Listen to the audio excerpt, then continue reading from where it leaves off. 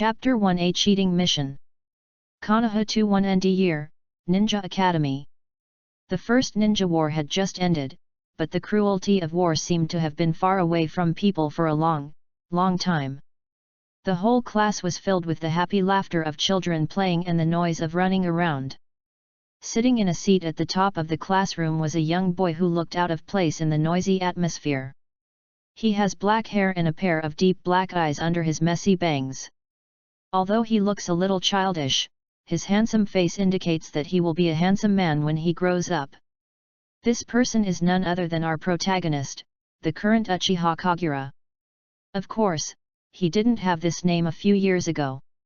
He was just an ordinary otaku on Blue Planet. He only remembered that as a Naruto fan, he was playing a Naruto mobile game at home that night.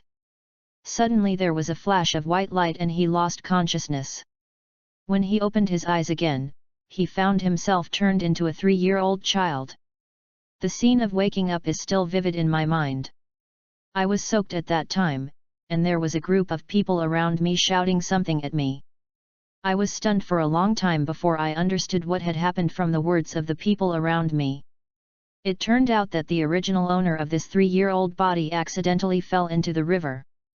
Fortunately, someone found him and rescued him quickly. Are you really lucky? Only he knows it in his heart. The original owner of this body might have died in the accident, and my soul just traveled through time and space to take over his body. Looking at the dazed child in front of them, everyone thought he was just scared of an accident, shook their heads, and took him home. He followed his parents home in a daze, and it was not until the next day that he learned his current name. Uchiha Kagura. Uchiha? I actually traveled to the Uchiha clan in the Naruto world? When he learned of this fact, now it should be said that Kagura felt a bitter taste in his mouth. Yes, in the original world he liked Uchiha very much. The handsome Sharingan and high-end settings make it the most popular clan in Naruto. But as he was familiar with the plot of Naruto, he naturally knew that it would not be so wonderful if he traveled through time and space to become one of them. Let's not talk about Uchiha Madara, the big boss behind the scenes, and just talk about the near future. A little monster named Uchiha Itachi appeared in the Uchiha clan, and for the so-called justice, he wiped out the entire clan. What is genocide? That means your life is in danger. Back to the present, Kagura, who was staring out the window with her chin in her hand, couldn't help but sigh. A few children not far away were whispering. Hey, what is that Uchiha monster daydreaming about again? Keep your voice down, do you want to be beaten by him again? Humph! What are you afraid of? Can't a few of us beat him alone? You said the same thing last time, and he got us both beaten up. Please stay away from me this time. Ah! Lord Kagura is so handsome even when he is in a daze. Naturally, Kagura heard the discussions of the little kids nearby. But at this moment he was not in the mood to pay attention to these children. It has been 5 years since I traveled through time. In order to change his fate of being killed in the future, he forced himself to practice continuously. Unconsciously, due to his strength far beyond his peers, he gradually earned the title of monster from the Uchiha clan. As a time traveler, he naturally has a system. But unlike the protagonists of other novels, this system did not give him any tasks or rewards. It just displayed his abilities in the form of data. Every improvement in your abilities can only be achieved through your own hard work. Fortunately, this ability to quantify also allows him to clearly see the results of each practice. After 5 years of practice, the 8-year-old has the following abilities. Dakujutsu, Single Megatama Sharingan, Progress 93.5%. Physical Skills, the 4th Gate, the Gate of Injury, Progress 86.5%. Chakra, Chunin Level, Progress 32.5%. I don't know if it's because this body is truly gifted, or if it's a benefit brought by the system in the body. His cultivation speed is obviously faster than others. When Kagura was 5 years old, he was able to open the single Megatama Sharingan. Just to keep a low profile, I never show it in front of others. After all, according to the records of the Uchiha clan, anyone who could open a single Megatama before the age of 10 was considered a genius. As for physical skills, he compared it with the plot of Naruto in his memory and thought that he should be able to surpass Rock Lee, a physical skills genius of the same age. Just as he was looking out the window and sighing again, a slightly arrogant girl's voice sounded beside him. "Hey! Little fool, what are you sighing about?" He didn't need to look back, he knew who was coming just by the voice. "Never mind him. Tsunade, come on a date with me after school. I found a very good bookstore this time, and there are some books in it that we can't buy normally. Jiraiya, if you really dare to take Tsunade to buy that kind of book, I think Sarutobi-sensei might twist your head off." Kagura turned back helplessly, and as expected, it was the legendary three ninjas of Konoha. Of course, they are still far from being strong enough to be called the three ninjas. In fact, Kagura, who entered the Ninja Academy at the age of 5, has been their classmate for 3 years. Compared to the tycoons of the future, Tsunade is now just a tyrannical princess. I don't know if it's because of the influence of her second grandfather, Senju Tobirama. Ever since Kagura entered school, she has disliked herself as a member of the Uchiha clan and often comes to provoke him for no reason. With the idea of not wanting to get involved with these little brats, Kagura initially adopted a strategy of ignoring Tsunade's provocation. It's not that he's aloof, you can imagine a person with the soul of a 20-something stuffed into the body of a child. Naturally, he had no interest in interacting with these peers. However, due to Tsunade's special background, she developed a slightly arrogant personality. After a verbal provocation failed, she couldn't help but attack Kagura. Kagura naturally wouldn't tolerate this and beat her up severely. Jiraiya and Orochimaru, who were Tsunade's best friends, were also drawn into the battle, but as expected, all 3 of them were beaten up by him. However, this action seemed to stir up a hornet's nest. After learning about this, other boys in the class challenged Kagura one after another. 2. But if even people with the qualifications of the 3 ninjas couldn't win, these little brats would naturally not get away with it either. After almost all the boys in the class were beaten by Kagura, gradually these people no longer dared to challenge him. And Kagura's name as a monster was confirmed because of this. As for the girls in the class, most of them are fans of Kagura's looks. So sometimes, if a person is handsome, he can really do whatever he wants. In the end, only the 3 ninjas led by Tsunade still had the courage to challenge Kagura after many failures. Over time, the few of them slowly developed an alternative friendship. As Tsunade and the other 2 walked towards Kagura to talk, the students around them began to discuss quietly. As expected of Princess Tsunade, she is the only one who dares to approach that monster. That's right, but why is Jiraiya so familiar with that monster? Ah! What a monster! You certainly don't understand the appeal of someone like Kagura-sama. Looking at the 3 people in front of her, Kagura couldn't help but start to have a headache again. The reason why he is so sad now is actually related to the 3 people in front of him. It has been exactly 5 years, and this is the first time that the system has given itself a task. Just this morning, the system's task information appeared in his mind. However, no matter how he looked at the content of the task, he felt that the system was playing tricks on him. Ding! Please complete the task, kiss one of the 3 ninjas. Chapter 2 Accident. Mission: kiss any one of the 3 ninjas to complete the mission. Mission rewards. 1. You can increase the progress of any of the 3 attributes by 10%. 2. You can randomly draw a ninjutsu and learn it. Looking at the mission information appearing in her mind, Kagura felt excited but also angry. The excitement is naturally because this broken system has finally issued a task to me. You have to know that since you came here, apart from being able to check the progress of your own abilities, this so-called system has not been of any help to you at all. Compared with those colleagues who came with the nine-tailed fox as soon as they traveled through time, I am simply too weak. Especially the sense of crisis brought about by his reincarnation as a member of the Uchiha clan made him even more dissatisfied with it.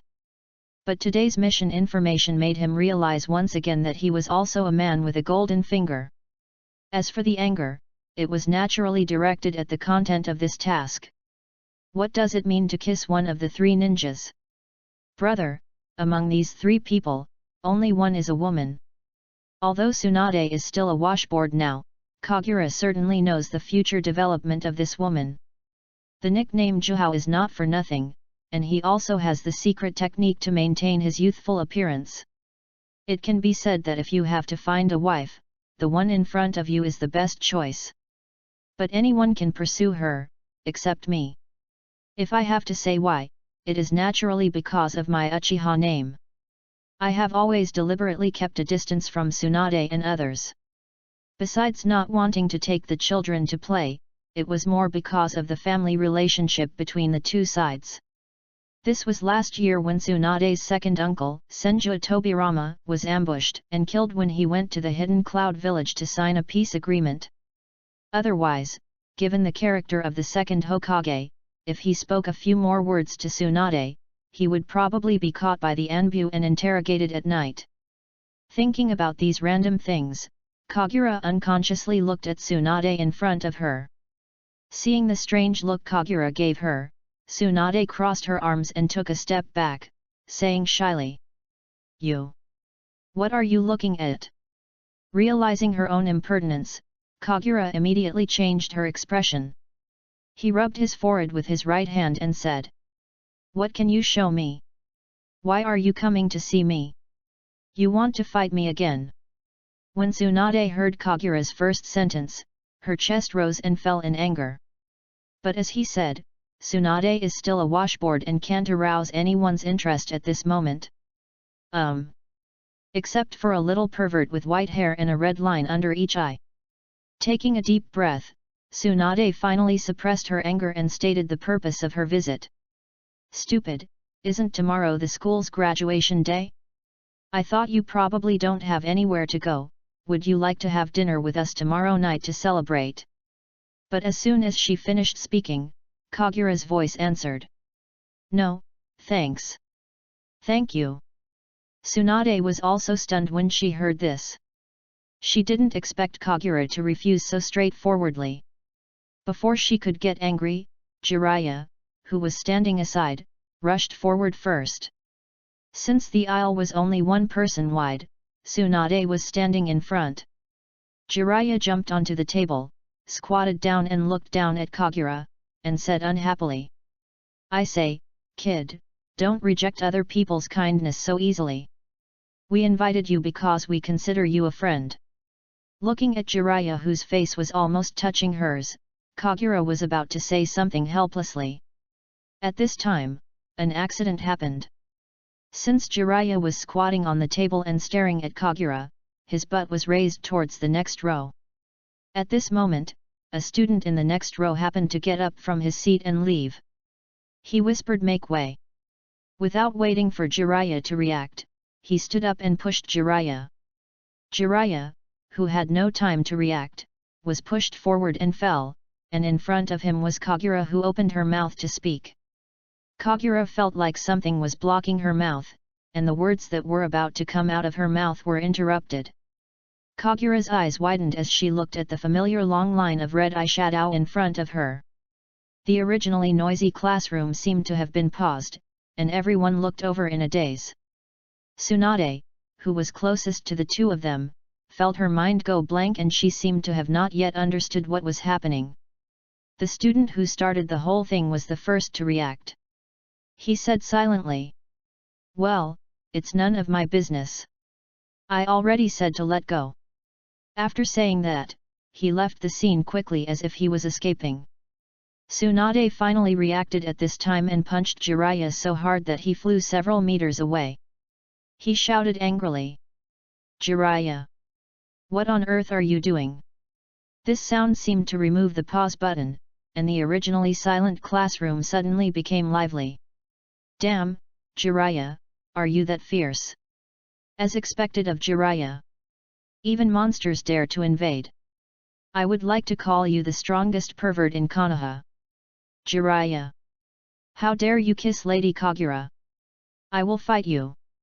Jiraiya, who had not yet recovered from Tsunade's attack, was surrounded and beaten up again by a group of girls. He hastily stretched out his hand to Orochimaru and shouted. It was just an accident. 3. Orochimaru, save me. Orochimaru, who remained calm throughout, returned to his seat leisurely, as if he had not seen this scene. Kagura, the protagonist, helplessly covered her head with her hands and closed her eyes. The farce was eventually stopped by the teacher, who returned to the classroom. Jiraiya, who was rescued from the siege of girls with great difficulty, had already been bruised and swollen, and his original appearance was almost unrecognizable. Even so, he still murmured miserably to Orochimaru. You are such a heartless person, you didn't even save me. Faced with his friend's questioning, Orochimaru still maintained a calm expression and ignored him.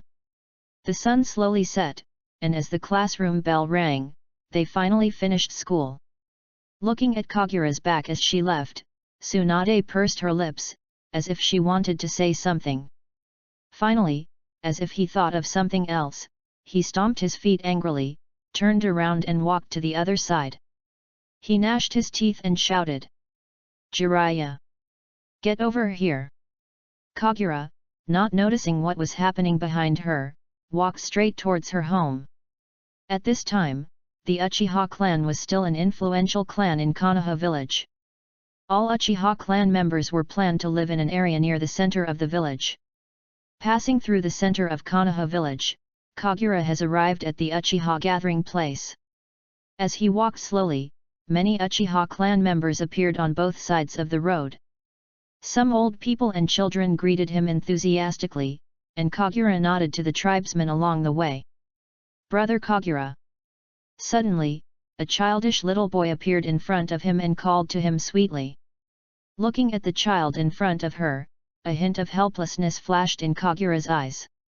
He squatted down, stared at the little boy in front of him, stroked his hair and said. What's wrong? Little Fugaku? Yes, the 3-year-old boy in front of him was Uchiha Fugaku.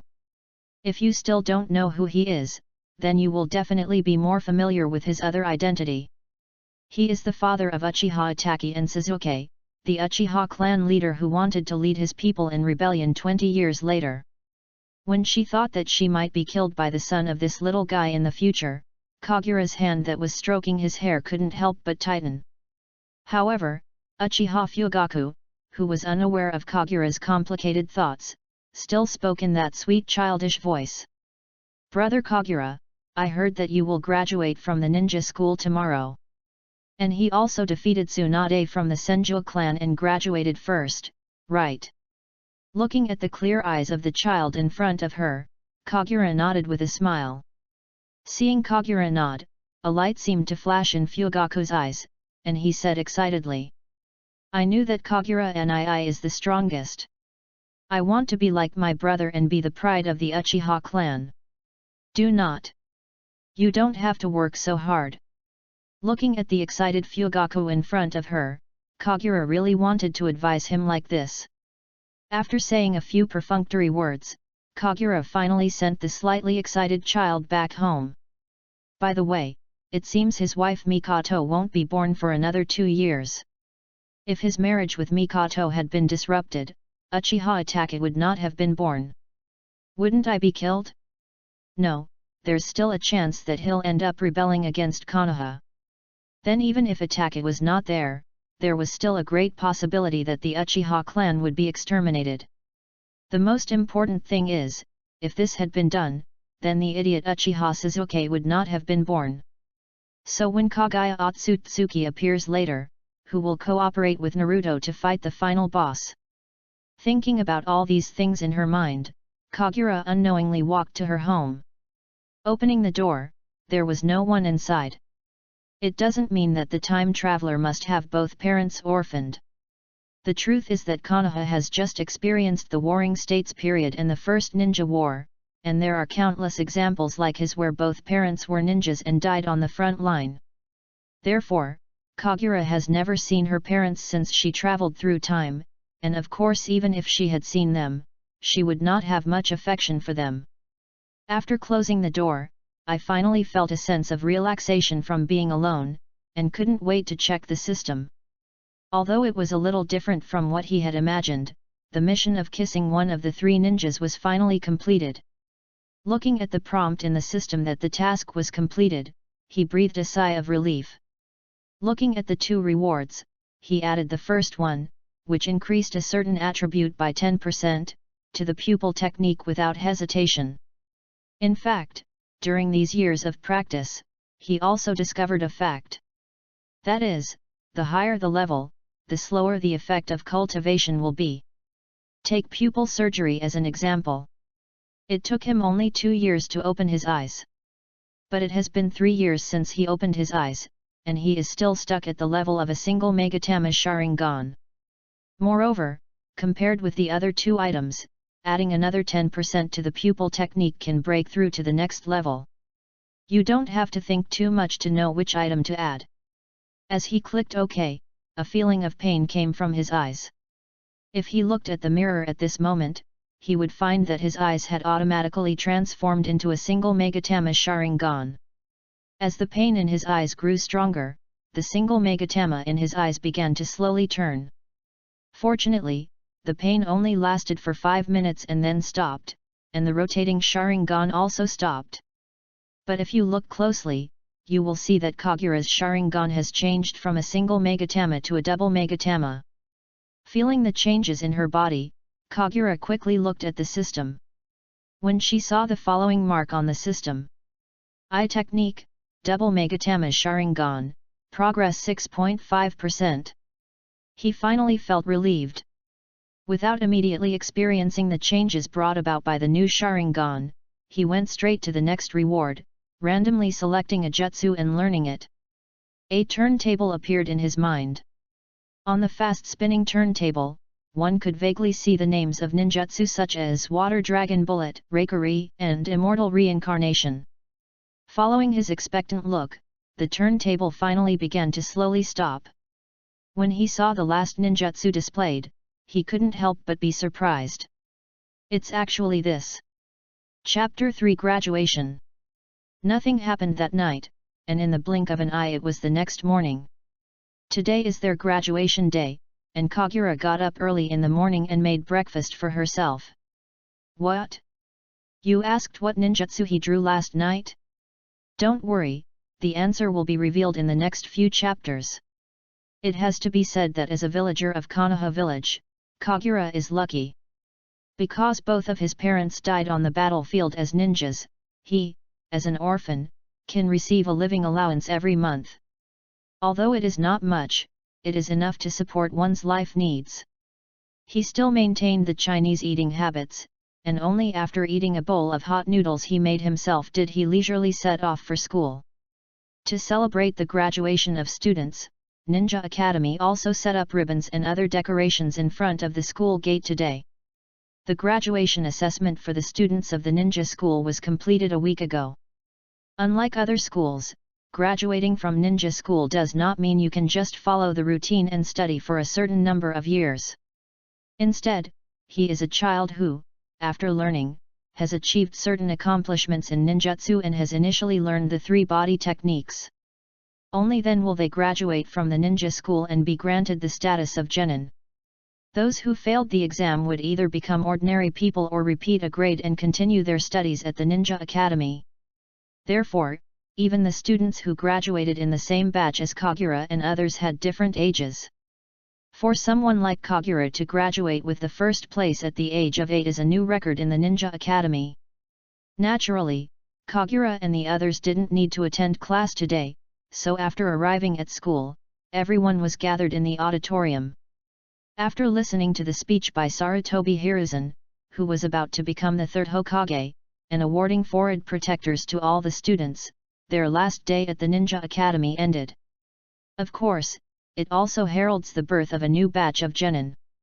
After the group was disbanded, the school atmosphere became lively again. Only on this day were the children's parents allowed to enter the school. 4. Some students were holding the Konoha forehead protectors they had just received and were excitedly telling their parents something. Some parents proudly picked up their children and told them seriously what they need to pay attention to after becoming a ninja. Of course, as mentioned before, there are quite a number of children in Konoha village who are war orphans whose parents have died. At this time, Kagura was playing with the forehead protector in her hand while chatting with Orochimaru, who was also alone. In fact, during the 3 years of getting along, Orochimaru was very different from the perverted image he originally had in mind. At this time, Orochimaru had not yet fallen into the abyss of darkness. Although he was usually taciturn, he was generally a polite and good boy. Looking at Orochimaru's fair complexion, Kagura said, "So, you three were put into the same class in the end, right? In fact, there is no need to ask." Kagura, who has long been familiar with the plot, naturally knows that these 3 people will be assigned to the same class after graduation. Orochimaru nodded, then asked, Yes. What about you, Kagura? Which class were you assigned to? Do you know who you will team up with later?" Hearing his question, Kagura shook her head to indicate that she didn't know. Seeing Kagura's statement, Orochimaru continued to ask in confusion. Didn't you ask other students? Even if the teacher doesn't notify us, as long as we know where we need to gather tomorrow, we can roughly know who we will be grouped with." Hearing this, Kagura touched her hair embarrassedly and said, "Well, you also know the relationship between me and those classmates. So I didn't ask." Hearing this, Orochimaru shut his mouth in due time. What is Kagura's relationship with her classmates? Including myself, most people in the class have been beaten by him at least once. How good can this relationship be? Fortunately, someone came over to them and resolved the awkward situation. There were 2 people walking towards them, one of them had dazzling silver hair, his spirits were erect, and he was wearing a combat uniform similar to that of a jonin. The other person had a watermelon-like head, thick eyebrows, and big eyes, and was wearing a set of indescribable green sportswear. These 2 are none other than Hitaki Sakumo and Might Dai. Well, he is the father of Kakashi and Guy in the future. Yes, these 2 are also students in the same class as Kagura and the others. It can be said that they are the only 2 male students in the class who have not been beaten by Kagura. So relatively speaking, Kagura's relationship with them is not bad. Hitaki Sakumo, who already had the Konoha forehead protector on his head, walked up to Kagura and said with a cheerful smile, "As expected, my test scores this time are still not as good as yours. But I will definitely become a chunin faster than you." Looking at the passionate silver-haired boy in front of him, who would have thought that he was the father of Kakashi, who had dead eyes all day long. Might Dai on the side also excitedly interrupted. "Haha, it turns out that a man needs a strong rival in his life. Don't worry, I will definitely become a chunin faster than you." With his eyes narrowed, Kagura turned his head to look at the shiny watermelon-headed guy and said helplessly, "But I remember you didn't graduate this time?" Yes, although they were from the same batch of students, Might Dai did not pass the assessment this time and was held back.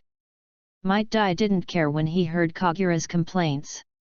Instead, he gave Kagura a thumbs up, showing his shining white teeth and laughed. "Haha, it's okay. My powerful enemy is waiting for me on the road ahead." Sometimes Kagura really envies this inexplicable self-confidence. After exchanging a few words, the 2 left. At this time, Tsunade walked towards them. Behind her, there was a woman following slowly. The woman had red hair tied into a bun and wore a crown-like ornament on her head. There was a purple diamond-shaped mark on her forehead, talisman-like decorations hanging on her 2 buns, and she was wearing a white kimono. It was Tsunade's grandmother, Hashirama Senju's wife, and the first-generation Jinchuriki of Konoha village, Uzumaki Mito. Seeing this person walking towards them, Kagura and Orochimaru quickly bowed. This man insisted on loving the village, supporting and protecting the people he loved, and spent his entire life protecting the existence of the village. Kagura still truly respects him. Although she was already in her 40s, Uzumaki Mito, who still had a beautiful appearance, smiled at the two and said, "Tsunade is in trouble for both of you to take care of her at school." Before the two of them could respond, she tilted her head slightly, looked at Kagura and continued, "Are you the strongest Uchiha of this generation?" Looking at the kind woman in front of her, Kagura felt a wave of nervousness coming over her. "Just kidding, don't be fooled by her harmless appearance, she is the current Nine Tails Jinchuriki. And due to the effect of the Nine Tails Chakra, it is said that she has a keen sense of malicious intent." Feeling Uzumaki Mito's scrutinizing gaze, Kagura felt uncomfortable all over. Fortunately, the feeling of scrutiny did not last long. Uzumaki Mito smiled slightly, and the atmosphere suddenly became softened. She nodded and said, "Don't be nervous. Well, I can feel that you are a good kid. I believe that the future of Uchiha will have a better future in your hands." Seeing Kagura, who seemed a little overwhelmed, she did not continue to say anything, but turned to Tsunade beside her and instructed, "Have a good time with your friends today, but don't come back too late." Tsunade, who usually looks like a little delinquent, is now as well behaved as a rabbit. She bowed her head and responded obediently. "Got it, Grandma." With Uzumaki Mito's departure, the atmosphere among the crowd became relaxed again. Tsunade, who had returned to her normal state, raised her head and said to Kagura, "Idiot, what do you think about my invitation yesterday?" Faced with this question, Kagura was confused. "No, didn't I clearly refuse yesterday?" Hearing Kagura's continued refusal, Tsunade frowned. As if she had thought of something, her frown smoothed out, and she looked at Kagura with a malicious smile and said, "If you don't come, I will tell my grandmother that you bullied me." "Nanny? This is a bit unreasonable of you." Chapter 4 Companions. As the crowd dispersed, the area in front of the ninja school slowly returned to calm. After explaining to his family about tonight's party, Jiraiya finally arrived at the place everyone had agreed on in advance. Looking at Kagura with black hair and black eyes, his eyelids couldn't help but raise. He asked in a bad tone, "I say, kid, didn't you say you couldn't come yesterday? Why did you come here today?" Faced with the questioning, Kagura didn't bother to respond to him and just rolled her eyes at him. It turns out that reasoning with women doesn't work. Under Tsunade's threat, Kagura finally came along. 5. After all, the reason why he kept his distance from Tsunade at the beginning was because of their identities. In fact, from a psychological point of view, Kagura does not dislike Tsunade. Moreover, after graduating from school, the two are destined to be assigned to different teams, so the chances of them getting together again will become fewer and fewer. Thinking of this, Kagura stopped resisting and resigned herself to following them.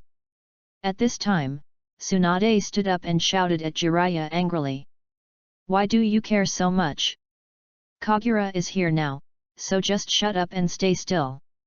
Jiraiya shrank his head and pouted in grievance. Tsunade acted like a big sister, looked around, waved her hand and said, "Okay, now that everyone is here, let's go." At this time, Orochimaru, who had been calm all the time, asked, "But where are we going? We just said we wanted to get together, but we didn't think about where to go." "Oh." Hearing this, Tsunade paused and slowly lowered her raised hand. "Yes, they just said they were going to have a party, but they never discussed where to go." She tilted her head and thought about it, trying hard to imagine the gatherings of the elders. Suddenly he clenched his right fist and clapped it on his left palm, and said excitedly, "Let's find a place to have a good meal. Every time my father and his friends get together, they always look for a place to drink and eat." Kagura and Orochimaru looked at each other and said in unison. It's the end of the month and we have no money.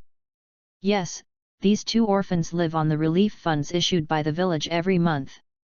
Although it's not a small amount, don't expect there to be too much left.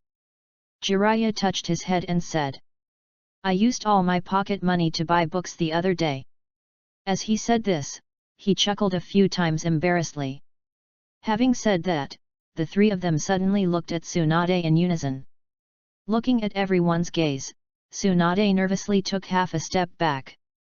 Jiraiya's eyes lit up and he said excitedly. I heard that your father is the son of the daimyo of the land of fire, Tsunade. You should have a lot of pocket money, right? Facing everyone's expectant gazes, Tsunade swallowed her saliva and said unnaturally. My family stopped giving me pocket money a long time ago. They're afraid I'll take it to the casino. Her voice became quieter and quieter, until in the end the three of them could hardly hear what she was saying. Hearing this, Kagura suddenly realized. Oh, I almost forgot that this guy in front of me also has the nickname Casino Fat Sheep. And her gambling nature was developed from following the first generation of Hokage when she was only a few years old. Kagura sighed, narrowed her eyes and looked at Tsunade and concluded. So, you are going to use threats to force me to come here. And then we found out that we poor guys have nowhere to go. Although what he said was a bit harsh, Tsunade had to admit that he made sense. Looking at the dejected Tsunade, Kagura shook her head and smiled bitterly. Then he raised his hands and clapped them, and after getting everyone's attention, he said. Well, it's not completely impossible. You all have some money on you, right? Can you please take it out? Although the three of them didn't know what Kagura wanted to do, they looked at each other in confusion and obediently took out the money. After counting the funds raised by everyone, Kagura nodded with satisfaction and said to herself. Yes, not bad. That should be enough. After saying that, he ignored the three people and walked out. Although the people behind him didn't know what was going on, they still followed him consciously. Following Kagura's footsteps and turning a few streets, they found themselves at a vegetable market. Hey, Grandma, you look very energetic today. Yes, please get me some meat, about enough for 4 people. Oh, just a green onion. Come to think of it, sister, you seem even more beautiful today. The three of them looked at Kagura with dull expressions as she walked expertly between the stalls. Before long, bags of food appeared in Kagura's hands. Although she guessed what Kagura was going to do, Tsunade still asked hesitantly. Are you going to prepare your own meal? Giving her a cold look, Kagura asked back. Otherwise? Tsunade opened her eyes wide in surprise and asked again. Can you cook? Otherwise? Hearing his answer, the three of them were surprised and looked at him with admiration. Kagura finally came to her senses after noticing something was wrong, and asked cautiously. You don't know how to cook? The three of them nodded in unison. He looked at Orochimaru in disbelief and said. Don't you live alone? So what do you usually eat? Well, usually I buy cup noodles, and sometimes some bread. Orochimaru said. Glancing at him with disdain, Kagura curled her lips and said. No wonder you always look malnourished. Orochimaru. After purchasing food, Kagura brought everyone directly to his home. Come to think of it, this was the first time he brought someone to his home after traveling through time. After entering the door, Tsunade looked around excitedly. The place where Kagura lives is very small and can be seen almost at one glance, but it is very tidy. After Tsunade volunteered to help, but accidentally split the chopping board in 2 with a knife. Kagura frowned and invited the 3 gods to the living room. When he was still on Blue Star, although he was a otaku and could not be considered a great chef, he still knew some cooking skills. Combined with the 5 years of training from living alone after traveling through time, Kagura can now be said to have mastered the art through practice. In less than an hour, 4 dishes and a soup were served to everyone. The fragrant aroma made the 3 of them feel a little restless. Jiraiya moved his nose and felt the saliva in his mouth secreting crazily. Seeing the 3 people swallowing their saliva secretly, Kagura laughed secretly and said, "Okay, you're welcome. Let's get started." As soon as he finished speaking, Tsunade, who had been impatient for a long time, picked up a piece of brightly colored meat and put it into her mouth. Her eyes lit up and she exclaimed loudly, "Kagura, your cooking is so delicious. What's this? Oh, this is twice cooked pork. Hiss, so spicy. What about this one? 6. That's mapo tofu." After just 20 minutes, the 3 of them were lying on the floor, contented. Jiraiya rubbed his belly and said, "I didn't expect your cooking to be so delicious, Kagura. I think it's a waste for you to be a ninja. You should open a restaurant." Hiccup. Although I really want to refute him, at this moment I think Jiraiya is right. Tsunade agreed after burping without any manners. Orochimaru didn't say anything, but closed his eyes as if savoring the taste just now. Kagura sat calmly at the table, picked up a cup of hot tea and took a sip, not wanting to pay attention to them. "By the way, who do you think will be our respective team leaders tomorrow?" Tsunade rolled over and suddenly asked. As if the topic had been opened, the 3 of them began to chatter away. In the end, even Kagura, who looked like an old man, slowly joined the discussion. Youth is always beautiful, and soon noise and joyful laughter were heard from Kagura's house. The bright moon quietly climbed up into the night sky at some point, and the 3 people walked out of Kagura's house one after another. While waving goodbye to Kagura, he walked towards his home. Looking at the people walking away, Kagura stood at the door, as if wanting to keep the relaxation of this moment. "Ahem. I didn't expect you would invite Kagura to your home, it really surprises me." At this moment, a voice came from beside me. Kagura turned her head and said respectfully, "Good evening, Mr. Mirror." The person who spoke was Uchiha Kagami, a rare person in the Uchiha clan who could gain the trust of Senju Tobirama. Last year, when he followed Tobirama Senju to the Hidden Cloud village to sign a ceasefire agreement, he was attacked by Kinkaku and Ginkaku from the Hidden Cloud village. In order to help him and Danzo and others escape from the predicament, Senju Tobirama went to meet the enemy alone, but later died due to serious injuries. Although Uchiha Kagami escaped from the ambush and returned to the village, he was seriously injured and fell ill. Kagura, who was familiar with the plot, knew that this peace-loving tribesman in front of her might not survive this year. Smiling at Kagura, Uchiha Kagami said, "Xiao Kagura, you are too lonely, always alone, which makes people a little worried. But I feel relieved to see that you are starting to make friends. I'm just afraid that I won't live long.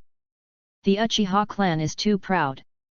I have a feeling that something might go wrong in the future. I hope your generation can lead the Uchiha to truly integrate into Konoha." "Oh, your hunch was right. Not only will there be problems, but the entire clan will be wiped out in 20 years. After complaining a few words in his mind, Kagura did not respond. He just looked at the slightly blurry figure in the distance and muttered to himself, "Companion? It seems to be pretty good." On the next morning, Kagura arrived at the gathering place that the school had notified him of yesterday. In addition to being curious about the team members and leading Jonin in the next few years, it was more because the system issued another task for him last night. Mission: successfully capture the Jonin spell during the team assessment. Mission reward: 1. Start training the tailed beasts. 2. You can randomly draw a ninjutsu and learn it. The tailed beast he has been thinking about. As the protagonist, you would be embarrassed to go out in this world without a few tailed beasts living on your body. The so-called assessment, which he had not taken seriously before, suddenly became important, and for this reason, Kagura adjusted his state early in the morning. As time passed, he finally waited for the other team members and the leading Jonin. Just looking at those figures, his eyes widened in disbelief. How could it be them? Chapter 5 Class. Looking at Jiraiya, Orochimaru, and Tsunade who were slowly walking towards her, Kagura looked at the piece of paper with the meeting place in her hand in confusion. Why is it you guys? Both parties asked at the same time. It's really not surprising that they reacted this way. The rule that 3 people form a group has been set since Konoha was founded. After learning last night that these 3 people formed a team as in the original history, both sides did not ask about their respective gathering places. After all, everyone subconsciously thought that they were divided into different groups. Haha, your meeting place is correct. Due to the size of this class, Kagura was specially added to our 7th class. While everyone was still confused, a voice came from above them. Everyone looked upwards following the sound and saw a figure standing on a tree looking down at them. Sarutobi-sensei. The 4 said in unison. Hee. With a slight smile, Sarutobi Hiruzen jumped down from the tree and continued. So, this year's class 4 will have people. And I am your class teacher. But, sensei, aren't you about to take over the position of Hokage? Can you lead us to take on missions later? Tsunade asked in confusion. Sarutobi scratched his head and explained. I haven't taken office yet, so I have to finish the work at hand. My current mission is to lead Team 7. If I become the Hokage later, there will naturally be other Jonin to become your teachers. All right. After clapping his hands, he took out 3 bells from his waist and continued with a smile. Back to the topic, all ninjas who have just become genin must go through an assessment. See the 3 bells in my hand? No matter what method you use, you will be considered qualified as long as you can snatch the bell from my hand. If you can't get any, then I will give you a ranking based on your performance. The person who didn't get the bell at the end would be tied to a stake as punishment. After saying this, he drew his hands inwards, and the 3 bells disappeared from his hands. He took out a stick of incense from his shirt, lit it, and stuck it on the wooden stake. He looked at the people in front of him and announced. The assessment officially begins, and the duration is 1 stick of incense. As soon as the words fell, everyone's eyes froze, several black shadows flashed by, and everyone disappeared on the spot. Looking at everyone's reactions, Sarutobi crossed his arms, held up his right hand, rubbed his chin, and chuckled. Come on, the game officially begins. Before he finished speaking, his figure had disappeared from the spot. Jiraiya was squatting on a tree at this time, his eyes fixed on Sarutobi Hiruzen not far ahead. At this time, Sarutobi Hiruzen had his right hand on his brow and was looking around as if looking for them. Jiraiya's attention was attracted by the bell hanging around his waist, and he smiled triumphantly. Haha, teacher, you really underestimated the enemy. While Sarutobi was turning around and had his back completely facing him. Chance! He glared hard, suddenly jumped down from the tree, and rushed towards Sarutobi's back. Haha! The bell belongs to me. Ah! Before he could finish his words, his feet were suddenly caught by a noose. The whole person was suddenly hung up, with his head downwards, suspended in the air. 7. At this time, Sarutobi also turned around and walked towards him, laughing. Boy, you have 2 problems. First, if you want to ambush the enemy, please don't speak loudly when you rush over. Otherwise your ambush will be meaningless. Second, when you are about to ambush the enemy, please use your pig brain to judge whether there is a trap. Don't fall for such a simple trap.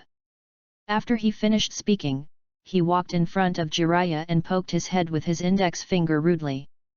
I don't accept it, put me down. Jiraiya, who was hanging in the air, struggled hard and kept yelling. Sarutobi Hiruzen was about to say something else when suddenly a shuriken flew towards him from deep in the woods. He jumped back and easily avoided the sneak attack. But just as he stood firm, several more shurikens appeared from the woods and shot towards where he landed. Sarutobi Hiruzen still took out the kunai from his waist calmly, intending to directly deflect the attack in front of him. Just as the shuriken reached him, a voice came from deep in the forest. Shadow Shuriken! As the voice was heard, the several shurikens suddenly split into dozens of black shadows and rushed towards them. Sarutobi Hiruzen was stunned for a moment, then he smiled with satisfaction. He still did not make any unnecessary movements, but his right hand suddenly transformed into black shadows, and he actually knocked down dozens of shurikens with one hand. At this moment, a figure appeared in the air. My feet hurt. The person who came was Tsunade. But Sarutobi Hiruzen, who had already sensed her, kicked hard and disappeared from the spot in an instant. Tsunade suddenly fell from the air with a courageous momentum. Boom! With a loud bang, the entire ground collapsed in the shape of a spider web, with her right foot as the center. This is really a powerful woman. Looking at the scene in front of him, Sarutobi Hiruzen couldn't help but have this thought in his mind. Tsunade did not stop after landing, but gathered chakra in her hands and continued to rush towards him. This time, Sarutobi did not retreat but advanced instead, and rushed towards Tsunade. Just as the two figures crossed each other, he slightly turned sideways and perfectly avoided Tsunade's straight punch. He even had the energy to get close to Tsunade and start to educate her. It's powerful, but it's only useful if you hit the enemy. Before Tsunade could show any surprise, her arm had already been grabbed by Sarutobi Hiruzen. Suddenly, Tsunade stopped abruptly and was held by Sarutobi Hiruzen like a toy. She spun around twice in place and then thrown towards a big tree. There was another loud bang, and Tsunade directly crashed into the big tree and fell to the ground, stirring up a large amount of dust. There is a flaw. Before the dust and fog over there dispersed, Orochimaru, who had been hiding in the woods, finally attacked. Just as Sarutobi Hiruzen threw Tsunade out of his hand, Orochimaru rushed out from behind him. He held a kunai tightly in his hand and threw it resolutely towards the figure. A black shadow flew by, and the kunai accurately pierced the man's back. Success! Bang! Before Orochimaru could react to the surprise of being hit, as a grey mist rose, the figure suddenly turned into a wooden stake. Damn it! It's a substitute technique. Just as this thought flashed through his mind, a voice sounded from behind him. Hey! Didn't I just say that when you ambush an enemy, you should first consider whether there are traps? As soon as he finished speaking, Sarutobi Hiruzen swung his hand knife. With a muffled groan, Orochimaru fell down. At this time, only 2 minutes had passed since the entire battle began.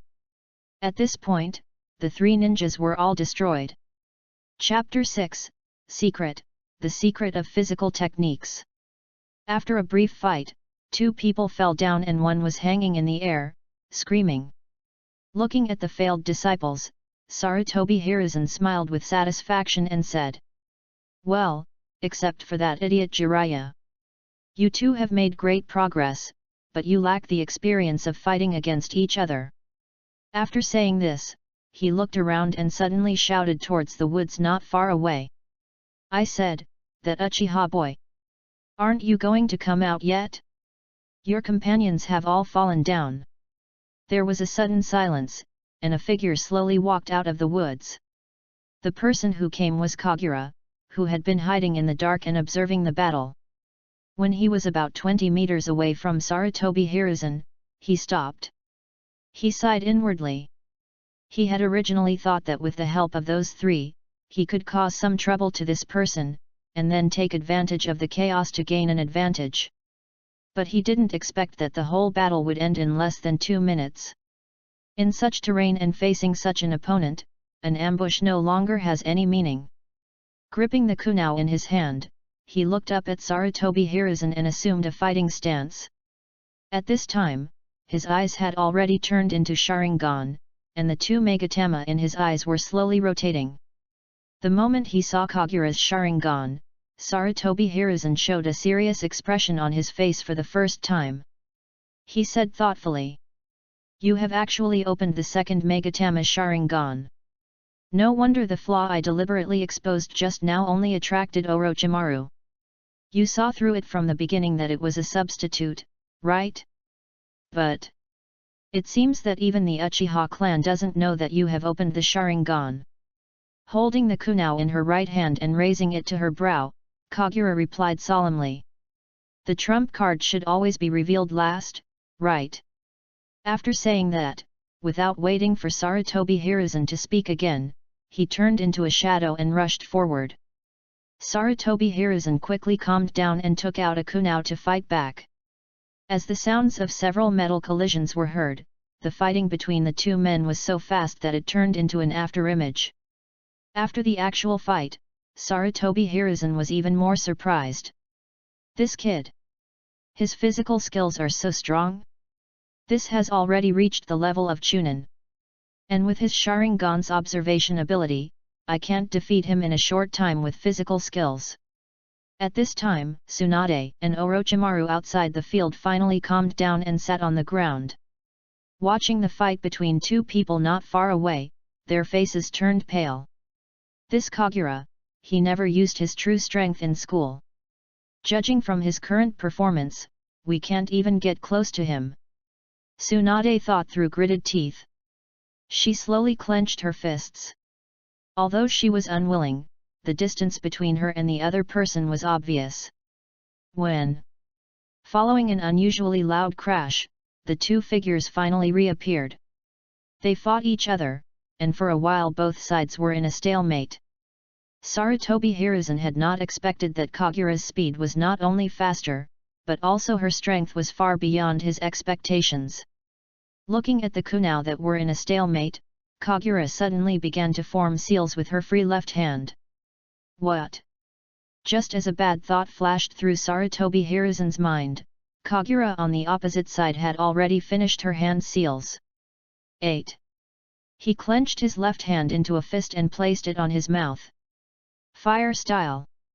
Great fireball technique. A huge fireball appeared in front of Kagura.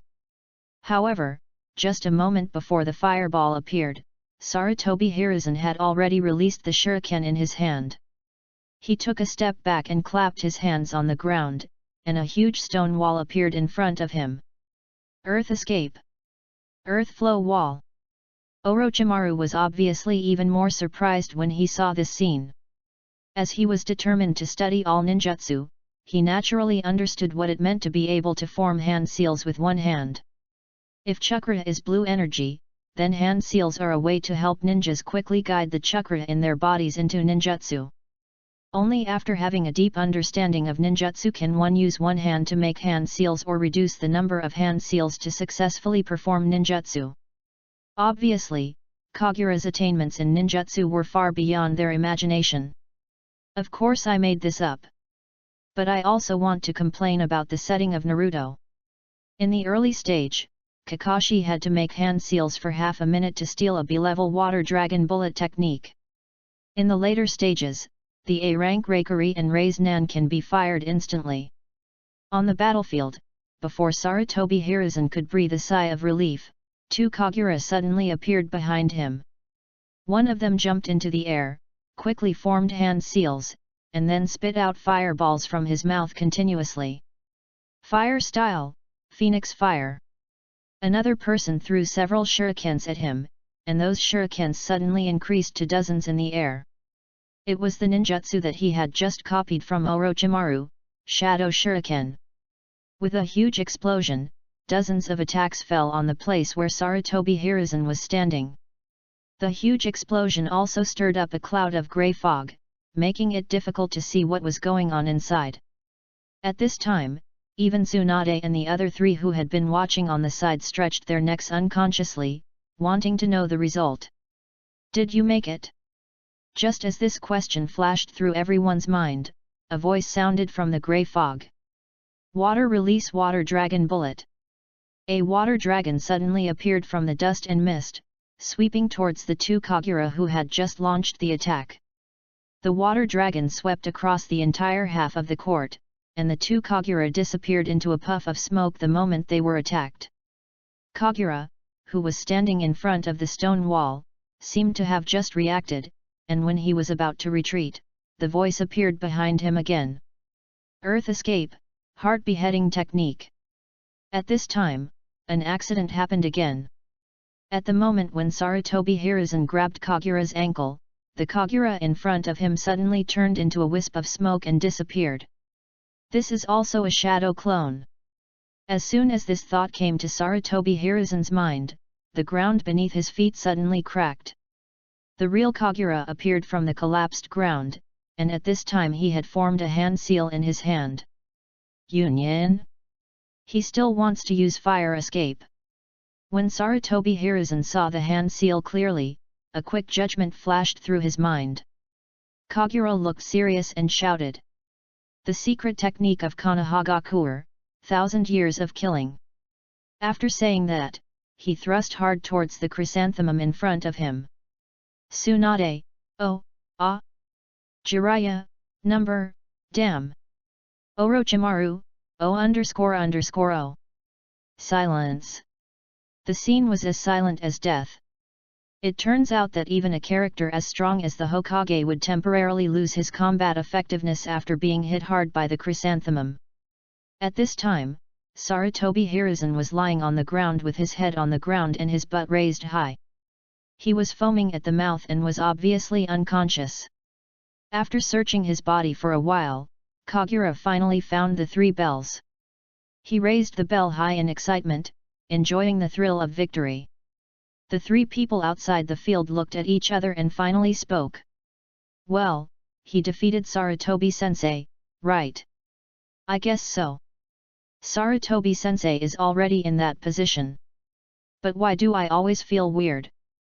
Yes, although he seems very passionate now. But I can't get excited at all. Ignoring the 3 people's conversation, Kagura excitedly looked at the prompt in the system that the task had been completed. Yes, the ninjutsu he drew that night was the multiple shadow clone jutsu. Let me explain here that this is somewhat different from the shadow clone technique.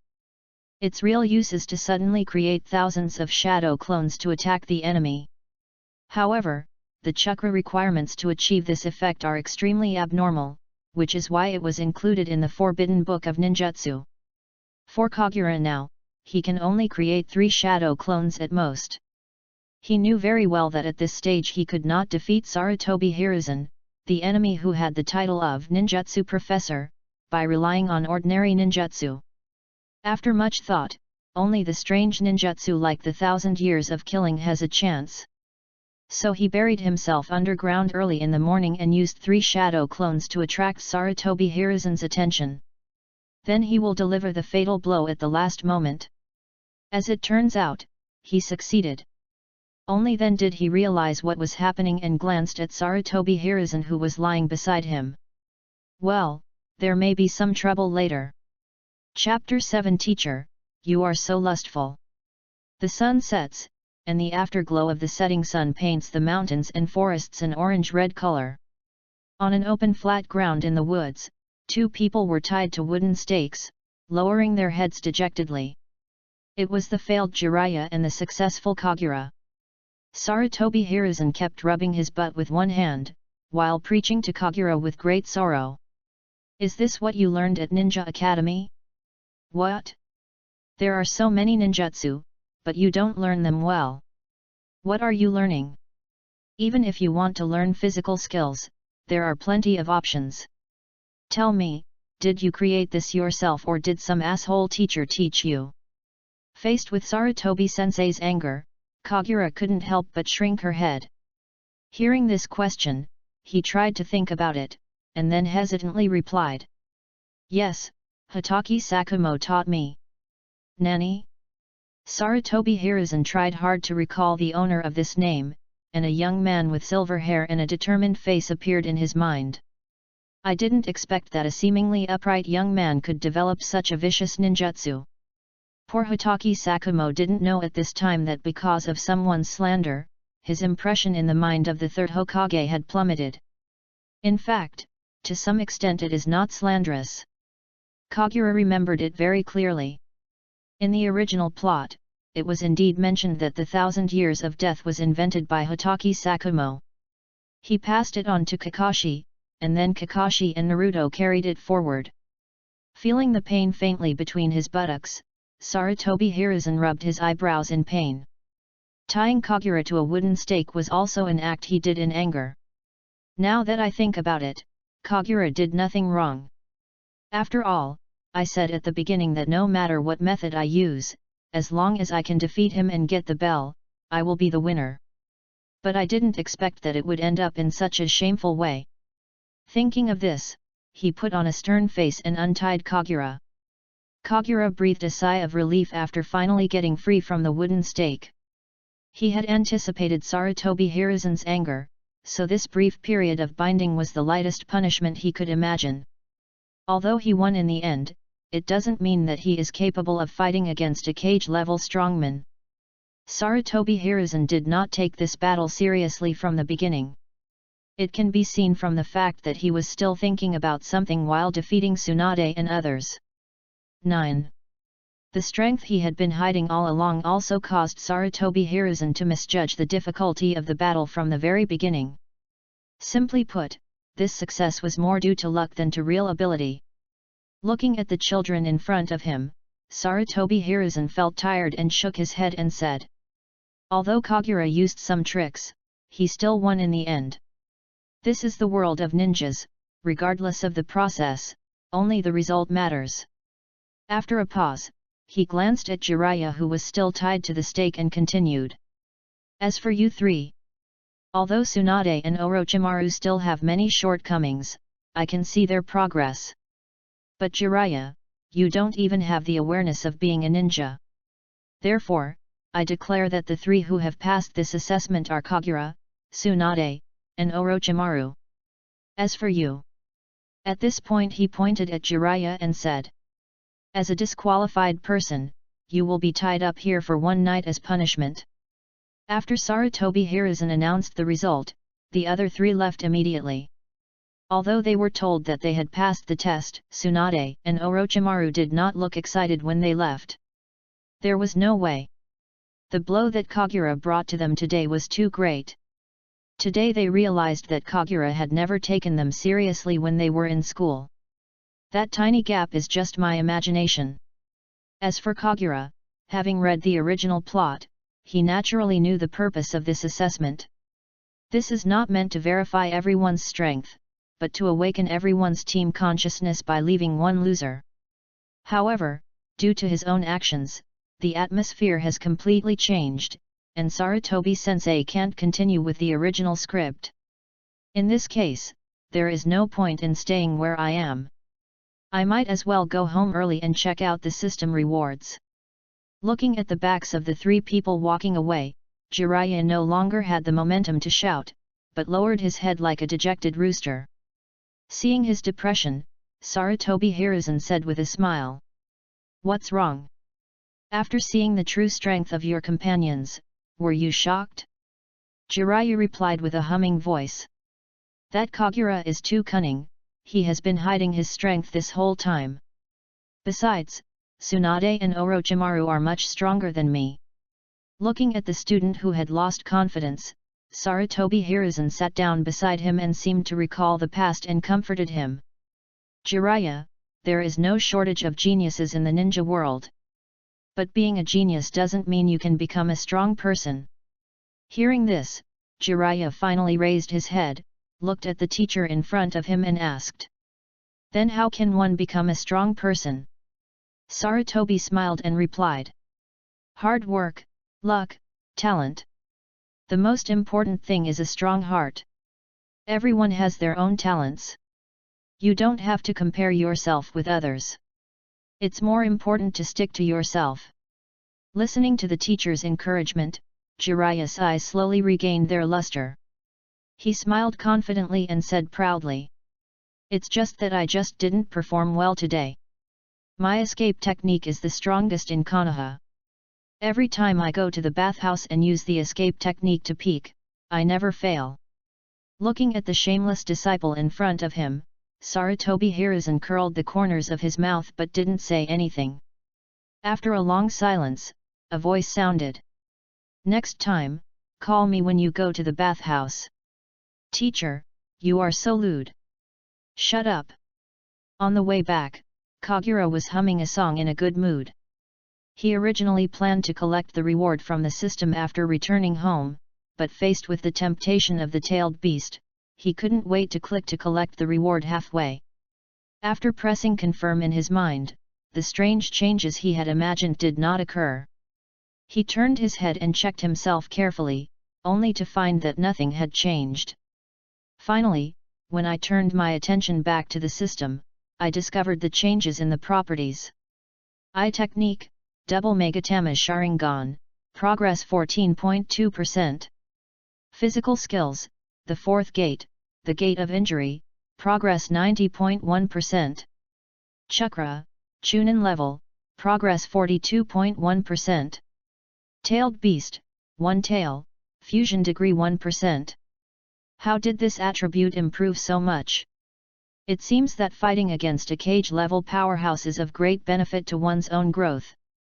You have to know that based on Kagura's previous experience, if she relies solely on her own training, it will take at least 1 to 2 weeks to achieve this level of improvement. The newly added tailed beast attributes also attracted his attention. One tail.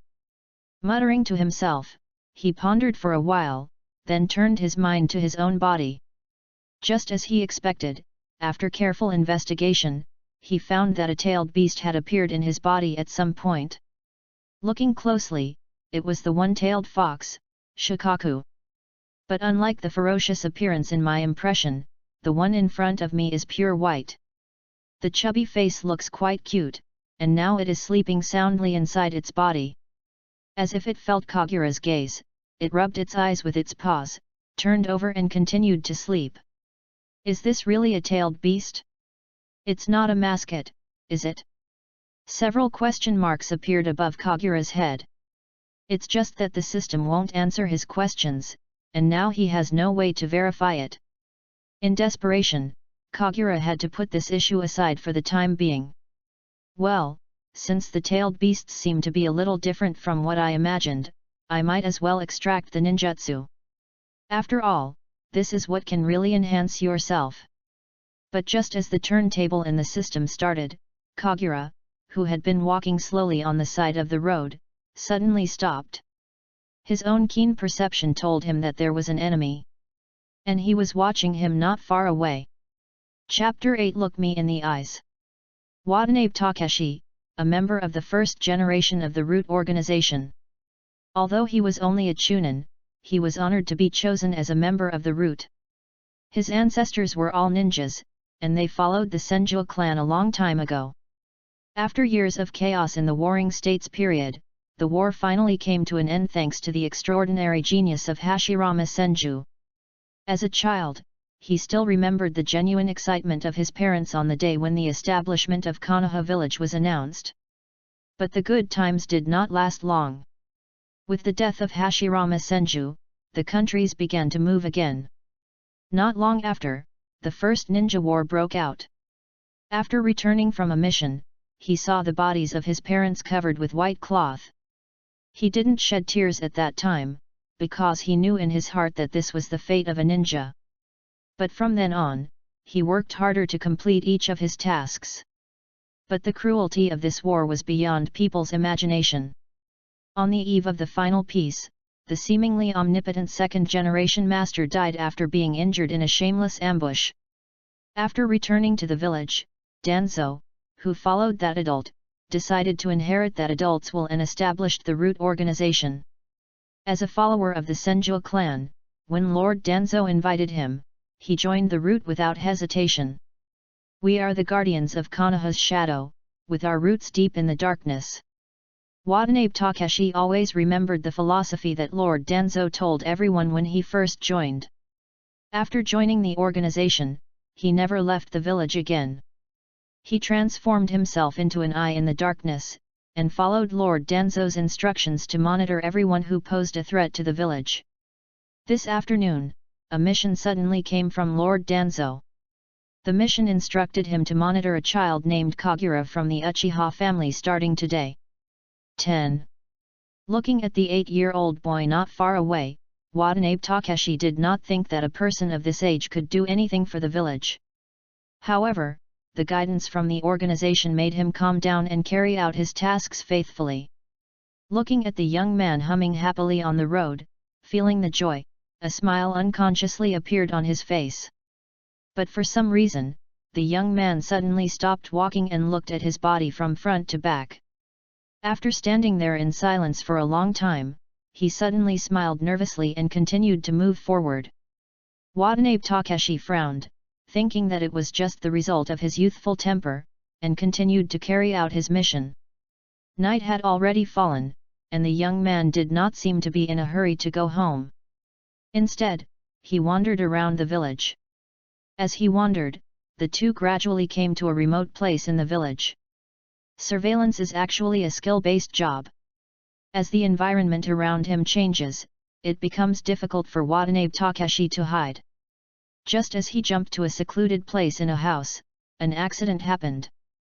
At a crossroads, Watanabe Takeshi felt that he had just blinked his eyes, and the young man suddenly disappeared from his sight.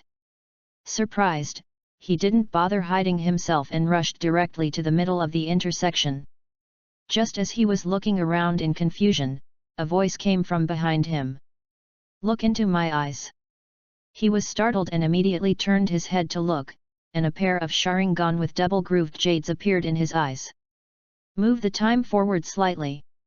The moment she realized she was being watched, Kagura's muscles tensed and she was about to rush in the direction of that gaze. But after a moment, he relaxed again and still stood there.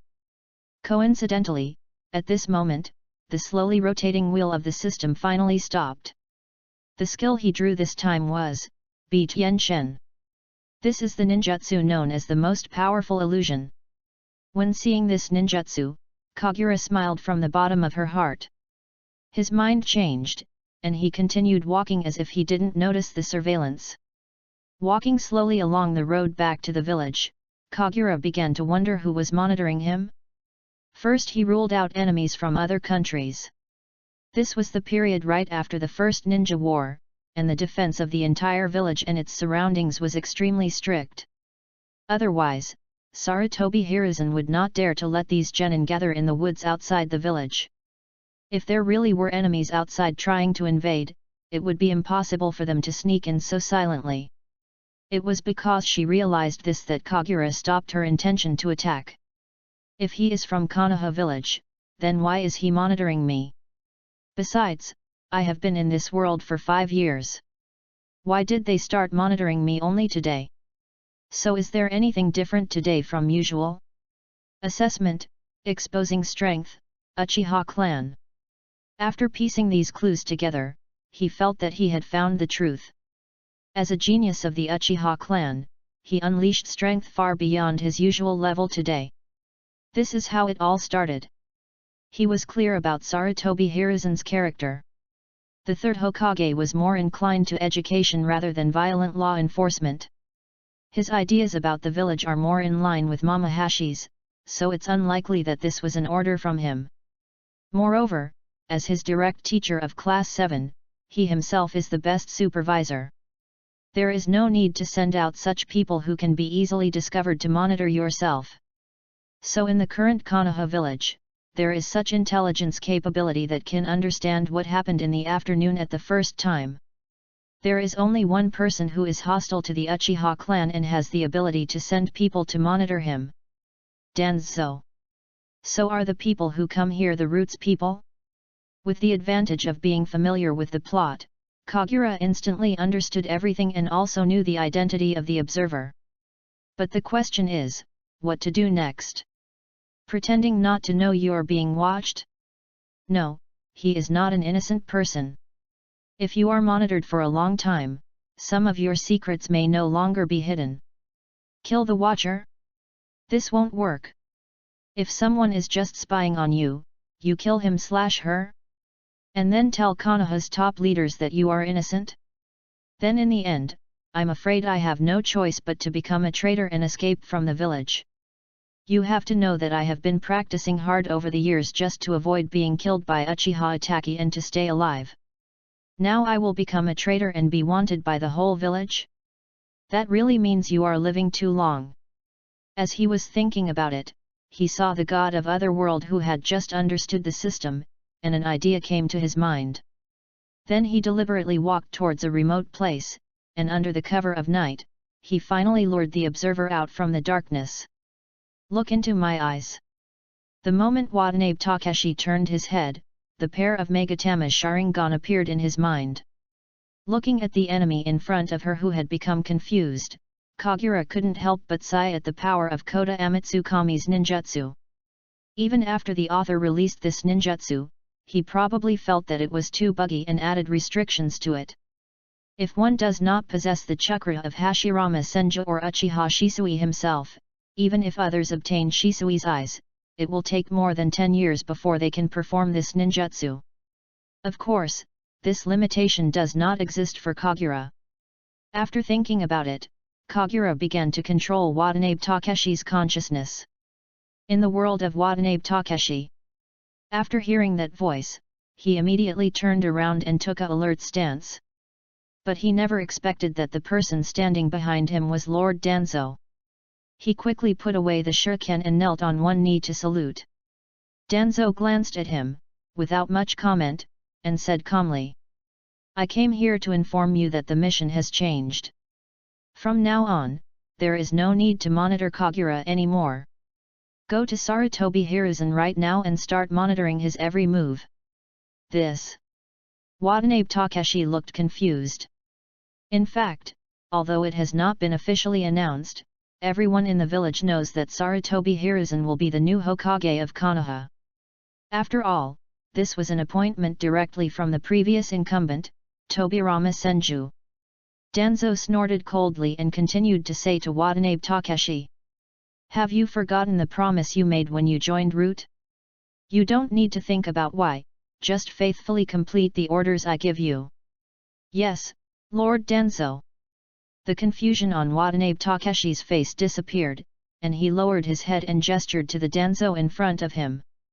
Looking at Watanabe Takeshi who was walking away with a determined look on his face, Kagura once again marveled at the power of Kota Amatsukami. "I hope Sarutobi-sensei can understand what I am trying to convey to him." After completing her arrangements, Kagura took a step forward, humming a song again, and headed back towards her home. Chapter 9 Night Talk. Looking at Watanabe Takeshi lying at his feet, Sarutobi Hiruzen frowned. After talking with Jiraiya at the trial grounds, he returned to the village. Although he has not been officially announced as Hokage, he has actually begun to take on the work of Hokage. So after taking a day to play with his former apprentice, he still had to rush back to the Hokage building in the evening to complete today's work. But as soon as he reached the door of the Hokage building, he felt a sense of surveillance. It has to be said that the newly established Root organization does lack strong people. Danzo was naturally aware of this, so the orders he usually gave to these members were mostly to monitor people at the Genin or Chunin level. However, he had not expected that Kagura, who was only 8 years old, had stronger strength than he imagined, and she easily discovered his arrangements. Since even Kagura can detect it, then Sarutobi Hiruzen, as the Hokage, must be no worse than him. If Watanabe Takeshi was still conscious, he would naturally know that people of this level were not someone he could monitor. But under the influence of Bi Tianchen, he automatically ignored this point. After noticing that gaze, Sarutobi Hiruzen did not hesitate and immediately launched an attack. It was just that he subconsciously held back his strength when attacking, so Watanabe Takeshi was only knocked unconscious by him instead of being bleeding on the spot. 11. Seeing the appearance of the monitor, Sarutobi Hiruzen quickly found a matching face from his memory. This person should be called Watanabe Takeshi, a Chunin from Konoha village. And he was sure that this person had joined the Root organization. You know, Danzo established the Root with his consent. Sarutobi Hiruzen personally checked the list of the first batch of people to enter. At this time, the guards guarding the Hokage building finally came out. When they saw the person falling down at Sarutobi Hiruzen's feet, their expressions changed. Sarutobi Hiruzen waved his hands at everyone and said calmly, "Send this man to the root, and Danzo will understand what happened." In the office of the Hokage building, Sarutobi Hiruzen and Danzo sat opposite each other, with a steaming cup of tea in front of each of them. After Danzo came in, the two of them maintained an eerie silence. At this time, Danzo was still young, and he was not wrapped in gauze, nor did he deliberately hide one of his arms. Although there is an X-shaped scar on his chin, it does not affect his handsome face. As a man who is capable of competing with Sarutobi Hiruzen for the position of Hokage, he has a calm aura. It can be said that if it were not for the personal appointment of the second Hokage, Senju Tobirama, he may not be unable to replace Sarutobi Hiruzen and become the third Hokage. Finally, it was Danzo who spoke first and broke the silence. "I never gave the order to monitor you." After a pause, he continued. "You and I both know very well that if I really had this idea, I would not send such a character here. The only person who could come here to carry out this kind of mission is me." Sarutobi Hiruzen nodded in agreement. He picked up the teacup in front of him, took a sip slowly, and then spoke. "I know. But I want to know what mission you originally assigned to Watanabe Takeshi." After looking at Sarutobi Hiruzen in silence for a few seconds, Danzo finally chose to confess. "The person I originally asked him to monitor was Uchiha Kagura." Uchiha Kagura. Muttering to himself, Sarutobi Hiruzen savored the meaning of these words. In an instant, he understood many things.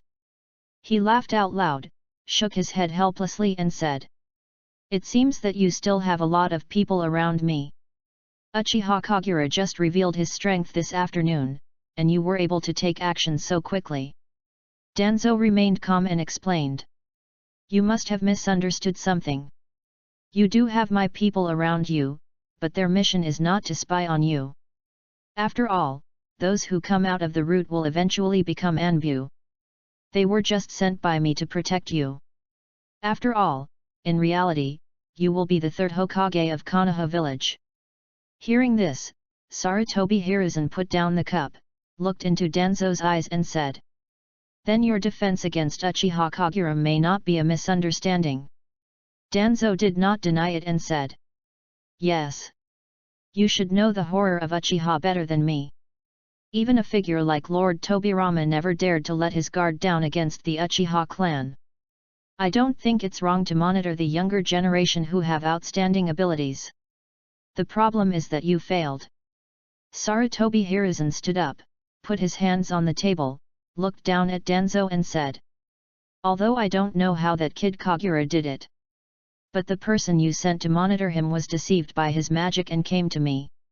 This is him expressing his goodwill and dissatisfaction. Not killing the man shows that he still has good intentions towards the village. By sending people to me, he is expressing his dissatisfaction." He stared seriously into Danzo's eyes and warned, "If you can do it without him finding out, that's fine. But since he has the ability to discover, stop what you are doing. I don't want a potential future to be pushed against Konoha because of your personal suspicion." Danzo frowned, still wanting to refute. "But..." "No buts. Lord Mito had seen the Kagura with his own eyes during the graduation ceremony yesterday. Mito-sama believed that the boy was no threat to Konoha. You should be well aware of Mito-sama's abilities." Even Danzo fell silent when he heard the name of Uzumaki Mito, who had dedicated his entire life to Konoha. Sarutobi Hiruzen left the table and came to the window. Gazing at the Konoha village under the night sky, he spoke again. "Danzo, I understand your determination to protect the village. However, the village cannot develop by simply using dark means. Times have changed. I firmly believe that the leaves can dance better in the sunshine." Danzo is gone. Although he didn't say anything in the end, he also acquiesced to Sarutobi Hiruzen's decision. Looking at the backs of his former companions hidden in the darkness, Sarutobi Hiruzen felt more and more how difficult it was to become Hokage. Sarutobi-sensei. Suddenly, a voice brought him back to his senses. When he turned around, he saw that the person coming was Tsunade. It turned out that after today's test, Tsunade felt distressed about her own weakness for the first time. After thinking for a long time after returning home, she decided to come and see the teacher to ask about the future training direction. Knowing Sarutobi Hiruzen's daily schedule, she headed straight for the Hokage building. Because of her special background, the famous Princess Tsunade walked to the Hokage's office without any hindrance. As soon as I entered the room, I saw that the teacher was not sitting at the desk handling official business as usual, but was standing by the window in a daze. Looking at the well-behaved disciple in front of him, Sarutobi Hiruzen smiled and replied, "Oh, nothing. I just dealt with some troubles with that Uchiha Kagura kid." Uchiha Kagura? When she heard the name, Tsunade's eyes suddenly brightened. She quickly pulled on Sarutobi's sleeve and asked, "What happened to that idiot? You must have gotten into some trouble again." Looking at Tsunade, who suddenly became excited in front of him, a trace of vigilance flashed in Sarutobi Hiruzen's eyes, and a possibility came to his mind. Although he personally has no prejudice against Uchiha, if Tsunade, who represents the Senju clan, and that Uchiha kid really have something in common, then I'm afraid he, as Hokage, will have a lot of trouble. He looked Tsunade up and down and asked directly, "Tsunade, why do you seem to be so concerned about that kid Kagura? Do you like him?" Tsunade didn't expect Sarutobi-sensei to ask so directly, and a blush appeared on her face. She shook off Sarutobi Hiruzen's sleeves and said in panic, "Teacher, what are you talking about? How could I possibly fall in love with that kind of idiot? I just don't like that arrogant guy who always looks down on others. Besides, as rivals of the same class, it is normal to want to surpass strong opponents. I didn't pay any special attention to him." He was a little stuttering when he first spoke, but later he seemed to have found an excuse for himself and became more and more confident as he spoke. 12. After hearing Tsunade's explanation, Sarutobi Hiruzen nodded with satisfaction. So this is He finally put his worries aside. So, never expect a middle-aged man to understand the mind of a young girl. If it was Uzumaki Mito who was here at this moment, he would be able to see the clues at a glance. The heart of my granddaughter, I'm afraid, no longer belongs to me. Chapter 10, Changes in the Wheel of Fortune. I'm 50 meters southeast, in position. Got it, I'm at the station and can start anytime. Very good, Orochimaru, follow my orders and charge forward together. 3, 2, 1. Rush. As Kagura uttered the last word rush, two black shadows suddenly jumped out from the tree and rushed towards the target not far away. Meow. Following a shrill cat cry, a huge black cat appeared in Kagura's arms. The cat was still struggling, trying to break free from Kagura's control. Holding the cat by the scruff of its neck with her right hand, Kagura held it in mid-air. It was as if some kind of switch was turned on, and the cat that had been struggling just now suddenly became quiet. Carefully place the target in hand into the cage that has been prepared. The four people in Class 7 breathed a sigh of relief at the same time. Yes, they are on a mission. 3 weeks have passed since the assessment. As genin, they can now start carrying out their missions. However, for novices like them, at this stage they can only accept D-level tasks such as helping people find cats.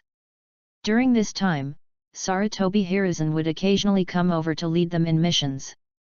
But more often than not, there were only 4 of them. Whenever this happens, the other 3 people will tacitly accept Kagura as the team leader and direct the execution of the mission. After taking a look at the restless cat in the cage, Kagura stared at the communicator in his hand in a daze. Speaking of which, this world is really wonderful. You say its technology is backward, but it still has a short-distance communicator like this one. At least within a range of 1000 meters, the effect of this thing is impeccable. But do you think it's technologically advanced?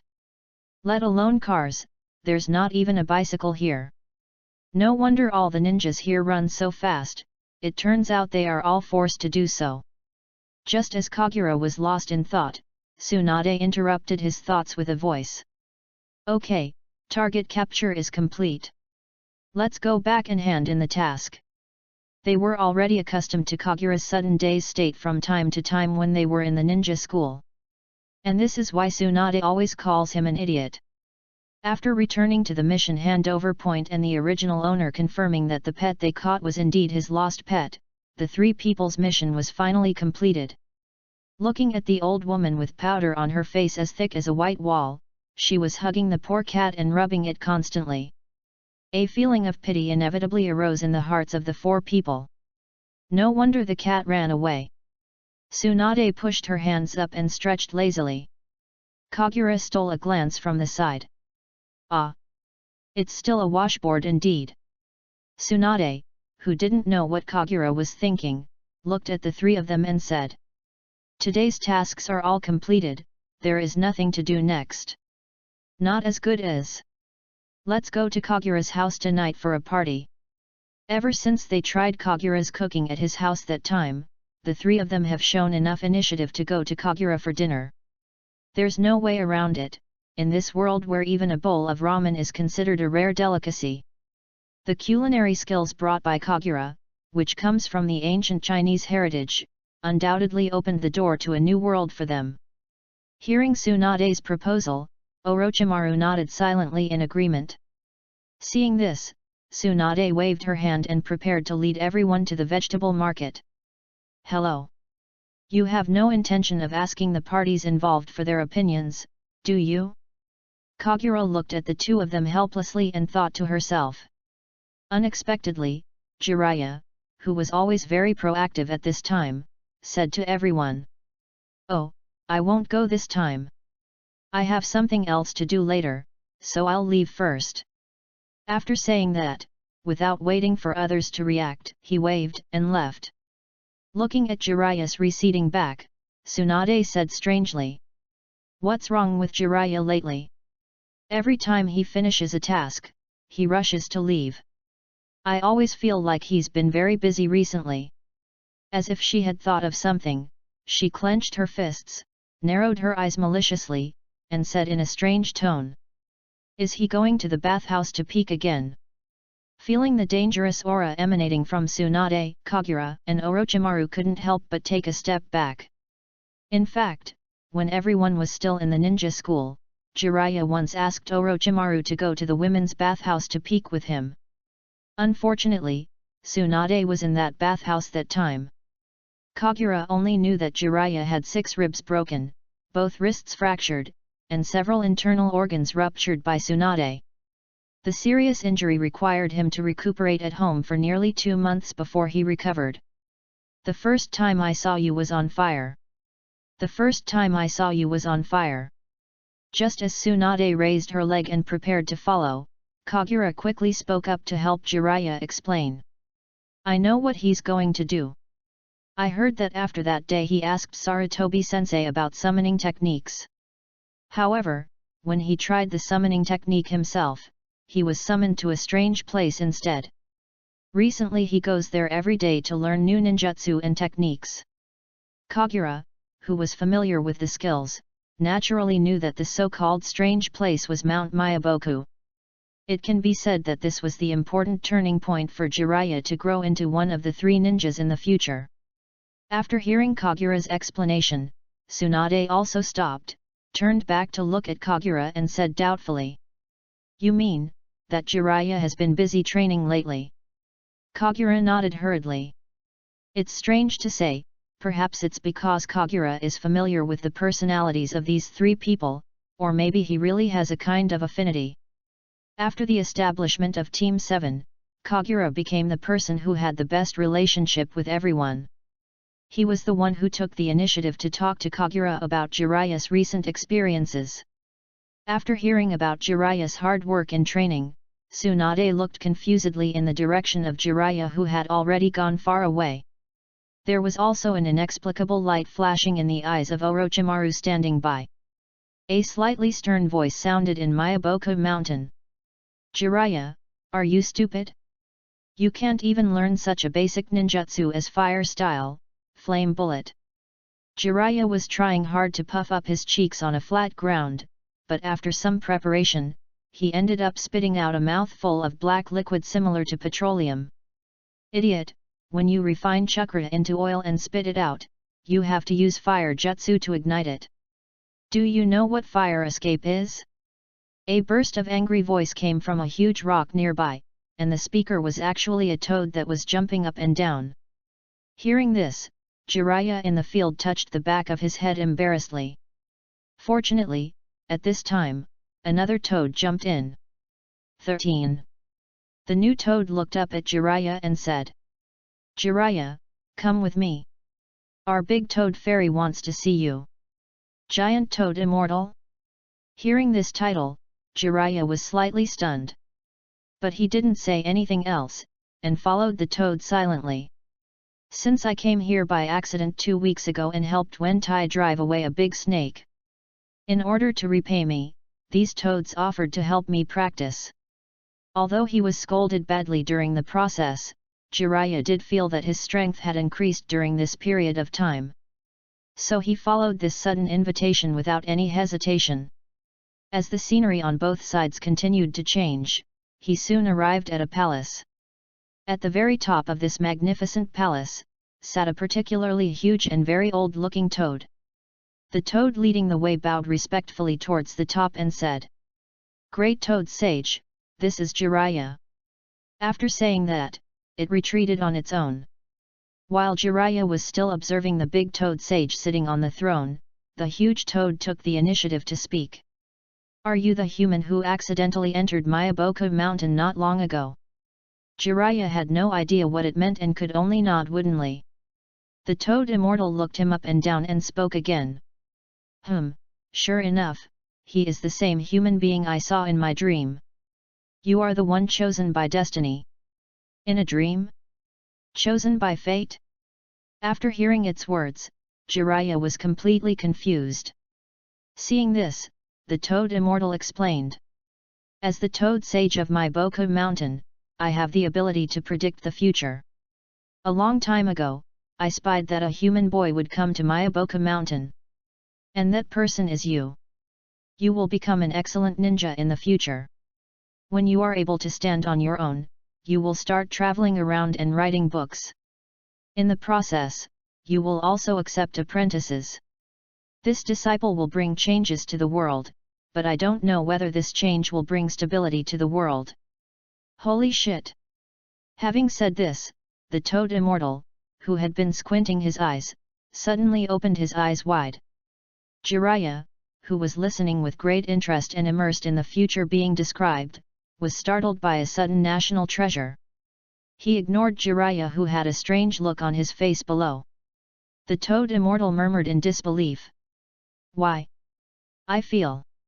This is impossible. The Wheel of Fortune has actually changed. Chapter 11 B-Level Mission. Ignoring Jiraiya, who was looking surprised below, the Toad Sage continued talking to himself. The destined decisive battle was brought forward. The child of prophecy has changed. Do not. The child of prophecy is still connected to the human in front of him. Black hair, Sharingan. That's Uchiha. The voice of the Toad Sage became smaller and smaller, and Jiraiya was asked to leave the palace with a feeling of confusion. Looking back at the palace of the Toad Immortal, he frowned and recalled his last few words. Involved with me? Black hair? Unfortunately, because the Toad Immortal's voice was getting softer and softer, he didn't hear the last few words at all. After thinking for a while, he shook his head helplessly and stopped thinking about these questions. The most important thing for me now is to practice hard and not be left far behind by my companions in Class 7. Thinking of his goal, he walked towards the training ground with full anticipation. At this time, no one knew the protagonist who had become the so-called son of prophecy in the Toad Immortal's prophecy. Uchiha Kagura himself was lying in a big letter shape on the floor of the living room. Perhaps because of the stimulation brought by hearing Jiraiya's hard work in training, the originally planned dinner party was cancelled. After that, Tsunade and Orochimaru each walked towards different places with a serious look on their faces. Well, they are all young people who refuse to admit defeat. Youth is good. Seeing this, the 8-year-old Kagura rubbed her chin and sighed. It is because of this that we see the scene where Kagura lies dead on the floor. But please don't misunderstand, he is not being lazy at this time, but practicing. Yes, he was practicing with the white one-tailed Shikaku inside his body. After discovering that there was an extra one-tailed Shikaku in his body, he had found a way to communicate with it after several days of testing. At this moment, he was constantly tearing the chakra in his body into small pieces and feeding them to the tail in his body. Shikaku exuded a joyful aura as if he had eaten his favorite food. The breath slowly transformed into energy and fed back into Kagura's body. Kagura would often use her mind to scratch Shikaku's chin or stroke its back. Shikaku was obviously enjoying this kind of caress. He closed his eyes contentedly, and his tail was wagging happily behind him. Affected by its joyful mood, the surrounding atmosphere became strong again.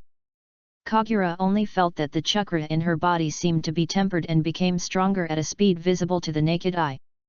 In fact, this was not his illusion, the system's properties displayed told him that it was indeed effective. After several weeks of training, his chakra has progressed from Chunin level to 42.1%.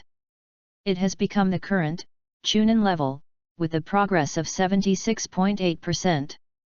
The speed can be described as rapid progress. If he were to practice on his own, it would take several months to reach this level. The data of the Tailed Beast column has also been greatly improved. Tailed Beast, 1 tail, fusion degree 35%, turn on Tailed Beast coat form. Tailed Beast clothes. Kagura naturally knew what it meant. Moreover, his biggest advantage over the Jinchuriki in this world is that he does not need to resist the evil thoughts from the tailed beasts at all. Looking at the cute beast rolling around happily inside her body, Kagura thought that this was no different from having a digital pet, so where did the evil thoughts come from? With a long sigh, Kagura sat up on the floor. Today's training of the tailed beasts ends here. In fact, he has recently felt that this method of practice seems to have entered a period of stability.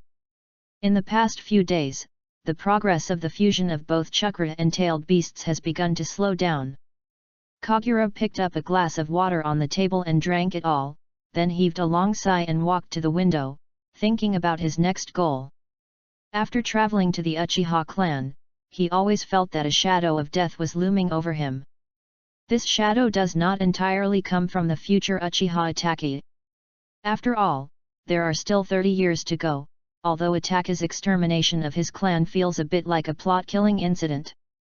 After all, if you think about it carefully, how could a teenager be able to wipe out the entire Uchiha clan silently and without any harm by himself? But if you think about it more carefully, the entire genocide plan was actually carried out under the arrangement of the third Hokage and Danzo. Then it all makes sense. Therefore, if one wants to escape the fate of genocide, the key is not to be stronger than Uchiha Itachi, the person who is placed in the foreground. Instead, Kagura needs to possess the powerful strength to rival the entire Konoha village's top leaders represented by Sarutobi and Danzo. This is the goal that Kagura needs to pursue. After possessing the tailed beast, Kagura felt confident for the first time. However, thinking from another perspective, as someone who is familiar with the plot, I may have other ways to change the conspiracy. As long as some of the key conspiracies are destroyed, the Uchiha clan will no longer be discriminated against. Then the Uchiha clan would no longer have the intention to rebel, and the reason why the third Hokage had to eradicate the Uchiha clan would naturally disappear. As for the bigger conspiracy behind it, about Uchiha Madara, Black Zetsu, and even the resurrection of Otsutsuki Tarugitsu, he didn't want to pay any attention to it at all now. The boss should be left to the protagonists like Naruto and Sasuke to deal with. What does it have to do with me? 14. Thinking of this, he lay down on the bed with peace of mind and fell into a comfortable dream. He was not clear at this time, it was just not long ago today. The so-called protagonist in his heart, who he was sure of, had changed unconsciously due to his time travel. And the decisive battle, which he thought would take at least 40 years, would be brought forward because of this. Nothing happened that night, and it was the next morning. The 4 members of Class 7 gathered again in front of the mission collection point. But this time, except for Kagura, the other 3 were yawning with tired looks on their faces. It seemed like they all tried their best to practice yesterday. Looking at the appearances of the people in front of him, Kagura sighed again. Shrugging his shoulders, he, as the captain, walked up to the staff and asked about today's mission. The front desk clerk looked up at them and said, "Oh, it's the people from Class 7 this year. You don't need to accept the mission here today. You can go directly to the Hokage building later. Lord Sarutobi Hiruzen has a mission for you." Hearing this, several people looked at each other in confusion. I didn't hear Sarutobi-sensei talk about this yesterday. Seeing everyone's confusion, the staff member smiled and said, "Oh, this was arranged on short notice this morning. Go quickly, Lord Sarutobi has been waiting there for a long time." Hearing this, they stopped asking questions and quickly walked towards the Hokage building. In the office of the Hokage building, Sarutobi Hiruzen smiled as he looked at his 4 favorite students. In fact, in another week, he will officially take office as the 3rd Hokage, and his work has been getting busier and busier recently. This also meant that he had almost no time to lead these students in carrying out their tasks. But fortunately, I heard from others that these 4 people have recently completed their assigned tasks perfectly. This makes me, as their teacher, very satisfied. He threw the mission scroll in his hand in front of Kagura, who was standing in the front, and signaled Kagura to open it with his eyes. Kagura untied the string on the scroll and began to examine it carefully, while Sarutobi Hiruzen explained. "This time you are going to take a B-level mission, which requires you to carry out the mission outside the village. And, I will be the leader this time." Chapter 12: The World Outside the Village. After carefully reading the mission introduction on the scroll, Uchiha Kagura frowned. The mission is simple, which is to protect a wealthy businessman to the land of whirlpools. In terms of the reward and difficulty of the task, there is really no problem with it being a B-level task. The question is why Sarutobi Hiruzen led the team personally. Even if he didn't need to ask specifically, he knew that Sarutobi Hiruzen would officially take over the position of the 3rd Hokage soon. At such a critical time, is a B-rank mission worthy of a Hokage to carry out personally? Even if the reason is to take care of one's own students, it is not justifiable. After handing the completed mission scroll to the 3 people behind him, Kagura looked at Sarutobi Hiruzen in front of him without hiding her confusion. Sarutobi Hiruzen understood Kagura's question at a glance. He said directly, "I will be officially announced as the Hokage next week, and the reason why I am going to the land of whirlpools with you this time is precisely for this reason." "Are you going to Whirlpool Country because you are about to become Hokage?" After a moment's thought, Kagura instantly understood what Sarutobi-sensei meant. During the time of Hashirama Senju, the land of whirlpools was a loyal ally of the land of fire. Among them, the Uzumaki clan and the Senju clan have been cooperating many times since the Warring States period. When Hashirama Senju was capturing the tailed beasts, it was the great elder of the Uzumaki clan who helped him seal the tailed beasts he captured. Otherwise, how could Hashirama Senju successfully sell this unstable power to the major ninja villages later? Later, in order to better control the 9 tails, Uzumaki Mito, the wife of the first Hokage, took the initiative to sacrifice herself and became the first 9 tails Jinchuriki. At this point, it is only natural for Sarutobi Hiruzen, who is about to become Hokage, to go on a mission to the land of whirlpools. This is just like the blue planet where Kagura originally lived. Generally, newly appointed national leaders always need to visit friendly countries as soon as possible to show their friendly attitude. As for why he went before becoming Hokage instead of after taking office? Unlike the era in which Naruto lived, the current situation is still in a state of chaos. Although a ceasefire agreement was signed between the villages, undercurrents were still surging underneath. If there is a chance to kill a shadow-level person, I believe many people will choose to try. The second generation Tobirama died because of this. Therefore, going to the land of whirlpools as the Hokage and going to the land of whirlpools as Sarutobi Hiruzen himself have completely different meanings. To put it bluntly, even if Sarutobi Hiruzen died on the road, it would not have been a big blow to Konoha's morale. Seeing Kagura's expression of instant understanding, Sarutobi Hiruzen nodded with satisfaction. Tsunade and Orochimaru, who were behind, watched the mission and hesitated for a moment before understanding its meaning.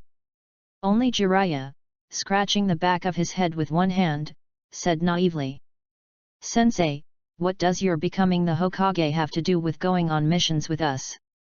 Suddenly, his eyes lit up and he said confidently, "I understand, you're worried that after you become Hokage, you won't be able to go out with us anymore.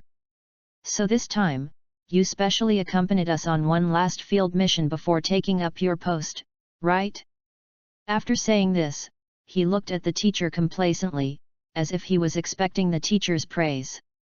Sarutobi Hiruzen curled the corners of his mouth, but finally took back the curse he was about to say.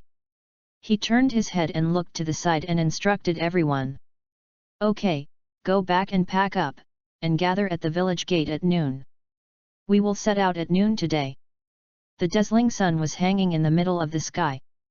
At the gate of Konoha village, 4 people who were well prepared had been waiting there in advance. Kagura was wearing a combat uniform similar to that of a jonin, except that she was wearing a purple vest and had a black backpack on her back. At this moment, he was hiding under the shade of a tree with the others, kicking stones out of boredom. Like him, the other 3 also had a backpack in their outfits. Fortunately, they didn't have to wait too long. After a moment, the figures of Sarutobi Hiruzen and another person gradually appeared in everyone's sight. The person following behind Sarutobi Sensei was the target they needed to protect this time. The image of this man completely fits Kagura's imagination of the word wealthy businessman. He was wearing a purple silk coat that looked expensive. The slightly tight clothes made his fat figure more prominent. At this moment, he was wiping the sweat from his head with a handkerchief, and it was obvious that he was very hot. Seeing the 4 people, the rich businessman was stunned. Then he smiled kindly and nodded to everyone. Sarutobi Hiruzen gave a brief introduction to the customers, then turned to the wealthy businessman and said politely, "Mr. Fuchuan, time is urgent. Thank you for your hard work along the way." Then, without waiting for Fuchuan's response, he said to everyone, "Set off." As the team started to set off, a hint of excitement appeared on Kagura's face. In addition to the fact that this was the first time he had left the village since crossing over, it was also because of the task prompt he had received from the system not long ago. Mission: complete a B-level mission. Mission reward: you can randomly draw a ninjutsu and learn it. Ever since he drew the skill of Kota Amatsukami last time, he has been looking forward to what kind of heaven-defying ninjutsu he can draw from the system next time. Like Kagura, Tsunade, and others were also leaving the village for the first time. Along the way, they were full of curiosity about everything around them. After walking for a long time along the designated road, they finally walked out of the woods outside the village. Some human villages gradually appeared along the way. But unlike Konoha village, most of these villages look very dilapidated. Most of the villagers walking in the area were dressed in rags, with numbness in their eyes, doing their work like zombies. Seeing this, the crowd, who seemed slightly excited at first, gradually fell silent. Feeling that the atmosphere in the team had grown cold, Sarutobi Hiruzen spoke up. The days of peace were too short. 15. Although thanks to the efforts of Lord Hashirama, the chaos of the Warring States period was ended. Unfortunately, this peace only lasted for about 10 years. After the outbreak of the First Ninja War, these ordinary villagers had no ability to resist and naturally could not develop. Kagura nodded secretly in agreement. In fact, even among the 5 major ninja villages, Konoha village is considered unique. After all, when the village was built, Konoha village had abundant funds from the very beginning thanks to the money obtained from the sale of the tailed beasts by the Senju Hashira. You don't see the environment of the hidden sand village and can only survive in a desert. Given a choice, who would build a village in a place like that? Traveling is always boring, especially when there is not much scenery worth appreciating along the way. To Kagura's surprise, the fat man named Tomikawa was not much slower than them along the way. But if you think about it carefully, you will understand it. After all, as a traveling merchant, this kind of daily travel is something he has probably long been accustomed to. As everyone's steps became heavier, the sun unknowingly stopped on the distant mountain. The afterglow shone on everyone, casting a long black shadow behind them. At this time they had passed the village and entered a new forest. As they walked, Kagura in the front suddenly stopped. If you stand in front of him, you can see that his eyes have now turned into Sharingan. Staring at the somewhat dark woods ahead, he suddenly made a gesture behind him. Tsunade and the other 2 who had followed him and stayed where they were suddenly frowned when they saw that gesture. Their bodies turned into a black shadow, and the 3 of them instantly came to Fuchuan and guarded him in a V-shaped formation. During the previous weeks of running in, the 4 of them had already developed some hand gestures for easy use when performing tasks. The gesture Kagura made just now meant, "An enemy appears." Chapter 13 Actual Combat. Although there was no one around at this time, he still trusted Kagura. After he made that gesture, the 3 of them immediately took out their weapons and stood beside Fuchuan, ready to fight. Sarutobi Hiruzen, who was standing aside, stood aside with his arms folded across his chest, as if he was staying out of the matter. Seeing this, everyone knew that Sarutobi-sensei had no intention of taking the initiative this time. Kagura took out a kunai from her waist and stared straight ahead. The scene fell into silence for a moment, but fortunately the silence did not last long. A voice sounded from the woods. "You little devil! How could they find us?" As if receiving an order, as the voice sounded, figures appeared from the woods one after another. Tsunade and the other 2 looked a little nervous because at this moment, dozens of figures walked out of the woods one after another. These people were all wearing a set of grey ninja tights, and their faces were tightly covered by a black mask, leaving only a pair of hungry wolf-like eyes exposed. The person who just spoke should be their leader. At this moment, he was standing on a tree, looking down at the people below. He frowned and continued. "These eyes. I see. Are you a kid from the Uchiha family? No wonder they found us." At this time, dozens of his men had slowly surrounded Kagura and others. Kagura looked up and carefully observed the leader who was speaking, and found that he did not have any ninja village logo on him, so she realized that these were the so-called Ryu ninja. At this time, the ninja village had just been established. In addition to the 5 major ninja villages, there were many ninjas that did not belong to any of them. They gather on the outskirts of the 5 countries, have no clear organization or beliefs, and mostly survive by being hired or robbed. There is no such thing as concession in a battle between ninjas. The moment Kagura saw these people coming out, she knew that this battle was inevitable. He calmly gave orders to the 3 people behind him. "Orochimaru, Jiraiya, the 2 of you will be in charge of the enemies on both sides. Tsunade should not leave Mr. Tomikawa and should be responsible for protecting him. I will take care of the enemies ahead." At this time, there were about 30 or 40 enemies on the field, half of whom were right in front of the team. Apparently Kagura took on the most difficult task automatically. There was silence in the field, and a leaf was blown down by the breeze and slowly floated down. Just like the information at the beginning, at the moment when the leaf fell to the ground, both sides suddenly turned into black shadows and rushed towards each other. Orochimaru and Jiraiya have disappeared into the team, and following Kagura's orders, they actively attack the enemy. Tsunade held her weapon tightly in her hand, still standing quietly in front of Tamakawa. Flashes of fire appeared in the air, and the sound of shurikens colliding with each other could be heard all around. A silver-haired figure suddenly appeared in the air. It was Jiraiya. After quickly forming seals with his hands, his mouth suddenly puffed up. Fire release fire bullet. Several fireballs hit the enemies chasing after him. The enemies that were hit instantly caught fire all over and fell to the ground, wailing.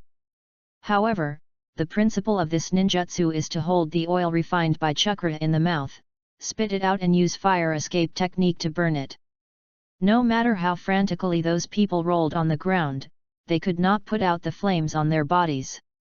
Seeing that his attack had achieved such results, Jiraiya couldn't help but show a hint of excitement on his face. But before he landed on the ground, several kunai were shot towards him. Jiraiya, who was still in mid-air, straightened his face, but did not look panicked. As he formed seals with his hands again, his silver hair suddenly grew longer, wrapping up his entire body like a coat. Ninja technique, needle jizo. Those hairs were like a solid fortress, bouncing back all the kunai flying towards him. The pursuing ninja's eyes flashed, then he took out his long sword and rushed forward. Since you can't break the defense with long-range kunai, just attack with close combat. Just as several ninjas came to the top of the semicircular hedgehog, Jiraiya's voice came out again. Needle hell! Those hairs, as hard as steel needles, suddenly shot out like hidden weapons. With a whooshing sound, several ninjas who were about to attack him a second ago fell to the ground covered in blood. On the other side, Orochimaru was facing the same situation as Jiraiya. As soon as he landed from the air, dozens of attacks consisting of kunai and shurikens appeared in front of him. Orochimaru formed a seal with one hand, and a gust of wind suddenly appeared in front of him. The violent gale blew away dozens of weapons. Wind escape big breakthrough. It's my turn. He murmured something and took out several shurikens from behind. After throwing the shuriken in his hand towards the enemy with force, he immediately formed seals with his hands. Shuriken Shadow Clone Technique. This is the ninjutsu that Orochimaru secretly learned from his teacher Sarutobi. I saw those few shurikens split into thousands of shurikens, which indiscriminately attacked the forest in front. Muffled grunts were heard one after another, and the enemies hiding in the woods were knocked to the ground one after another. After doing all this, Orochimaru turned around and looked in Tsunade's direction. Spiderweb-like cracks appeared around Tsunade. The enemy inside was trying to launch a sneak attack, but was smashed into the ground by her fist. But she ignored the people she knocked down and looked ahead with a look of astonishment. Following her line of sight, Orochimaru also looked forward. When he saw what was happening before him, his eyes narrowed in shock. In front of them was the battlefield that Kagura had marked out for herself. The leader who had spoken earlier and his subordinates had fallen from the tree and stood in front of Kagura. But the strange thing is that until now, those people still remain standing in the same place. No weapons were drawn, and no one shouted. The entire battlefield was eerily quiet. If you look closely, you can see that those people's eyes are full of confusion. It was as if he was cursed and he stood there, unable to move. 16. Kagura raised the kunai in her hand and slowly walked through the crowd. Every time he passed someone, his weapon-holding arm would leave a trail of afterimages. Then a line of blood appeared on the man's throat, and as he fell to the ground, the blood dyed the ground red. Kagura is like the god of death holding a scythe, silently reaping lives. The field was filled with a weird atmosphere, and all the enemies were like chickens and ducks lined up, waiting to be harvested by their masters. Soon, all the enemies on the field fell except the leader. Kagura stood in front of him, right hand raised, about to get rid of this last enemy. However, At this time, the leader spoke intermittently. As if he had used up all his strength, he said in a voice full of regret and fear. This is an illusion. Kagura looked at him in surprise. She didn't expect that this soldier in front of her could actually break free from the control of her illusion.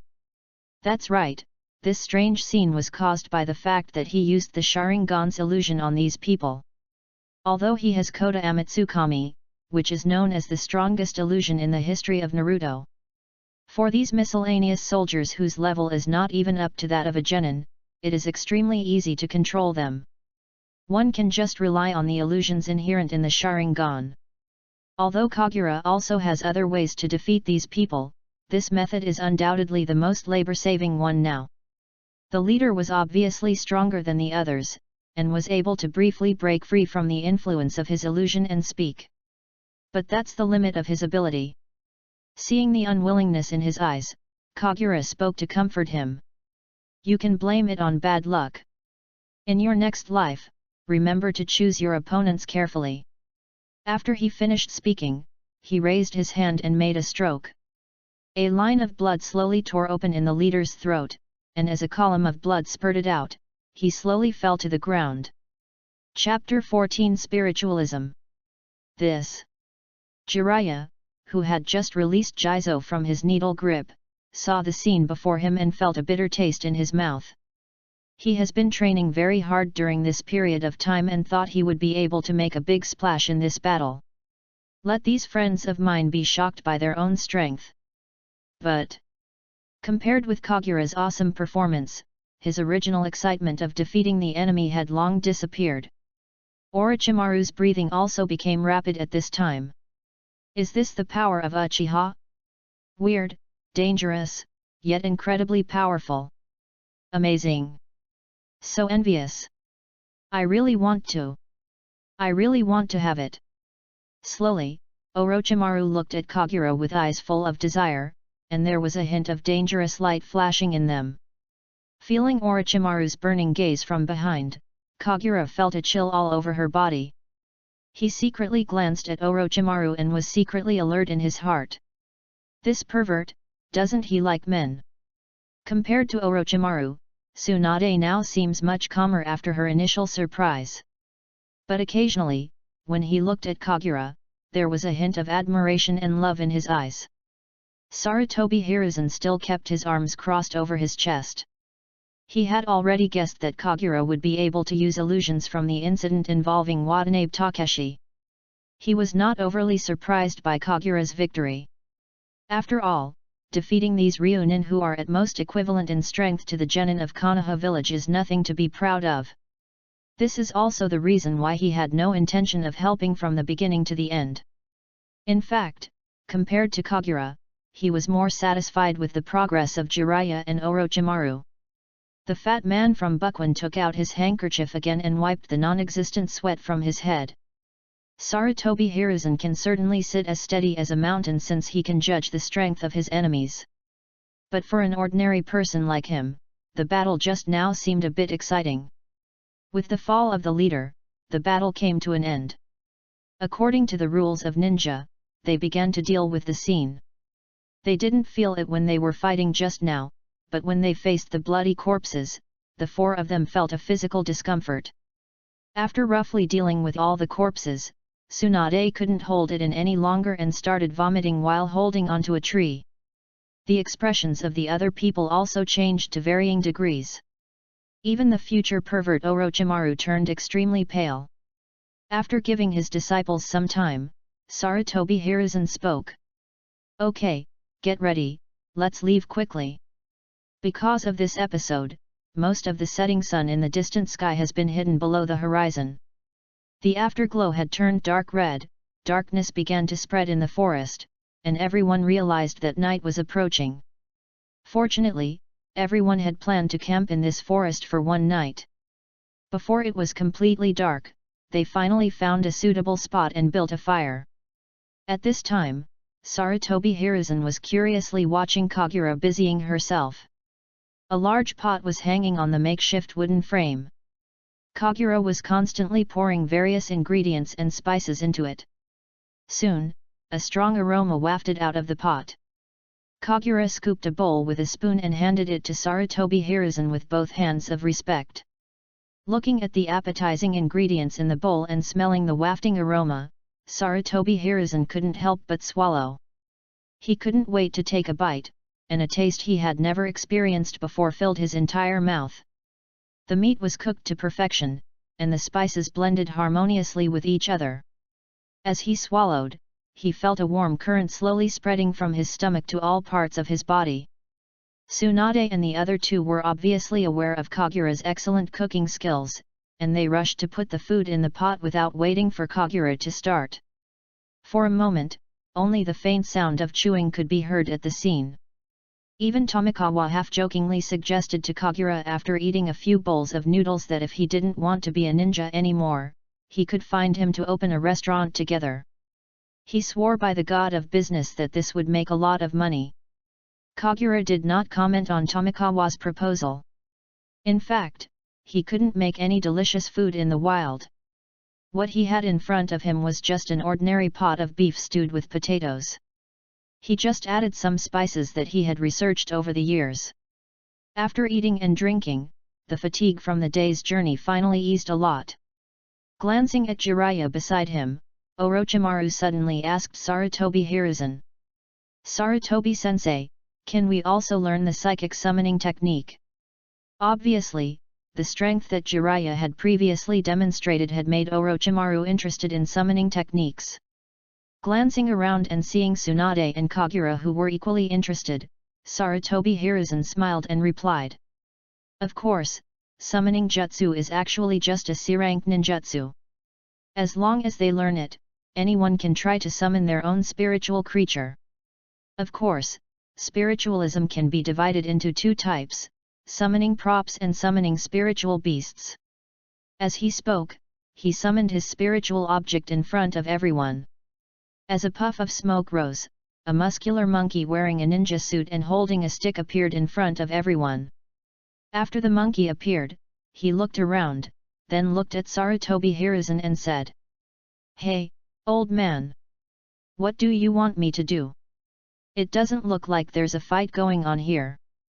Sarutobi Hiruzen smiled embarrassedly and replied, "Excuse me, I was demonstrating to my disciples.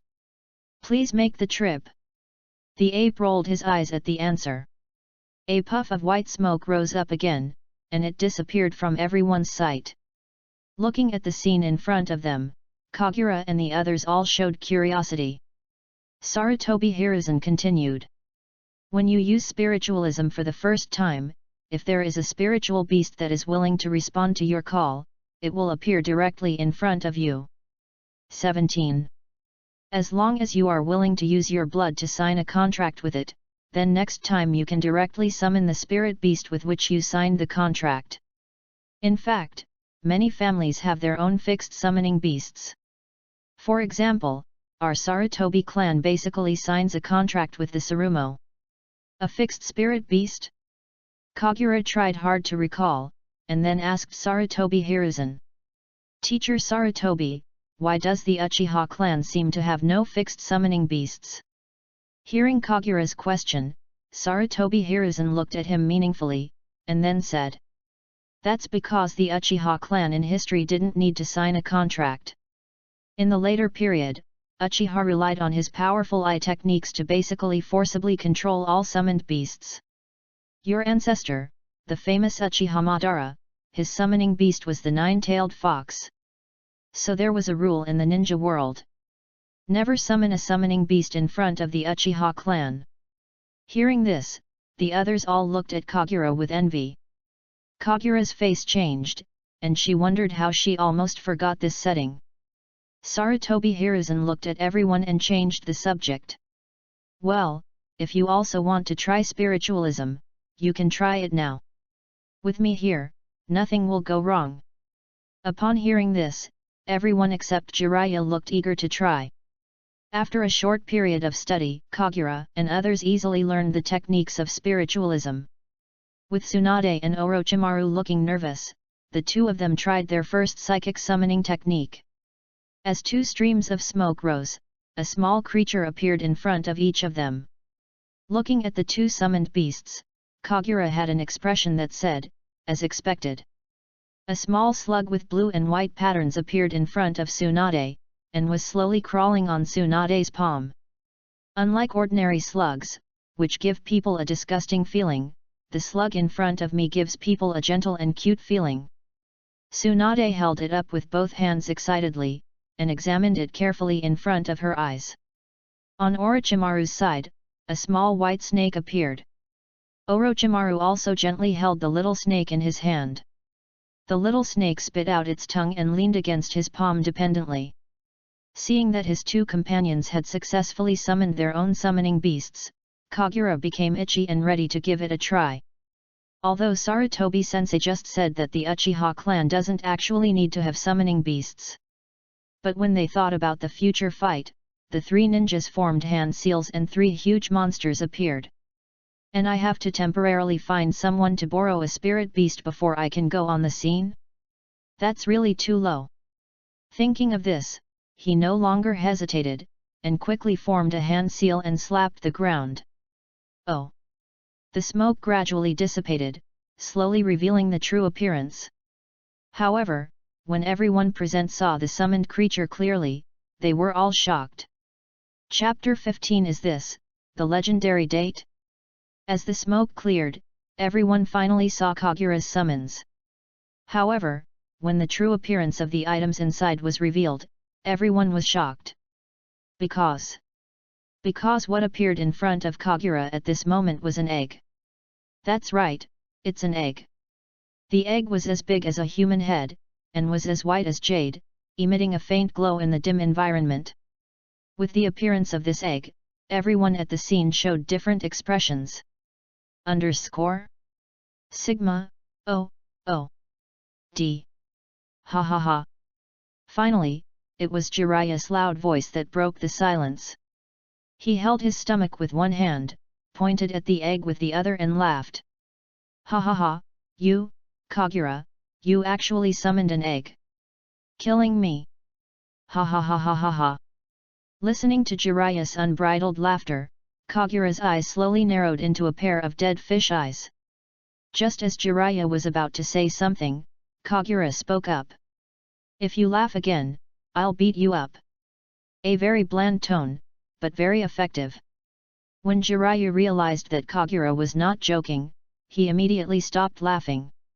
After all, the scene of the battle during the day was still vivid in his mind, and he didn't want to be frozen in place by Kagura's illusion and then beaten up. He was deeply impressed by the strange control method. After spending so much time together, he felt that Kagura was capable of doing such a thing. Looking at the egg in confusion, Sarutobi Hiruzen said hesitantly. This. Although I have never seen this happen, maybe there is some kind of psychic beast inside the egg? Maybe it is not weak. After all, energy is needed to communicate with spirits. Kagura, you can try again later. Nodding, Kagura gently stroked the egg in front of her with her hand.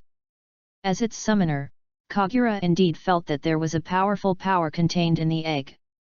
This energy is even not inferior to the Shikaku in his body. But no matter how powerful you are, you have to be born into the world first. What else could I do with an egg? Throw this egg at the enemy as a weapon? Or should I fry it in a pan to replenish energy? With a helpless sigh, he terminated the spiritualism and the egg disappeared. At this time, Jiraiya stood up and cleared his cough a few times in front of everyone. After everyone's attention was drawn to him, he raised his head proudly and said, "Humph! You weaklings! Let me show you my psychic powers. Let you know what a strong person is." Without giving anyone a chance to speak, he quickly formed a seal and slapped the ground handsomely. Smoke rose again, but this time when it cleared, only a toad not much bigger than Tsunade's slug appeared. This toad is green all over and carries a set of miniature swords on its back. At this time, it was using its little finger, well, it should be said that it was using the end of its webbed paw to pick its nose. Looking at the little frog in front of him, Jiraiya said in surprise. Toad Guang? Am I not your psychic elder brother? Where did Toad Bunta go? Yes, the man before us is the familiar brother of Bunta, who holds a dagger in one hand and a pipe in the other, like a gangster boss. I have to say you simply cannot comprehend the growth period of these creatures. The older brother, Gama Bunta, is almost 5 meters tall just squatting on the ground, while the younger brother, Gama Hiro, is only 30 centimeters tall. Hearing Jiraiya's question, Gama Hiro answered truthfully. Oh, my brother is eating. He asked me to come here and tell you that if you dare to summon him without prior notice next time, you can summon him at will. He'll come over and kick your ass. Okay, I have passed on the message and I am going back too. Bye-bye. After saying that, it disappeared in front of everyone without waiting for Jiraiya to respond. Jiraiya, who was abandoned by the spirit beast he summoned, was alone and disheveled in the wind. Kagura, who felt the same way, gave him a comforting look. 18. Tsunade on the side couldn't help it anymore, she rolled back and forth on the ground holding her stomach and laughing. Orochimaru was relatively reserved, but he also covered his mouth and stood aside, laughing. The nonsense scene ended here, and after everyone cancelled their summons, they had a good night's rest in the forest. During the next 2 days of their journey, they encountered no more enemies blocking their way. Thanks to this, everyone traveled much faster than expected. At this time, they were sitting in a small boat. The boatman standing at the bow was paddling the boat hard, preparing to take a few people to the other side. The land of whirlpools is an island not far from the mainland, and there is currently no other way to reach it except by ferry. This is also the last leg of the journey. Once they reach the shore, they will officially arrive in the land of whirlpools. Sitting on the boat, looking at the coastline that was getting bigger and bigger in the distance, Kagura couldn't help but sigh in her heart. At that time, the Uzumaki country and Konoha had already signed a friendship agreement. In order to show the generations-long friendship between the two countries, the Konoha high-level officials even printed the Uzumaki clan's logo on the uniforms of the senior ninjas. Outside, there is Konoha as a staunch ally, and inside, there is the threat of the first-generation clan leader Uzumaki Ashina. During this period, the Uzumaki clan was still able to maintain the peace of the village. Disgusted with the world / the story of the car is about the car's position 8. But in the plot he is familiar with, the whirlpool country in front of him will be destroyed in the next 10 years. The Uzumaki clan was forced to flee in all directions. The reason for this is that other clans are afraid of the Uzumaki clan's sealing technique. After all, it was a ninjutsu that could seal even monsters of the level of the tailed beasts. If they possess treasures but lack the corresponding power, then only destruction awaits them. After the death of the first-generation clan leader Uzumaki Ashina, Konoha was unable to take care of itself. In just a few years, the Uzumaki country and the Uzumaki clan disappeared into history. The collision of the wooden boat as it docked also brought Kagura's thoughts back to her senses. When everyone got off the boat and stood on the dock, it meant that the commission had been completed. Tomikawa bowed deeply to everyone to express his gratitude, and paid the remaining money for the mission to Sarutobi Hiruzen on the spot. The fee for this B-level mission is 12 taels, but this time Sarutobi Hiruzen gave up the reward. After deducting the village's share, each of the 4 Kagura people could get nearly 2 taels. Generally, the cost of a B-level mission is around 8 to 20, but this is the amount the entire team can earn, and the village will also deduct a certain amount of taxes from it. By the way, let me explain the currency system in Naruto, where 1 tael 10 yen 0.5 Chinese currency. After bidding farewell to Tomikawa, Sarutobi Hiruzen announced to everyone that he would stay in the land of whirlpools for 2 days, during which time everyone could move freely. After all, the purpose of his visit this time was to visit the patriarch of the Uzumaki clan in order to maintain friendly relations between the two countries. This has its own set of diplomatic procedures. Strictly speaking, 2 days is a relatively short time. Before leaving, Sarutobi Hiruzen directly gave them the money for this mission so that they could have a good time here. Looking at the mission fee she had just received, Kagura couldn't help but sigh that being a ninja is indeed a lucrative profession. Although the mission fee will be divided equally among the team members, they can earn a reward of 3 Chinese yuan in the original world in just 4 or 1 days. Even before I traveled through time, I didn't have the ability to make money like this. Sensei Sarutobi left, taking Orochimaru with him. Because Orochimaru wanted to study the sealing technique of the Whirlpool country, he begged Sarutobi Hiruzen to take him to the clan leader. See if I can get permission from the Uzumaki clan leader, and have the opportunity to go to their academy or directly find a senior ninja to observe the rumored sealing technique on the spot. The remaining 3 people looked at each other and didn't know where to go for a moment. To be honest, as ninjas, they rarely have such free time. Usually, he is either practicing or carrying out tasks. Now that they have real free time, they don't know what to do. With his head in his hands, Jiraiya suggested that he wanted to go to the bookstore here and left alone.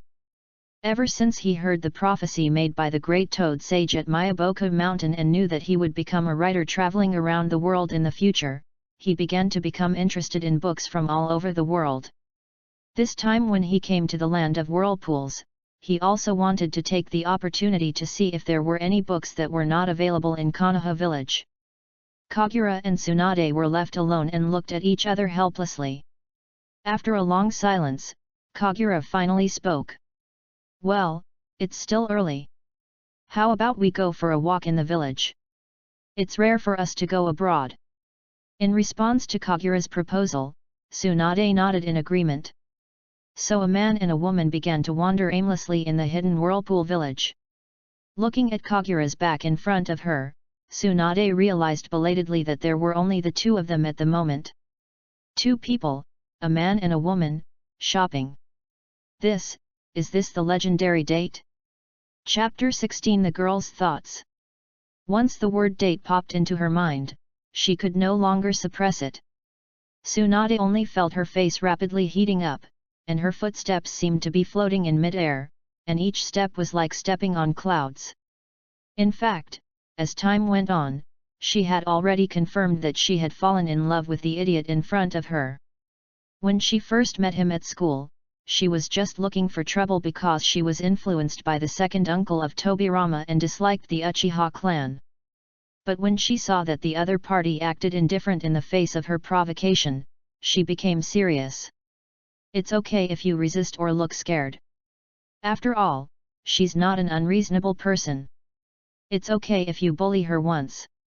But you ignored me? Then I have to make you face up to my existence.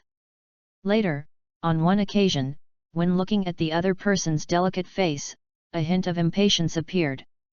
No, what do you mean? Shouldn't I feel angry? Are you impatient because you think I'm childish? Then, as the provocateur, she became angry, and for some unknown reason, she punched Kagura. But she only felt her vision flipped, and when she regained consciousness, she found herself knocked to the ground. Orochimaru and Jiraiya also fell beside him. At that moment, she was really confused. Who is she? Princess Tsunade, the famous lady in Konoha village. Even the legendary god-like existence, Hashirama Senju, was someone I often urinated on when I was a child. How dare you, a kid, hit yourself? Moreover, as a descendant of the Senju clan, he is also regarded as a genius among this year's freshmen. However, he was killed instantly by an unknown Uchiha boy. The proud girl did not tell her family about this incident after returning home, but it also aroused her desire to challenge Kagura. But after that time, Kagura seemed to have completely given up some kind of bottom line. From then on, whenever I verbally provoked him, he would beat me up without hesitation. Even Orochimaru, who stood aside and said nothing, did not escape. In this way, they studied in school for 3 years and were entangled with each other for 3 years. Fortunately, maybe because of the friendship they formed during the fight, or maybe because he grew up, Kagura realized that hitting girls was not appropriate, Gradually, they fought less and less, and instead developed a strange relationship of friends. Then they graduated, and I lost the graduation exam again, and that guy got first place again. After learning about the class division, I thought my fate with that guy was over. That was why she had been so insistent on asking Kagura to celebrate with them that time. But unexpectedly, they met again during the class placement assessment the next day. No one knew the joy that suddenly surged in her heart when she saw Kagura that day. It was at that moment that she realized that she might have fallen in love with that annoying guy. In the subsequent assessment, that person actually defeated Sarutobi-sensei. That's Sensei Sarutobi, who is about to become Hokage. Although the last move is a bit unsightly. Later, when Sensei Sarutobi was away, he gradually became the leader of the team without realizing it. Even she didn't realize that she, who had been strong all her life, had accepted that guy's leadership position without any resistance. Then a few days ago, when she was on a mission and saw Kagura reaping the lives of enemies like the god of death, she was completely defeated. This man looks so handsome even from behind. Noticing something strange about Tsunade behind her, Kagura turned around to look over. 19. When he saw Tsunade's red face, he instantly understood what was going on. What a joke, he's not really an 8-year-old boy who would yell that he doesn't want to play with girls. Although he was just a otaku in his previous life, as the saying goes, you have never seen a pig run, but you have never eaten pork. As an adult who is actually in his 30s, he can see through the little girl's mind at a glance. If you want to know how he feels about Tsunade, it's actually quite good.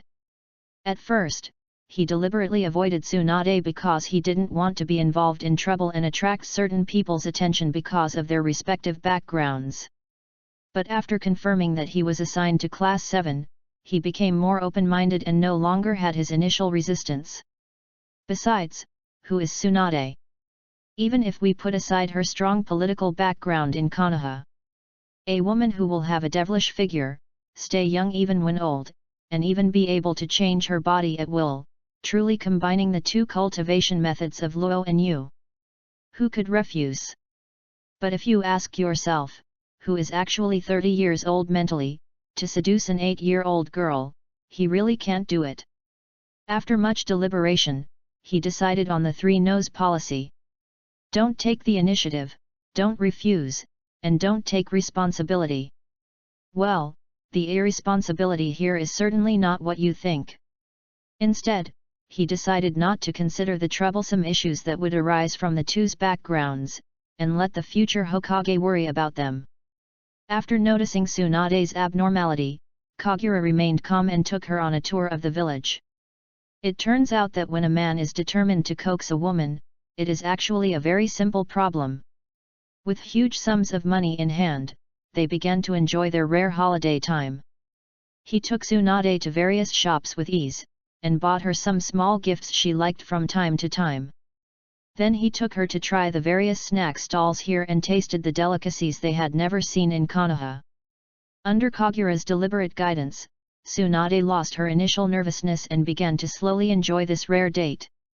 Haha, it's just taking a woman shopping. Who hasn't trained with their mother when they were a child? At this time, they were walking on the street with dorayaki in one hand and an unknown red bean glutinous rice dumpling in the other. Tsunade took a big bite of the dorayaki in her hand and said incoherently, "Woo! The dorayaki here is very different from the one in Konoha. It doesn't contain red beans, but some candied petals. Although it is unique, I still prefer the red bean-filled dorayaki."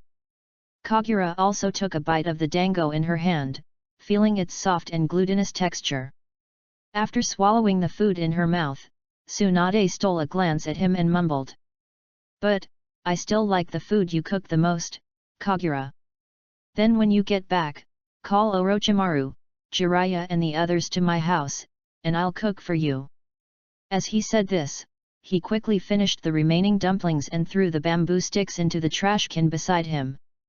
Tsunade's face lit up with joy, and then she muttered in a voice that only she could hear with some pain, "But, I want you to cook for me alone.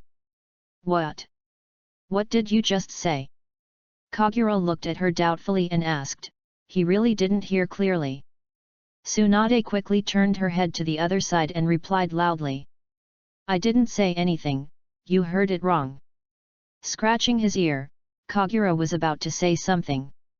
At this time, two girls passed by them one after the other. The girl behind them was shouting. Hey! Fuzu! Wait for me! When she heard the name, Kagura stopped in her tracks. Seeing Kagura stopped where he was, Tsunade looked at him in confusion and said. What happened? At this time, Kagura finally found the owner of that name from his memory. He quickly turned around and looked at the girl walking in front of him. The girl seemed to be 1 or 2 years older than them and was wearing the most common female clothing here. However, what attracted his attention the most was the fiery red hair that represented the characteristics of the Uzumaki clan. It's her! With a flash of his eyes, Kagura quickly turned around and chased after him. Fortunately, the other party was not moving very fast. After taking a few quick steps, he caught up with the girl. He quickly called out to the other party. Excuse me, is your name Uzumaki Fuzu? Hearing her name, the girl stopped and turned to look at Kagura. But after seeing Kagura's appearance, she didn't remember ever knowing such a person. She asked doubtfully. I am. Are you? After hearing the girl in front of her admit it, Kagura showed a happy smile on her face. Chapter 17 No, he is sick. Yes, I am Uzumaki Fuzu. Are you? Kagura felt delighted when she heard the girl in front of her admit it. Sure enough, she is that person. At this time, Tsunade finally caught up from behind. Kagura, what's wrong with you? She glanced at the two girls in front of her with confusion, then looked at Kagura and asked. Seeing Tsunade's appearance, Fuzu couldn't help but frown. Looking at the two strangers in front of her who were obviously not from the Whirlpool country, she instinctively became alert. Due to the special nature of the Uzumaki clan, many members of the village have been abducted from outsiders recently. Especially women with stronger abilities are the primary targets of those people. At this moment, Kagura, who looked excited, seemed not to notice the vigilance on her face and said. Hello, Miss Fuzu. We are ninjas from Konoha, and this time we came to the land of whirlpools on a mission. When Fuzu heard Kagura say that she was from Konoha, she secretly breathed a sigh of relief, and the previous vigilance was no longer in her eyes. As an ally of the Fuzu clan for generations, it can be said that Konoha is the person she trusts the most besides her own clan members. After introducing himself, Kagura seemed to be in a state of hesitation, but then he spoke again as if he had made a decision. Ms. Fuzu, please remember what I'm going to say next. If you encounter any difficulties or desperate situations in the future, please come to Konoha and ask for help. Whether it's you or your children, I, or we in Konoha will do our best to protect you. Please remember what I said today and believe us. Fuzu, Tsunade, degree. The best friend standing next to Fuzu was looking back and forth at the two of them with excitement on her face. Hehe, is this a confession? Tsunade behind him was initially stunned, but quickly turned angry. She gritted her teeth and threw the unfinished dorayaki on the ground, and cried to Kagura with a tearful voice. Kagura! You scumbag! I misjudged you! After saying that, she ran out without looking back. Only then did Kagura realize that what she had just said was ambiguous, and she looked at Tsunade running away in panic. He quickly bowed to Fuzang and said. Ms. Fuzu, please remember what I just said. 20. After saying that, he followed Tsunade's figure and chased after her. Watching the two figures gradually walking away, Fuzu felt as if he had had an unreal dream. It was not until her best friend touched her with her hand that she woke up from the dream. Her best friend looked at her with gossip on her face and asked curiously. Fusang, where do you know that boy? Or from Konoha? Come to think of it, that boy looks quite handsome. Well, he's just a little young, and seems to be quite bad and a little stupid. You want to have two relationships at once, but you don't know how to hide yourself. Hearing this, she looked at her best friend in horror and quickly shook her head to deny it. What are you talking about? I didn't know the boy at all, and this was the first time I saw him. After she finished speaking, she tried hard to recall what Kagura had just said to her, and belatedly said to herself. No, he must be sick. Kagura chased Tsunade all the way and finally returned to their inn. Yes, the land of whirlpools, which had already known that Sarutobi Hiruzen would visit, had already arranged a hotel for everyone to rest. The two of them had first come to the hotel to drop off everyone's luggage before going out to play. Standing in front of Tsunade's room, Kagura explained helplessly. Tsunade, listen to me, it's not what you think. I am not confessing, but for another reason. Tsunade's muffled voice came from the room. Then explain why. Forward. Kagura opened her mouth but didn't know what to say. There was indeed a reason why he stopped the girl just now. The name Fuzu may be unfamiliar to everyone, but all viewers must know her son, Nagato. That's right, it's the one with the Rinnegan who founded the Akatsuki organization. Later, he killed Jiraiya and destroyed the entire Konoha village, Nagato, by himself. And his mother is Uzumaki Fuzu. In the original plot, because the Whirlpool country was destroyed, Uzumaki Fuzu and his family wandered to the Rain country. Later, during the Second Ninja War, she and her husband were accidentally killed by Konoha ninjas who came to search for food, leaving behind Nagato as an orphan. Later, due to a series of changes, Nagato gradually became an important enemy in Naruto's growth path. It was precisely because she was familiar with this series of plots that Kagura had such a big reaction when she realized who Fuzu was. Although now he still subconsciously believes that saving the world is the mission of Naruto and Sasuke. But if given the chance, he wouldn't mind using his familiarity with the plot to change some things and reduce the occurrence of tragedies. As for Fuzu, if she could have sought the protection of Konoha instead of wandering to the land of rain, then he believed that Nagato's future would be completely different. But the biggest problem now is that he can't explain it to Tsunade. Did he say that he was from the future and was trying to change that girl's life? Oh, he himself doesn't believe it. After a long silence, Tsunade finally shouted angrily. You have nothing to say. Go. Get out of here. Hey. With a helpless sigh, Kagura could only leave silently. Hearing the footsteps going away outside the door, Tsunade buried her head in the quilt sadly and murmured. Kagura, you idiot.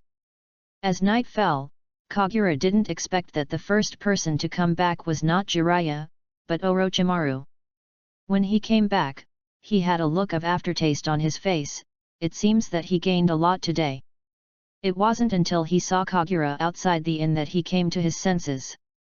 Looking at Kagura, who was alone, he seemed to realize something and said. Are you arguing with Tsunade again? Kagura nodded helplessly.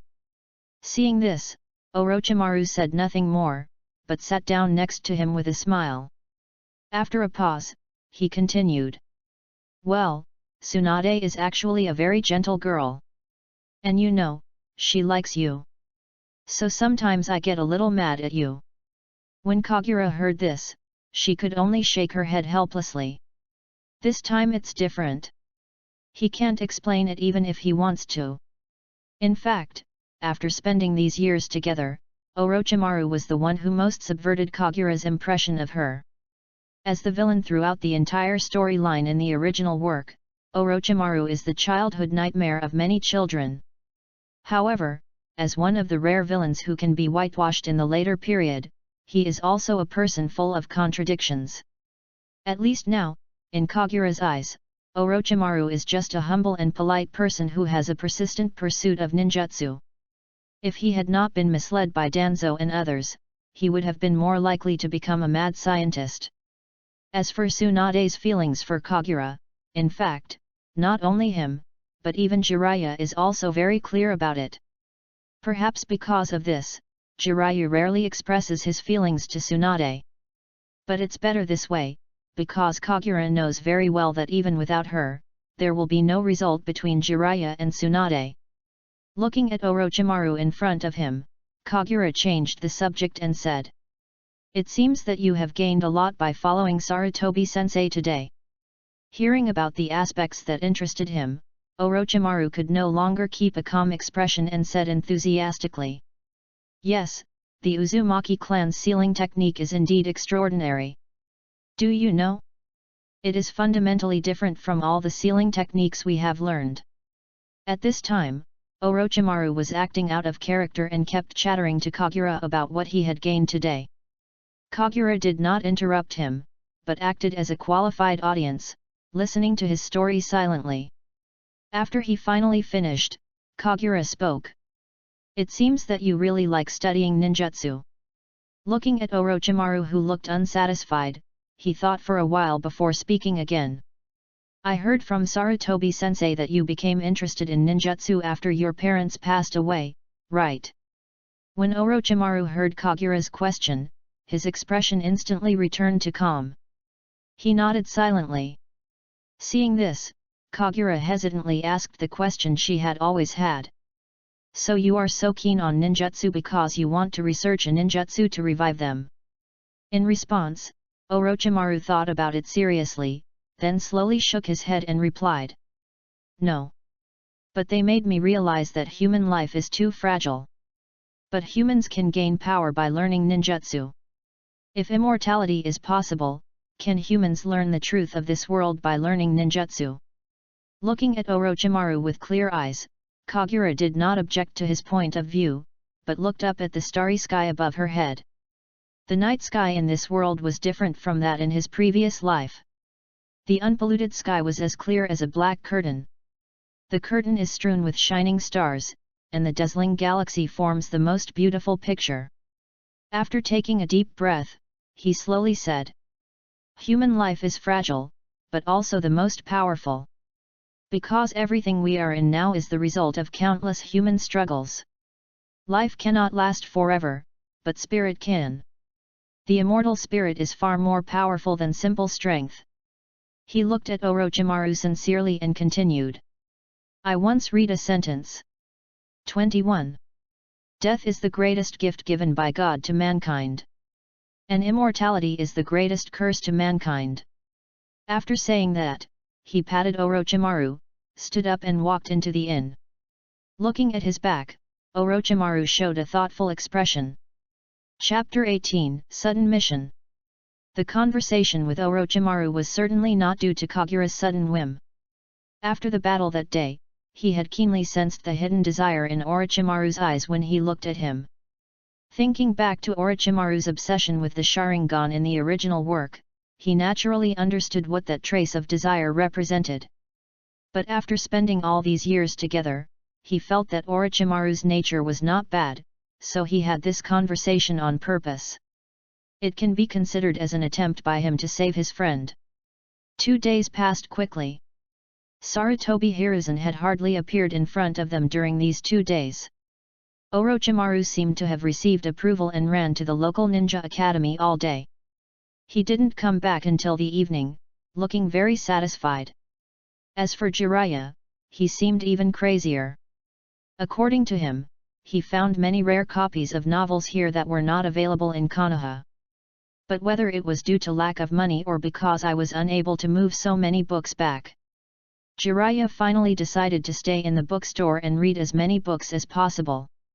From then on, he was trapped in the bookstore almost the entire day, and didn't even come back to the hotel at night. Kagura, who was left behind, could only face the angry Tsunade alone in embarrassment. Although he tried to buy gifts or chat to calm her anger, it obviously didn't have much effect. Today, Class 7 gathered again at the dock. There was a large basket of packed books behind Jiraiya, and Orochimaru was holding a scroll and writing something on it from time to time. Only Tsunade turned her head and looked aside, standing far away from Kagura. Looking at Tsunade, who was obviously in a bad mood, Sarutobi Hiruzen was a little confused, but he just thought that Tsunade was being childish and ignored her. After returning to the mainland by boat, everyone began to head towards Konoha village.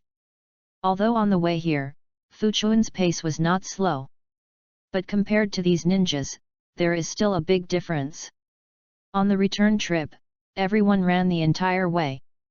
In the forest, several dark shadows kept flashing back and forth among the tall trees. The journey originally took them 3 days, but this time they reached the outskirts of Konoha village in just 1 day. He estimated the remaining distance in his mind and looked up at the scorching sun hanging above his head. Sarutobi Hiruzen raised his right hand, signaling the team to stop. As several black shadows flashed by, 4 figures suddenly appeared behind him. Sarutobi Hiruzen spoke. "It's about 2 hours from here to the village. Let's find a shady place and eat something before we set off." After everyone nodded, they landed directly on the ground and began to rest on the spot. After rummaging around in her backpack, Kagura took out a piece of pastry. "This is the pastry I bought in the land of whirlpools 2 days ago. It is a rare pastry made of honey, rice cake, and red beans. While maintaining a good taste, it also has the characteristics of being able to be preserved for a long time." So before leaving, Kagura specially bought a few pieces to use as dry food on the road. Looking at the last piece of cake in her hand, Kagura thought for a moment, handed it to Tsunade opposite her and said, "This is delicious, do you want to try it?" "Humph." Hearing this, Tsunade turned her head and replied angrily, "Who wants to eat your food? You should save it for your little sister in the whirlpool country. This little pepper. Do you need to be angry for so long?" Kagura thought helplessly in her heart.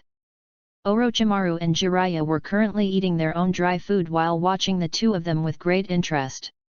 An expression of eating melon. As for Sarutobi Hiruzen, he has become accustomed to this situation in the past 2 days. "Apart from sighing about how great youth is, I didn't have many thoughts." Seeing this, Kagura had no choice but to eat the cake silently. After drinking some water, he leaned against the tree trunk, half closed his eyes and took a rest. Suddenly, the voice of the system rang in his mind. Ding! Trigger an emergency mission. Mission Option 1, successfully escape from the Golden Horn. Mission Reward, you can randomly draw a ninjutsu and learn it. The ninjutsu level must be A level or above. Mission Option 2, successfully kill Golden Horn. Mission Reward, you can randomly draw a ninjutsu and learn it. The ninjutsu level must be S level or above. You can only complete one of the 2 mission options and they cannot be repeated. After hearing the mission information clearly in her mind, Kagura stood up immediately in shock. Who is Jinjiao? He is a legendary figure who influenced the development of the entire ninja world. Especially as a ninja of Konoha village, even students in the Ninja Academy have heard of this name. In the late stage of the First Ninja War, which was not long ago, the Hidden Cloud village began to split into the pro-war faction and the peace faction. Among them, the peace faction led by the second generation Raikage decided to cease fire and form an alliance with Konoha village. At the alliance ceremony, it was the brothers Kinkaku and Ginkaku who led their subordinates in a sudden coup, killing the second Raikage on the spot and injuring the second Hokage, Senju Tobirama. The Konoha forces took advantage of the chaos to flee the scene, but were pursued by an elite force led by the brothers Kinkaku and Ginkaku. The second Hokage, Senju Tobirama, tested everyone's overall view and ability to act at the critical moment, and then went alone to lure away the enemy and cover the team's retreat. Unfortunately, facing a large number of opponents, Senju Tobirama was eventually defeated. The seriously injured Senju Tobirama died shortly afterwards. In that battle, the 20 elite troops led by Jinjiao and Yinjiao were completely wiped out. The two brothers also suffered great injuries in that battle, but they did not die. Later, Ai, the disciple of the second Raikage, died at the hands of Kinkaku and Ginkaku. After taking office as the third Raikage, he was determined to avenge his master and was determined to carry the heads of the two brothers to his master's funeral. Kinkaku and Ginkaku, who had been seriously injured in the previous battle with Senju Tobirama, were ultimately unable to withstand the pursuit of the one known as the strongest spear, and thus came to an end their legendary lives. The information of the two brothers flashed quickly in his mind, and Kagura's face quickly turned pale. Although no one knows what kind of accident happened, Kinkaku, who was supposed to have died at the hands of the third Raikage, actually appeared on the outskirts of Konoha village. But this is not the time to delve into this matter. Kagura is currently trying hard to think about the possibility of escape. It's not that he has no confidence in Sarutobi Hiruzen beside him, but the strength of this enemy is too beyond his ability. As one of the two rays of light in the clouds revered together with Silver Horn, Golden Horn is far more powerful than what is revealed in the animation plot.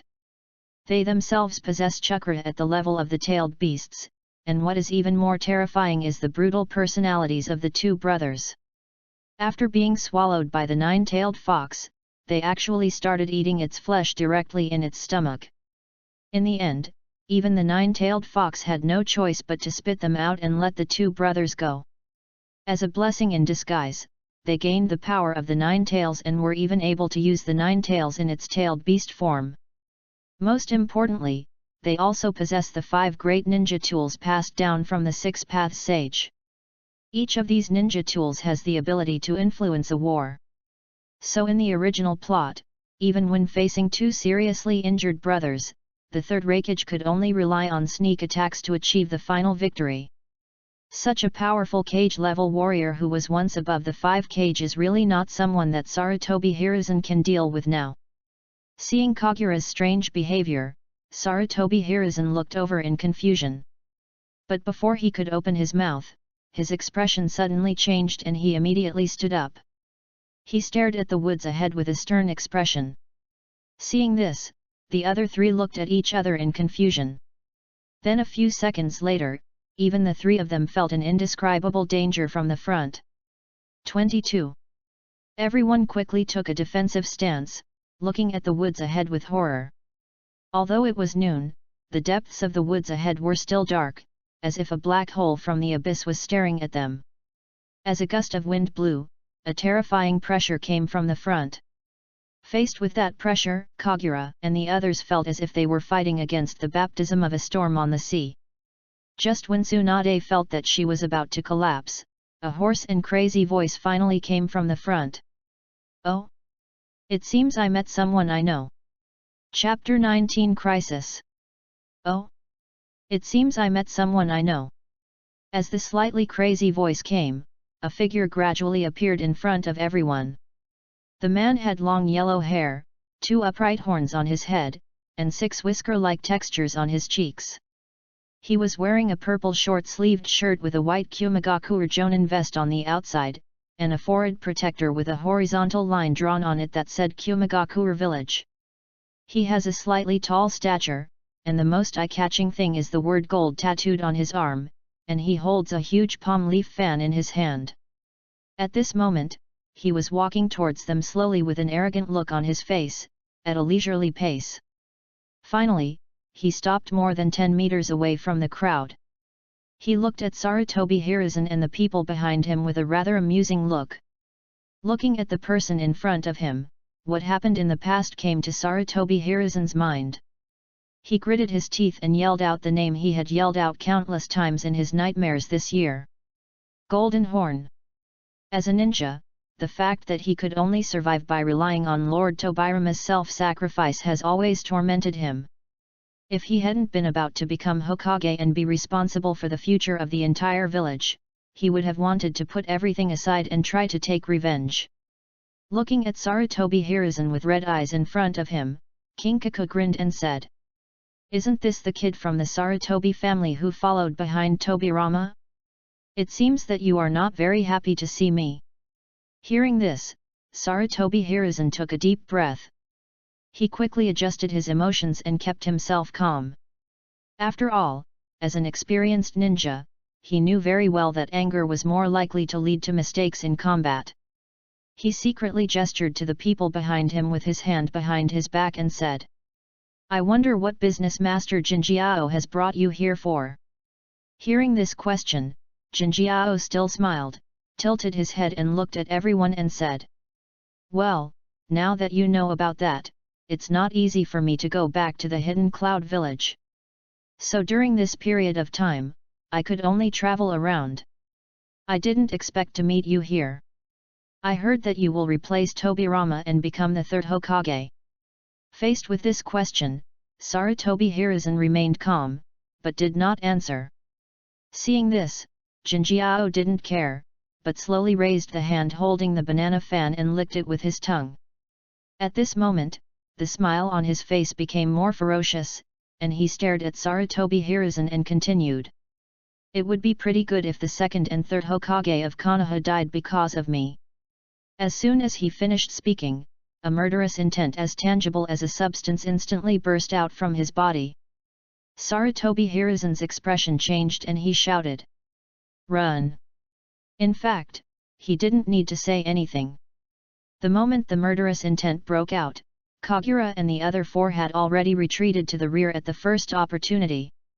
This did not mean that they wanted to abandon their teacher, but before that, Sarutobi Hiruzen secretly made a gesture to everyone, which meant to escape. And they also knew very well that they were facing this kind of battle between shadow-level figures. Not to mention them, even if the Anbu were here, they would not be able to intervene at this moment. If I could leave here quickly, it would be more helpful to Sarutobi Hiruzen. The scene around him was rapidly receding, and at this moment Kagura was madly fleeing from the battlefield at his fastest speed. But before he ran far, a voice as if from a nightmare rang in his ears. "Little devils, did I give you permission to leave?" Along with the voice, the face of Jinjiao appeared. Seeing that familiar face, Kagura was shocked. Fortunately, he activated the Sharingan before Kinkaku appeared. At this moment, facing the enemy who flashed in front of her, Kagura launched Kota Amatsukami without hesitation. "Okay." A doubtful voice came out of Jinjiao's mouth. He was unable to control his body at this moment. "Chance." Seeing the fleeting flaw, Kagura waved her hands forward and threw several shuriken at the enemy in front of her. But in this short period of time, Jinjiao has regained control of his body.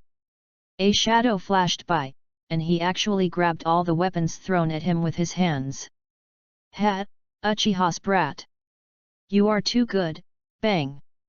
Before Jinjiao could finish his words, several shurikens he was holding exploded at the same time. The detonating tag that Kagura had pasted in advance took effect at this moment. However, before Kagura could smile, he found that the golden horn in front of him had disappeared.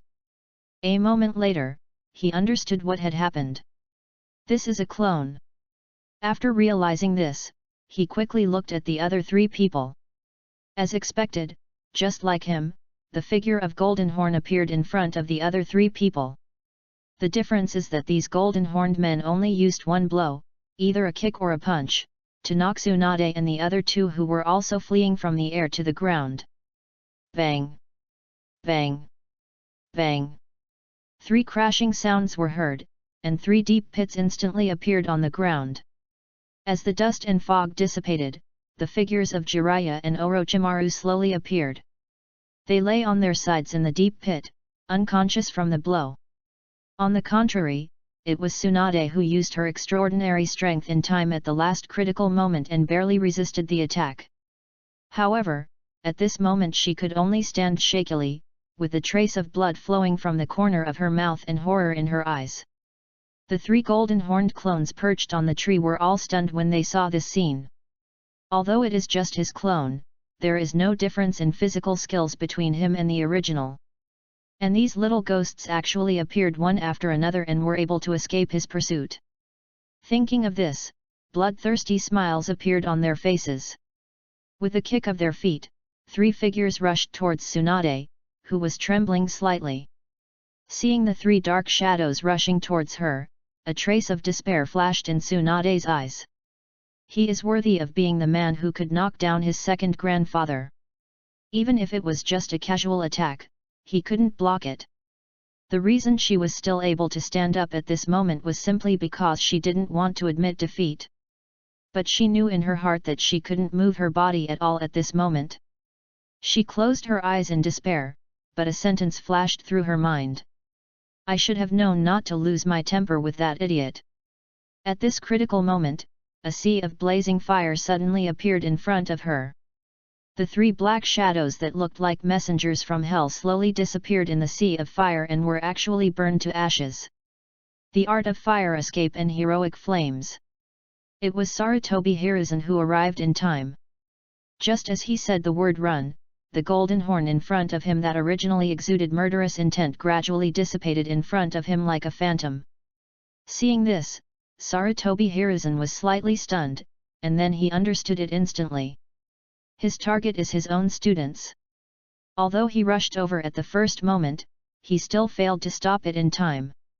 Fortunately, he finally arrived at Tsunade's most urgent moment. But before he could breathe a sigh of relief, a black shadow rushed out again from behind Tsunade. Another golden horn. At this moment, he was swooping down towards Tsunade, laughing and saying, "If I'm not mistaken, this is a brat from Tobirama's clan. Come, let me take her to visit Tobirama." 23. Sarutobi Hiruzen's heart tightened and he rushed towards Tsunade. However, compared to the hidden cloud village, which is better at practicing physical skills, Sarutobi Hiruzen's speed is far inferior to Kinkaku. What's more, Kinkaku is closer to Tsunade. As Sarutobi Hiruzen looked desperate, Kinkaku had already rushed to Tsunade. He raised his right hand with a grim smile, and the powerful punch even caused a gust of wind to whistle when it landed. Tsunade, unable to move, could only watch the fist grow bigger and bigger. However, right now, a familiar figure suddenly appeared in front of her. Chapter 20 Shadow Level Battle. Looking at the familiar background in front of her, Tsunade's eyes were wet with tears for some reason. The person who came was Kagura, who had been rushing towards this side. After knocking down the clone in front of him, he instantly realized Jinjiao's purpose and rushed towards the three people at the first opportunity. However, even Sarutobi Hiruzen could not catch up in the first time, so how could his speed be faster than Sarutobi? So he saw the three people being shot down to the ground like cannonballs, and even when the three clones rushed towards Tsunade, he could only watch helplessly. Fortunately, Sarutobi Hiruzen's ninjutsu saved Tsunade, and he finally came to Tsunade at the last moment. A ray of electric light was wrapped around Jinjiao's raised right hand, and it was obvious that he had used some kind of lightning-style ninjutsu to strengthen his body. Seeing Uchiha Kagura suddenly appearing in front of him, the grim smile on Jinjiao's face became even more intense, and he continued to swing his fist without any hesitation. The huge fist was like a god descending from heaven, carrying with it flashes of lightning and sounds of breaking through the air as it rushed towards the two men fiercely. Looking at the thunder-like attack in front of her, Kagura gritted her teeth and gathered all the chakra in her body into her right hand. He threw a straight punch in the direction where the blow was coming from with an indomitable momentum. It is the super strength learned from Tsunade. Tsunade's extraordinary strength is not strictly speaking a ninjutsu. She simply used the flow and application of her own chakra, combined with her natural strength, to create that strange power effect. Kagura, who possesses the Sharingan, naturally learned this move easily. Under Sarutobi Hiruzen's astonished gaze, the two fists, one big and one small, finally collided with each other. At the moment of collision, the field suddenly became quiet.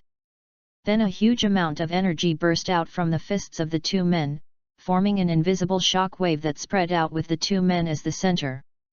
However, the gap in strength between the two is too big. After only a second of stalemate, Kagura's expression suddenly changed, and he crashed into Tsunade behind him like a cannonball. The huge impact caused the two men to knock down trees dozens of meters along the way in a straight line, and they finally stopped after hitting a hard boulder. A huge gap was smashed into the boulder, and the figures of the two people finally emerged. Tsunade behind him had fainted on the ground, but fortunately, judging from her still heaving chest, she was still alive. Compared to Tsunade, Kagura's condition seemed a little bad. His right hand was turned outward at an unnatural angle, apparently broken. With a trace of blood flowing from the corner of his mouth, he fell to the ground on one knee weakly. Although it seemed like he was defeated miserably, he still managed to take the fatal blow from Jinjiao. Seeing that the Uchiha brat actually took his attack again, Jinjiao was not angry but laughed wildly. However, before he could take the next step, Sarutobi Hiruzen finally rushed in front of him. There was a flash of cold light in his eyes, and he just completed a hand seal with his hand. The ground shook, and suddenly an earth dragon appeared in front of him and rushed towards Jinjiao. However, this was not the end. When the earth dragon attacked, Sarutobi Hiruzen puffed up his cheeks and spit out a stream of flame. The flames enveloped the earth dragon, creating a fire-breathing earth dragon. It was the compound ninjutsu, earth dragon flame style. However, in the face of such an attack, Jinjiao still stood there motionless with a grim smile on his face. The earth dragon came with flames and engulfed Jinjiao's body. But after successfully attacking, Sarutobi Hiruzen did not show any excitement on his face, but became more solemn instead. This is actually a clone. Just as this thought flashed through his mind, Jinjiao's hoarse voice came again from above and behind. Hiruzen boy, you are still not cautious enough.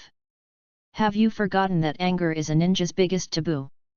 I saw that the real Golden Horn had already jumped into the air. The veins on his right hand holding the palm leaf fan bulged, and he swung it hard at Sarutobi Hiruzen's back. 5 energy balls of different colors appeared from the tip of the banana fan. After a brief pause, these light balls turned into 5 giant dragons and roared towards Sarutobi Hiruzen. Oh! With a loud bang, a huge explosion occurred where Sarutobi Hiruzen was originally standing. The violent explosion directly evaporated the trees within a radius of 100 meters. The aftermath of the explosion formed a strong wind in the forest, whistling through the entire forest. Orochimaru and others who were originally lying on the ground were also blown away by the explosion. Slowly falling from the air, Kinkaku stared at the direction where Sarutobi Hiruzen had originally stood. The dust and fog slowly dissipated, revealing a semicircular earth wall surrounded by trees. However, most of this earth wall has been damaged. Looking through the wreckage, one can see a cage made up of dozens of ruyi sticks. The person in the cage was Sarutobi Hiruzen. Before the 5 attacks came, he instantly used Earth Escape and the diamond prison wall formed by the summoned Monkey King and Ape Demon to resist this wave of attacks.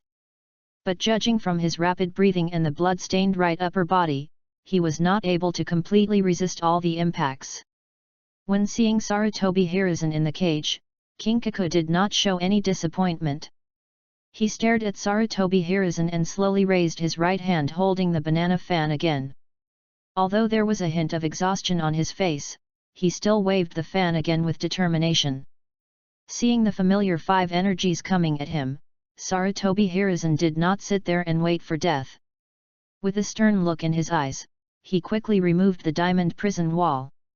Bang bang bang bang bang! He quickly formed hand seals, and as 4 voices rang out, 4 shadow clones appeared around him. As expected, he is the man called Professor of Ninjutsu. The 5 Sarutobi Hiruzen each made a different hand seal and used ninjutsu of 5 different attributes, fire, thunder, water, earth, and wind to attack forward at the same time. 5 styles, Great Link. Oh! A loud bang sounded again, and a destructive explosion even stronger than before rose on the battlefield. As if it had encountered a horrific natural disaster, large tracts of dense forest were razed to the ground in an instant. Several kilometers away from the battlefield, he endured the severe pain and put down the last Jiraiya in his hand. Kagura sat on the ground exhausted. Tsunade, Orochimaru, and Jiraiya were lying neatly in front of him. As the only person who was still conscious, he quickly hugged Tsunade and ran away from the battlefield before the first wave of explosions. After settling Tsunade, he went back to find Orochimaru and Jiraiya not far away, and brought them to a mountainside far away from the battlefield. In fact, when the system presented a two-choice task, he could infer Jinjiao's strength. After all, if killing the Golden Horn was not too difficult, the system would not have given you an alternative task to choose from. It was only when she personally heard the continuous explosions coming from the distance and looked at the raised forests that Kagura deeply realized the power of a cage-level warrior. Looking at the two people in the distance who were only the size of black dots but constantly causing huge explosions, Kagura fell into thought. First of all, Sarutobi Hiruzen cannot die. At least I can't die here. With the current structure of Konoha village, if Sarutobi Hiruzen is really dead, then the only person who can become the third Hokage is Danzo. If Danzo became the Hokage, then he would probably have no choice but to defect from Konoha. But that's not right. According to the original plot, Sarutobi Hiruzen could not have died during this period. After all, why did the Golden Horn appear here? Shouldn't he and Ginkaku be defeated and killed by the third Raikage at this time? Could it be that it was because of my own time travel that caused the butterfly effect? Speaking of which, where did Silverhorn go? Suddenly, Kagura felt as if she had grasped the point. After thinking carefully about the entire process of meeting Jinjiao, an idea came to his mind. Could it be that this is really the case? Just as he was muttering to himself, the battle not far away suddenly changed. 24. A chakra that frightened Kagura appeared in the battle. He looked up quickly and vaguely saw an orange-red figure with several tails waving and roaring. This is... Kagura's eyes narrowed, and she already had a guess in her mind. Being familiar with the plot, he naturally knew that this was the nine-tailed fox's tailed beast coat state. Seeing that Ginkaku actually changed into this state to fight, Sarutobi Hiruzen, who was already at a disadvantage, might be in danger. Chapter 21 Lord Jinjiao, there is something wrong with you. At this moment, Sarutobi Hiruzen felt that he was about to die. He had seen Ginkaku's strength before when he followed Lord Tobirama to the hidden cloud village. It was the brothers Ginkaku and Ginkaku who launched a coup in front of them and killed the second Raikage. However, he did not expect that Jinjiao had not yet shown his strongest side at that time. Later, in order to protect them, Senju Tobirama went to fight Ginkaku and Ginkaku alone, and he did not see the process of the battle.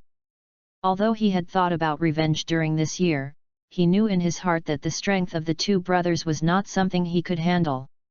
After actually fighting today, he realized that he had underestimated Jinjiao's strength.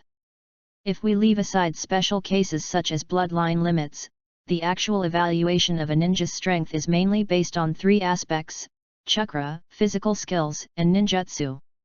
If we compare Sarutobi Hiruzen and Ginkaku, except for ninjutsu, Sarutobi Hiruzen is far weaker than Ginkaku in the other two aspects. However, Jinjiao has in his hand a ninja tool left by the Six-Path Sage, the banana fan.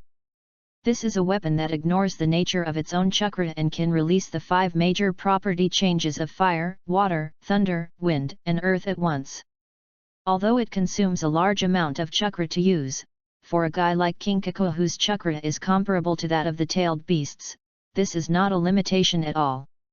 Because of this weapon, Sarutobi Hiruzen's only advantage in ninjutsu was eliminated.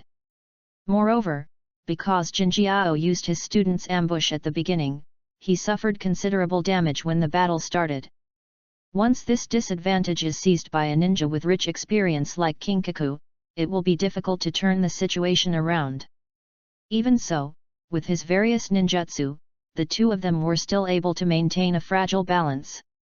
But this balance was instantly broken shortly after the battle when Ginkaku chose to transform into the nine-tailed fox's tailed beast outer form. Looking at the red monster with 6 tails swaying in front of him, which looked like a little nine-tailed beast, Sarutobi Hiruzen felt an unusually evil chakra. The golden horn in front of him seemed to have lost his mind, and he kept muttering, "Die! You all go to hell!" With the last roar of the word death, he suddenly turned into a red light and rushed towards Sarutobi Hiruzen. Although he was prepared, the opponent's speed increased far beyond his expectations. Boom! The sound of flesh colliding was heard, and Sarutobi Hiruzen turned into a black shadow and was knocked away. The dust and fog dissipated, and Sarutobi Hiruzen barely stood up from the wreckage. But the red light flashed again, and Sarutobi Hiruzen, who had just stood up, was knocked away again. As the sounds of collision rang out one after another, Sarutobi Hiruzen was like a ball being hit away continuously. But as a shadow-level warrior, he is not completely powerless to resist. After gradually adapting to the opponent's speed, he was able to block the subsequent attacks with the Ruyi Vajra stick transformed by the Monkey King and the Ape Demon. Although he was still being knocked away continuously, the damage he actually received was not that great. Boom! With the last collision, Sarutobi Hiruzen finally stood firm on the ground after breaking a huge tree. Although his hands were firmly grasping the Vajra rod at this time, his slightly trembling arms showed his fatigue. With a swish, the golden horn transformed into a tailed beast appeared on the tree in front of him. On the face that had turned into a black shadow were two white eyes without pupils. He looked down at the tiny human on the ground with his emotionless eyes and slowly opened his mouth. The 6 tails behind it stood upright and forward, surrounding the front. A huge amount of chakra slowly gathered, and a black ball of light slowly appeared in front of the mouth. The moment he saw the black light ball, a trace of fear flashed in Sarutobi Hiruzen's eyes. "This is tailed beast Jade." Without any hesitation, he quickly formed seals, and a water dragon with lightning suddenly appeared in front of him. This is a kind of ninjutsu that combines water-style ninjutsu and lightning-style ninjutsu to create electrified water dragon bullets to attack the enemy. Thunder and Water Dragon Bomb. As if it was an agreement, after a brief silence, the two of them simultaneously launched their long-accumulated attacks towards each other. The two attacks, one black and one blue, met in midair and then reached a stalemate. However, this stalemate lasted less than a few seconds. As the black-tailed beast ball became larger and larger, the blue side was slowly retreating. As the tailed beast ball grew to its maximum size, it instantly swallowed up the Thunder Water Dragon bullet and flew towards Sarutobi Hiruzen. A black light flashed, and with the golden horn as the starting point, a straight line 100 meters long ran through the entire forest. At the end of the straight line, Sarutobi Hiruzen was lying on the ground, obviously unconscious. Seeing the fallen enemy, Kinkaku finally dispelled the state of the tailed beast coat. He jumped down from the tree, staggered, and swayed for a while before finally standing firm. At this moment, he no longer had the arrogance he had when he first appeared, and was looking at Sarutobi Hiruzen in the distance with a slight breath. Obviously, he didn't win this battle as easily as he had imagined. He said unwillingly, "Damn it, if it weren't for those two guys Tobirama and AI." Then he took several deep breaths and finally calmed himself down. He walked slowly forward, ready to take care of the third Hokage himself. At this time, a slightly childish voice sounded beside him. "Really? Master Jinjiao, your condition doesn't seem as good as I thought." Hearing this, Jinjiao stopped and turned to look over. What came into view was the Uchiha brat who had resisted his attacks twice before. Uchiha Kagura. After seeing Kinkaku transform into a tailed beast from a distance, he hesitated for a moment, but still decided to come over. In order to ensure safety, he stayed several kilometers away from the battlefield. So even if he used all his strength, when he arrived at the scene, Sarutobi Hiruzen had already fallen. However, when he saw Jinjiao's swaying figure as he got to the ground and the words he muttered to himself, he knew that his bet was right. There's something wrong with Jinjiao. Looking at the young man in front of him, Jinjiao narrowed his eyes and did not answer his question. Kagura ignored him and continued. I guess you must have suffered a lot of damage from the battle last year before Tobirama-sama's death. What's more, you are being chased by the third Raikage, who is known as the strongest spear. I don't think your body will ever be able to recover to its best condition. Hearing the words of the third Raikage, Kinkaku's eyes narrowed. Logically speaking, the matter of hunting down his brother, the second and third Raikage, should have been kept secret. He had no idea why this genin from Konoha knew about it. He finally answered frankly. Oh, what do you know? As for my strength, even your third Hokage has fallen, you don't deserve to know. Hearing this, Kagura laughed instead. He laughed loudly and said. You didn't deny it, did you? Then may I ask Lord Kinkaku, why is it that among the 5 props from the 6-path sage in your hand, I only see the palm leaf fan? Also, where is your younger brother, Lord Yinjiao? Could it be that? Having said that, he glanced at the legendary ninja in front of him with ill intent and continued. Has your brother's head been taken back by Lord Ai to be used as a memorial to the second Raikage? After hearing these words, Jinjiao, who was already violent by nature, finally couldn't suppress the anger in his heart. A flash of lightning passed by, and he appeared in front of Kagura. His right hand turned into a hand knife and cut fiercely into Kagura's chest. However, the imagined feeling of flesh and blood did not come from his hands, and the young man in front of him with a hateful smile slowly faded and disappeared. Is this an illusion? But before he could make any further move, hundreds of Kagura figures suddenly appeared around him.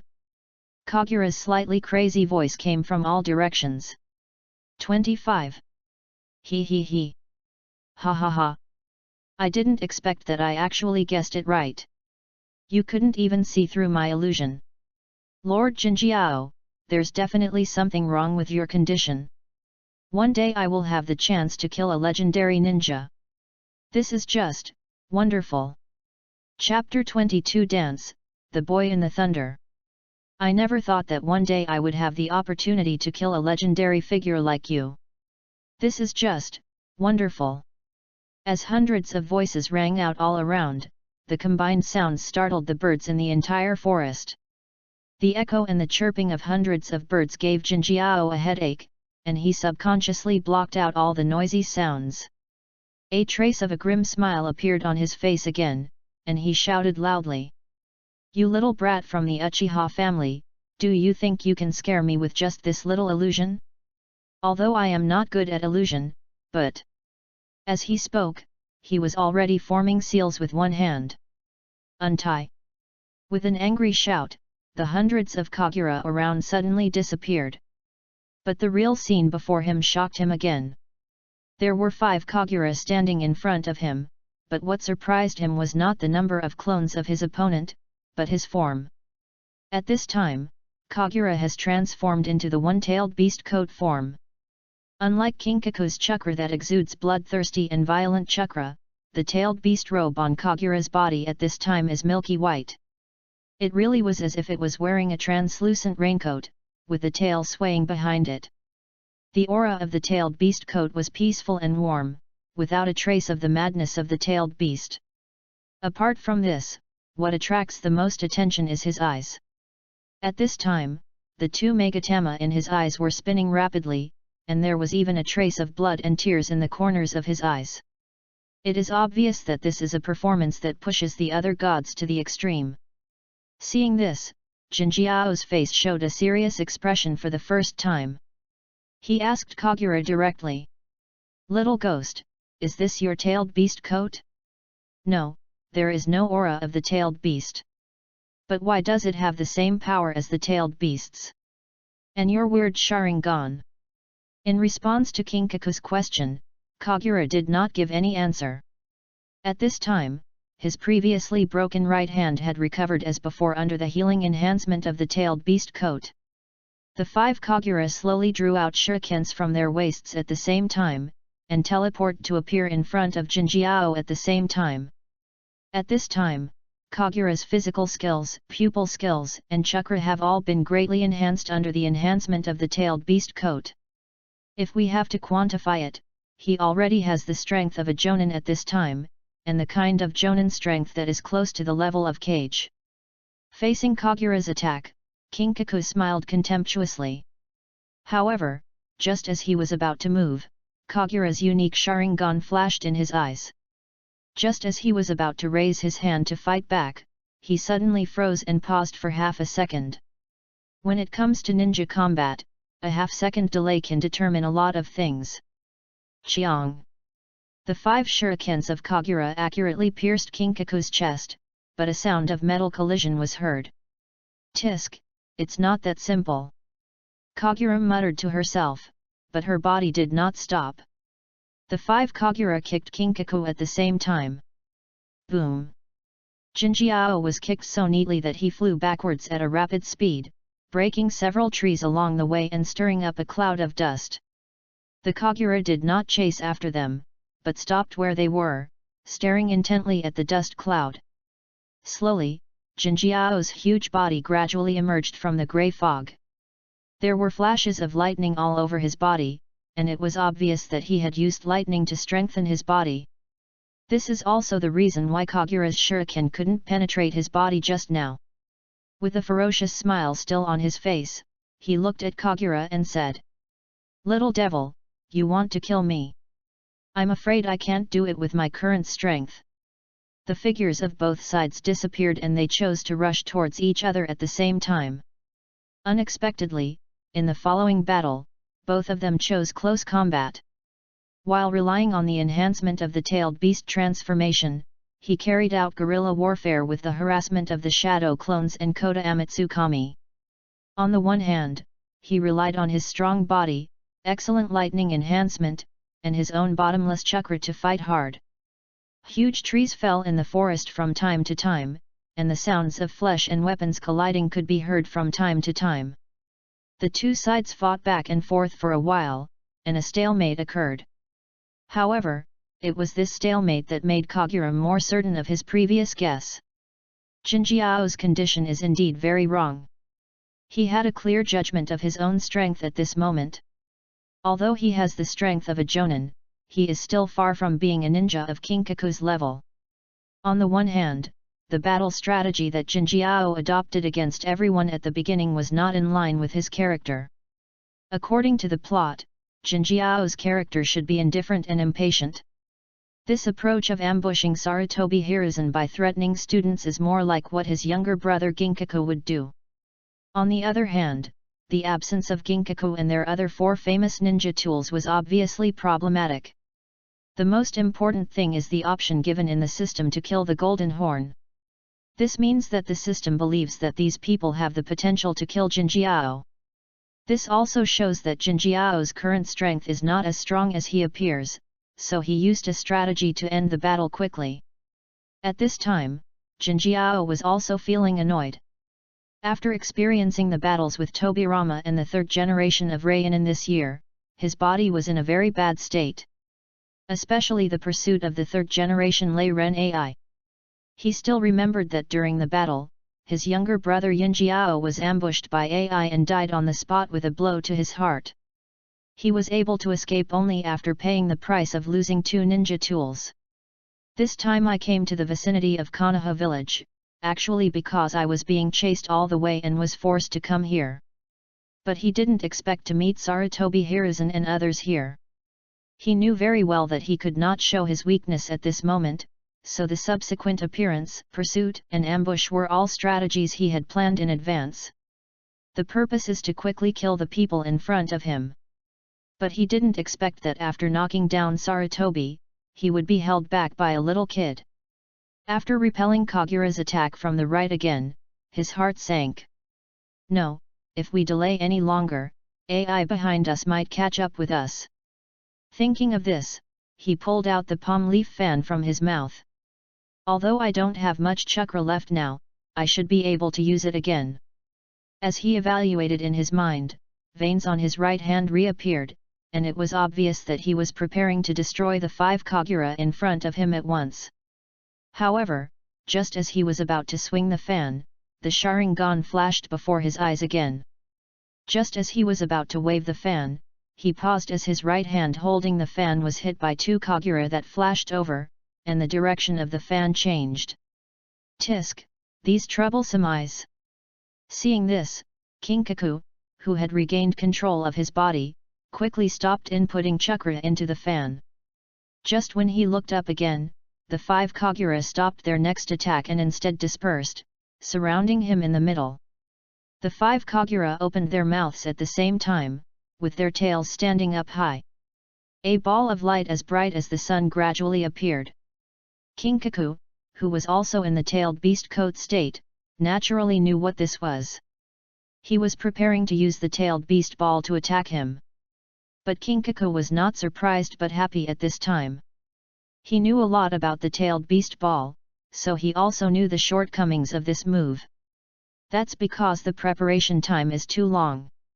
Without hesitation, he immediately rushed towards one of the kagura. The huge palm leaf fan had been put away at some point, and his right hand was raised into a knife shape, with a layer of lightning appearing on the outside of the knife, just like a real sword. When Kagura saw Kinkaku rushing towards him, there was no trace of panic on his face, but he immediately stopped gathering the tailed beast balls. 26. Then he did not retreat but instead moved forward, opened his arms towards the golden horn that was rushing towards him, and actually hugged him directly. Before Jinjiao could show a puzzled expression, the 4 kagura who were originally standing around him stopped what they were doing at the same time, rushed up and hugged his hands and feet respectively. The kagura who was holding his body looked up at him and finally smiled. You don't really think that an 8-year-old kid like me can send out 5-tailed beast balls at the same time? My real killer move was already prepared from the beginning. Hearing these words, Kinkaku's gaze passed through Kagura in front of him and looked towards the top of a hill in the distance. At this moment, there was a dazzling flash of lightning, accompanied by sounds like hundreds of birds singing. Has he just started preparing? No, judging from the momentum built up from the long-range attack, it must have been going on for some time. How come I didn't notice it before? As this thought flashed through his mind, Kinkaku looked at Kagura on his chest in surprise. Kagura smiled slightly and explained to him. Although my Kota Amatsukami cannot make any major changes to your will, I can still make you temporarily ignore the light and sound in the distance. After hearing these words, Jinjiao suddenly remembered the hundreds of kagura and hundreds of birds that appeared at the beginning. Yes, considering the scale of the previous battle between him and Sarutobi Hiruzen, how come there are so many birds in this forest? Before he could think further, the momentum of the lightning in the distance had reached its peak. Suddenly, the lightning turned into a bolt of lightning and rushed towards Jinjiao in a straight line. The lightning destroyed all obstacles in front of it with an unstoppable momentum. Jinjiao, who was secretly sighing that something was wrong, was trying hard to break free from Kagura's restraints, but the long battle finally had its after effects. The abundant chakra of the past was completely gone, and Jinjiao only felt an unfamiliar sense of powerlessness all over his body. It seemed like a long time had passed, yet it seemed like only a moment. The lightning finally arrived in front of Jinjiao. The one holding the lightning is none other than Kagura. His left hand was pressing down on his right hand, and in his right palm was a ball of light made up of lightning. Horrifying lightning continued to emanate from all around the light ball, and there was a sound like 1,000 birds chirping. It's the lightning release. Chidori. At this time, the right hand had passed through Jinjiao's heart and went out from his body from behind. Golden Horn, Fall. Chapter 23 Aftermath. Looking at the slender arm that was embedded in his chest, Jinjiao was filled with disbelief. As a ninja, he was never afraid of death. But he never thought that one day he would die at the hands of a genin.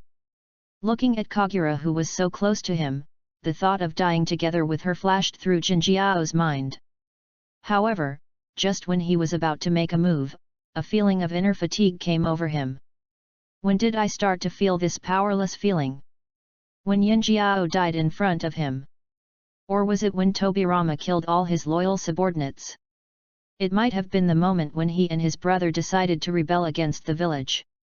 Looking at Kagura's young face, Jinjiao sighed intermittently. Maybe we are no longer fit for this era. This legendary figure from the cloud-hidden village left behind only these last words. As Jinjiao closed his eyes, his strong body finally fell backwards weakly.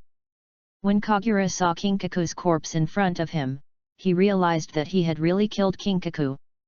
Her whole body relaxed, and Kagura sat down on the ground weakly, gasping for breath. Perhaps because she was unable to control the power of Chidori, or perhaps Kinkaku's body was harder than she imagined, Kagura's right hand was broken again. Kagura, who had already gotten out of the tailed beast coat, now felt that every bone in her body was groaning. Blood and tears were constantly flowing from his eyes, and his head seemed like it would explode at any moment. But all of this could not conceal his excitement at the moment. I really succeeded. Lying on the ground with her arms stretched out and her face up to the sky, Kagura laughed wildly. All these battles were carefully planned by him. The Chidori that was just used is the ninjutsu awarded as a reward for completing the B-rank mission this time.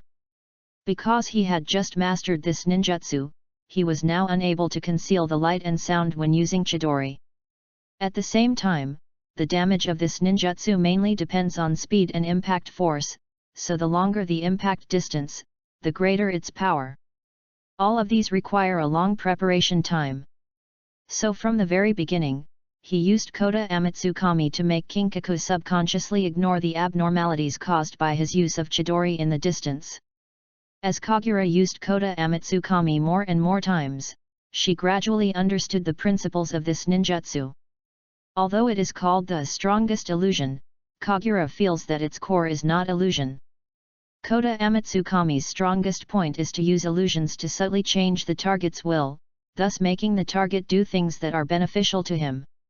However, this change cannot go against the fundamental will of the target. For example, when facing the attacks of those Ryunin at the beginning, Kagura could not use Kota Amatsukami to force the enemies to take out their weapons and commit suicide. Because the act of suicide goes against their most fundamental will. Similarly, the stronger the target is and the stronger its willpower is, the smaller the change in will that Kagura can make will be. For an opponent like Jinjiao, it is already the limit for him to ignore some abnormalities around him. If not for this, he could have used Bi Tianchen to make Jinjiao think that everyone was his companions and thus avoided this battle. Fortunately, the final result told him that all his attempts were successful. Kagura, who was lying on the ground, suddenly thought of something and stood up again, suppressing the discomfort in her body. He first walked to the river to wash the blood off his right hand, and then walked back to where Tsunade and the others were. After doing all this, he no longer forced himself, closed his eyes and fainted. After a long time, several figures finally arrived at the scene. Looking at the devastated battlefield in front of them, several people were stunned. Suddenly, a scream rang out. "Quick! Lord Sarutobi is here!" Several people quickly surrounded the person who spoke. These people are none other than the Jonin from Konoha. The noise of their battle was so loud that even in Konoha village, the ground could be felt shaking. Without any hesitation, Konoha's top leaders directly sent several Jonin to investigate. But they didn't expect that Sarutobi-sama, who was only out on a B-rank mission, was lying unconscious on the ground. "No, this is the Golden Horn." Soon, Jinjiao's body lying on the ground was also found. Several people looked at each other in surprise. It seemed that what happened here was far more serious than they had imagined. This was no longer something they could get involved in, and they had to go back to the village and report immediately. Fortunately, just as everyone was about to leave, one of the Jonin thought for a moment and said, "I remember that this time when Lord Sarutobi went out, he led the genin of Team 7 with him, including Princess Tsunade. Search the area again to see if you can find them, even dead bodies." When Kagura opened his eyes, what he saw in the dim light was the ceiling with light tubes hanging from it. With a weak groan, he felt soreness in all the muscles in his body. After opening my eyes for a long time, my vision was still blurry, as if the whole world was covered with a layer of plastic wrap. It seems that the after effects of transforming into a tailed beast and fully activating the Sharingan are greater than imagined. Noticing Kagura's movements, a clear female voice came from beside him. Are you awake? Kagura turned his head and looked over with his divine eyes. After a long time, as the focus slowly recovered, he finally saw clearly that the person who was speaking was Tsunade. Tsunade's hands were bandaged at this time, but compared to herself lying on the bed, her condition didn't seem too serious. Looking at Kagura's dazed look, Tsunade asked with concern. What's wrong with you? 27. How do you feel now? Looking at the handsome face with worry in it, Kagura was stunned for a moment, wondering how that face could be so beautiful. He shook his head slowly and muttered absent-mindedly. I'm fine. Well, it seems that according to the plot of the TV series I watched before, I should drink water now. Kagura, who had just woken up, obviously had not fully recovered her consciousness. For a moment, she thought she was still on Blue Planet and subconsciously even talked about the TV series. Tsunade looked at Kagura in confusion, but even though she didn't know what a TV show was, she understood that she wanted to drink water. After being helped by Tsunade to sit up and drinking a glass of water, Kagura finally came to her senses. He asked doubtfully. This is where? Taking the cup of water and placing it on the table beside him, Tsunade replied.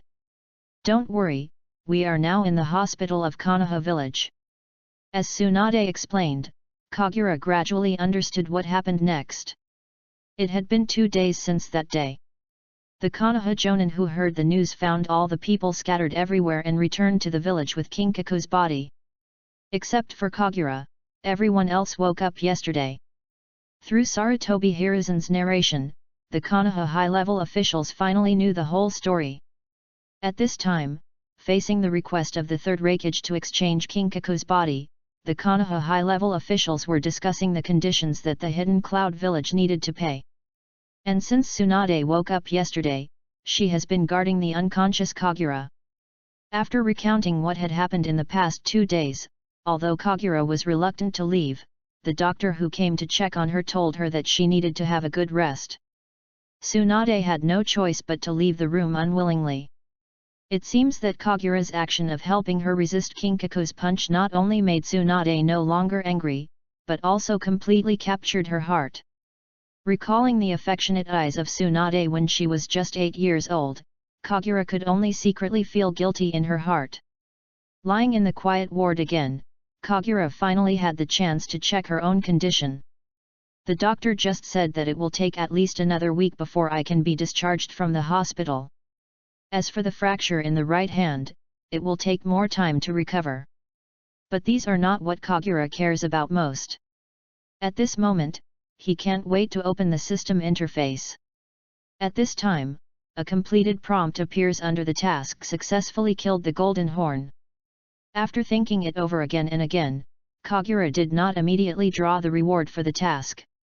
Then, what surprised him even more was the growth of other attributes. At this time, his attributes are Dakujutsu, Dual Megatama Sharingan, Progress 86.3%. Physical Skills, the 5th Gate, Duman, Progress 32.1%. Chakra, Jounin Level, Progress 4.3%. Tailed Beast, 1 Tail, Fusion Degree 43%. Compared to before leaving the village, his attributes at this time have undergone earth-shaking changes. The eye technique that had just evolved to double Megatama had made a great progress, and it seemed that the next step of 3 Megatama was not far away. As for physical skills and chakra, they were directly advanced by 1 level, reaching the 5th gate and Jonin level respectively. As for the tailed beasts, perhaps because of the use of the tailed beast coat, the degree of fusion is much higher than before. As expected, fighting against opponents of higher levels is the best way to practice, even though it is somewhat life-threatening.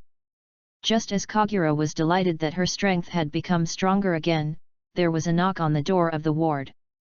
Chapter 24 The new team leader is. Following Kagura's response, the person outside the door walked in.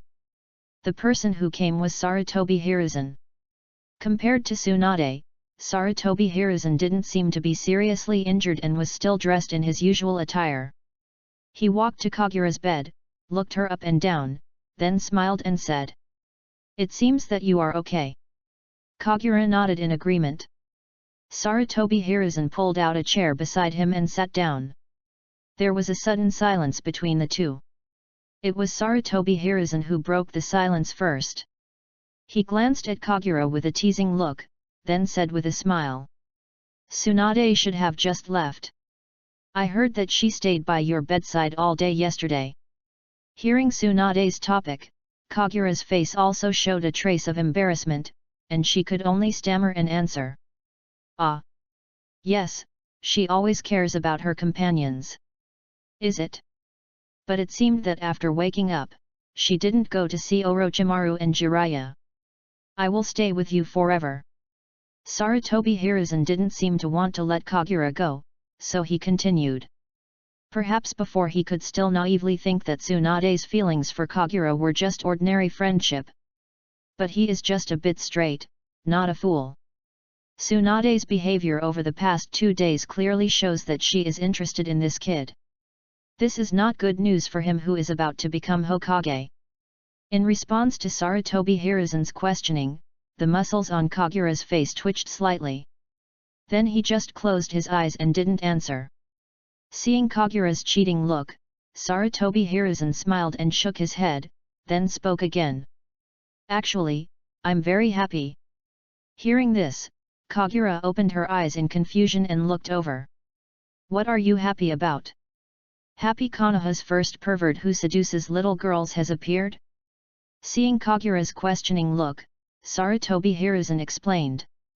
"I was very happy when you stood in front of Tsunade without hesitation that day. You are very outstanding. Even in the Warring States period, your talent is extremely brilliant. But you are too outstanding, so you never have the concept of companions. However, I was very pleased when you bravely stood up for your companions in the face of the Golden Horn's attack that day." Looking at Sarutobi Hiruzen's sincere eyes, Kagura hesitated for a few seconds before replying. "I didn't think much about it at the time, it was just a subconscious move." Hearing Kagura's words, Sarutobi Hiruzen's smile widened. He smiled softly and said, "That's right. Subconscious actions can reveal your true inner intentions." Having said that, he stood up and walked to the window, looking towards the highest point of Konoha. There is the most famous symbol of Konoha village, the head statues representing successive Hokage. At this time, workers were busy working on it, and the third portrait was slowly taking shape. Looking closely, it was the portrait of Sarutobi Hiruzen. Looking at the busy scene in the distance, Sarutobi Hiruzen said again, "Do you know the origin of the name Konoha?" Although she knew that Sarutobi Hiruzen couldn't see it, Kagura still nodded subconsciously and replied, "I know, this is the name given by Uchiha Madara, the full name is Konoha Ninja Village." Wood refers to the Senju clan of the forest represented by Hashirama Senju who can use wood release. Leaf refers to the Uchiha clan, whose family crest is in the shape of a fan leaf. Yes, the Uchiha clan has been a very important member of Konoha village since its founding. Because of this, the Uchiha have always played an important role in guarding the village. Having said this, Sarutobi Hiruzen turned to look at Kagura and continued. "Indeed, due to Uchiha Madara, the second-generation Lord Tobirama has always been on guard against your clan. And now Danzo seems to have inherited this idea and has always had some opinions about you.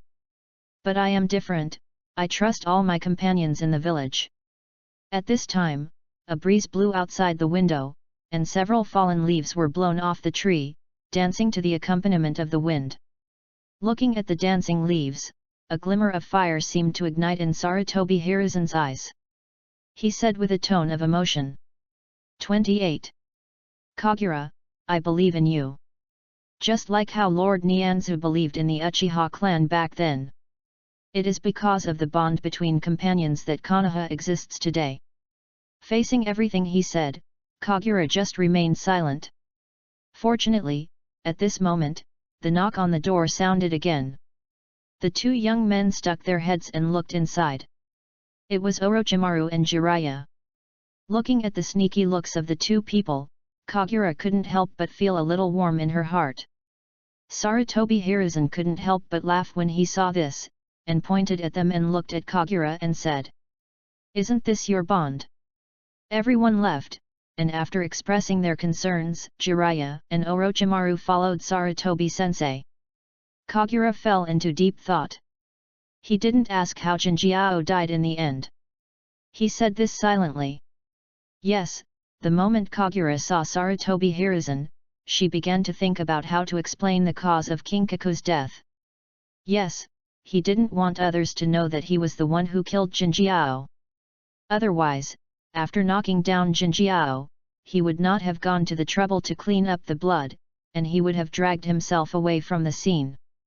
But these might confuse those who came later, but they could not hide from Sarutobi Hiruzen, who had experienced the actual battle.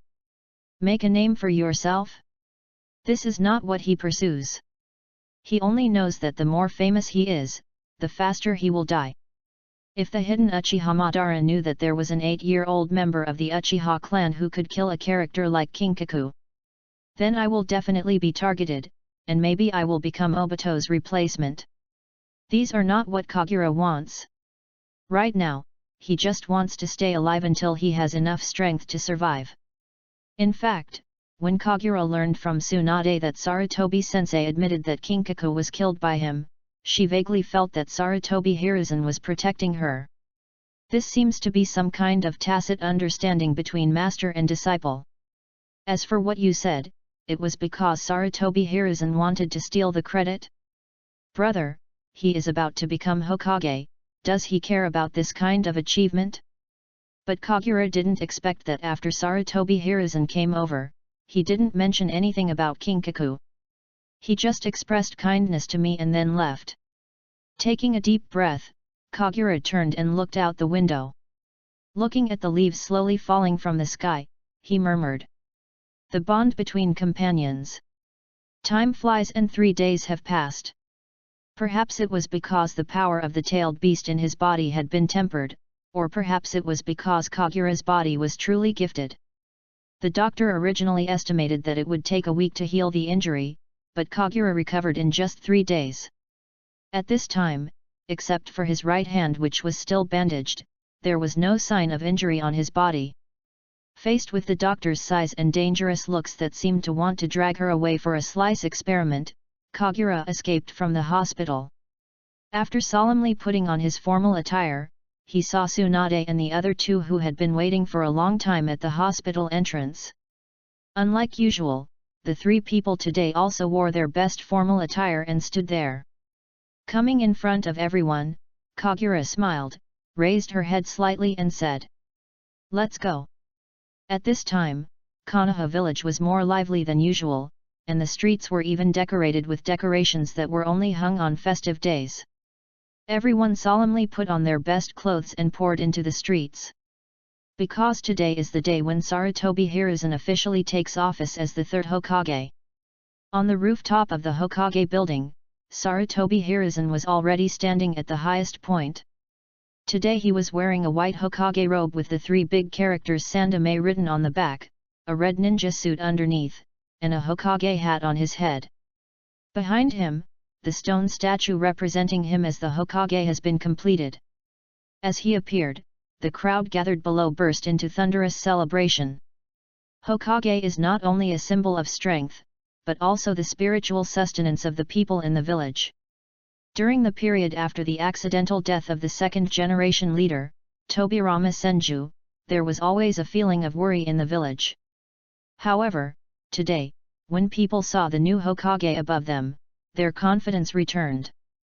Looking at the admired figure above, Jiraiya showed an excited smile on his face. Hokage? I will definitely be able to become Hokage in the future. No, you don't stand a chance. The next generation of Hokage belongs to the man who is known as the fastest man. Hearing Jiraiya's whisper, Kagura silently complained in her heart. However, feeling the enthusiasm of the people around him, his mood couldn't help but rise. For the first time, the emotion called desire appeared in the eyes looking at that figure. Tsunade, who was also looking upwards excitedly, suddenly asked a question. Sarutobi-sensei has officially become the Hokage, so he will definitely not be able to continue to be our leader. Then who will be our team leader in the future? Hearing this, the other three were stunned. Yes, who will take over from Sarutobi-sensei and lead the team in the future? At this moment, a strange voice replied from behind them. I will be your teacher from now on. Chapter 25. Have you ever considered human experimentation? I will be your team leader from now on. A deep male voice sounded from behind them. When everyone heard the voice, they turned around and saw a young man with a gloomy temperament standing behind them. Although the man had an X-shaped scar on his chin, it still couldn't hide his handsome appearance. It's just that gloomy temperament makes people feel a little uncomfortable. When she saw the person in front of her, although Kagura's face looked normal, she was actually shocked in her heart. Although it was the first time they met, he had already recognized the identity of the person in front of him. It was none other than Danzo, the leader of the root organization who had sent people to monitor him before. Is he the teacher in charge of the team after Class 7? After hearing clearly what Danzo said, Kagura felt that her future life seemed to be cast in a shadow. Who is Danzo? If there really is a villain in Konoha, then Danzo would definitely be the first choice. Even compared to Orochimaru, Danzo makes many Naruto fans more angry. Perhaps he has always insisted on his own justice, but there is no doubt that many tragedies in the whole plot were caused by him. Even if we ignore the fact that he was behind the Uchiha clan genocide, Orochimaru's evil transformation was also due to him. In order to study the cells of the first Hokage, Hashirama Senju, and obtain an artificial human with Hashirama's chakra, it was he who persuaded Orochimaru to plunder humans from the surrounding villages and bring them back for experiments. It can be said that Orochimaru's earliest human experiments were only possible because of his support. Thinking of this, Kagura couldn't help but look at Orochimaru, who was standing beside her with an innocent look on his face. Well, I will definitely change your fate this time. Unlike Kagura, who was preoccupied with her worries, after seeing Danzo, Tsunade and the other two were stunned for a moment, but they all smiled at the same time. Tsunade greeted him respectfully, which was rare. Lord Danzo. Danzo and the others naturally knew about it. As one of the 6 guards of the second Hokage Tobirama, Danzo had not yet retired behind the scenes at this time and had a very high reputation in Konoha. Although it would certainly be better to have Sarutobi-sensei leading the team, it doesn't seem like it would be a bad thing if we replaced him. Ignoring the gazes of others, Danzo kept staring at Kagura silently, observing his reaction. Hate/H. But the calm Kagura didn't show much expression. Seeing this, Danzo spoke again. Speaking of which, you did a great job in the battle a few days ago. After hearing Danzo's praise, Jiraiya, Orochimaru, and others lowered their heads in guilt. In that battle, they did not make any contribution at all, and it can be said that they withdrew from the battlefield as soon as the war started. At least Kagura managed to exchange a few moves with Kinkaku, but the rest of them were almost crushed and knocked down. 29. Seeing everyone's expressions, it seemed that they were not good at making similar expressions. Danzo forced a smile and said, "You don't need to feel ashamed. It is normal to be defeated in the face of a powerful enemy. What is important is not the present, but the future growth." After saying this, he looked at Kagura again and said with a hint of meaning, "Speaking of which, we also checked the scene and Jinjiao's body afterwards. Judging from the scene, Jinjiao was probably killed by someone using a long-distance accelerated lightning ninjutsu. But strangely, the wound on his chest was smaller than we thought." Having said this, he looked at Kagura with a gleam in his eyes, and then continued. It's like, the size of a child's hand. Facing Danzo's aggressive gaze, Kagura said calmly. Well, it's really strange. But I'm sorry, a few of us fainted at the beginning and don't know what kind of ninjutsu it is. I think you should ask the Hokage directly about this question, after all, he was the one who killed the enemy with his own hands. I think he wouldn't mind explaining the situation to you. Looking at the flawless Kagura, Danzo nodded slightly and said no more. He just looked up at Sarutobi Hiruzen above him again. Vaguely sensing that something was wrong with the atmosphere, the other three looked at the two in confusion. But because they didn't know the whole story, they could only remain silent in the end. The inauguration ceremony of Hokage did not last long. After Sarutobi Hiruzen gave a speech in front of everyone, the carnival came to an end. The crowd gradually dispersed, and after Danzo told everyone the place and time to gather tomorrow, he left. Afterwards, Jiraiya also said goodbye to everyone. Speaking of which, he has been quite busy since he was discharged from the hospital. Later, after Tsunade's explanation, Kagura realized that he was busy organizing books. Speaking of which, Jiraiya's luck was pretty good. Before he was attacked by Kinkaku, he had put the books he brought from the land of whirlpools under a tree. Then, that devastating battle perfectly avoided the tree where he hid his books. After being discharged from the hospital the day before yesterday, he returned to the scene immediately and retrieved his precious books. So he has been busy recording and classifying those books these past 2 days. Looking at Jiraiya's figure going away, Tsunade curled her lips and muttered. I feel like Jiraiya has changed a lot since graduation. Orochimaru on the side responded gently. Jiraiya has found something he enjoys, we should be happy for him. In the end, the three people with nothing to do chose to wander the street together. As she walked, Tsunade's eyes lit up when she saw a queue not far away. That is a new fruit drink that has been popular in the village recently. Because of its unique flavor, it is very popular among young people and there is always a long queue in front of the store. After excitedly asking her two companions and getting negative answers from Kagura and Orochimaru, Tsunade decided to go buy one alone. Looking at Tsunade's queuing figure in the distance, Kagura and Orochimaru sat on a bench on the street and waited. Not long after sitting down, Orochimaru suddenly asked. Kagura, in that battle, were you really unconscious? Hearing this, Kagura turned to look at Orochimaru beside her, and was met with his serious eyes. Obviously different from the other two thick-skinned people, the clever Orochimaru seemed to have deduced some facts from Danzo's words just now. Kagura pondered for a while, then chose to confess. No, not really. But unlike what you might imagine, the main force in the battle was not me, but mainly due to the efforts of Sarutobi-sensei. I was just lucky enough to be ambushed. Orochimaru was slightly stunned when he heard Kagura's frank words.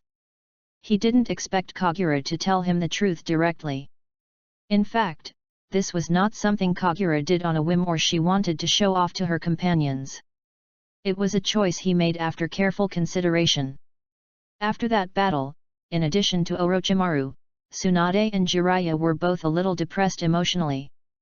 They were hailed as geniuses, and although they were suppressed by Kagura all the way, they actually did not encounter too many setbacks. But in this battle, the opponent defeated them with just one strike, which was actually a big blow to them. In such an emotional state, Danzo now came to Orochimaru again, and Kagura couldn't help but start to worry about Orochimaru's darkening in advance. Thinking of all these things, he decided to confess to Orochimaru.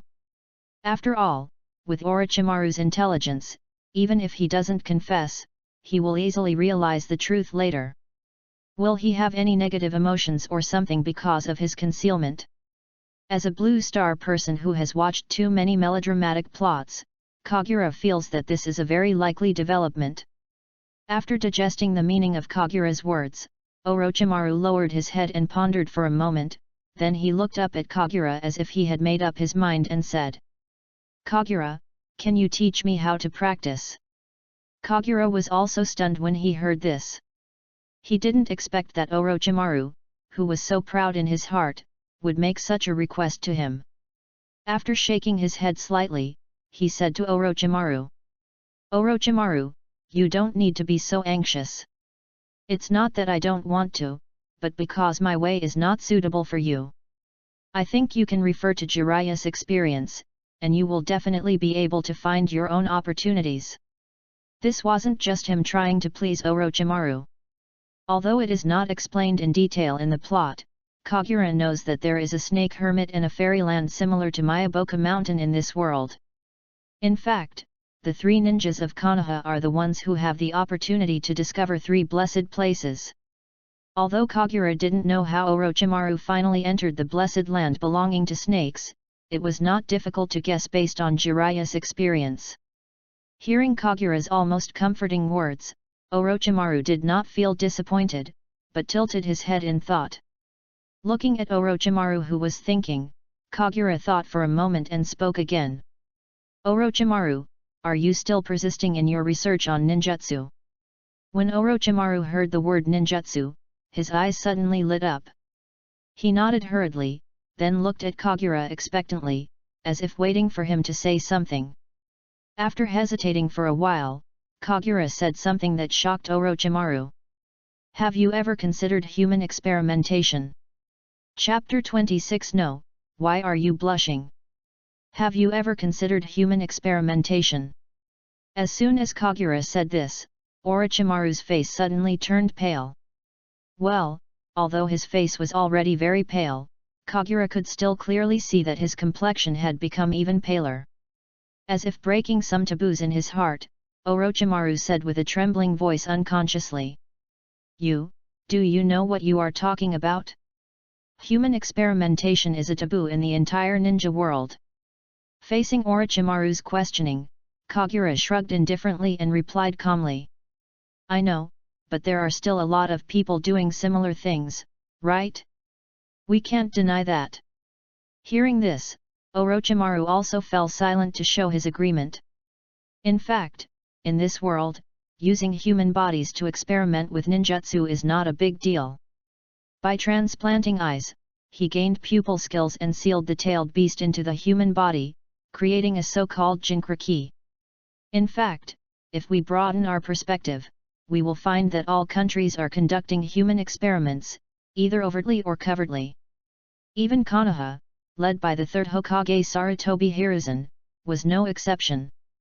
In the original plot, he shouted that he was heartbroken by Orochimaru's cruelty, while tacitly approving everything Danzo did. Yamato was produced after studying Hashira cells, and the many eyes collected by Danzo after the Uchiha clan was exterminated. Didn't Sarutobi Hiruzen also silently acknowledge these? However, at this moment, Kagura is not trying to guide Orochimaru to become evil, but to guide him in the right direction. He continued. "Of course, I'm not saying that I support capturing civilians for human experimentation. I think every study can be divided into stages. When the risk is high in the early stages, we can use mice or other animals to conduct experiments and analyze the data. After all, like humans, these creatures also have chakra in their bodies." 30. Once we have some concrete data showing a reduction in risk of death, we will start considering human trials. Having said this, Kagura paused, as if to organize his thoughts before saying. "As for human experiments, we can initially select some death row prisoners to conduct them. Of course, we can adjust the intensity and control the risk to a level that will not easily lead to deaths at the beginning. After all, death row inmates are also human beings, and we cannot take their lives lightly. Then we will increase the intensity step by step to get the data we want. In this series of experiments, we need to record the comparisons and data, analyze the reasons for each failure or success, and then proceed to the next experiment. Through further experiments and data analysis, we will control the risks to a level that we feel we can tolerate, and then recruit volunteers for the trial. In this era, I believe there will still be many volunteers to gain strength." After saying all this in one breath, Kagura licked the corner of her lips and waited for Orochimaru's reaction. As Kagura spoke, Orochimaru's eyes became brighter and brighter, and a noticeable flush of excitement appeared on his face. He excitedly held Kagura's hands and said in disbelief, "Kagura, you really are a genius." "Yes, you are right. We can control the preliminary materials of the experiment and then gradually develop it into human experiments with less harm. Well, although it feels like the experimental progress may be a bit slow, it would be a help if we could get the support of the village. I have to meet with you tomorrow. No, I need to sort out my thoughts before going." As his voice got lower and lower, Orochimaru seemed to think of the future of his dreams, and the flush of excitement on his face became more and more obvious.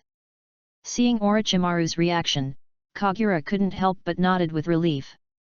In fact, in his opinion, Orochimaru's personality is no different from those researchers on Blue Planet who focus on scientific research. For such people, the key is whether they can be guided onto the right path.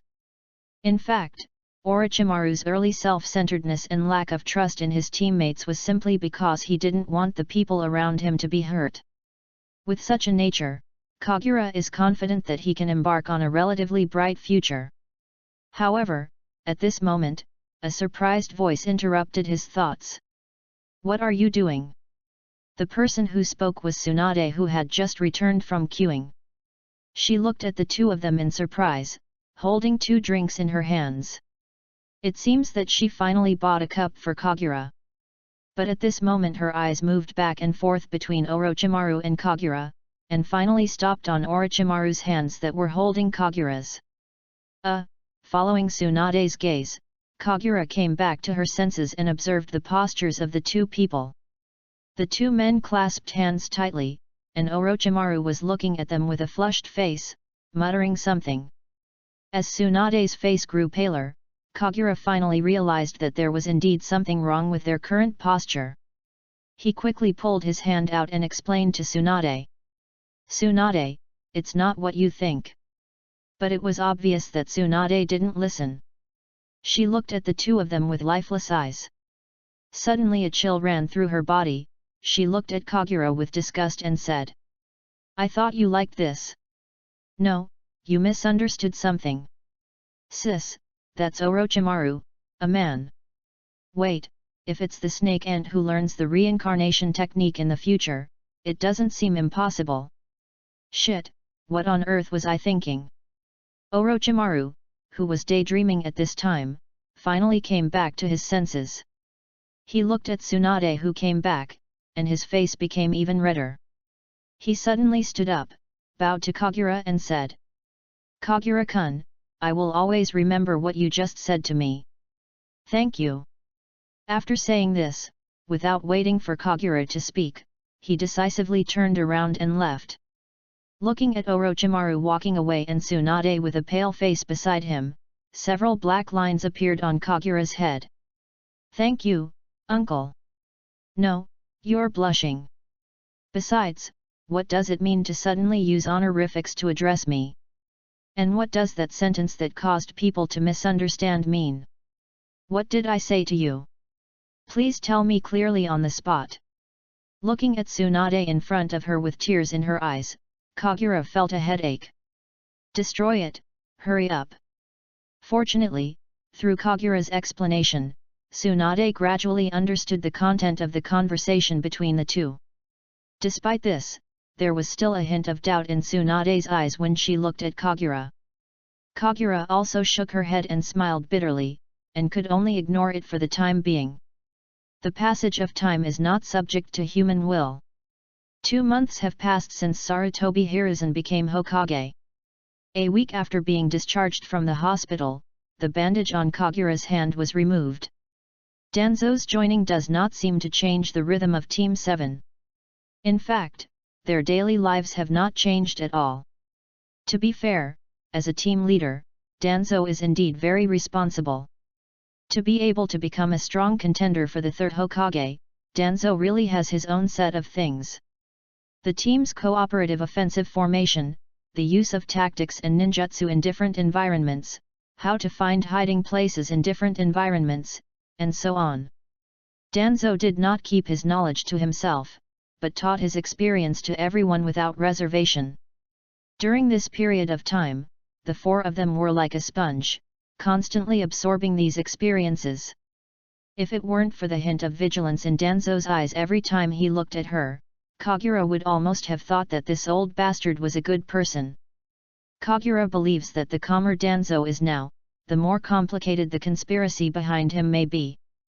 But for a genin, the most missions they can take on a normal day are C-level missions. Even most of the time, they can only perform D-level tasks. So for these 2 months, they basically stayed in the village. But during this period of time, the other three have undergone great changes. Under Kagura's subtle hints, Orochimaru and Tsunade finally encountered their own opportunities. Like Jiraiya, they also found the paradise behind their respective summons. Recently, every time Tsunade completes a mission, she will start to study healing techniques diligently. In order to demonstrate the improvement of her healing skills, she even beat Jiraiya up and then healed him with healing skills. After this happened several times, Jiraiya suffered from psychological trauma. Every time after the meeting, Jiraiya would run away from Tsunade as if he was running away, making Tsunade very angry. As for Orochimaru, to use Jiraiya's words, this guy feels more and more like a snake. Perhaps the characteristic of the snake immortal is the changes in physical skills. Orochimaru is now like another hot-blooded comic protagonist that Kagura had seen in her previous life. He can now stretch any part of his body at will. When Kagura saw Orochimaru use this skill for the first time, she realized belatedly that this was simply the magical skill that every man dreams of. But when Tsunade saw Orochimaru sticking his head over from more than 10 meters away, she felt a surge of fear. After completing another simple D-level mission, after Danzo announced the disbandment on the spot, Kagura went straight home. Seeing this, Tsunade immediately followed and said to him, "Kagura, the three of us have agreed to go to your house for a party today. Are you free?" Looking back and seeing the expectant eyes of her three companions, Kagura shook her head. He refused in a slightly heavy tone. "I'm sorry, I have something to do today and I really can't leave. Next time." After saying that, he left without looking back. This was not just a perfunctory response to them, Kagura really had something very important to do today. Because he is going to attend a very important funeral today. Chapter 27 A-Level Mission. After returning home and changing into a black formal suit, Kagura stood at the door with a solemn expression. Konoha had entered winter at this time. Although it was still afternoon, the sky was full of dark clouds. Before I even left the house, snowflakes began to slowly fall from the sky. Kagura has never been able to figure out which location on the blue planet this place corresponds to. Even though the summers are long and hot, it snows in the winter. Putting his hands to his mouth and blowing out a breath of hot air, he took out a black umbrella by the door and opened it. 31. Under the dark clouds, the crystal snowflakes grew bigger and bigger, adding a bit of depression. After walking for only a dozen minutes, he arrived at his destination. This was a morning hall. When the family members outside saw Kagura arrive, they all bowed to the visitor in unison. Kagura folded her umbrella, returned the greeting, and walked in slowly. Staring blankly at the black and white photo in the middle of the morning hall, Kagura felt sad for the first time since she had traveled through time. The person in the portrait was Uchiha Jing, the one who had always taken care of him. Perhaps it was because he heard the news of Jinjiao and Yinjiao's death that he, who was already weak after being seriously injured the previous year, did not survive this year. Looking at that familiar face, Kagura recalled every detail of the past. In the first few days after traveling through time, I was either afraid of the changes in the environment or worried about my future. During those days, Kagura almost locked herself in the room. Finally, it was Uchiha Kagami who rushed in and carried himself out even though he was almost fainted from hunger. When I finally accepted the fact and began to practice diligently, it was Jing who taught me how to practice. Jing is like an outlier in the Uchiha clan. He is not as proud as other members of the clan. Instead, he is like a sun, warming the people around him. So even though Kagura consciously stayed away from the Uchiha clan members, she became a unique friend only with him. Kagura bowed respectfully 3 times towards the front and looked at the family members beside her. Jing's wife was wearing the unique white Japanese dress. Her eyes were a little red and swollen, and it seemed that she had just cried. Next to her, a little boy who was only 3 or 4 years old knelt beside her. Looking at the little boy, he knew that this was Kagami's son and the father of Uchiha Shisui, the original owner of his Koda Amatsu Kami ninjutsu. After bowing to the mother and child, Kagura left. Walking out of the morning hall and looking at the dark sky, Kagura took a deep breath. Only then did he feel that he was beginning to integrate into this world, feeling the joys and sorrows brought to him by these characters who were originally just in the comics. He shook his head, as if trying to drive out the sadness in his mind. Kagura opened her umbrella again and walked towards home. But when he just walked out of the door, he unexpectedly found that the lights in the house were on. Did I leave the lights on when I left the house? Muttering to herself in confusion, Kagura opened the door. Happy birthday! As soon as he walked into the door, as the voice of congratulations rang out, a rain of ribbons broke out in front of him. After tidying up the debris on his head, he looked at the 3 familiar people blankly. It was none other than Team 7's companions, Tsunade, Jiraiya, and Orochimaru. He asked doubtfully. How did you get into my house, and when is your birthday? Tsunade replied with a smile on her face. Oh, you didn't lock the door when you went out, so we came in directly. We are of course celebrating your 9th birthday. My birthday? This was the first time Kagura knew the date of her birthday. There was no way, because when he traveled through time, the parents of this body had already passed away. He instinctively rejected other members of the clan, and the only one close to him, Uchiha Kagami, didn't even know when his birthday was. So since he traveled through time, he sadly has never celebrated his birthday. As time went by, he also forgot his exact birthday.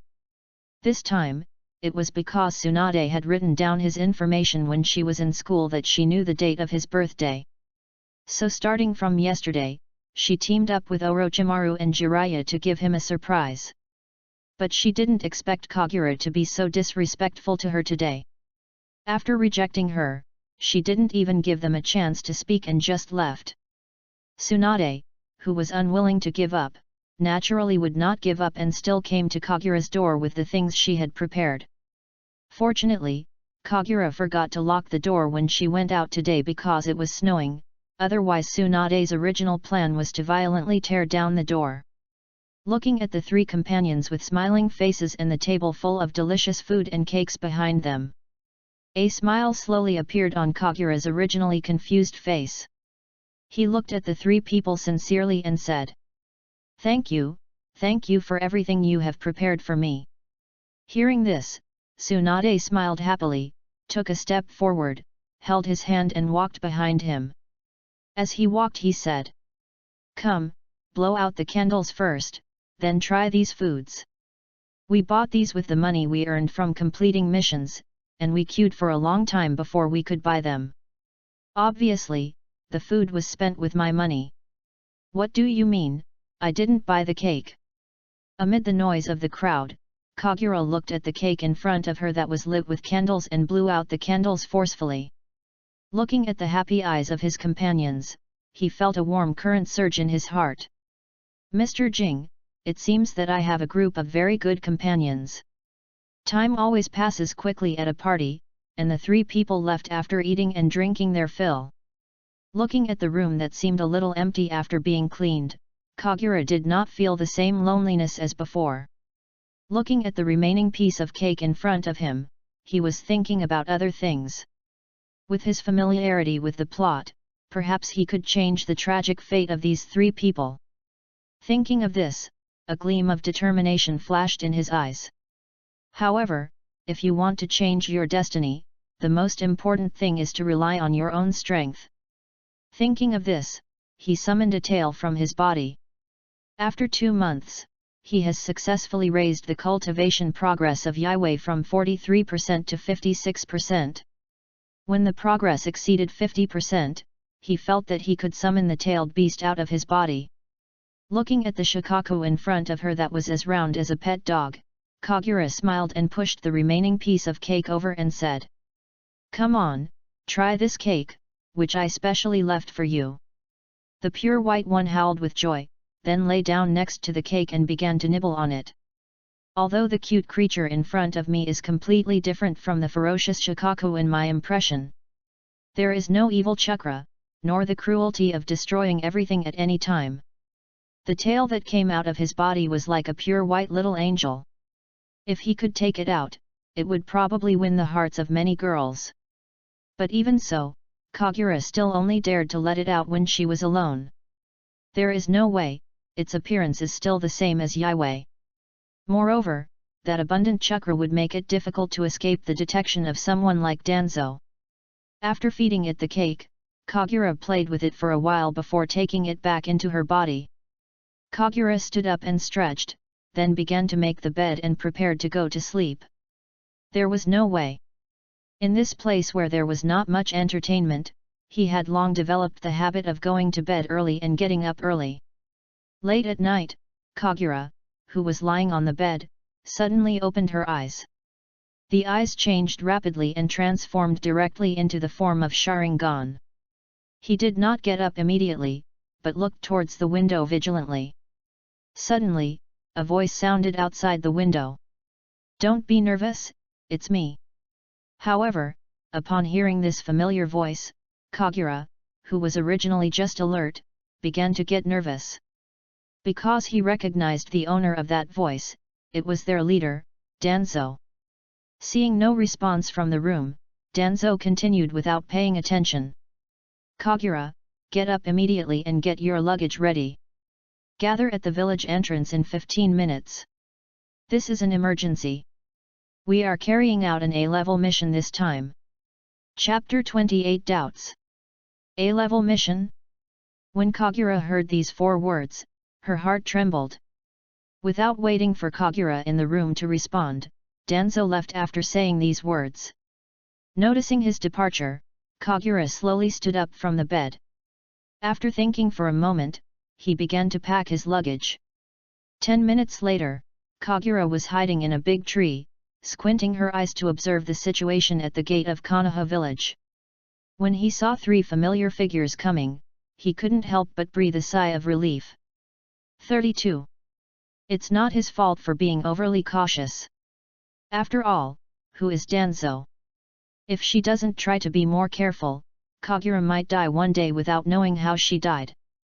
When Danzo notifies you to gather at a certain place late at night, Kagura's first thought is whether there is an ambush there.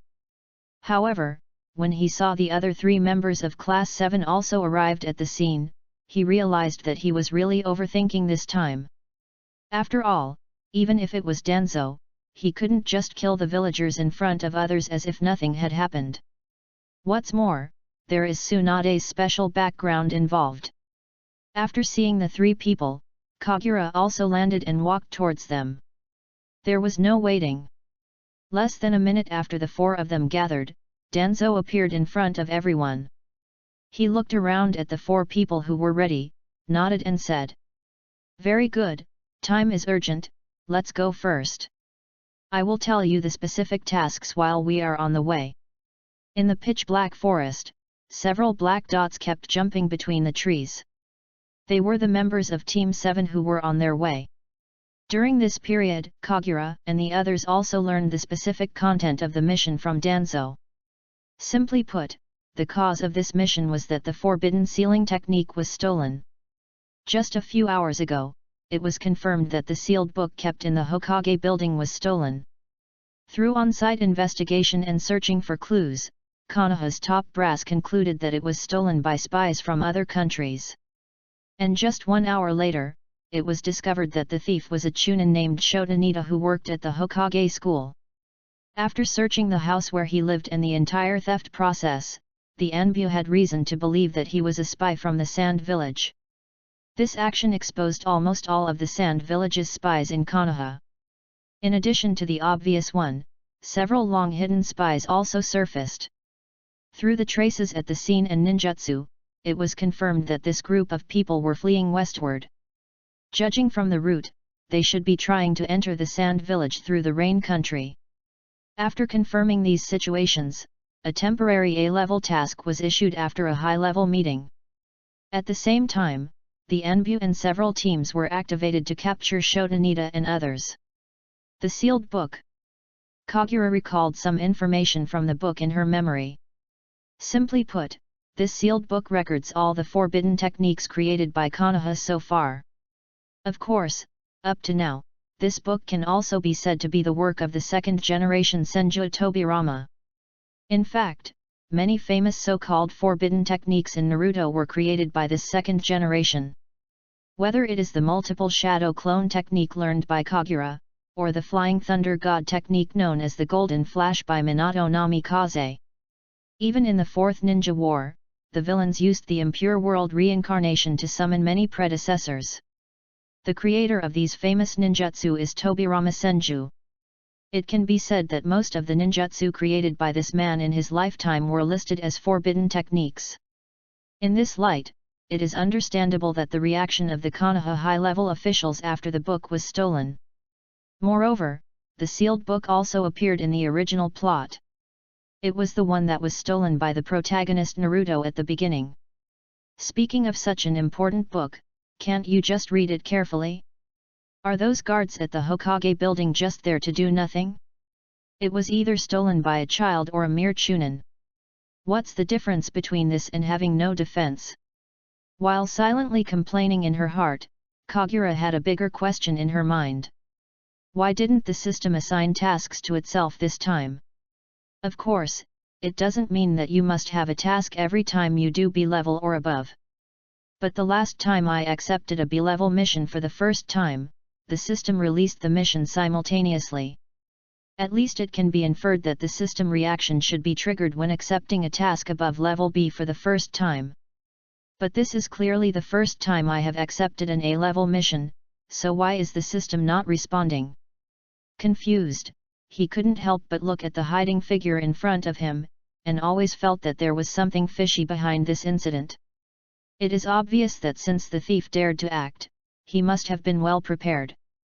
They chased along the route for a whole day but still did not see the target. Taking a piece of paper from a ninja dog, Danzo opened it and looked at it. He hesitated for a moment before speaking. According to available information, Nida Shouta has entered the Land of Rain. But the good news is that the team that sets out first should be able to reach the target.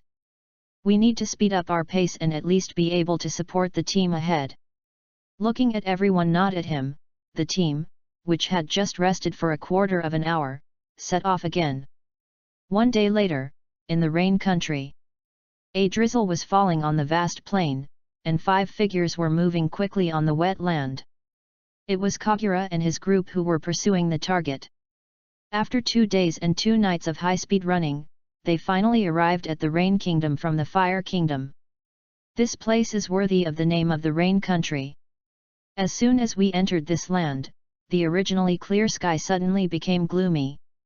After moving forward for a while, a light drizzle began to fall from the sky, completely violating the laws of physics. After crossing another puddle, Kagura put her arms behind her and tried her best to catch up with Danzo in front of her. Even for him, after 2 days of non-stop running, his physical strength seemed to be running out. Jiraiya, who was at the back, had a painful expression on his face. Fortunately, Danzo didn't keep speeding up.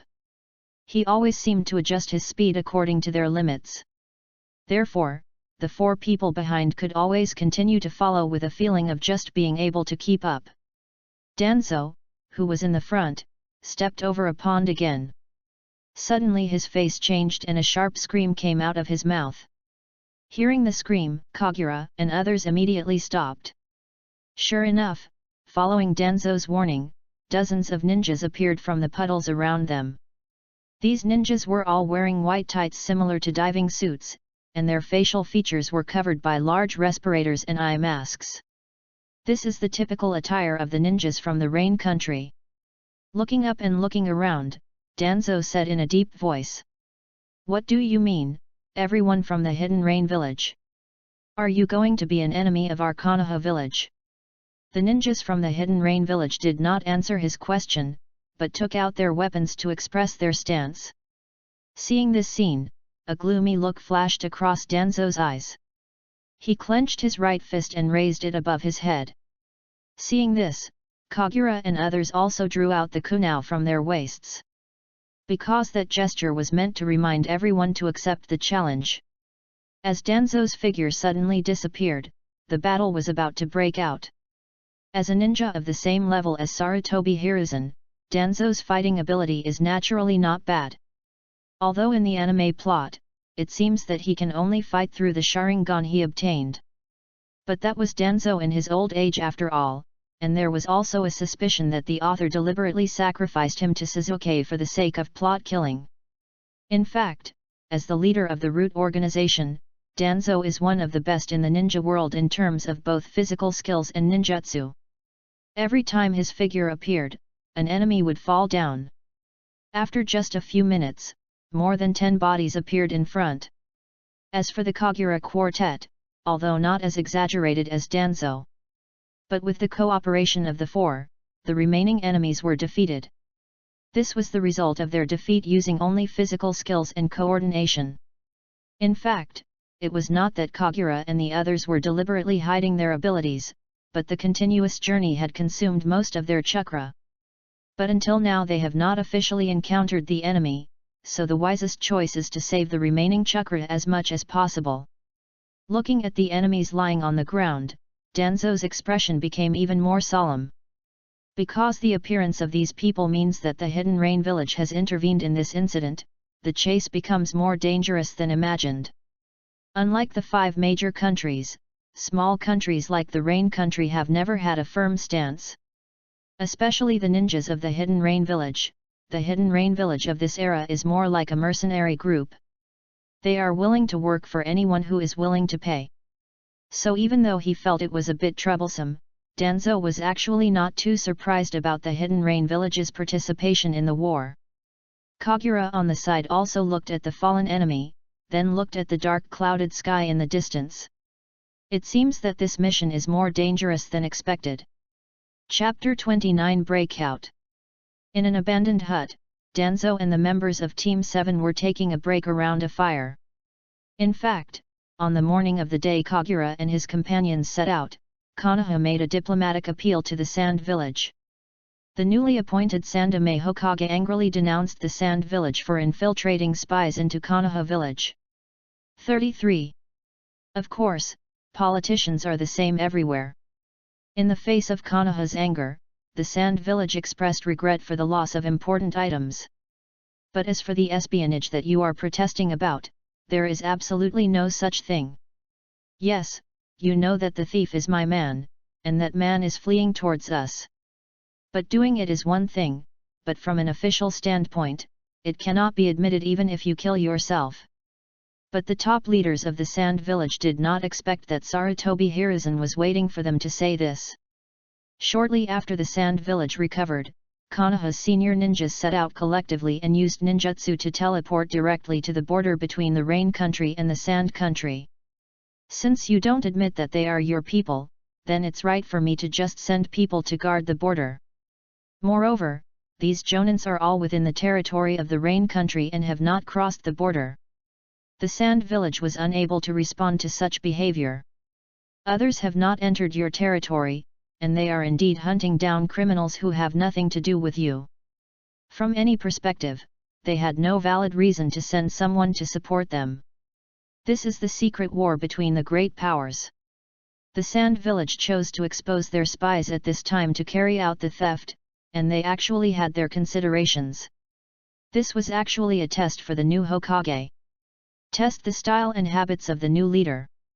But they didn't expect that Sarutobi Hiruzen, who always presented himself as a dovish person. We will be so decisive and tough in facing this crisis. Caught off guard, the Sand Village had no choice but to suffer the loss. A group of senior ninjas were guarding the border line, which basically announced the possibility of Shotanida returning to the Sand Village. Not long ago, Danzo had received information from the ANBU. The ANBU members at the front had already encountered and fought with Shotanida. What no one expected was that Nita Shota had already gathered around him a group of masters formed by the Sand Village and the Rain Village. Both sides suffered considerable losses in this encounter. But in the end, Shotanida still escaped. The good news is that after Shotanida's route was figured out, the ANBU have roughly deduced his possible hiding place. All that remains is to wait for the subsequent reinforcements to arrive and then encircle and capture them. It was precisely because of this information that Danzo decided to find a place to rest temporarily. This led to the scene at the beginning where they were warming themselves by a fire in the abandoned house. Kagura took a piece of freshly roasted dry food from the fire and took a big bite. The hard dry food is baked at high temperature, and the outer layer becomes crispy. Tsunade and the other two were currently closing their eyes and taking a rest. After all, for the three of them, the continuous journey over the past 2 days had consumed a lot of their energy. After poking the fire in front of him with some wood, Danzo said to Kagura expressionlessly, "I think there will be more ninjas from the Hidden Rain Village intercepting us. If this happens again, I will abandon you and break out alone. At that time, I hope you can delay the enemy as much as possible." Hearing this, Kagura looked up at him, thought for a moment, and then nodded in agreement with his suggestion. After all, he knew very well that sending all the Jonin to block the boundary line did look tough. But this approach is also time-limited. Not to mention how long the Sand Village can endure this kind of arrangement. Just say that this practice of sending out all the high-end combat forces will also leave Konoha village in a state of emptiness, and Konoha will also have to guard against attacks from other people with ulterior motives. So in general, they don't have much time left to capture Shotanida. In this situation, it is obviously more important to let Danzo arrive at the scene as soon as possible. Seeing Kagura nod, Danzo secretly breathed a sigh of relief. He knew in his heart that even though he was nominally the team's leader, but the core figure of the entire team is Kagura in front of him. If he does not agree with his strategy, then it will probably be difficult to implement it later.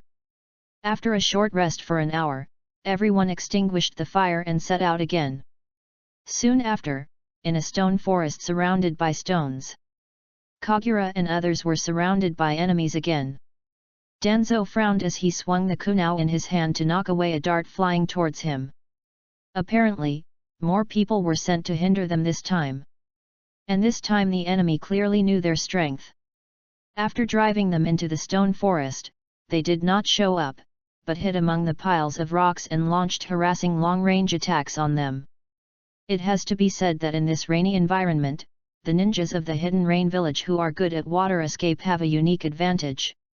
Whenever Danzo rushed towards the enemy, they would immediately perform water jutsu and hide in puddles or ponds. Then other people in the distance would throw out a bunch of ninja tools and force Danzo back to his original position. It was obvious that these people were ordered to drag them here. Looking at the tense battle situation in front of him, Danzo looked at Kagura. Kagura immediately understood what he meant, which was a signal to help him break through the encirclement. But Kagura was also in trouble at this time, because he did not have the right ninjutsu to break the deadlock. It's not that he doesn't have it, but it's not appropriate to show his tailed beast coat state and Chidori in front of Danzo at this time. The fire style that the Uchiha clan is good at cannot perform to its full potential in this rainy environment. As for the eye technique of Kota Amatsukami, he didn't mind using it in front of Danzo. But the problem was that the hazy rainy day restricted the use of pupil techniques, and the opponent did not fight back head-on, so he had no chance to use it. After thinking for a moment, he gestured to the other three. Tsunade and the others immediately understood his intention and nodded to him. He took a deep breath, and 4 shadow clones suddenly appeared around him. As soon as the shadow clone appeared, it immediately rushed out in 4 different directions. Obviously, these clones were meant to attract firepower, and the 5 of them suddenly rushed out in another direction. Just in front of them, several enemies suddenly emerged from the water. After this period of fighting, Kagura and others have obviously adapted to this water-style appearance. Tsunade jumped high and slammed down suddenly, knocking all the enemies in front of her away. It is her famous skill, the painful kick. Kagura also drew out her kunao and took the initiative to confront the remaining enemies. Orochimaru and Jiraiya followed Danzo on the left and right and continued to move forward. However, they had only taken 2 steps when a large number of kunao and shurikens appeared in front of them. A huge number of ninja tools poured down on the 3 people like a torrential rain. Orochimaru immediately stopped and quickly formed hand seals. As he puffed up his cheeks and exhaled, a huge gust of wind appeared. The violent wind instantly blew away all the ninja tools in front of them. Danzo and Jiraiya did not slow down at all and directly broke through this area of strong winds. Just as the 2 were about to leave the stone forest, the last wave of interception from the enemy finally appeared. 2 ninjas stood on the last stone, and as they formed hand seals, hundreds of arrow blades made of water condensed in the air. As soon as the water arrows condensed, they shot towards the 2 of them. In a rainy environment, water-style ninjutsu was significantly enhanced, with its power and speed being significantly stronger than usual. Looking at the huge number of attacks in front of him, Jiraiya suddenly flashed in front of Danzo. After a simple seal with one hand, his silver hair suddenly grew wildly longer. In the blink of an eye, the silver hair turned into hard armor, covering him and Danzo tightly. Clang, clang, clang. The sound of metal colliding was endless, and those seemingly sharp water blades were like hitting a hard iron wall. Apart from leaving some white marks on the fortress formed by silver hair, there was no way to break through its defense. After just a few dozen seconds, the attack that seemed like it would never stop finally disappeared. Just as the attack disappeared, a hole suddenly opened in the silver fortress, and Danzo rushed out like a cannonball. A figure flashed, and a ninja standing in front suddenly changed his expression and covered his neck in fear. But his actions obviously had no effect, and blood still spurted out from between his fingers. In the moment when they passed each other, Danzo had actually eliminated an enemy. The last ninja's eyes narrowed when he saw this, and he threw all his weapons towards the black shadow without any reservation. Looking at the several kunao flying towards him, Danzo, who could have easily blocked them, dodged them in order to escape faster. Ignoring the enemy in front of him, he pushed off his feet and finally left the stone forest. However, it was at this moment that an accident happened. 34. With a cry of pain, a column of blood appeared on Jiraiya's chest. Chapter 30 The Unknown Strong Man. As Danzo walked away, Jiraiya covered his right chest in pain. There was a kunao on it that was supposed to be shot at Danzo, but because of his dodging, Jiraiya, who was behind Danzo, was caught off guard and was accidentally injured. Jiraiya's cry of pain made Kagura's face change at the back. But in the hazy rainy day, he had no idea what was happening. Just as he was wondering what had happened before him, the shuriken in his hand loosened. The enemy who had been entangled with him suddenly gave up the fight and rushed forward quickly. After a slight pause, Kagura began to understand their intentions. Although these ninjas received orders to block their advance, they would definitely not miss the opportunity to kill them directly. At this time, Jiraiya's right chest was covered in blood. The kunao that was originally inserted into his chest had been pulled out and thrown at his feet.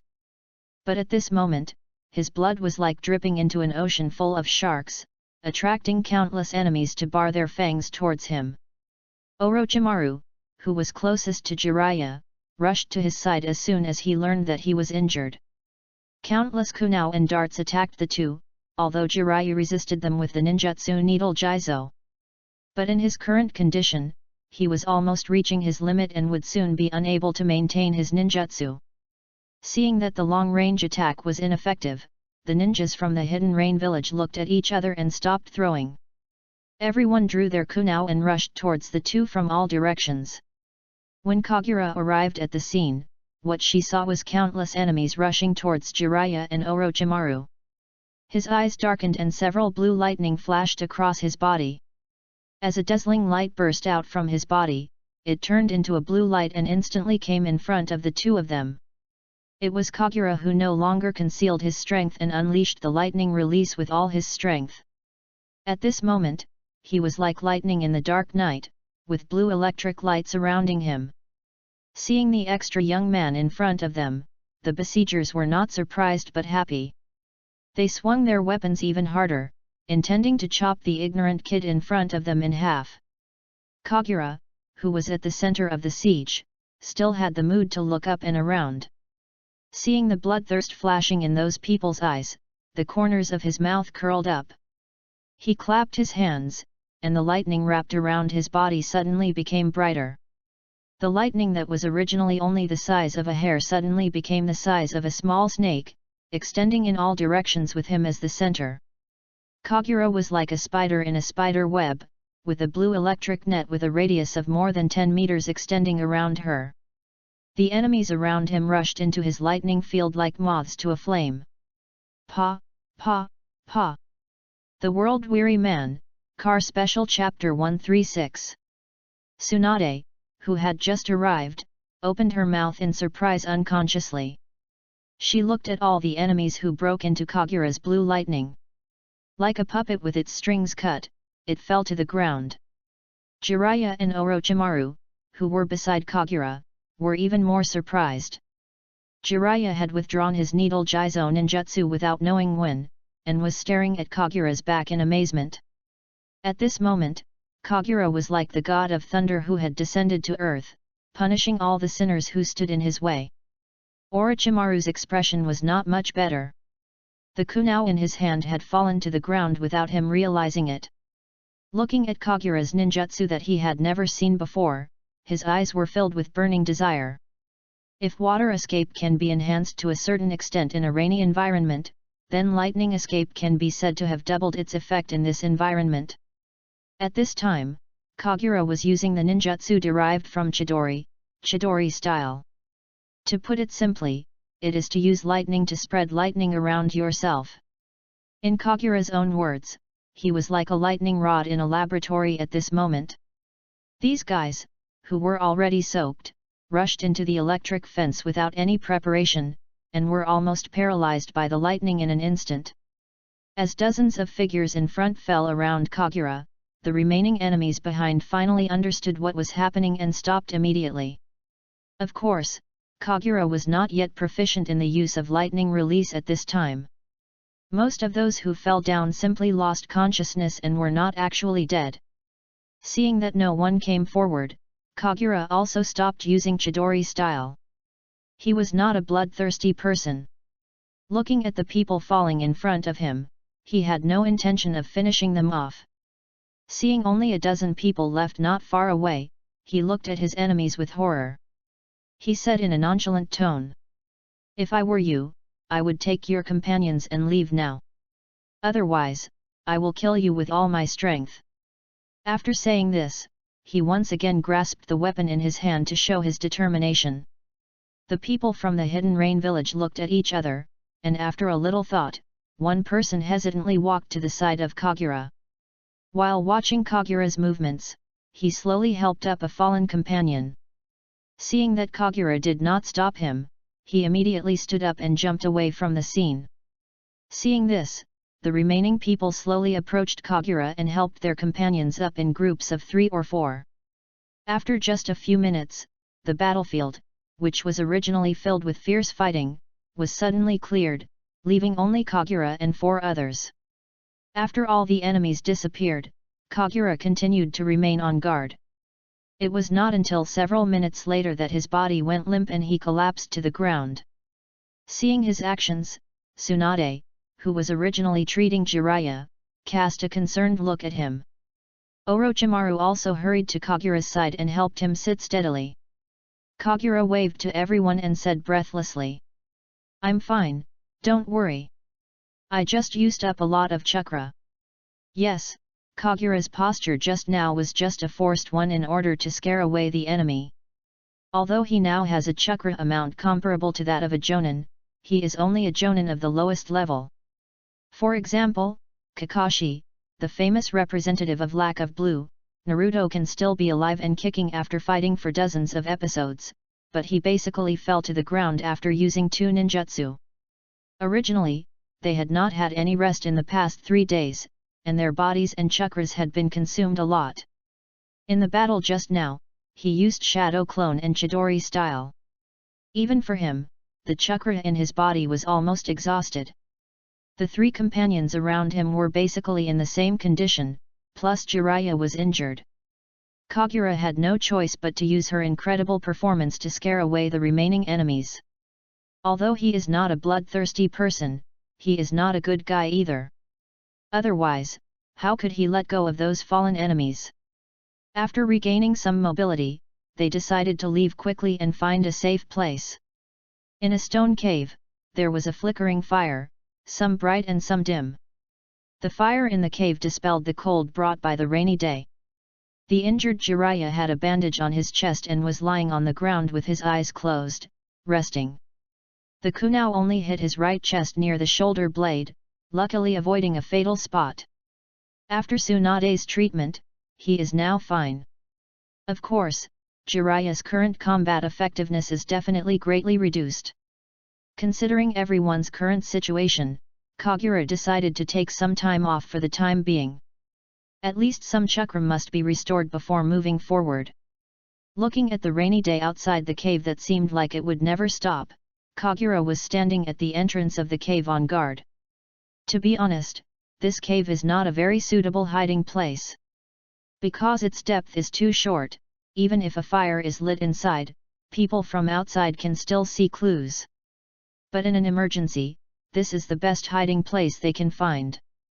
Well, fortunately, the continuous rain can reduce visibility, which is one of the few advantages of this rainy day.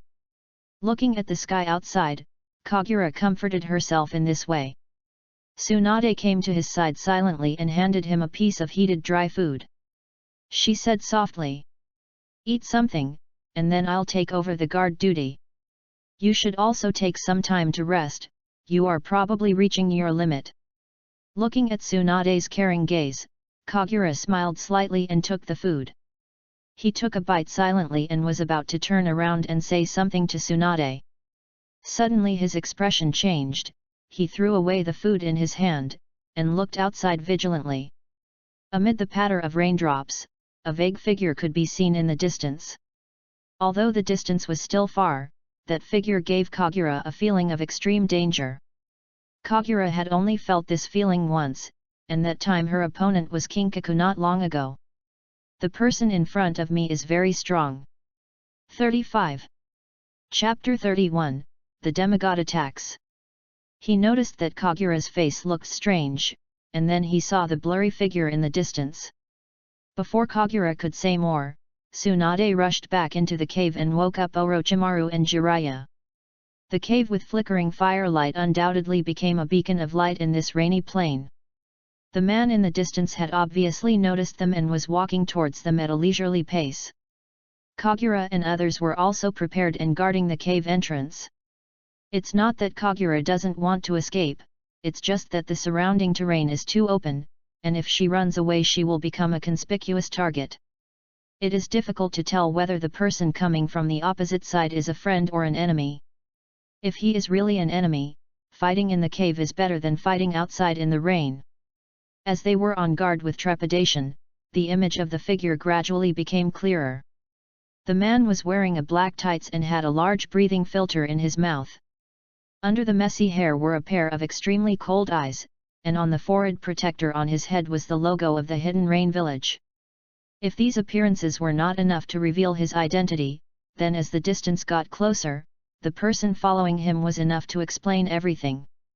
The man had short black hair and an ordinary face without any special features. The only thing that made him memorable was his small, gloomy eyes that were like venomous snakes. Kagura and others have seen this man's appearance before, because he is the target of their mission this time, Nita Shota. At this time, the two men had already arrived outside the cave. When he saw Kagura and the Konoha emblem on her forehead, Shota Nita's eyes burst into undisguised resentment. With a helpless sigh, Kagura said to the three people behind him in an inaudible voice, "I'll rush out later, and you guys can take the opportunity to steal away." After saying that, without waiting for the three to respond, he clenched his left hand around his right wrist, leaned forward and stared at the ninja from the hidden rain village in front of him. Sizzle, chew. As a high-pitched bird song sounded, a powerful blue electric current flashed in Kagura's right hand. Facing this unknown strong man, Kagura immediately used her strongest ninjutsu. He raised his head and looked forward. His eyes had transformed into Sharingan. The double Megatama in his eyes were constantly rotating, and it was obvious that he had already used Kota Amatsukami at the same time. However, facing Kagura's attacking posture, the ninja from the hidden rain village remained unmoved, and still watched everything indifferently with his arms folded across his chest. After a brief silence, the man spoke in a hoarse voice. "These eyes belong to the Uchiha clan of Konoha village. Give up, your illusion is useless to me, but the lightning technique you have is quite interesting. Come at me, you know you only have this one chance. This is not an exaggeration. Kagura has just used Kota Amatsukami on the person in front of her. But obviously compared to the golden horn at the beginning, his illusion had no effect on the person in front of him." He gritted his teeth, and his rotating Sharingan slowly stopped, stopping Kota Amatsukami's activation. With a light shout, the Chidori in his hand shone brightly, and his body pressed against the ground as he rushed out like a swooping falcon. The energy leaking from his right hand left a straight groove in his attack path. Just as he was about to rush in front of the man, Kagura jumped high. The Chidori in his hand has condensed into the size of an apple, and the previous high-pitched chirping sound has disappeared. This is obviously a manifestation of concentrating energy to the extreme. Just as the lightning-like blow was about to hit the man's chest, the man seemed to slowly stretch out his right hand. In Kagura's incredulous eyes, that hand seemed to just raise slightly, and then accurately grasped the wrist of her attacking right hand. He only felt that his right hand seemed to be restrained by an iron hand made of fine iron. No matter how hard he tried, he could not move forward even a little bit. Before Kagura could make the next move, the man raised the corner of his mouth and kicked forward with his leg raised. Kagura's body instantly flew back like a cannonball, hitting the stone wall next to the cave, and smashing a big hole out of it. Without any hesitation, the moment Kagura was kicked away, the other three did not follow Kagura's instructions to escape. Instead, he rushed towards the man like Kagura. In just a moment, the three of them flew back at an even faster speed, and three large holes appeared on the stone wall again. Falling down from the stone wall and kneeling on one knee, Kagura couldn't help but spit out a mouthful of blood, looking at the enemy in front of her with horror. Although the Golden Horn who was fighting against him was already in a very weak state, he did not expect that a person he met randomly in the wilderness actually had strength that surpassed that Golden Horn. Looking at the four little brats from Konoha being defeated in front of him, Shota Nita showed an excited smile. He said to the person in front of him with a crazy look on his face, "Hanzo, kill them. I can ask for more rewards when I return." The moment Kagura heard the word Hanzo, her heart skipped a beat and she immediately realized that the person in front of her was the legendary demigod. Hanzo of the Salamander, the future leader of the Hidden Rain Village, was regarded by other ninjas as the pinnacle of the ninja world during his prime and enjoyed the title of demigod. In the future Second Ninja World War, he will lead the country to fight against the three major countries including Konoha. Although Konoha won the battle and defeated the Hidden Rain Village, it still could not defeat Hanzo of the Salamander. Of course, he is still a young man and cannot reach the kind of demigod strength praised by people in the plot. But any ninja who can be crowned as a god cannot be an ordinary person. No wonder I am like a newborn baby in front of him. Hearing Shota Nita's order, Hanzo looked at him with his cold eyes. This time, there was a hint of chill in the hoarse voice. I said, don't you realize your current situation? If the village leader hadn't asked me to at least keep you alive, do you think you could have escaped the search of those Konoha Anbu? After saying that, he ignored Shotanita's angry expression and walked into the cave as if nothing had happened. But before entering, he paused for a moment and said, "You four, if you are not dead, come in by yourselves. If you try to escape, I will kill you." After saying that, he ignored Kagura and the others and walked straight into the cave. Shotanita glanced at Kagura and the others with a fierce look, but he thought about the consequences of offending Hanzo if he took action here. Reluctantly, he averted his gaze and followed Hanzo's steps inside. Kagura barely stood up and looked at the other three with concern. Fortunately, it seemed that Hanzo was holding back on them, and the three of them managed to stand up one after another. Looking at the inquiring eyes of her companions, Kagura did not say anything, but just shook her head slowly and walked into the cave. The three of them frowned, but in the end they had no choice but to grit their teeth and follow in. Kagura found a place to sit down in the cave and closed her eyes tiredly. In addition to taking time to rest, he thought about the current situation. Judging from the current situation, it can at least be confirmed that Konoha's search operation ahead has definitely failed. After all, the target has already appeared in front of them. The reason for all this should be because Hanzo took action. Yeah, that's right. It is not difficult for a future demigod to take action personally and rescue someone from the eyes of those Anbu. But the question is, why didn't he kill his own people? From the brief battle just now, it can be seen that it doesn't take much effort for him to kill these people. Thinking back to Hanzo's character, in the original plot, he was indeed a very contradictory person. Kindness and cruelty are both manifested in him to varying degrees. Hanzo has a sentiment of cherishing the talents of strong young ninjas. For example, during the Second Ninja War, he faced the young Sunin who were defeated by his own men. Hanzo admired them very much, so he gave Orochimaru, Jiraiya, and Tsunade the title of Three Ninjas of Konoha and let them go. However, in his later years, because Yahiko and Nagato threatened his position, he chose to join forces with Danzo to annihilate them. Both contradictory personalities are reflected in him. But judging from the performance of her group just now, Kagura didn't think it was worth it for Danzo to let her and others go. So what will happen to our group of people in the future? Chapter 32 The Truth of the Matter. After Kagura thought about it for a while, he seemed to understand Hanzo's thoughts. Hanzo is not yet the powerful person who can compete with the three kingdoms on his own in the future. He is not even the leader of the Hidden Rain village yet. Combined with his previous conversation with Shotanita, a big reason why the two of them appeared here was that Hanzo was just following the orders given by the village leader. The current situation is that all of Konoha's senior ninjas are concentrated in the Land of Rain, and a large number of Anbu are conducting a carpet search not far away. As for Hanzo's attitude towards Shotanita, it was more for the sake of the mission and he didn't want to cause any trouble. If we kill these people here, there are Uchiha clan members and Tsunade among them. It is conceivable that if the bodies of these people were discovered by the Anbu, it might be the fuse for the outbreak of a war in the Rain country. This is the main reason why Hanzo didn't hurt them. After figuring this out, Kagura secretly breathed a sigh of relief. For him, as long as his life is not threatened, nothing else seems that important. Perhaps sensing the relaxation of Kagura's body, Hanzo looked at him with interest.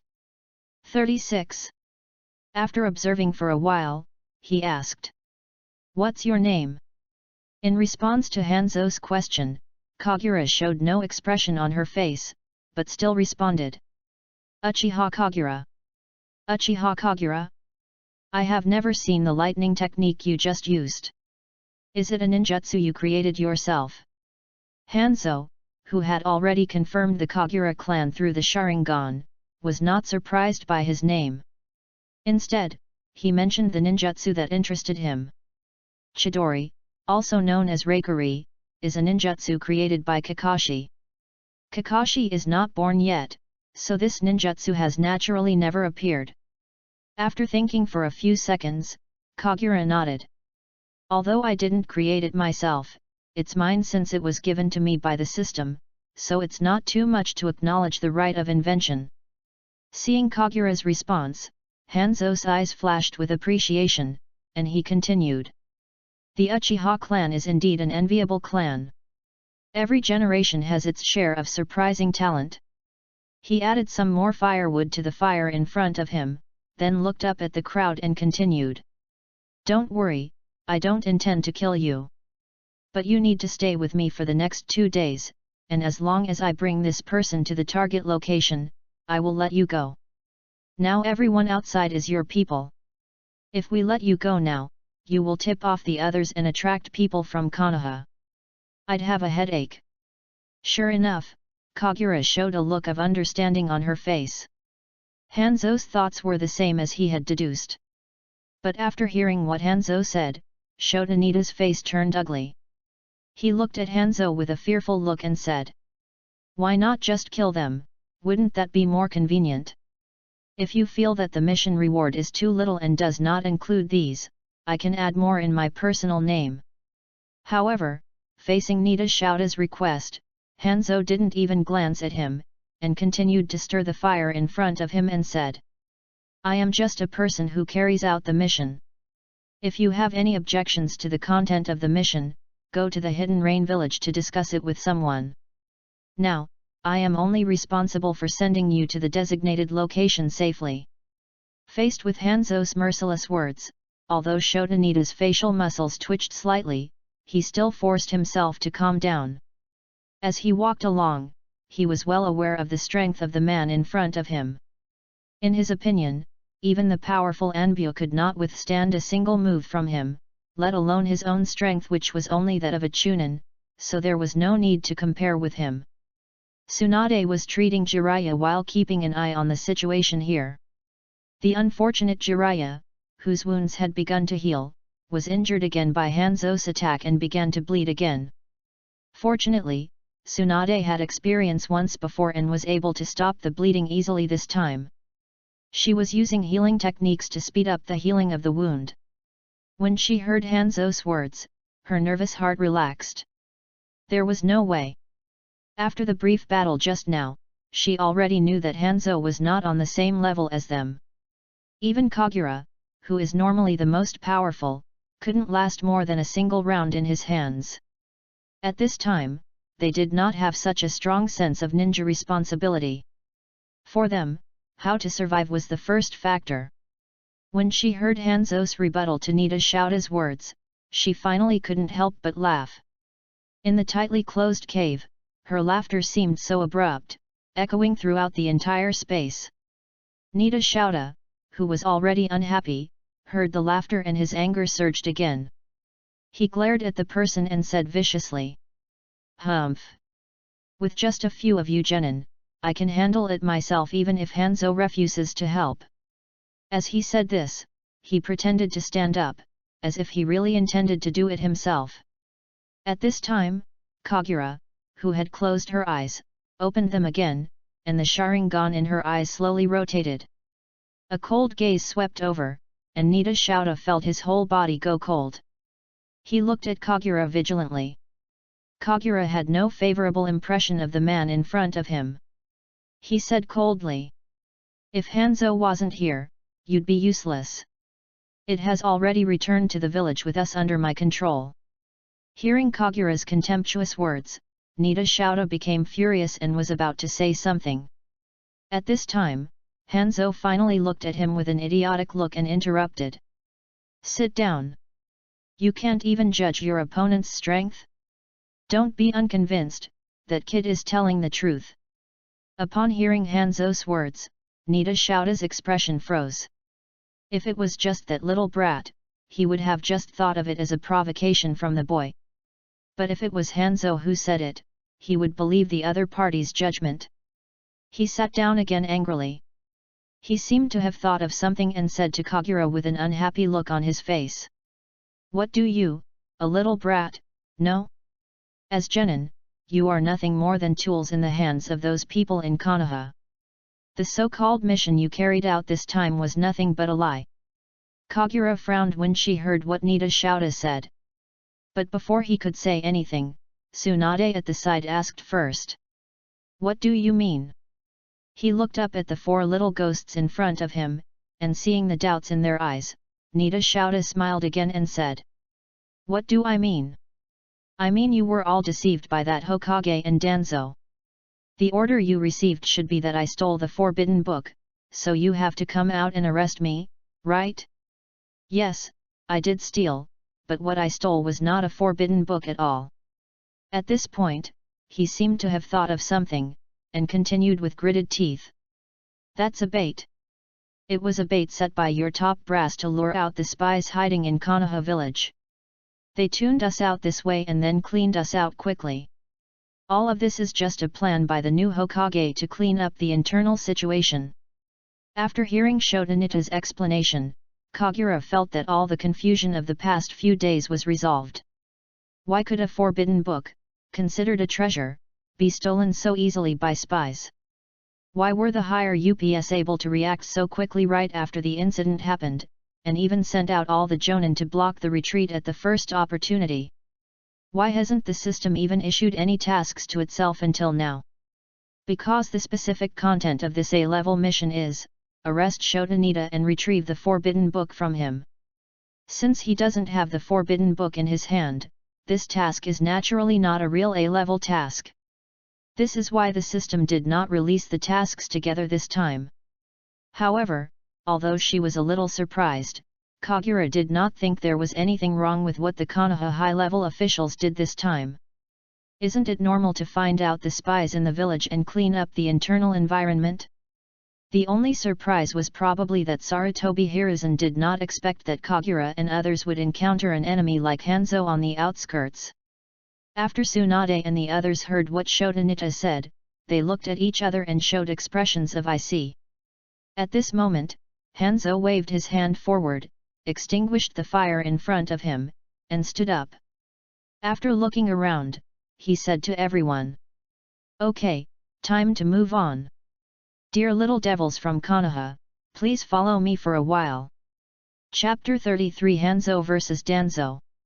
Faced with Hanzo's invitation, it was obvious that Kagura and the others had no right to refuse. Without saying anything, everyone followed the two out of the cave in silence. Jiraiya, who was still seriously injured, could only move forward with the help of Orochimaru and Kagura. The rain, which seemed like it would never stop, gradually became lighter and finally stopped. Although the sun was still not visible and the sky was still covered with dark clouds, the long-awaited rainless weather still made Kagura feel a little better. Hanzo naturally didn't pay special attention to Jiraiya's footsteps. He still maintained his own pace and walked towards an unknown location. Kagura and others who were at the end of the team were consciously trying to keep up. Although Hanzo did not urge them, nor did he look back at them. But Kagura and the others knew very well that if they used the excuse of Jiraiya's injury to fall behind, I'm afraid that this seemingly friendly enemy will chop Jiraiya's head with his butcher knife in the next second. 37. So even though Hanzo didn't say a word along the way, they had spontaneously quickened their pace. In rainy weather like in the rain country, it is difficult to define the length of daytime hours. After walking for about half a day, the sky was replaced by a dark curtain without anyone noticing. Hanzo, who was walking in the front of the team, stopped for the first time. He looked up at the sky, and having grown up in the rainy country, he instantly determined that tonight would also be a rare night without rain. He casually came under a big tree and sat down without saying a word. Although there were no instructions, the people behind him understood that this meant they should rest on the spot. Panting slightly, Kagura put Jiraiya down from her back and helped him sit against the tree. Although Jiraiya had been treated by Tsunade, he was injured twice in a short period of time and had lost a lot of blood, so his body was now extremely weak. At the beginning, it was indeed Kagura and Orochimaru who helped him walk. But as Hanzo's pace quickened, this supported way of walking was indeed unable to keep up. Finally, Kagura decided to carry Jiraiya on her back. Looking up and seeing Jiraiya's apologetic eyes, Kagura smiled slightly and shook her head gently. Seeing that Hanzo had no intention of lighting a fire, and even though it had stopped raining, it was indeed impossible to light a fire in the damp woods. Kagura and the other three silently took out dry food from their bodies and started eating. At this time, the best thing to do is to seize the time to replenish your physical strength. Watching the actions of the four of them, Hanzo nodded secretly. He has always admired such smart people. He finally spoke. I will let you go by noon tomorrow at the latest. After saying that, he closed his eyes, leaned against the tree and said no more. After hearing what he said, Shodanita showed a hint of ferocity on his face, but he didn't say anything in the end. As for Kagura and the others, they seemed to have not heard Hanzo's words and continued to eat the dry food in silence. As time slowly turned to late night, the dark clouds in the sky that seemed like they would never disperse finally faded away. The bright moonlight spread across the earth, casting a silver halo on the woods. At this time, everyone had closed their eyes, breathing evenly and resting against the tree. Suddenly, Hanzo, who seemed to be sleeping, suddenly opened his eyes. Whoosh! Just as he opened his eyes, with a slight sound, a black kunai suddenly shot towards his upper body. Hey! A dull sound of hammering into wood was heard, and Hanzo, who had been sitting there, had disappeared. The kunai was deeply embedded in the tree trunk. But a hissing sound came from the kunai, and I saw that there was a burning explosive talisman tied to the kunai. Oh! With a loud bang, the kunai exploded violently. Kagura had already woken up when the kunai hit the tree trunk. His first reaction was to grab Jiraiya beside him and quickly back away. Although Orochimaru and Tsunade were a step slower than him, they also rushed out before the explosion occurred. A huge puff of smoke rose up, even with the Sharingan activated. But Kagura could only barely see two dark shadows constantly intertwining inside, and the sound of weapons colliding could be heard from time to time. As the smoke slowly dissipated, everyone was finally able to see the details of the battle. At this time, Hanzo and a man were in a stalemate with their weapons held against each other, and that man was Danzo, who had just left the day before. In fact, Danzo had followed them early in the morning. After breaking out that day, before he reached his destination, he received news from Shadow's ninja pet that the target had escaped. He was the main planner of this plot, and it was he who took the initiative to propose to Sarutobi Hiruzen to use fishing bait to clear out the spies in the village. In fact, Shodanita was not his main target. The companions who helped Shodanita carry out the theft were the main purpose of his plan. He is just a chunin. Since his identity is already known, he won't be able to cause much trouble under the surveillance of the Anbu. But the other spies involved behind him are the big fish hiding behind the scenes. But he didn't expect that in order to prevent Konoha from catching him, the Sand Village actually hired ninjas from the Rain Country to help him escape. Although many traitors or spies who escaped from Konoha with Shodanita were captured along the way, they were all chunin or lower characters. The real organizer behind the scenes did not reveal his identity. In this way, Shodanita's existence seems more important than imagined. As long as we catch him and interrogate him with ninjutsu, we will always get some unexpected gains. So after receiving the news from the Anbu, he immediately stopped advancing and began searching on the spot. As the leader of an organization like Root, Danzo's tracking technology is naturally top-notch. What's more, the weather was nice and the rain, which was most disruptive to our walk, stopped. So 3 hours ago, he had already discovered this large team. Although he was surprised why Kagura and others were among them, it was Hanzo's presence that caught his attention. As a ninja who survived the battlefield, he could naturally sense the danger from the young man in front of him. After a brief thought, he sent a message to the Anbu behind him and followed up alone. It has to be said that when it comes to tracking and hiding, Danzo is one of the top masters. After being followed for hours, Hanzo didn't notice anything at all. Danzo was also a very patient person. Even when he saw them stop to rest, he still did not take action, but just hid above and watched. As the night progressed, he finally launched the long-awaited attack. The two people who were in a stalemate suddenly exerted force and retreated quickly. Danzo, who was still retreating, suddenly threw out several shurikens, and then formed a seal with one hand, and suddenly the number became overwhelming. Faced with this dense kunao attack, Hanzo's response was very simple. He calmly used the kunao in his hand to knock away the hidden weapons in front of him one by one.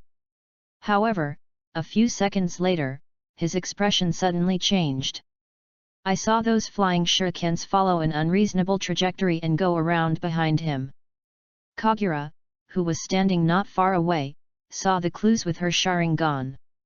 All the shurikens thrown by Danzo had an almost unnoticeable thread behind them. Danzo suddenly pulled his hand back, and streaks of silver light flashed. The shurikens that were knocked away by Hanzo suddenly flew behind him. At the critical moment, Hanzo twisted his body to avoid the attack. But when he came to his senses, he found that he had been tied up by the thin wire and shuriken that looked thin but was actually tough. Hiss! The familiar voice came again, and dozens of shuriken tied to his body were suddenly ignited. Looking closely, I saw that all the shurikens were tied with yellow detonating tags. Oh! There was an explosion louder than the previous one and a huge fireball exploded where Hanzo was standing. The explosion created a huge grey fog that instantly filled the entire forest. Having succeeded in his attack, Danzo didn't care about the outcome of the battle over there. He pushed his feet hard and rushed quickly towards Kagura and others. In front of him was Shodanita, who had a look of astonishment on his face. From the beginning to the end, he had no intention of competing with Hanzo. All his attacks were just to slow down the strong man. From the very beginning, Danzo's target was Shodanita, who was standing nearby. Under Shodanita's incredulous gaze, the kunao in Danzo's hand pierced into his body fiercely. Chapter 34 Are you willing to make a deal? Danzo's eyes narrowed, and Shodanita's incredulous face gradually disappeared in front of him, replaced by a piece of wood.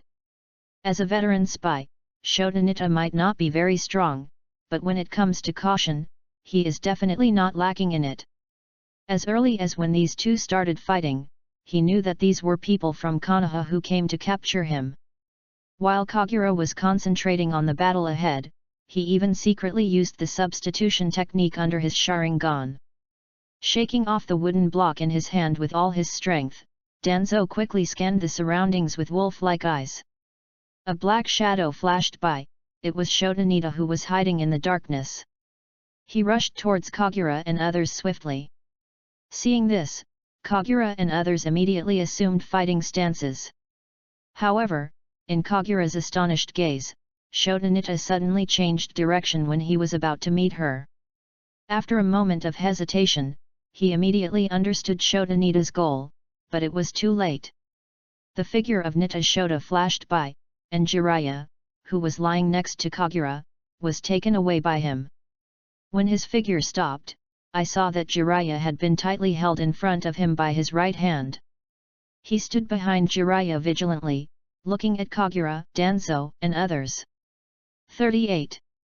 With his left hand, he held a kunao against Jiraiya's neck and said ruthlessly, "Don't move. Otherwise I will kill this brat." Taking hostages was obviously an idea he had thought about for a long time, and Jiraiya, who was unable to move due to his injury, naturally became the best target. Jiraiya turned his head and looked at Shodanita with shame and resentment, but he really didn't have the extra energy to resist. In this way, a stalemate occurred again at the scene. As this episode was happening, the grey fog on the other side gradually dissipated. As the saying goes, there is no harm in the smoke. Hanzo's unharmed figure slowly emerged from the grey fog. Although the expression on his face remained indifferent, there was clearly a hint of anger in his eyes. Without saying a word, he accelerated and rushed towards Danzo. Seeing this strong man attacking again, Danzo's eyes showed a hint of anxiety. As if he had made some decision in his mind, he gritted his teeth and rushed towards Shodanita again. Danzo hadn't arrived yet, but he had already thrown several darts at Nita Shouta. Seeing that Danzo ignored the hostage in his hands and launched an attack, a cruel look flashed in Shota Nita's eyes. He raised the hostage in his hand without hesitation to resist. With a muffled grunt from Jiraiya and the exclamations of Tsunade and Orochimaru, several darts pierced into Jiraiya's body, causing several blood flowers to burst out. However, faced with this situation, Danzo's expression remained unchanged, and the dagger in his hand flashed with a cold light. His body was still rushing towards Shota Nita at high speed, and the sword in his hand suddenly stabbed forward. He wanted to pierce Jiraiya's body directly and hit Shota Nita. Tsunade and Orochimaru, who didn't expect Danzo to do this, exclaimed in surprise. Orochimaru's hand had already lengthened and he wanted to step forward to block it. But their actions were always one step slower than Danzo's, and it seemed that they could not catch up at all. As the two men looked at each other with despair, Danzo's shuriken was about to pierce Jiraiya's body. A loud shout rang out. "Danzo, how dare you!"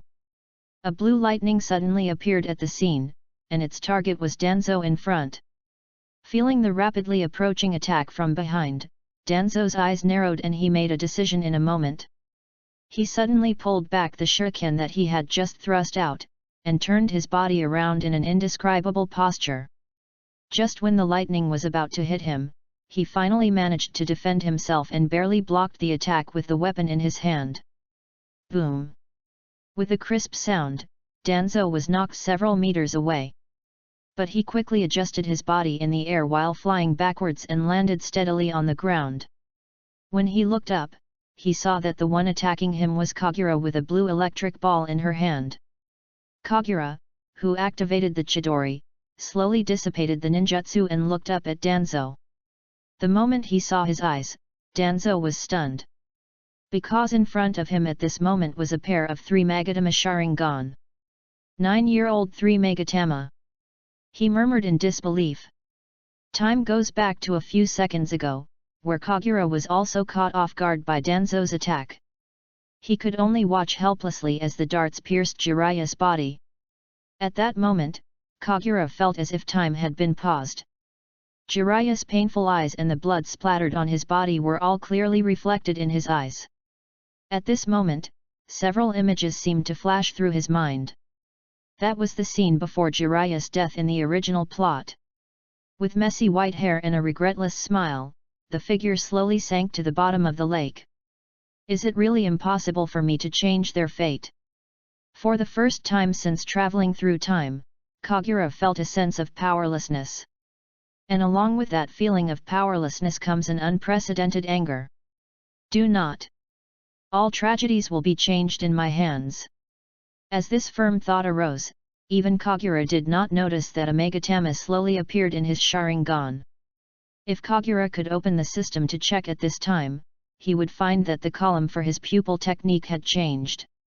The progress instantly reached 100%, and the attributes became I technique, 3 Magatama Sharingan, progress 0.1%. In fact, after 2 months of practice, his pupil skills had already progressed to 99%. But at the last 1%, Kagura found that no matter how hard he practiced, he still couldn't break through. In fact, this is precisely because he lacks the emotions needed for advancement. The last time he advanced, he used the system to help him, so he didn't notice this.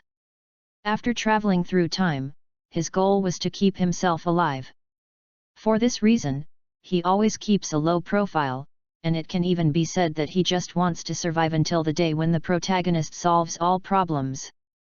But without him realizing it, the 3 members of Class 7 gradually became indispensable companions in his heart. They carry out tasks together, play together, and worry together. Kagura began to get used to the appearance of these people in his life, and he even began to work hard to change the miserable fate of these companions.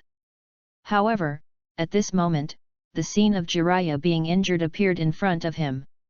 The bright blood seemed to have broken through some kind of psychological shackles in his body, and the strong emotions finally made him reach the level of 3 Magatama at this moment. It was at that moment that he subconsciously used Chidori. At this time, he did not notice that the Chidori, which originally required a certain amount of energy to accumulate, was used instantly this time. After forcing Danzo back, Kagura slowly stood up and glared at Danzo in front of her. At this moment, a trace of fear flashed in Danzo's eyes. The Uchiha genius who possessed 3 Megatama at the age of 9. It can be said that even Uchiha Madara did not have the talent of the boy in front of him. At this time, Hanzo finally arrived at the battlefield. Seeing that his target was not injured, he did not take the opportunity to launch an attack. In just a flash, he stood behind Shodanita, looking vigilantly at Kagura and Danzo who were confronting each other in front of him. Seeing Hanzo's arrival, Danzo knew in his heart that his plan to end the battle quickly had failed.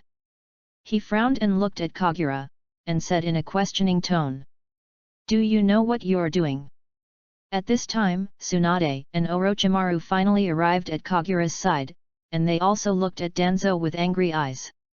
Kagura dusted off her feet, her face regained its composure, and she replied, "I certainly know what I'm doing. I also know that Jiraiya is my companion." In response to Kagura's response, Danzo said without comment, "Companion? Do you think you are still playing house in ninja school? I told Sarutobi Hiruzen that the education in the village is too peaceful now. People of your generation have forgotten what the essence of a ninja is. Completing the mission is the first element of being a ninja, and the sacrifice of companions in this process is not the reason that hinders the mission. Your behavior just now is a disgrace to the ninja." Looking at Danzo who was speaking with an angry look on his face, Kagura pondered for a moment and suddenly chuckled.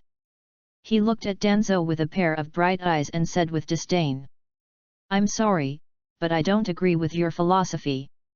My philosophy in life can only be defined by me. Only I can decide what kind of ninja you want to be."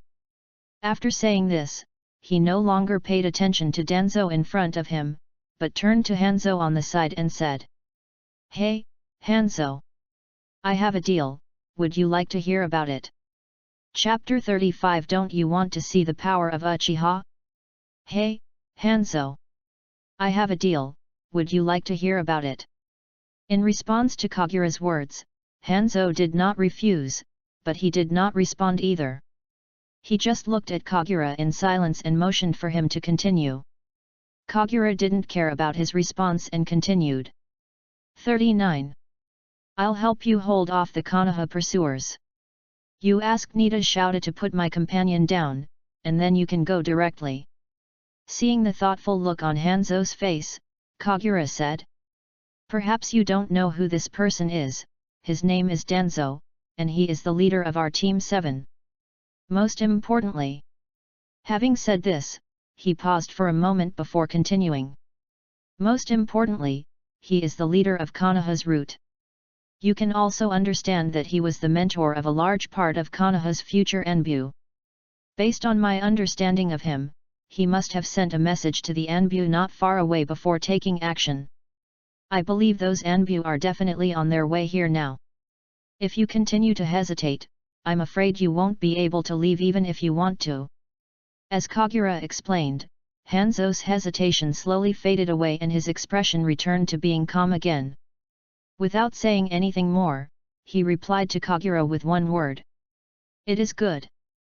Then, he turned his head and looked at Nita Shota's concise order. "Let him go." Shota Nita frowned, not wanting to let go of the only hostage. At this moment, he really wanted to question Hanzo, "Why do you believe what that kid said?" But when he saw Hanzo's unquestionable look, he still backed off.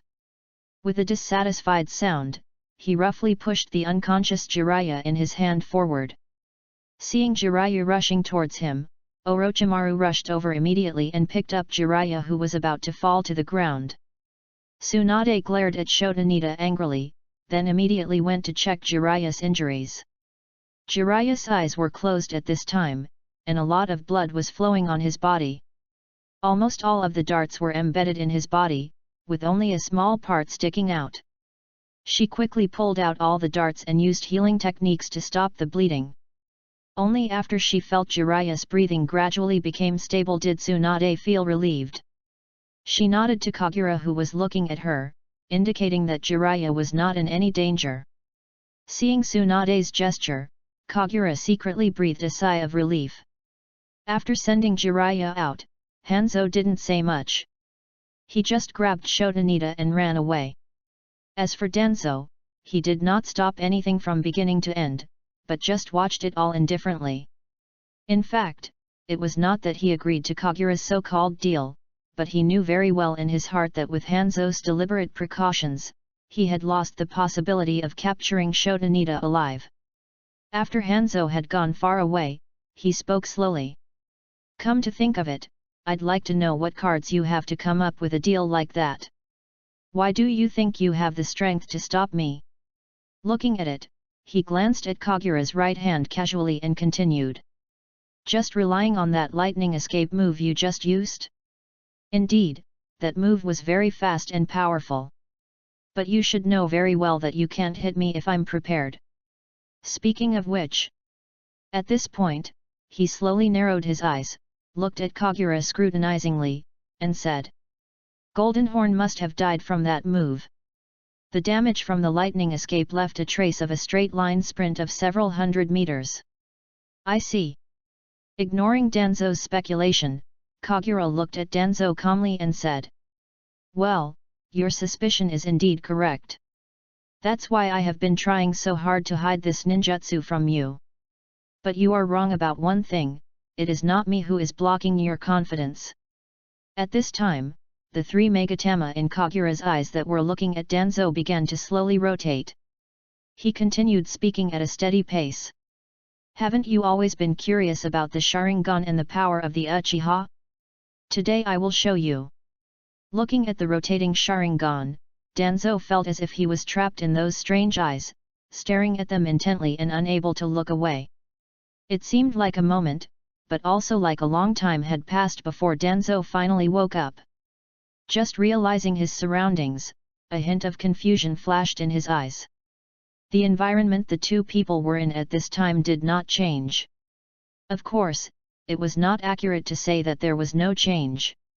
Tsunade and others who were supposed to be behind Kagura disappeared, and the original night sky also changed. The starry night sky disappeared, replaced by a blood-red sky. The surrounding trees turned completely black, standing abruptly on the ground like silhouettes. Kagura smiled slightly, stretched out her hands and said, "Welcome to my world." Danzo still did not seem to be at all flustered by the changes around him. He looked around and said, "Is this an illusion created using the Sharingan? Haha, if it's just an illusion, I'm afraid it won't be able to trap me." Hearing this, Kagura laughed even more happily. "Oh, just an illusion? This is an S-level ninjutsu, the signature skill of the genius Uchiha Itachi, Tsukuyomi. Yes, this is the S-level ninjutsu that Kagura drew after killing King Kako last time. However, after drawing it, Kagura encountered a problem. He found that he could not fully release this ninjutsu. It was obviously just an S-level ninjutsu like Kota Amatsukami, but Kagura found that she could not release it perfectly. After struggling for a long time, he also realized that this might be due to the fact that he still had the two Magatama Sharingan. Both Tsukuyomi and Kota Amatsukami illusions actually rely on the Sharingan to operate. Therefore, the level of the Sharingan plays an absolutely important role in the performance of these two. In fact, Kagura has always felt that she has not fully utilized the power of Kota Amatsukami. As a ninjutsu known as the strongest illusion, Kota Amatsukami seems to have too many restrictions in his hands. Every time you fight, if you encounter an opponent who is stronger than you, the effect of this move is almost zero. But all of this no longer existed after Kagura broke through to the three Magatama Sharingan. Just now, Kagura vaguely felt that the shackles that had previously restricted her from using Tsukuyomi had disappeared. With the mentality of giving it a try, it actually succeeded. Hearing Danzo's disapproving remarks, Kagura's lips curled up slightly. He responded calmly. Really? Then you try it. Hearing Kagura's confident words, Danzo frowned. However, he still raised one hand to seal the seal and shouted. Untie. However, all his actions were like those of a clown, and the scenery around him did not change at all. At this moment, a trace of panic finally appeared on Danzo's face. Seeing this, Kagura spoke again. I've already given you a chance, now it's my turn.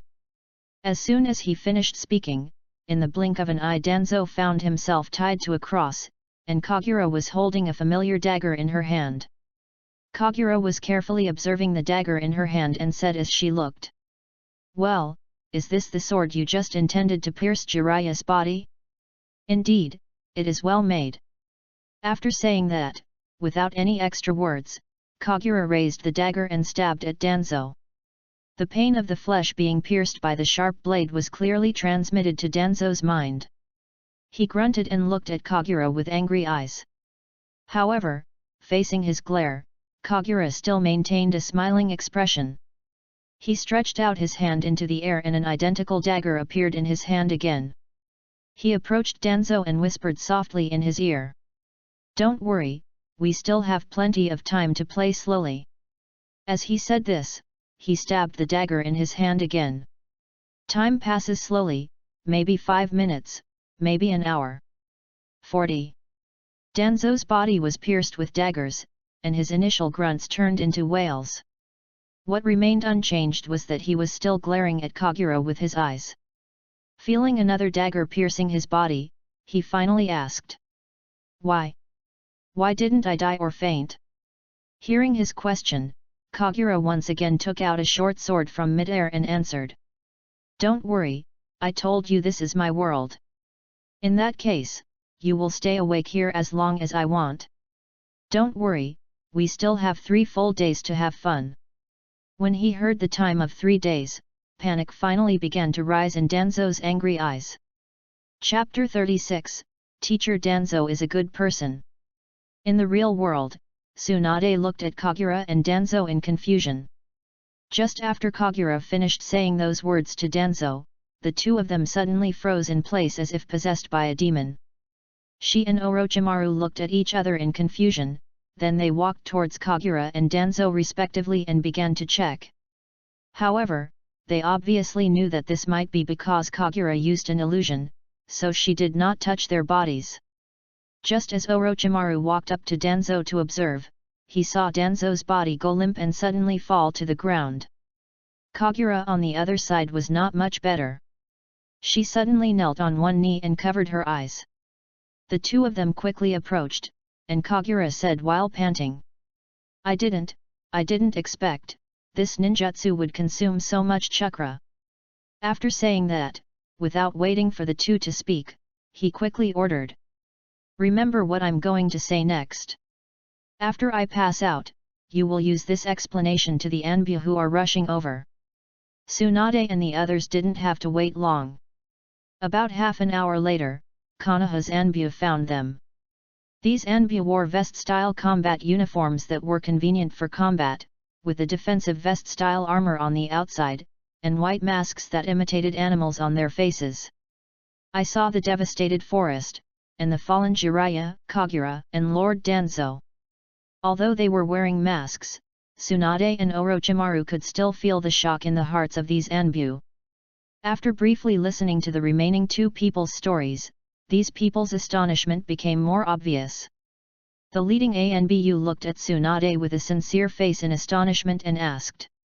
You mean to say that Danzo-sama fell into a coma after fighting a powerful enemy from the Hidden Rain village in order to protect you? Facing the question from the Anbu, Tsunade wiped the non-existent tears from the corners of her eyes and choked back. Yes, Danzo-sensei. In order to protect Jiraiya and Kagura who were held hostage, he actually fought the enemy desperately.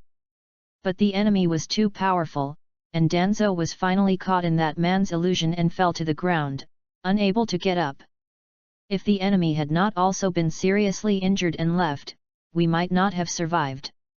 Teacher Danzo. He is really a good teacher who cares about his students. Woo.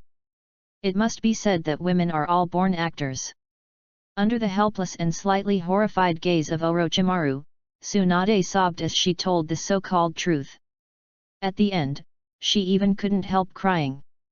At that moment, Orochimaru even began to doubt whether everything he had seen before was some kind of illusion, and what Tsunade said was the truth. Even Orochimaru, who knew the inside story, began to doubt himself, let alone the Anbu. In fact, there are no loopholes in Tsunade's narration. The only problem lies with the protagonist in the content. Unlike ordinary ninjas in the Hokage village, these Anbu people know the true identity of Lord Danzo very well. Such a person would rather give up the mission than save his students? You might as well say that the little Uchiha guy lying down is the reincarnation of Uchiha Madara. But the crying little girl in front of him is not a good person either. She is the famous Tsunade. If you reject her on the spot, you don't know who she will report you to when she goes back. Faced with this dilemma, the leader made up his mind and chose to believe Tsunade.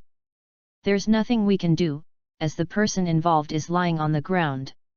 If there is really a problem, let's wait until he wakes up. After looking around, he immediately decided to send the 2 genin and 3 wounded people back to Konoha. In any case, Lord Danzo's injury shows that there is indeed a powerful enemy nearby. Under such circumstances, these genin are no longer suitable to stay here. 2 days later, in Konoha Hospital, Kagura woke up slowly, and what came into her sight was still the familiar ceiling. This time, the ward he was lying in was the same one as last time. After staring blankly at the ceiling for several minutes, his pupils began to focus slowly. At this time, the door to the side was opened. After a while, 2 joyful voices came one after another. Kagura, wake up! Slowly turning his head, he saw that the people coming were Tsunade and Orochimaru. Tsunade walked to the bed, put down the fruit in her hand, and looked at him with concern. When she saw the look in Kagura's eyes when he looked back at her, she instantly understood what Kagura meant, and she patted him gently and said, "Do not worry. I have already explained clearly how Danzo-sensei saved us." After hearing this, Kagura finally felt relieved after confirming that Tsunade had indeed done what she had instructed. He didn't say anything, but just nodded slightly at the 2 of them. The next day, Kagura had already left the hospital and stood in front of Sarutobi Hiruzen. Unlike last time, the reason why Kagura fell into a coma this time was because his chakra was exhausted in a short period of time. Physically, he was not actually injured. So this time, he was discharged from the hospital in just 1 day and was summoned by the Hokage immediately. Looking at the handsome young man standing in front of him, Sarutobi Hiruzen rubbed his brows in pain. He already knew the details of how Danzo was injured through information transmitted by the Anbu. He even met Tsunade and Orochimaru in person yesterday and asked them again in person. But what the 2 of them described in front of him was still the same as what the Anbu said. As a friend of Danzo for many years, how could he not understand Danzo's character? What's more, this incident was planned and participated in by Danzo himself. At the last moment, how could he give up the important goal of capturing Shodanita? But the 2 men had the same opinion and there was nothing he could do. In desperation, he had to call Kagura to ask again. "So, your statement is the same as Tsunade and the others?" Narrowing his eyes, Sarutobi Hiruzen asked directly without any further ado. However, Kagura's expression did not change at all, she just nodded solemnly. In fact, the first half of his teachings were no different from the truth, but they began to change after Danzo rushed towards Shodanita who had held Jiraiya hostage. The purpose of rushing towards Shodanita was to save Jiraiya, and Jiraiya's injury was just due to accidental injury. In the end, in order to save everyone, he fought a fierce battle with Hanzo, and then fell down after receiving the enemy's illusion. As for the Hokage's suspicion, it was not beyond his expectations. Sure enough, seeing him nod, Sarutobi Hiruzen said unhappily. Do you think I will believe it? I know Danzo well, are you sure you want to stick to this statement? Faced with this suspicion, Kagura's response was simple. He looked at Sarutobi Hiruzen sincerely and said, I won't allow you to slander Danzo-sensei like this. What do you mean by this? Sarutobi Hiruzen was also a little confused by Kagura for a moment. Without giving him time to think, Kagura continued. Although we only spent a short time with Danzo-sama. 41. But through the time we spent together, I deeply felt that beneath Mr. Danzo's cold appearance, he had a warm heart. He loves his motherland, loves the people in the village, and takes great care of us, his subordinates. Even though you are the Hokage, I won't allow you to slander the noble character of Danzo-sensei like this. Although he did not complete the task this time, I think this also proves that he has a soft heart. Teacher Danzo, he is a good man. If you want to punish him, Hokage, we are willing to accept the punishment together. As Kagura spoke, Sarutobi Hiruzen felt as if his brain was a little confused. When did I say I would punish Danzo? No, the most important thing is who is the one you are talking about who loves the people and his subordinates? We're not talking about the same fucking person. He really had never thought that in this life, he would associate the words Danzo with good person. Looking at the confused Sarutobi Hiruzen in front of her, Kagura smiled secretly in her heart. Sure enough, sincerity is the last resort. In fact, he was not worried at all that these lies would be exposed after Danzo woke up.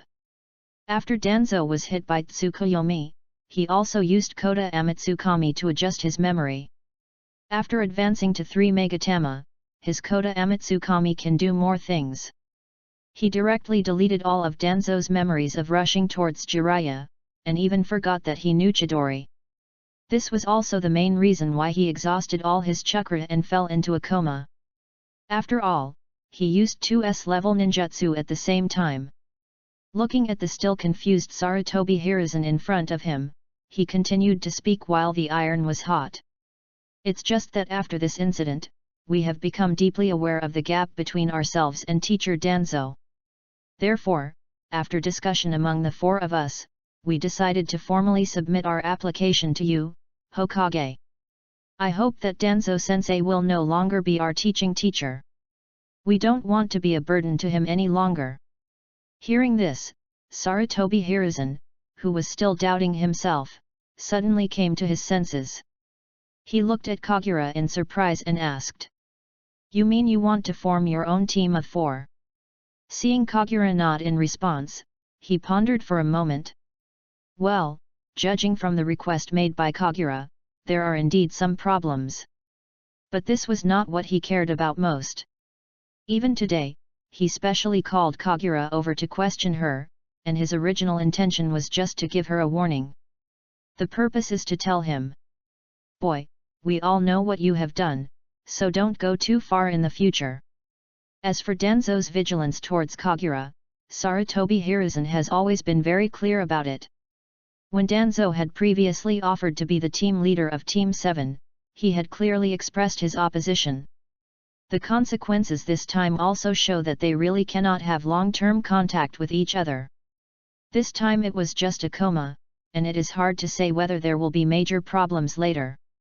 Thinking of this, he actually had a certain degree of agreement with Kagura's proposal. But in the end, he rolled his eyes, a malicious look appeared on his face and he said, I can approve your proposal, but, hee. Having said this, he smirked and said, You have to complete a mission first and prove to me that you have the ability to form a team on your own. Chapter 37 Shota Fuda. As far as Shota Nita remembers, he has never seen his parents. Ever since I can remember, I have been living in an orphanage in the Sand Village. There is no gentle and lovely dean like in novels, nor is there a considerate and caring teacher. In fact, that kind of existence mostly only exists in novels or dramas. The orphanage where he lived was actually an educational institution for training soldiers. From the day he could remember, he had to train almost non-stop every day. After training every day, I eat food that is not delicious but can fill my stomach. But even so, no one around him would complain. Because those who complained were kicked out long ago and their whereabouts are unknown.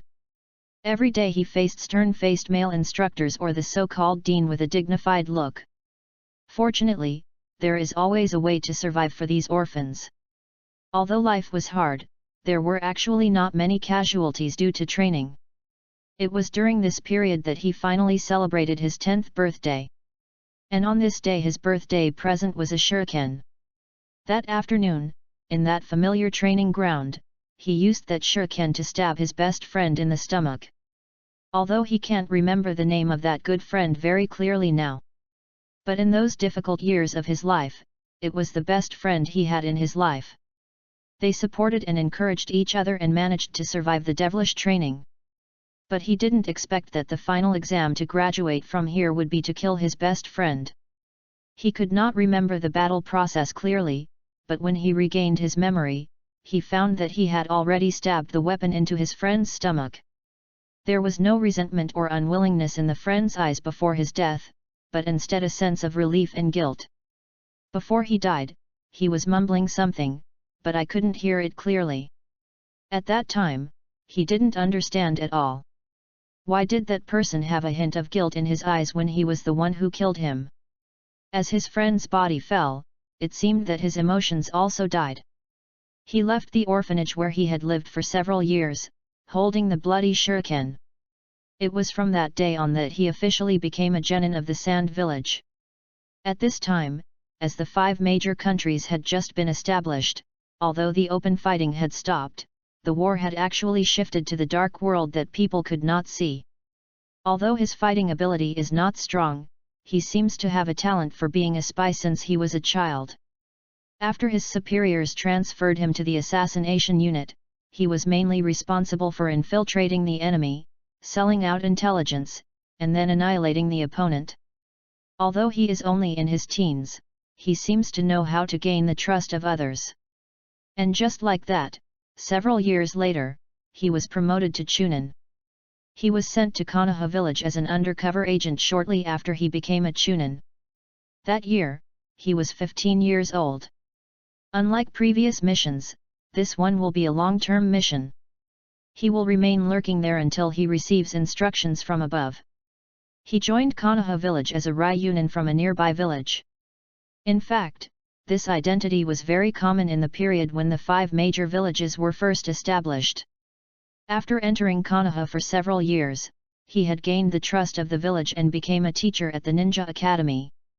Even among the 5 major nations, Konoha is the village that best represents peace. He lived a completely different life here than before, and the peaceful atmosphere here even made him feel a little unreal sometimes. However, this peaceful atmosphere did not calm his heart, but made it even more violent. No one knew that every time he saw those children with innocent smiles, what he was actually thinking about was how to kill them as quickly as possible. When greeting his neighbor every day, he was secretly imagining whether that person would still be able to smile if Konoha was destroyed. His childhood experiences caused some distortion in his heart. In fact, the reason why he wanted to be a spy was because he liked to see the resentful expressions on the faces of those he betrayed when they finally found out the truth. That would even give him an inexplicable sense of pleasure. However, this mission actually lasted for 10 years. He grew from a 15-year-old boy to a 25-year-old young man. From a warrior who killed countless people on the battlefield, he became a kind and gentle teacher in the Konoha Ninja School. But no one knew how tormented he was inside during these 10 years of seemingly peace.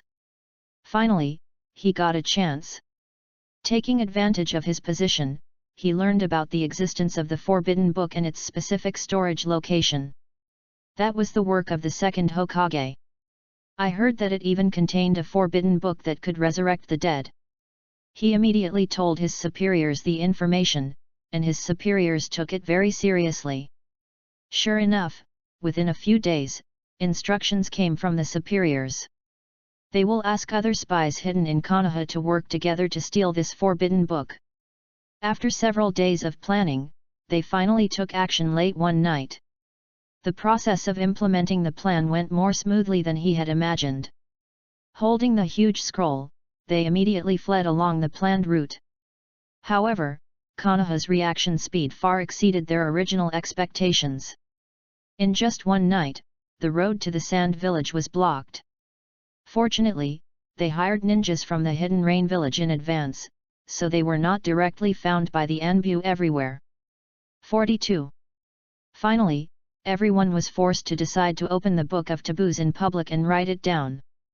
Then, as long as one person could escape, they could bring these forbidden techniques back and complete the mission. However, the moment they opened the book, everyone's expressions froze. Because there is not even a single word in that so-called forbidden book. At this moment, Shodanita immediately realized that all of this was Konoha's plan. We are just pawns in their plan. It was that night that the masked Anbu finally discovered them. A fierce battle broke out. Unfortunately, almost all of them have only the strength of a Chunin, and most of them have been engaged in espionage activities for a long time, so their direct combat capabilities are not strong. Just 10 minutes into the battle, almost all of their people were wiped out. Just when Shodanita was almost in despair, a powerful ninja rescued him from the group of hidden ninjas. It was the hired ninja from the Hidden Rain Village. The ninja named Hanzo told himself that he had received a mission and would leave after taking him to a certain target location. At this time, Shodanita could only accept this arrangement silently. After all, he also knew that as a major criminal listed by Konoha, it would be difficult for him to return to the Sand Village through formal channels in the future. Unexpectedly, they met a group of little devils from Konoha on the way. Perhaps it was because he thought about how he was fooled by the high-ranking officials of Konoha, he could hardly suppress his murderous intent towards these little brats from Konoha. However, Hanzo did not allow him to do so, and he knew the reason very well. He would do the same if he were in their shoes. After all, there was no need to offend that powerful country for an escort mission. But unexpectedly, an accident happened later. That Danzo is chasing after me. As a spy who has been collecting information, he naturally knows who Danzo is. But the subsequent developments were moving in a direction that he couldn't understand. For the sake of the loser he was holding hostage, that annoying-looking Uchiha brat actually proposed a deal? And the deal was that he had to release the hostages, and then he would be responsible for stopping Danzo? Who does he think he is? Uchiha Madara? But what was even more unexpected was that Hanzo actually agreed to the deal. Although he was unwilling in his heart, he still let go of the little devil in his hand. Who would have known that when Hanzo was running away, Danzo actually didn't chase him anymore? How did that Uchiha brat do it? After leading themselves through the Land of Rain, they arrived at their final destination, the Land of Grass. This is a small country far away from the Wind Kingdom where the Sand Village is located, sandwiched between the Earth Kingdom and the Fire Kingdom. Those people in Konoha certainly didn't expect that they would be brought here. After completing himself, Hanzo left without saying a word and returned to the Hidden Rain Village. As for myself, I found a nearby village and quickly integrated into the village as a stranger. After all, dealing with people was his forte. 2 weeks passed by in the blink of an eye. Shodanita, who had just walked out of the house, greeted his neighbors enthusiastically. Walking on the shabby path in the village, he was calculating the time to leave. It was last week that Konoha evacuated all the Jonin in the Rain Country. After more than a week, there are probably not many Anin left in the Rain Country. It's time for me to leave here and return to the Sand Village. While he was thinking about something, he accidentally bumped into someone on the roadside. He turned around out of habit and intended to apologize. However, the moment he turned his head, a 3-Magatama Sharingan came into his sight. He was slightly stunned, and he felt that his thoughts and will were being quickly invaded. He knew very well that if the man in front of him completely invaded his will, he would be in great danger. But he was completely powerless to stop it. Just when his thoughts were about to disappear, a scene buried deep in his memory suddenly appeared before his eyes. It was a training ground illuminated by the setting sun, and standing in front of him was the good friend he had killed. The man spat out a mouthful of blood and said in a barely audible voice, "I'm sorry, Nita Shouta. You will have to walk the road ahead on your own." "Oh, I remember his name. That's my good friend, his name is Long Kitai." Looking at Shota, Nita, who was under their control, Kagura and Tsunade and others behind him finally breathed a sigh of relief. Although it was strange why this man suddenly smiled after struggling to the end, the most important thing was that they finally completed their mission. Yes, the task that Sarutobi Hiruzen gave them that day was capture Shota Fuda alive. In order to complete this task, they followed the clues along the way for more than 10 days. Finally, they chased to the village and locked onto the target. Looking at Shota Nita with lifeless eyes, Kagura looked at her companions behind her and smiled. She waved her hand and said, "Let's go, we're going home." Chapter 38, The Monster from Konoha. The 25th year of Konoha, 3 years after the Danzo incident. Within the Kingdom of Water. Similar to the Whirlpool Kingdom that Kagura and others had visited, the Water Kingdom is a huge island far away from the mainland. However, its land area is much larger than that of the Whirlpool Kingdom, and there are many scattered small islands around it. On one of the small islands, a group of Chunins from the Hidden Mist village were fleeing in fear. One of them was holding a girl with completely red hair under his armpit.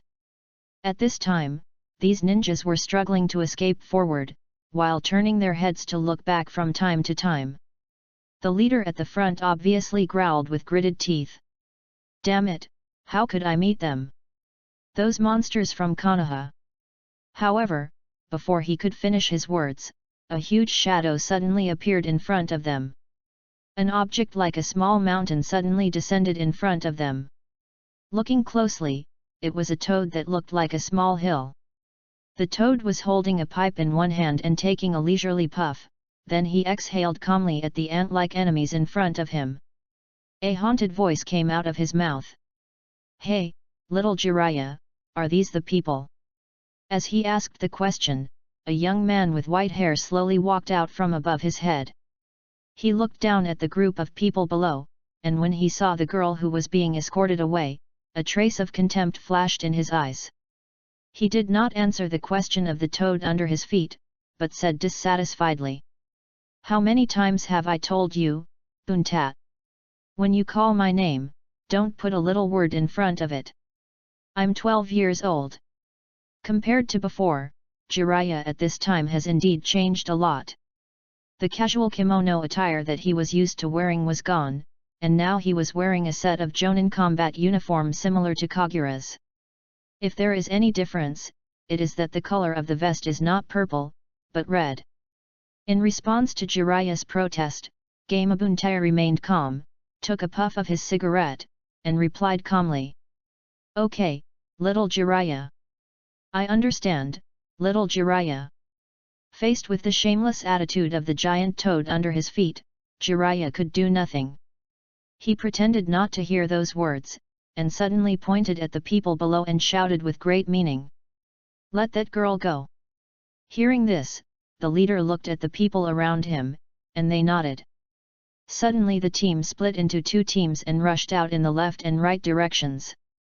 Watching the enemies below fleeing separately, Jiraiya did not stop them, but just shook his head regretfully. The leader of the team on the left saw that the toad didn't move at all. Before he could feel happy, an accident happened in front of the team. Suddenly, a hand appeared out of nowhere in front of them. The hand holding a dagger directly chopped down the ninja who was rushing in the front. As the ninja screamed, the people behind him stopped in alert. 43. Everyone's eyes were fixed on the hand in the air, and as the hand was slowly retracted, they noticed another young man standing on the tree. The young man had long, smooth black hair, snow-white skin, and a pair of vertical pupils that were filled with a hint of coldness. He was wearing the same attire as Jiraiya, except his vest was black. Unlike his somewhat creepy appearance, he seemed very polite when he spoke. He bowed slightly to everyone, then spoke softly.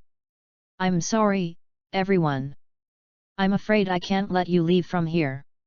Looking at the young man in front of him, the leader swallowed nervously, but before he could speak, a loud noise suddenly came from behind him. He quickly looked back, only to see that the other team that had separated had disappeared. Instead, there was a cloud of dust. All of you scum who robbed young girls, go to hell. Following a vicious female voice, one could vaguely see a young girl gradually walking out of the fog. When the smoke cleared, the girl's figure finally appeared in front of them. This person is Tsunade. After 3 years, her hair grew longer, but was still tied into a high ponytail behind her. She was dressed the same as Jiraiya and the others, except that her vest was cyan. After discovering that he and his companions were secretly surrounded by these 3 people, the leader's face darkened. But at this moment, the last voice made him sweat profusely. Because the voice came from behind him. How many times have I told you to talk less nonsense when you are on a mission? What? Don't go, stop this. If they are really that obedient, what do we need the police for? And Jiraiya, where did you learn that phrase, let go of that girl? I told you not to read so many weird books. Although the tone of these words was light, the leader felt as if his whole body was frozen. He looked back with difficulty, and what came into his sight was a pair of Sharingan. Kicking the fallen enemy, Kagura curled her lips in boredom as she looked at Tsunade, who was examining the girl. Yes, this is the 7th team on the mission. This time, the mission they received was to rescue the abducted girl commissioned by the Whirlpool country. Looking at the girl's bright red hair, Kagura sighed slightly. Just as he remembered the plot, various countries have begun to extend their influence to the Whirlpool country.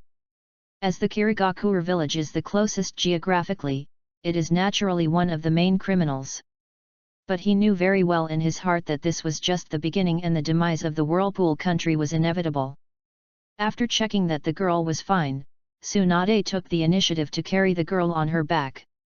Orochimaru walked up to Kagura and asked curiously. Oh, the police you just mentioned. What is that?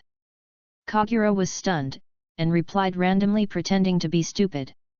Did I say that? You must have heard me wrong. I said ninja, ninja. Ninja? I guess I heard it right. Orochimaru scratched his face in confusion. One day later, in Whirlpool country. Watching the girl who returned safely, hugging her family and crying bitterly. Kagura and the others also smiled with satisfaction. The staff of Whirlpool country standing by side as they looked at the 4 members of Team 7. During these 3 years, the 4 genin from Konoha have become very famous. Although they only have the title of genin, everyone in them should not be underestimated. In fact, they are recognized to have at least the strength of a chunin. Especially the leader Uchiha Kagura. One of the jonin who had fought with him once said. I think the reason Konoha didn't promote him to jonin was to trick the ninjas from other countries. Give this kid another 2 years, and I won't be surprised if he can challenge the cage level. As his strength was recognized by more and more people, the nickname he had in ninja school was mentioned again. Monster from Konoha. This is just a title that Kagura has been given again in recent years. After completing the mission, receiving the reward, and saying goodbye to the girl's family who thanked them, Kagura and his friends set out on the journey back to the village. As they were walking, Tsunade suddenly ran to Kagura, hugged his right hand with both hands, and said coquettishly. How about we take a walk and then go back, okay? I have to say, in these 3 years, apart from her height, Tsunade's biggest change is that she finally started to grow. Although it is not as grand as the future, Kagura can swear with his Sharingan that he has at least reached B. Feeling the softness touched by her right hand, Kagura couldn't help but raise the corners of her mouth, and an unnatural blush appeared on her face. Tsunade naturally saw the changes in Kagura. She playfully glanced at Kagura's embarrassed expression, but held Kagura tighter in her arms. Jiraiya and Orochimaru on the side were no longer surprised by this kind of scene. Jiraiya was walking while opening a book he had just found and reading it carefully. Over the years, it might be because Kagura's abilities really impressed him. Especially after he recovered from his injury, he heard Orochimaru and Tsunade describe how Kagura openly dueled with Danzo for him. He even tacitly regarded Kagura as the boss. Or maybe it was because he knew in his heart that it was impossible for Tsunade to have any romantic feelings for him. Anyway, he has resolutely abandoned the vague affection he had for Tsunade over the years. So as long as you give up early, there will be no such thing as bootlicking. As for Orochimaru, he is not interested in matters between men and women. If you have that much time, you might as well study more ninjutsu. However, this time, watching Tsunade and Kagura flirting, he rarely interrupted and said, "I think we should go back as soon as possible, otherwise if we can't make it this time, we will have to wait another year." Hearing his words, Kagura instantly came to her senses. Pulling his hand away from Tsunade with a hint of regret, he continued seriously. "Well, Orochimaru is right. Let's go back, we must make sure to attend the event in time this time. Take part in the Chunin exams." Chapter 39 Chunin Examination. Yes, the four of them are still genin now. But it is not a conspiracy of the top leaders of Konoha village as some conspiracy theories speculated by the outside world. It was simply because they missed the Chunin exams 2 years in a row. Like all our current exams, the Chunin exams also require advance registration and have a clear deadline.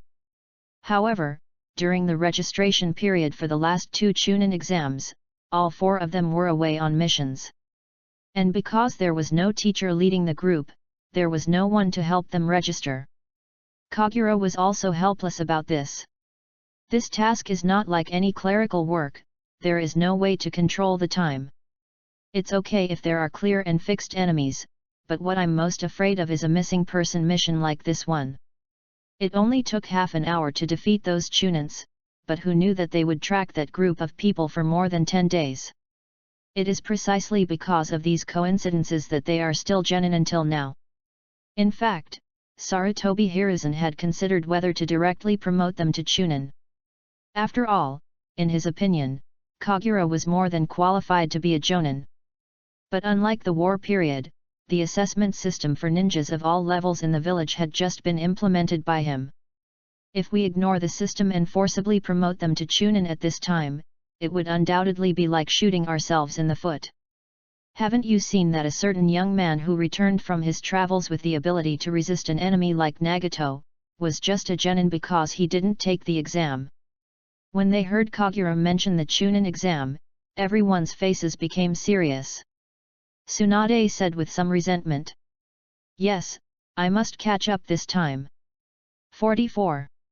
If I don't pass the Chunin exam this time, I'll be nagged by Grandma Mito again. Jiraiya also turned his attention away from the book in his hand and spoke. Hitaki Sakumo, who was in the same class as us, passed the Chunin level 2 years ago.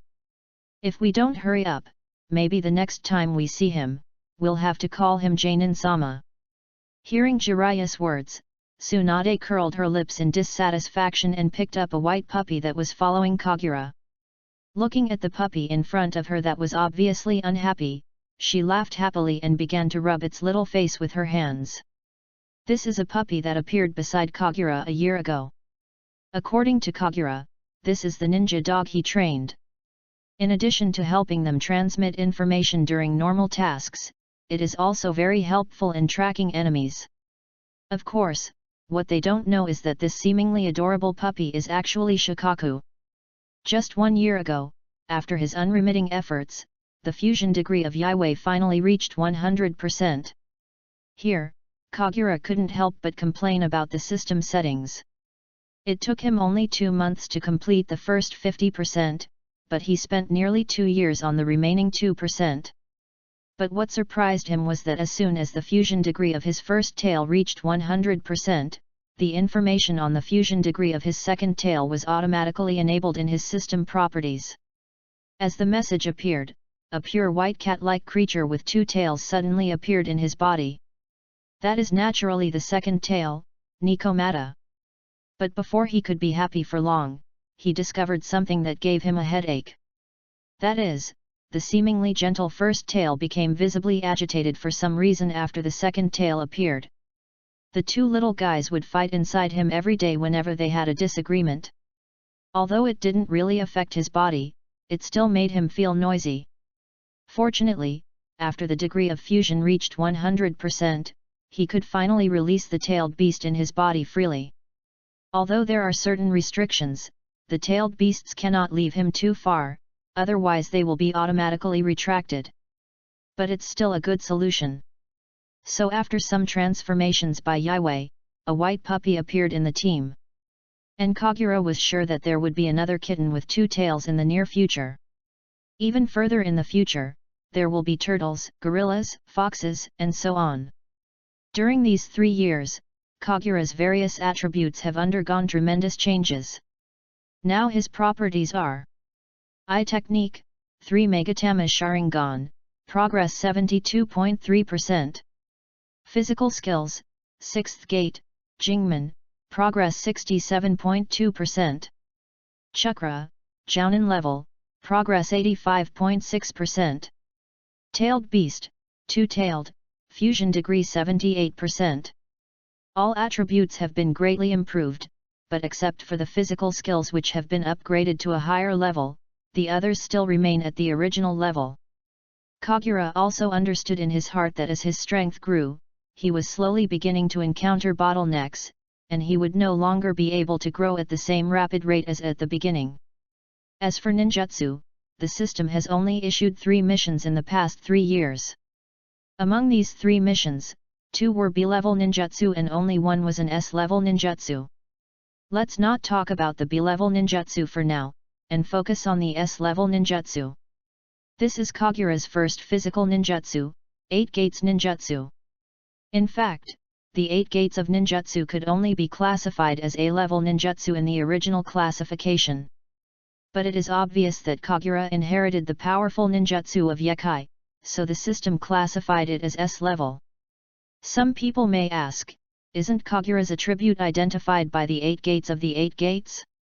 Doesn't this mean that he himself knows the ninjutsu of 8 gates ninjutsu? This is indeed just a misunderstanding. As we all know, the opening of the 8 gates has a lot to do with the physical fitness of the user himself. The better your physical fitness, the more doors you can open, so 8 doors are used as the standard. Even though Kagura's physical attribute is marked as 6 gates, it does not mean that he can open the Jingmen without any damage. Only when the progress reaches 100% can the gate level of this stage be truly opened without damage. Of course, in battles with different enemies over the years, Kagura has also successfully copied many ninjutsu using the Sharingan. But since these ninjutsu are not of high level, we will not mention them here for the time being. After rushing all the way, they finally arrived back to Konoha village within the registration period. Signing up is actually very simple, it's actually at the window next to where they usually accept tasks. After filling in the names of the 4 people solemnly, they handed over the mission of the Whirlpool country and then walked out. As soon as they came out, they saw 3 familiar faces.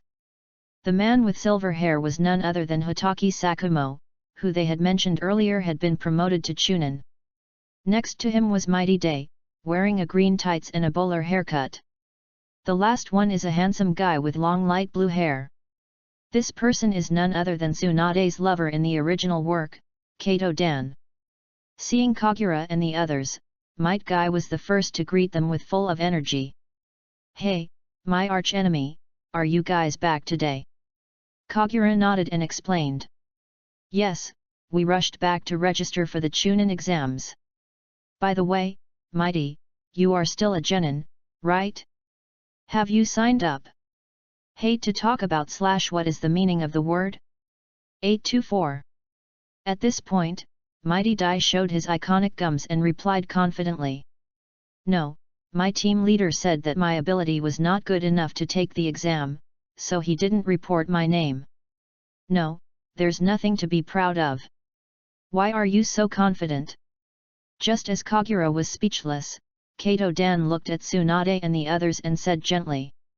Everyone is well aware of your abilities, and you already have the strength to surpass that of a Chunin. So don't be nervous, just be at ease and you will definitely pass the exam. Kato Dan is actually 1 year older than them and was their senior in the Ninja Academy. It was only after becoming a teammate with Sakumo Hitaki, who was also a Chunin, that he began to become more familiar with Kagura and his group over the years. Looking at Kato Dan, who was as gentle as an older brother, several people nodded unconsciously. After that, they exchanged their experiences on recent missions and said goodbye to each other. After saying goodbye to Kato Dan and others, Kagura had a strange look on her face and kept stealing glances at Tsunade beside her. Although the two of them have maintained a tacit ambiguity over the years, given their age, they have never taken the initiative to expose that relationship. However, due to the man's strong possessiveness, he was still a little uneasy when he saw Kato Dan. The person just now was Tsunade's lover in the original work, although the whole plot has undergone tremendous changes because of his appearance. But who knows whether this fateful connection will have any effect. Feeling Kagura's stealthy gaze, Tsunade looked back sharply, opened her almond-shaped eyes wide and asked, "What are you doing?" After being discovered, Kagura immediately looked straight ahead and replied with forced calmness, "No, I didn't say anything." However, based on a woman's unique sixth sense, Tsunade concluded that Kagura was lying. Her eyes rolled and she suddenly jumped to Kagura's side, hugging his arms again. She leaned close to Kagura's ear, and said softly with her cherry lips in a very seductive voice, "Is it true?" "Hiss. Where did this little goblin learn these little tricks?" Looking at Kagura's expression that seemed to be frozen, Tsunade smiled deliberately. Letting go of Kagura's arm, she ran in front of Kagura. With his hands on his lower back, he leaned over and looked at Kagura and said mischievously, "Humph! Who told you to hide something from me?" After saying that, he stopped looking at Kagura and turned around, skipping and jumping in front. Kagura smiled helplessly and followed silently. The afterglow of the setting sun shone on the streets of Konoha, stretching the figures of the two people and finally converging into a point. Oh no! At this time, there are two friends behind them who eat all-you-can-eat dog food. Chapter 40 Undercurrent. The next day, Kagura and others received a message. This time, the Chunin will be somewhat different from the previous two. This year's Chunin exam will be jointly hosted by Konoha Village, Kirigakure Village, and Kumagakure Village, which is also to demonstrate the friendly cooperation between the three forces. Yes, you heard it right, this is to demonstrate the friendship among the three countries. 45. For him, who had just gone to the land of water and slaughtered a group of Chunins from the hidden cloud village, this was like a huge joke. But at the same time, he knew very well that this was just a political tactic between major powers. No matter how we fight in secret, we may even want to kill your entire village. But on the surface, everyone still has to maintain the illusion of friendship and love. Shaking her head, Kagura began to prepare for the Chunin exam. In order to prepare for the Chunin exam, all members of Team 7 suspended their missions. Everyone adjusts their own status in this short period of time. As for Kagura, although his strength has far surpassed the Chunin level, out of habit, it is still necessary to search for information about the Chunin exam. After all, according to his memory, the Chunin exam had a written test. The scene changes to the hidden cloud village in the land of lightning. A young man was standing in front of the third Reikage AI. The young man had an eye patch on his left eye, a hat in the shape of the Chinese character on his head, and was dressed in a black combat top unique to the hidden cloud village. AI looked at the young man in front of him with satisfaction, and said in a deep voice, "Tsucho, as the main representative of our lightning country this time, you must work hard to win glory for me." When the young man in front of him heard this, he didn't say much, but just nodded calmly. The Reikage didn't care. He looked at the map on his desk and continued. Although it is only a superficial piece, This kind of multinational joint assessment is still an important way to demonstrate our country's strength. What a pity. Speaking of this, he couldn't help but feel a headache. The rebellion of the Gold and Silver Brothers several years ago was a fatal blow to the hidden Cloud Village. In addition to the shocking act of killing the second Raikage on the spot, the most important thing is the hidden dangers that the will of these two brothers brought to the hidden Cloud Village. In fact, as a warmonger, he did not fail to understand the two brothers' thoughts. If you think about it, he is also a hawk in the village. Since even he thinks so, one can imagine how many followers the two brothers have in the hidden Cloud Village. The rebellion was almost devastating to the village. Take the 20-member Golden Horn unit under their command, for example. They can almost be said to be the 20 strongest Jonin in the hidden Cloud Village. However, these backbones of the village were slaughtered in the battle with Senju Tobirama. After the news of Jinjiao and Yinjiao's injury and escape came, many young people in the village who agreed with their ideas secretly left the village and chose to follow them. These were the main reasons why he was in a hurry to go out and hunt down the two brothers. If those two brothers hadn't died, the hidden Cloud Village would have been split in no time. Fortunately, all this was stopped thanks to his efforts. But at the same time, because of this, among the young people of this generation, only the local official in front of him can give him a little hope. Just as he was lost in thought, an explosion suddenly came from somewhere in the village not far away. Looking at the direction where the explosion came from, there was not much surprise on Raikage Ai's face, but a trace of distress flashed across his face. He murmured. Is there another problem with the containment of the two-tailed Nikomata? There is also the even more troublesome eight-tailed. Alas, it's really hard to find a Jinkraki. The scene changed again, to an island surrounded by the sea. A young boy who looked unusually young was looking at the people below with his chin in his hand. At this moment, 7 young men of different appearances were standing below him. Some of them have short black hair, no eyebrows, and a large cross scar on the right side of their face. Some had long orange hair down to their waists, sharp teeth, and fluffy bandages wrapped around their necks. There was another person who was tall, with slender limbs, and wore a Kirigakure Anbu mask on his face. But no matter their size or appearance, they all have one thing in common. That is, they all hold a strange-shaped weapon. Although some of them can be seen as huge chopping swords, some are just slender bayonets. But some of them look like long thick sticks wrapped in scrolls, making it difficult to tell whether they are weapons or scrolls. The young man at the top scanned everyone with his scarlet eyes, and after a long while he slowly spoke. Today, I officially grant you the title of 7 Ninja Swordsman. I believe you all know very well what this title means. The ninja swords in your hands are masterpieces made by the ancestors of the village. I hope you will not disgrace them. After hearing what the young man said, the 7 of them knelt down and responded in unison. We understand, Mizukage-sama. The person who spoke above was the newly appointed 3rd-generation Mizukage of the Hidden Mist Village, Karitachi Yagura. Here is an explanation of the timeline. Some people may ask if the ages here are not correct. But the official did not provide his actual age. But according to official statements, this guy is born with a baby face. Although he seemed young when he became the Mizukage, he actually already had grandchildren. If we really compare them, he may be older than Sarutobi Hiruzen. In addition, since there is no information or appearance record of the 3rd-generation Mizukage, in order to ensure the normal development of the plot, we can only make adjustments. If Kagura were present at this time, she would definitely be surprised to see the 3rd-generation Mizukage in front of her. Although the name of the 3rd Mizukage has never been revealed in the plot, according to his impression, the 3rd Mizukage should be a person with long straight black hair. The baby-faced man in front of me should actually be the 4th Mizukage.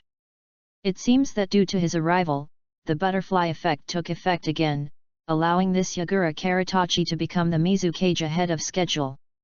Looking at the people who saluted respectfully in front of him, Kuruju Yagura nodded with satisfaction and said, I deliberately suppressed your application for the Chunin exam last year so that you could perform well in this joint exam. But I guess Konoha and the Hidden Cloud Village will also have similar preparations. It seems that an Uchiha genius has appeared in Konoha in recent years. Even a team of Chunin from the village was defeated by him earlier. Snort. Is he really worthy of the name monster? Go ahead, get ready. I'm afraid this exam is not as easy as you think. After hearing the order, the people who were lowering their heads below flashed and left. As everyone left, Kiruta Yagura looked up somewhere. There was an enclosed body of water, and there seemed to be some huge creature swimming underneath the water. You can vaguely see its back shell covered with spikes floating on the water. This is none other than the three tails taken in by the Hidden Mist Village, Isofashi. Like the third Reikage AI, Kiruta Yagura was also having a headache thinking about the Jinchuriki at this time. However, unlike the Reikage, Karatachi Yagura has already planned several plans. Including the mission that was ruined by Kagura and others not long ago, the candidate for the Jinchuriki was specially selected by him from the land of whirlpools. As the well-known best container, the girl from the Uzumaki clan is undoubtedly the best candidate. But after all, in order to maintain superficial peace among countries, he could only secretly send a Chunin-level team to capture the target. However, he did not expect that several teams of Chunin who were sent out for the sake of safety would be completely defeated by a team of genin. Looking at the three-tailed beast that seemed to be enjoying its freedom, he murmured. It seems that we have to choose other targets. If it really doesn't work out in the end, then I will have to. At this time, somewhere very far away from the three major countries, in a dark underground space. This underground space is full of tree roots and branches. On top of one of the largest roots, there is a huge human-shaped statue. It has the appearance of a giant humanoid with 9 eyes, and its color and body are like a dead tree, with 10 column-like protrusions on its back. At this moment, a pair of samsara eyes opened in the darkness. He connected his body to the tree trunk behind him. This person was none other than Kagura's ancestor, Uchiha Madara. His sight seemed to penetrate the layers of land and look towards the water kingdom on the sea. A hoarse and deep voice echoed throughout the space. It seems that we have to start implementing the plan. Chapter 41. Say it again? The Land of Water is a country consisting of a huge island with dozens of small islands surrounding it. It is precisely because of its special geographical location that the country suffered the least damage during the Warring States period and the First Ninja War. But the unique environment undoubtedly also limits the country's resources and development. Therefore, after the establishment of the Water Kingdom, compared with the other 4 countries, the top leaders of the Water Kingdom had a stronger obsession with strengthening the village. 46. Especially after obtaining the tailed beast from the middle-level pillar at a high price, the country's top leaders have been committed to finding the possibility of a Jinchuriki. Even in the development of the original plot, they even let the former 4th Mizukage, now the actual 3rd Mizukage, Karatachi Yagura become the Jinchuriki of the Three Tails. As a force eager to make its voice heard in the country. In this 3-nation joint Chunin exam, the Hidden Mist Village took the initiative to request to be the examination venue. Of course, in order to avoid danger and unnecessary conflicts in the village, the actual venue was arranged on a small island nearby. Considering that all the candidates came from faraway countries, a full week was given for the gathering. Today is the last day of the gathering. Inoshima, this is the island chosen for the Chunin exam. Unlike the technologically advanced Blue Planet, every island in this world has retained its original appearance. Inoshima is no exception. Apart from the only pier for entering the island, there are only a few buildings standing on the plain near the shore. Beyond that, there were endless woods as far as the eye could see. Today, a rare number of people appeared on this small island which is usually sparsely populated. These were the genin from various countries who had gathered here to take the exam. At this time, the candidates were gathered in front of the door of a white building. Contrary to what these candidates expected, they waited from morning to noon, but no examiners or staff showed up. Not knowing what was going on, they could only wait there in silence. But as time passed, these candidates gradually began to gather into different groups. If you look down from mid-air, you can see that the crowd is vaguely divided into 3 groups. These 3 groups happen to correspond to the forces of Konoha village, Kirigakure village, and Kumagakure village. After all, the war had only ceased for a few years, and even in this so-called peaceful era, the fighting between countries had never stopped. Under this premise, it is normal for candidates from various countries to gather together spontaneously. However, as time passed, the examiner they were expecting still did not show up. However, the atmosphere at the scene slowly began to change for the worse.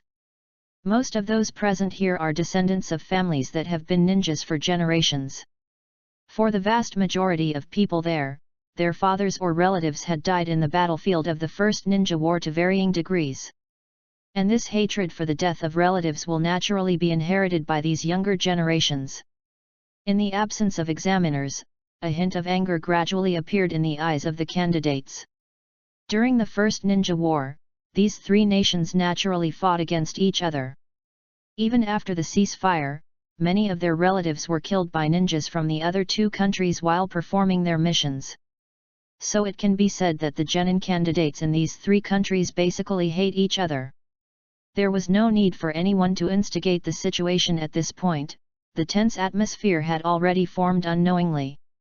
Sure enough, not long after, a burst of noise appeared, accompanied by a commotion among the crowd. I saw a young man wearing a forehead protector with the Konoha emblem sitting on the ground. He looked angrily at the group of people in front of him with sneering faces. These people included both men and women, but they all wore forehead protectors with the emblem of the Hidden Mist Village on their heads. Even though he was alone, the young man from Konoha had no intention of backing down. He angrily roared at the people in front of him. "What do you mean? Why did you push me down on purpose?" As the examiner had not shown up yet, he could no longer contain his impatience and came to the only building on the scene.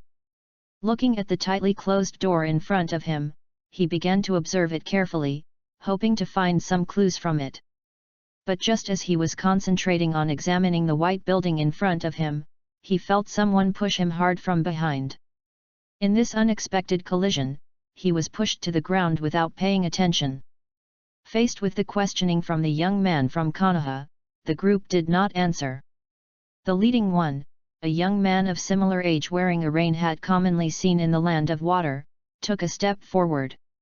He looked at the Konoha genin on the ground with contempt, raised the corners of his mouth, and said in a frivolous tone, "Oops, sorry. Maybe you were too small and we didn't see someone in front of us and bumped into you accidentally." After saying this, he looked at the other person jokingly, shook his head slowly, and said again after clicking his tongue twice, "But has Konoha fallen to this level now? Is a character like you who falls down at the slightest touch qualified to take part in the Chunin exams?" As soon as he finished speaking, the people behind him seemed to have heard something funny. He started laughing in unison. Faced with such humiliation, the Konoha boy immediately stood up from the ground.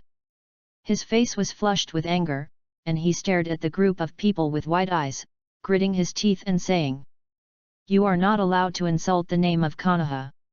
It's not your turn to judge whether I am qualified or not.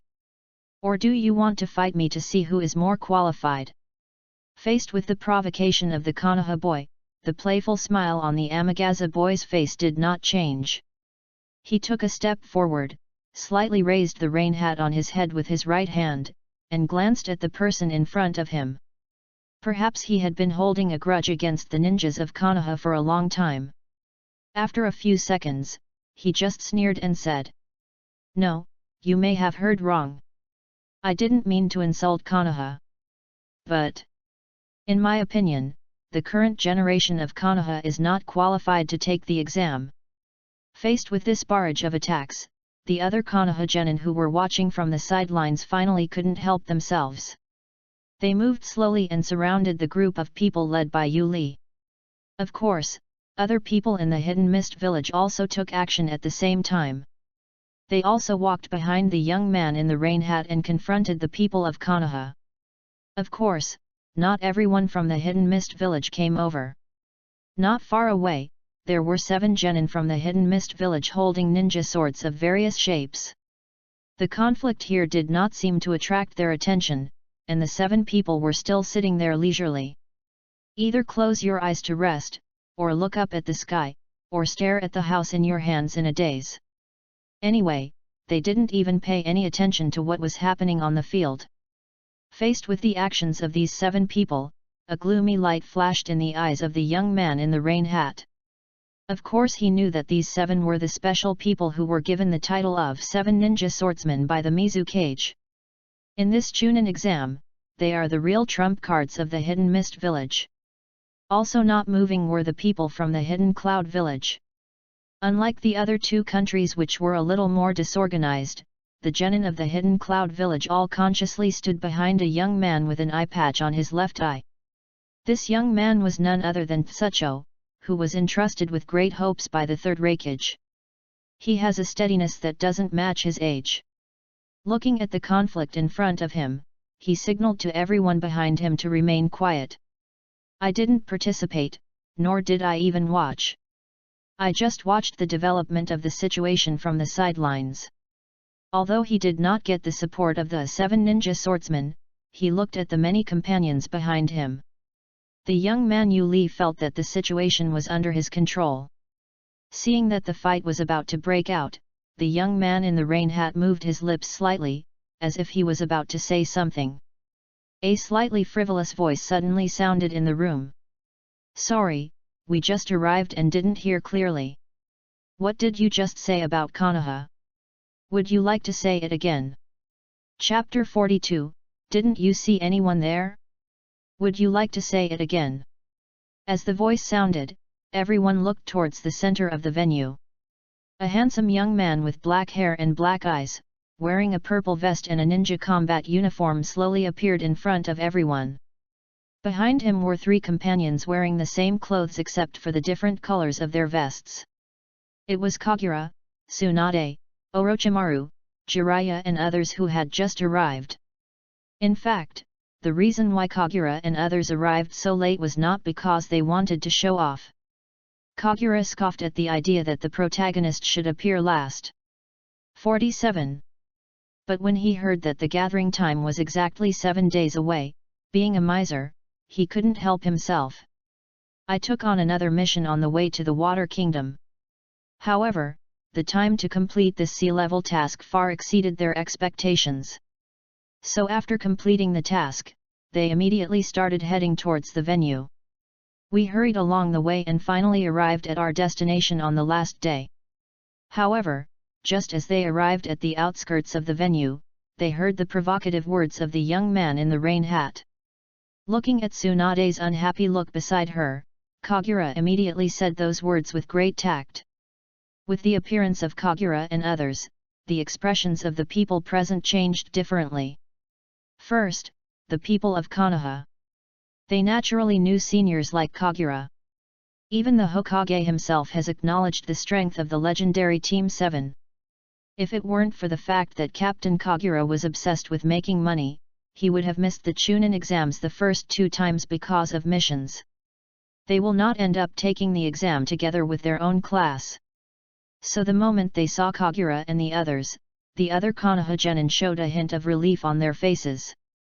Even the anger on the face of the Konoha boy involved had completely faded. Instead, there was a look of peace. The crowd that had been surrounding the young man in the rain hat slowly retreated and took the initiative to make way for him. They have absolute confidence in Kagura and others. The large number of people from the Hidden Mist village in front of them seemed unable to pose any threat to them. The 7 ninja swordsmen who were doing their own things not far away all cast their eyes over the moment Kagura appeared.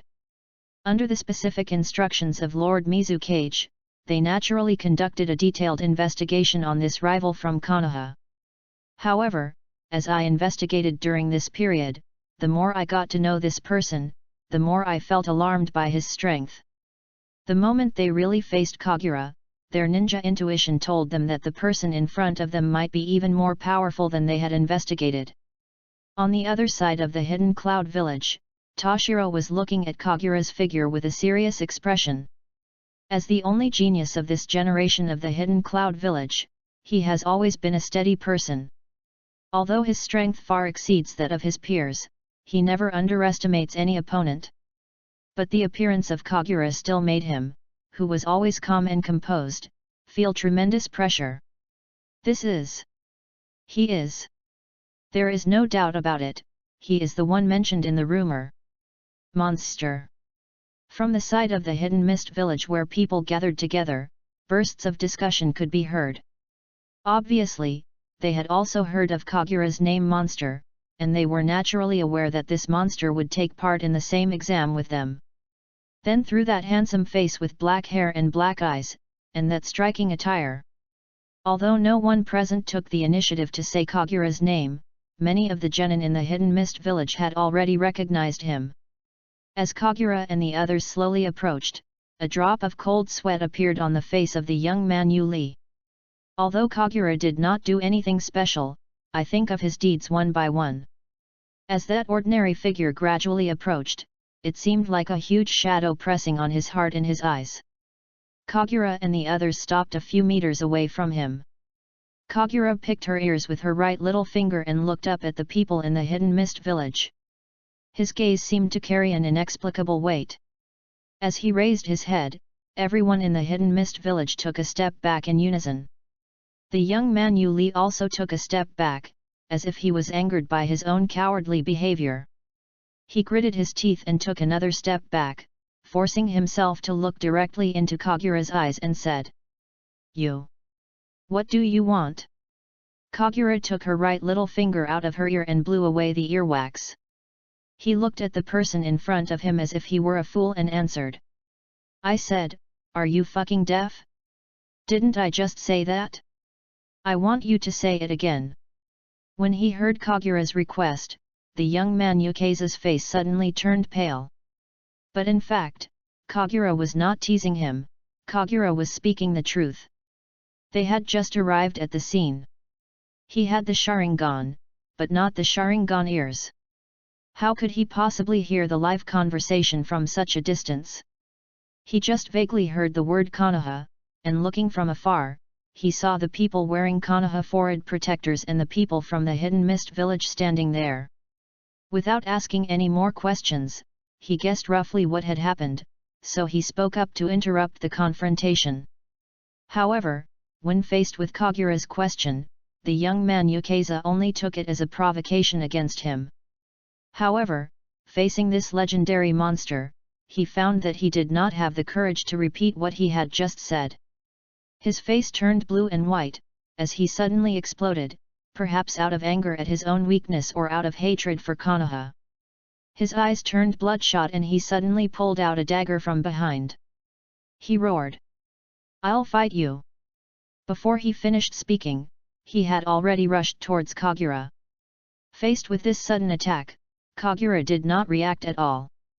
As the young man Yukaza had a bloodthirsty smile on his face, he swung the blade in his hand fiercely towards Kagura's head. However, facing this attack, not only Kagura, but even Tsunade and the other two behind him seemed to be unable to see it. Still standing there calmly.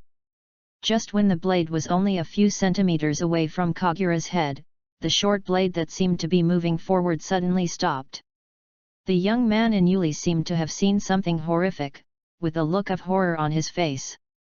But his body seemed to have been acupunctured, and he remained frozen in the swinging position without moving. Looking at the young man in the rain hat in front of him, his eyes were constantly moving and filled with fear. Kagura, whose eyes had transformed into Sharingan at some point, said dissatisfiedly, "I'm asking, are the ninjas from the hidden mist village sick? I'm just asking a question. If you don't want to answer, then just don't answer. You actually took out a knife and stabbed me just because we had a disagreement." The young man in the rain hat in front of him could obviously hear what he said. His eyes kept darting around and cold sweat had seeped out of his forehead. But no matter how hard he tried, he still couldn't control his body. He just felt that his body did not belong to him. Even if he used all his strength, he could not move a single finger. At this moment, a figure flashed, and one of the 7 ninja swordsmen appeared in front of Kagura. This person has short black hair, no eyebrows, sharp teeth, and a large cross scar on the right side of his face. The ears and neck were wrapped in bandages, and the lower half of the face was painted with red stripes. On his back was a huge beheading sword that was disproportionate to his height. It was none other than the first user of the broken blade and beheading blade, Biwajozo. His figure appeared between Kagura and the young man Amagaza. He turned his head away, avoiding eye contact with Kagura. Obviously he was aware that Kagura had the ability to perform illusions through the Sharingan, and he did this on purpose. Biwajozang said. I apologize to you for the actions of this piece of shit from the Hidden Mist village. But this is the water country after all, and he belongs to our village anyway. If we really want to punish him, it should be us who do it. After saying that, without waiting for Kagura's response, he suddenly kicked the motionless Yukaza boy away. The young man flew dozens of meters away, hit a tree trunk, and bounced back to the ground. After doing all this, he spoke again. I don't know if this can express our sincerity. Seeing Biwajozu's actions in front of her, Kagura looked at him meaningfully. Noticing his gaze, Biwajozu tilted his head even more. After thinking for a few seconds, Kagura chuckled, turned around and walked towards the white building without saying anything. And as he chuckled, the young man in Yuli who had been kicked to the ground finally let out a cry of pain. He hugged his kicked stomach with both hands, curled up into a ball, and spat out a mouthful of blood on the ground. However, at this time, everyone was not paying attention to him, but looking in the direction of Kagura. Kagura stopped in front of the closed door of the white building. 48. He tilted his head to glance at the door, then turned to look at the people behind him in confusion and said. I said. What are you all doing? Don't you see anyone there? The 2 examiners are standing here, why don't you go in? Chapter 43 The Inescapable Written Test. Don't you see the 2 examiners standing here? As Kagura's words spread, the expressions of everyone present changed. The scene suddenly returned to silence. Even the young man in the rain hat stopped coughing and looked at Kagura in disbelief. What do you mean? Is the examiner already there? After everyone understood the meaning of this sentence, they couldn't help but look at each other, and a mysterious atmosphere arose in everyone's hearts. Seeing the expressions of the crowd, Kagura realized that they didn't seem to fully understand what she meant. He slowly walked towards the white building, but he was not heading towards the locked door. Instead, he walked towards a white wall next to the gate. Stopping in front of the wall, Kagura raised her right hand and stretched it forward in front of everyone's surprised gaze. When he touched the surface of the wall, it seemed to create ripples, and then his hand sank into the wall. Kagura didn't care about this situation, or rather, this was all within his expectations. He then took a step forward, passed through the wall, and disappeared in front of everyone. Tsunade and others behind him didn't say much, and followed his footsteps into the wall. The rest of the people looked at each other again, not knowing what to do for a moment. In the end, it was the Konoha boy who had just been involved in the argument who was the first to move. He stared at the wall where Kagura and others disappeared, and walked up without hesitation. After seeing that the figure of the Konoha boy was also submerged by the wall and disappeared, everyone finally came to their senses. They were no longer suspicious and followed him into the wall one by one. The genin from the hidden cloud village behind Toshiro looked at him with a questioning look. After seeing Todai nod slightly, everyone stopped and followed the crowd forward. Todai did not set off immediately, but walked slowly at the end of the team. Like him, there were also the 7 ninja swordsmen who were also standing in the same place. As Todai passed by these 7 people, he chuckled for no apparent reason. He seemed to be talking to the 7 people, but also seemed to be talking to himself. The name monster is indeed worthy of its name. But I believe that among the people present, there are also people who have seen through this illusion. After hearing his tentative words, the 7 people remained silent and did not respond to him. Todai didn't care and kept walking forward at his own pace. With the entry of the last person, everyone finally gathered in the building. This was a large white auditorium, and at the front of the crowd were the 4 Kagura members who were the first to enter. The 4 of them formed a small group, standing below the high platform in the auditorium. After entering, the others still spontaneously gathered into 3 groups. Only the 7 ninja swordsmen of the ninja swordsmen who entered last stood far away at the end, forming an independent group just like Kagura and others. At the top of the auditorium stood 2 examiners. Both of them wore forehead guards with the emblems of Konoha and the Hidden Mist Village on their heads and right arms respectively. The one wearing the forehead protector is a jonin from Konoha. He had short brown hair and an ordinary appearance, except for a shallow scar on the right side of his face. As for the jonin from the Hidden Mist Village who wore the forehead protector on his right arm, he had a shining bald head and a face full of flesh, and he was scanning the crowd below the stage with a fierce gaze. Seeing that no one was coming in from behind, he coughed lightly. This light cough seemed to be a signal, and the originally noisy scene suddenly became quiet. The bald ninja raised his head and looked around, and finally his eyes stopped on Kagura in the front. He said in a deep voice, "Did you discover the illusion I set up outside?" Facing the other party's aggressive gaze, Kagura nodded indifferently. After a slight pause, looking at Kagura's Sharingan, he muttered in a low voice, "Is this the Sharingan?" As expected, it is worthy of being called the strongest eye technique of illusion, just one glance. After saying this, he shook his head slightly and looked up at the people behind him. The corners of his mouth slightly raised, and his low and hoarse voice sounded again. "The illusion in front of the door is your first test. Anyone who breaks through that illusion and comes to report to us will pass the first test. If you don't come to us before 2 p.m., we will ask you to go back." After hearing these words, there was a buzzing sound from below again. If Kagura hadn't directly pointed out the illusion, they would probably still be waiting outside the wall foolishly. The bald examiner raised his right hand, motioned for everyone to keep quiet, and then announced, "Okay, although it's not quite what we originally intended, since you're all here, the first step is for everyone to pass it." Having said that, he turned and looked at the other examiner next to him. After seeing the jonin from Konoha nod slightly, he continued, "Next, we will directly start the second assessment. Everyone, follow me." After saying that, the 2 examiners turned around and walked towards a part of the auditorium. Many candidates behind him followed silently.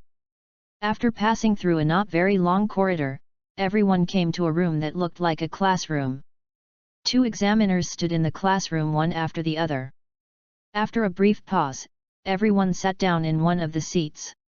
The bald examiner standing at the top crossed his arms across his chest. After seeing that all the candidates were seated, he took out a test paper from behind him and placed it on the podium in front of him. When Kagura saw the test paper, she started to complain wildly in her heart. "Really? There is still a written test? I wonder if the Education Bureau in this world can be a little more innovative? What kind of written test are you asking a group of ninjas to take? Speaking of which, it seems that there are no cultural courses taught in the ninja school." Looking at the candidates in the audience who seemed to have guessed the content of the test and had their eyes wide open, the bald examiner raised the corners of his mouth slightly. He looked around and said, "As you guessed, this time the assessment is a written test. What I have in my hand is the test paper for this written test." After saying that, he took out another stack of test papers from under the podium, walked to the desks at the front and began to distribute them. For a moment, the only sound at the scene was the sound of flipping papers, and a white wave surged from the front to the back. It was the candidates in the front who consciously passed the test papers to the people behind them. After distributing the test papers, the bald examiner returned to the podium at the top. He began to explain the rules of the exam. There are pens under the desks where you sit. The time limit for answering the questions is 1 hour. The full score of the exam is 100 points, and you will pass the exam if you can get 80 points. At this time, Kagura was listening to his story while curiously checking the test paper in her hand. Because the source of the novel cannot be verified, if this resource accidentally infringes upon your rights, please trace the original disseminator and notify us to delete it in time. Thank you. But when he saw the questions on the test paper clearly, he couldn't help being shocked. This is Chapter 44. Is this okay? Looking at the test content on the test paper, Kagura felt dazed for a moment. This is the first question on the test paper. The following are known conditions. 49. You are seriously injured and unable to move, with only a shuriken with an explosive talisman in your hand. The enemy is about 100 meters away from you and is searching for you, and you now know the enemy's specific location. There is a big tree between you and the enemy with branches 10 meters wide and 50 meters high. The effective damage range of the explosive symbol is 1 meter in radius. I would like to ask, what should be the projection angle with the ground, and what should be the explosion time of the explosive symbol? Only then can you use shuriken to effectively damage the enemy. The moment she saw this question, Kagura felt as if she had traveled back to Blue Planet and was taking that familiar physics test. He quickly looked at the other questions and found that they were basically some basic physics problems. Of course, there is also some common sense about the human body structure. For example, what specific part of the body can cause a person to lose the ability to walk? This question asks you to hit which part of the human body can instantly make the enemy lose consciousness and give 3 specific ways. I have to say that this is indeed a test paper with a strong practical operation of the Naruto world. Basically, it lists some battle scenarios or common sense questions about fighting. But the problem is, this type of question is not difficult at all for Kagura, who had received traditional Chinese education in his previous life. Except for the part about human body structure, the other topics can only be regarded as junior high school level knowledge in Blue Star at most. Looking at the test questions that seemed like they were given to her for free, Kagura became more and more excited. Unaware of Kagura's excitement, the bald examiner on the podium continued explaining the exam rules. He picked up the first test paper and showed it to everyone, only to see that the test paper was filled with answers. Before the audience could take a closer look, he put the test paper with the answers back on the table and said, "The one in my hand is the test paper with the correct answers. All the papers submitted will be assessed and graded on the spot. Next, I will tell you the elimination rules for the assessment, please listen carefully." After a brief pause, he continued. "Those who score less than 80 points in the exam will be eliminated. You were caught by our 2 examiners for peeking at the test paper in my hand and you were eliminated. If we find out that you are peeking at other candidates' answers, you will be eliminated. If we discover the answers to the private communications between them, we will eliminate them." After hearing these rules, the candidates present instantly understood why 2 examiners were arranged for this test, and why they would stand one in front and one behind after entering the classroom. But they also heard some of the meaning of these rules. You can answer the questions by yourself and you will pass if you can get 80 points. If you don't know, there is a reference answer above. As long as you can use ninjutsu to peek without being discovered, it is not a violation. Looking at the knowing expressions of many candidates below the stage, the bald examiner still had that serious expression. He looked up at the clock hanging behind him and finally announced, "The test lasts 1 hour, start now." As soon as he finished speaking, the sound of a pen sliding across paper was heard. Kagura was familiar with the plot and understood the real purpose of the exam without having to understand the examiner's words. This assessment was simply a waste of time for him. In fact, with his current strength, it would not be difficult for him to use illusion to control everyone present, and then walk up to take a look at the correct answer slowly. However, these test questions were too simple for him and he didn't need to waste his chakra at all. Similarly, this kind of test paper is basically not difficult for Tsunade and Orochimaru. There was no other way. During the years of team formation, since Team 7 had no teacher, Kagura naturally became the role of teaching the three of them.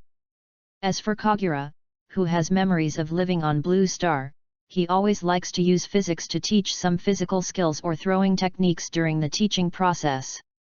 Although it was a bit idiotic to teach this knowledge in a world that seemed to defy physics, Tsunade and Orochimaru, who were already very smart, actually made a lot of progress from this kind of teaching. Thanks to the knowledge that Kagura imparted to them, the questions on this test were easy for the two of them.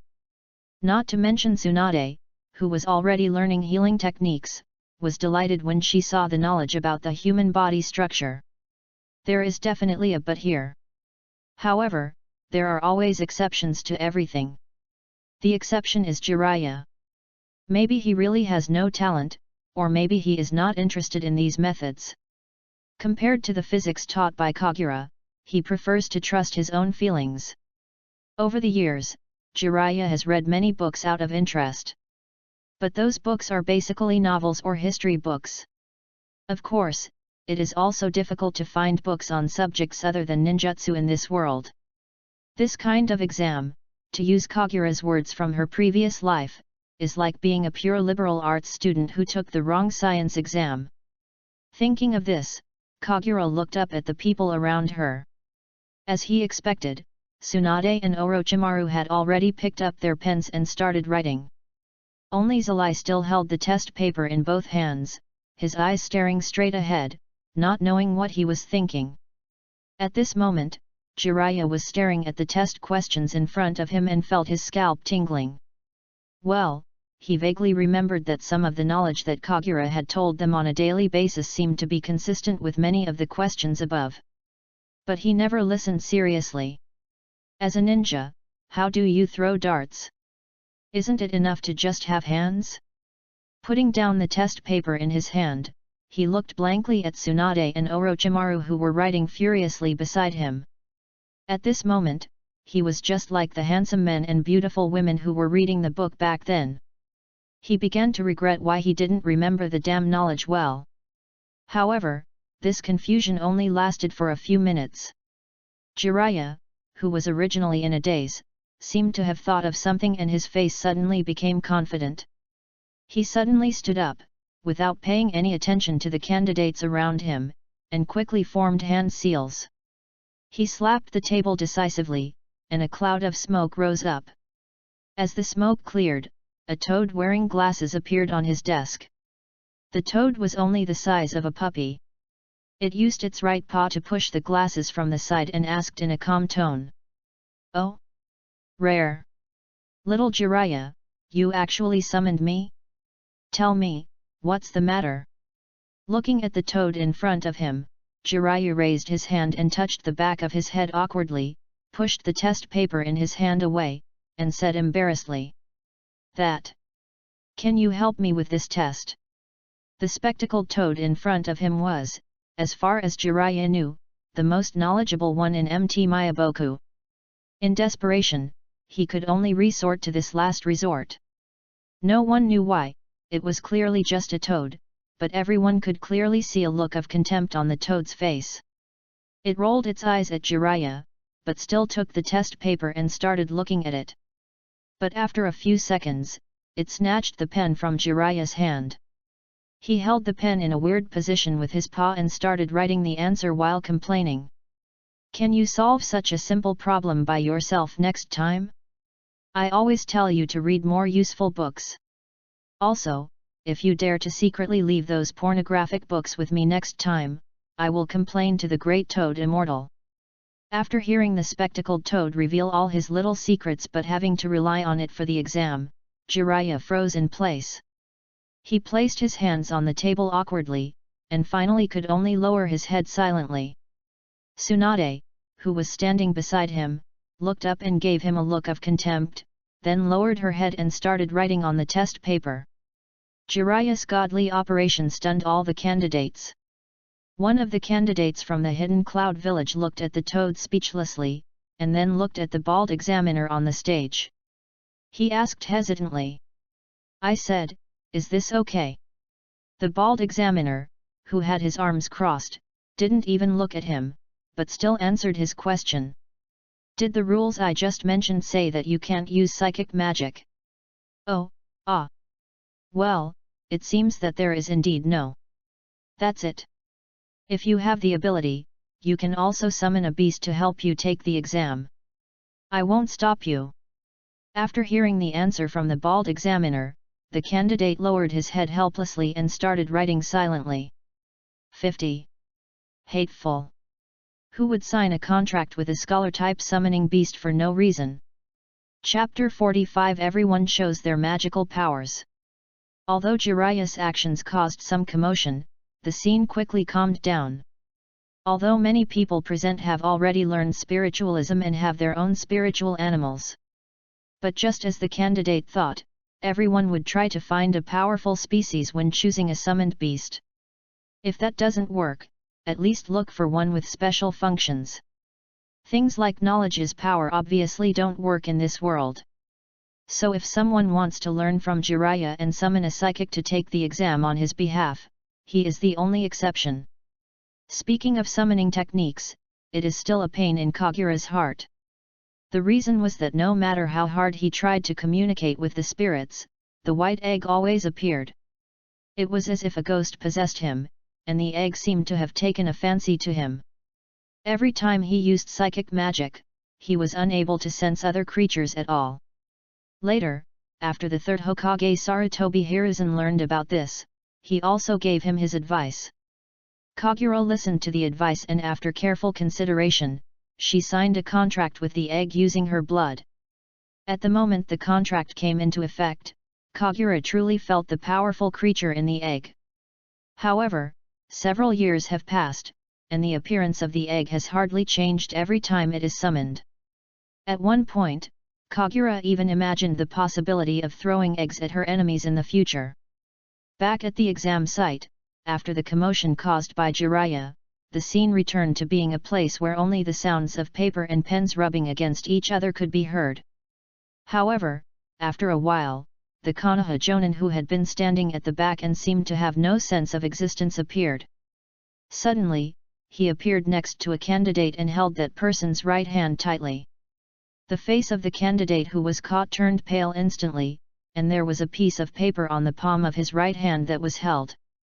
The Konoha Jonin bent down and gently picked up the note between the index finger and thumb of his other hand. Slowly opening it, he saw the answers to the first two questions in the exam. He looked at him and the examinees around him expressionlessly and said, "You two were caught cheating, disqualified from the exam, and eliminated." After saying that, without waiting for them to explain, he simply picked them up, one in each hand, and carried them out like puppies. Shortly after the Konoha Jonin left, the bald examiner on the stage also took action. He was originally standing on the stage with his arms folded across his chest, but suddenly he stepped down hard with his feet. With a loud bang, he smashed a big hole in the floor under his feet. There was a candidate in the pit who was sitting on the ground with a look of horror on his face, looking at the examiner in front of him in despair. Looking at the examinees in the pit, the bald examiner smiled grimly and said, "It's pretty good that you can use Earth Escape. But you idiot, can't you place a clone on your seat before using the Earth Escape technique? Or do you think I'm so blind that I can't even see that there's one less person on the field? You failed too. I declare you eliminated here, get out of here." After these two episodes, the atmosphere on the scene became obviously tense. They also understood at this time that if they wanted to cheat in front of these two Jonin, they would probably have to use some real skills. However, even so, there were occasional cases where candidates were caught red-handed during the exams. And Kagura finished the test paper in front of her in just 15 minutes. Then he leaned back leisurely in his chair, his Sharingan slowly moving, watching with interest the cheating methods of those present. In fact, apart from those who were caught red-handed due to their poor methods, there are still many people who have successfully cheated. For example, Toshiro from the Hidden Cloud Village. In fact, his method was similar to that of the candidate who was caught from the ground and used earth escape. However, his real body did not move, but just sat there. He secretly released an earth clone under his seat and directed the clone to use earth escape to reach the ceiling, which was some distance away from the bald examiner. So the clone only showed its only intact eye, taking in the correct answer spread out on the podium. For example, the 7 members of the 7 ninja swordsmen, their target is obviously the candidates who are easier to attack. A thin layer of mist suddenly appeared where they were at a certain moment, but that mist only existed for a second before disappearing. However, within this 1 second, 2 of the 7 people had been replaced by water clones. The 2 of them teleported and turned into darkness, hiding in the shadow of the target candidate. So the 2 of them hid in the shadows and watched all the answers to the target openly. Then he used the same method to return to his original position, and instantly removed the water clone and replaced it. The 7 of them seemed to have their own set of secret code system. The 2 who had solved the problem moved their hands secretly and made several gestures. The other 5 people suddenly seemed to know the answer and started writing. In addition, Kagura also discovered that there were many ninjas with other methods at the scene, and their diverse methods opened Kagura's eyes. There was a genin from the Konohagama clan who used the body and mind transformation technique to directly check the answers of other candidates. There were also people from the Aberame clan, who spread a lot of bugs in the examination room. However, what surprised Kagura the most was a candidate from the Hidden Cloud Village. He didn't know how he managed to create a cloud the size of a palm above the examination room. And he actually shifted one of his eyes to the cloud. The thin cloud slowly floated above the examination room, checking the test papers of most of the candidates. As each candidate showed off his or her skills, time passed by minute. As time approached, many candidates in the venue showed different expressions. The candidates who had completed the test papers sat quietly in their seats, waiting for time to pass with a calm face. Those who did not know how to do the test and were afraid to cheat because of the intimidation from others seemed to be restless. No matter what, time continues to pass at its own pace. An hour passed quickly, and the bald examiner at the top looked up at the clock and announced the end of the exam. This time, the plot in the Kagura image was violated again, and the examiner did not do anything for the so-called final assessment. There was no test of anyone's resolve, and those wavering people were discouraged by being told that if they failed, they would never be able to take the Chuunin exam. After announcing the end of the exam, the 2 examiners collected all the test papers as usual, and then sat there to mark them. However, the essence of this assessment is to test the candidate's ability to obtain intelligence. Of course, if you have sufficient knowledge yourself, you can avoid this test of ability. In fact, there are not many questions in these test papers. Most of them are in the form of large questions. Basically, there are only about 10 questions in the entire test paper. But even so, faced with nearly 100 test papers, it took the 2 examiners nearly an hour to mark them all. Those candidates with scores below 80 were asked to leave the classroom, and then the remaining 7 or 8 candidates were looked at. The bald examiner stood on the podium and congratulated with a blank expression. Congratulations on passing the second test. From a personal standpoint, I would like to give a friendly reminder here that the next assessment will no longer be so peaceful. You will face casualties and even death. If there are candidates who are afraid, I suggest that they withdraw now while there is still a chance. After a slight pause, he looked down at the many genin below. How could anyone who is able to sign up for the Chuunin exam give up easily just because of these 2 sentences? After waiting for a few minutes, seeing that no one left, the bald examiner sighed with a look of relief and regret. He then spoke. Okay, now that you have made your choices, follow me to the next exam location. After saying this, he led everyone out of the white building. After passing through a wood, they saw a larger forest. After everyone gathered on the flat ground in front of the forest, the bald examiner turned around and began to explain the content of the next test to them. After hearing the specific content, Kagura's eyes couldn't help but shrink. It seems that the cruelty of this exam has just begun. Chapter 46 Hunting Game. It was already afternoon, the time of the day when the sun was at its strongest. However, the huge forest not far from Kagura and the others was like a giant beast lying on the ground. The layers of trees blocked everyone's view, and even the rays of the scorching sun could not penetrate. The depths of the forest were pitch black, like the eyes of a giant beast, staring at the people in front of it. Everyone gathered in an open space in front of the forest, and the bald examiner who led the team stood in front of the many candidates.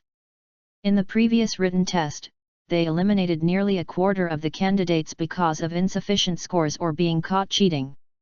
51. However, even so, there were still nearly 70 or 80 people standing at the scene. The Konoha's Jonin disappeared silently after the written test was over. At this moment, the only person in front of Kagura and the others was this bald examiner. He looked around, seeing the excited eyes of the people in front of him who were eager to try, and a rare flash of pity flashed through his heart. He cleared his throat and then said, "Next, it's the third assessment. You should have noticed the forest in front of you." As he spoke, he raised his right hand and pointed his thumb at the forest behind him. Without waiting for anyone to respond, he continued. "On the other side of that forest, there is a white building. Your task for this assessment is to reach that building before 12 noon tomorrow. But there is one more condition." At this point, the corners of his mouth twitched slightly, and he glanced at everyone with a malicious look before saying, "After arriving there, only those who have 2 forehead protectors will be qualified to enter and truly complete this assessment."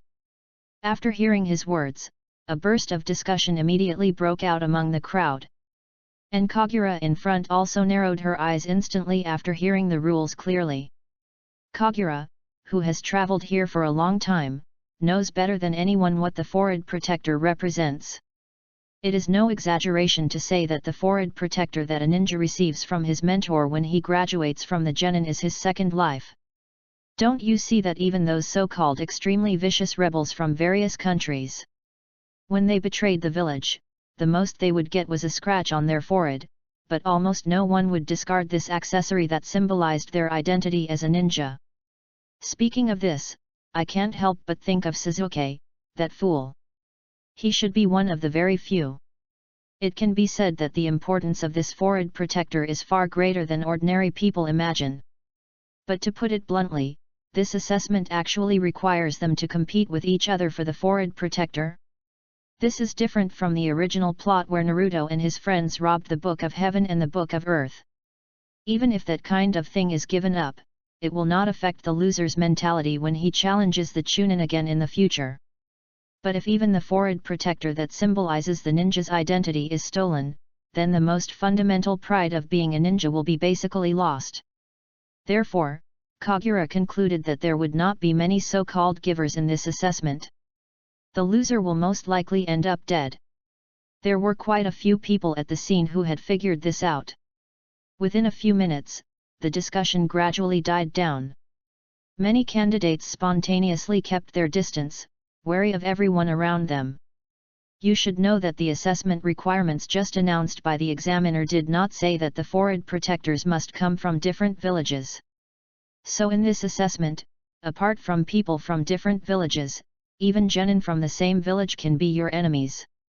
This is a personal hunting game. Looking at everyone's reactions, the bald examiner nodded secretly with satisfaction. He opened his mouth and said, "Another rule is no fighting within my sight. You can only start fighting after you are out of my sight. Next, you will enter the forest in batches. Those who heard my name come out." The first batch included Iruto, Igawa Shunsuke, Koito Yuki. As he called out their names, individuals stepped out from the crowd one by one. After about 20 people, the first group walked into the forest. Next came the second group, also with more than 20 people. Looking at the last group of people, Kagura found that there were others besides Tsunade, Orochimaru, Jiraiya, and herself. The Toshiro he had always been optimistic about and the 7 ninja swordsmen of the Hidden Mist Village were also there. It is obviously no coincidence that almost the strongest group of people were left until the end. After thinking about it for a while, Kagura instantly understood the examiner's intention. In a form of hunting like this in the forest, the person who enters first will undoubtedly have an advantage over those who enter later. After all, the person who goes in first can choose a position that is advantageous for him to ambush. Therefore, allowing those with relatively stronger abilities to enter last can be considered a way for the examiners to balance the assessment. 10 minutes after the second group of people entered the forest, following the examiner's eye prompts, the rest of the people also started to walk into the forest one after another. As soon as they entered the forest, the last group of people dispersed with caution. Before long, only 4 people including Kagura were left in the team. Looking at the empty surroundings, the 4 of them smiled at each other. Kagura spoke first in a joking tone. "How about the 4 of us form a team? Just find a few people to fight 4 against 1, and I feel like we can complete the mission today." In response to Kagura's suggestion, Jiraiya rolled his eyes and Orochimaru and Tsunade also looked disapproving. Seeing his teammates' attitude, Kagura put away his smile and said, "Okay, then we'll see you at the finish line tomorrow." In response to Kagura's words, Orochimaru just nodded and left. Jiraiya held his head with both hands, smiled at Kagura and said, "How about we compete to see who can reach the finish line faster tomorrow?" Kagura responded with a smile and nodded slightly. Seeing this, Jiraiya said no more, turned around, waved and left. After everyone left, Tsunade was the last one to shyly hold Kagura's hand. She stared at Kagura with her big eyes and whispered, "You still have to be careful, although I believe no one here can defeat you head-on. But if someone attacks or ambushes you, you will still be in danger." Looking at Tsunade's affectionate eyes, Kagura's expression unconsciously softened a lot. He gently touched her head and responded softly, "I know. You should be careful too." Looking at Kagura's face so close to her, Tsunade suddenly stood on tiptoe and kissed her gently with her rosy lips. Kagura's eyes widened, but before he could feel the softness properly, Tsunade quickly left. Tsunade's face was red at this moment, like a ripe apple. She held her face in her hands, said only "I'm leaving," and turned around and ran away quickly as if she had done something wrong. Looking at Tsunade's back, Kagura touched her lips with her hand, as if savoring the kiss just now. However, at this moment, he was complaining in his heart. "Fuck, I'm an adult and my first kiss was taken away by a young girl? No, it would be fair for me to take the initiative next time." After a few seconds, he suppressed his silly smile, turned around and walked leisurely towards the depths of the forest. Indeed, what he had just proposed to the crowd was a good strategy. But he knew very well that his classmates in Class 7 would not agree with this strategy. Because they are the legendary 3 ninjas, the geniuses of this generation. Since this is a single-person assessment task, they do not allow themselves to rely on shortcuts to complete the task. This is their pride and also the belief that a person must have on the road to becoming strong. Looking at the dark forest in front of her, a smile slowly appeared on Kagura's face. "Come on, let's enjoy this hunting game." Chapter 47 Their Respective Battles. On a dark path in the forest, a young man with an overly pale face was walking slowly. It was Orochimaru who had just parted with Kagura and the others. Regarding Kagura's joking proposal, he knew very well that neither he nor the other 2 would accept such an approach. However, compared to Jiraiya, I am relatively dull in expressing myself and don't know what expression I should use to deal with Kagura's bad taste. So after Kagura said, "See you at the end," he chose to leave directly. In fact, after he came to this exam, the only strong enemy he could consider was Kagura, who was both his teacher and friend. Although he was aware of the strength of the seven or that Toshiro, he did not think that those people could match Kagura.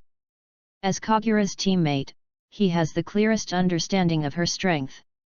Moreover, he was very clear in his heart that Kagura had never shown her full strength in front of them, but had hidden some of it. 52. As a genius of his generation, he also has his own pride. Although he recognized Kagura, it did not mean that he would always admit that his strength was inferior to hers. In fact, the current Orochimaru is much stronger than his counterpart in the original plot. On the one hand, it was because Kagura taught them without reservation. Whether it was physical skills or ninjutsu, Kagura was happy to share her knowledge with them. Especially regarding the Chidori-ryu ninjutsu, he did not keep it to himself, but taught it to the three of them. But unfortunately, Jiraiya seems unable to learn it no matter what. It was Tsunade who learned this ninjutsu the fastest. But she also developed and changed this ninjutsu to a certain extent.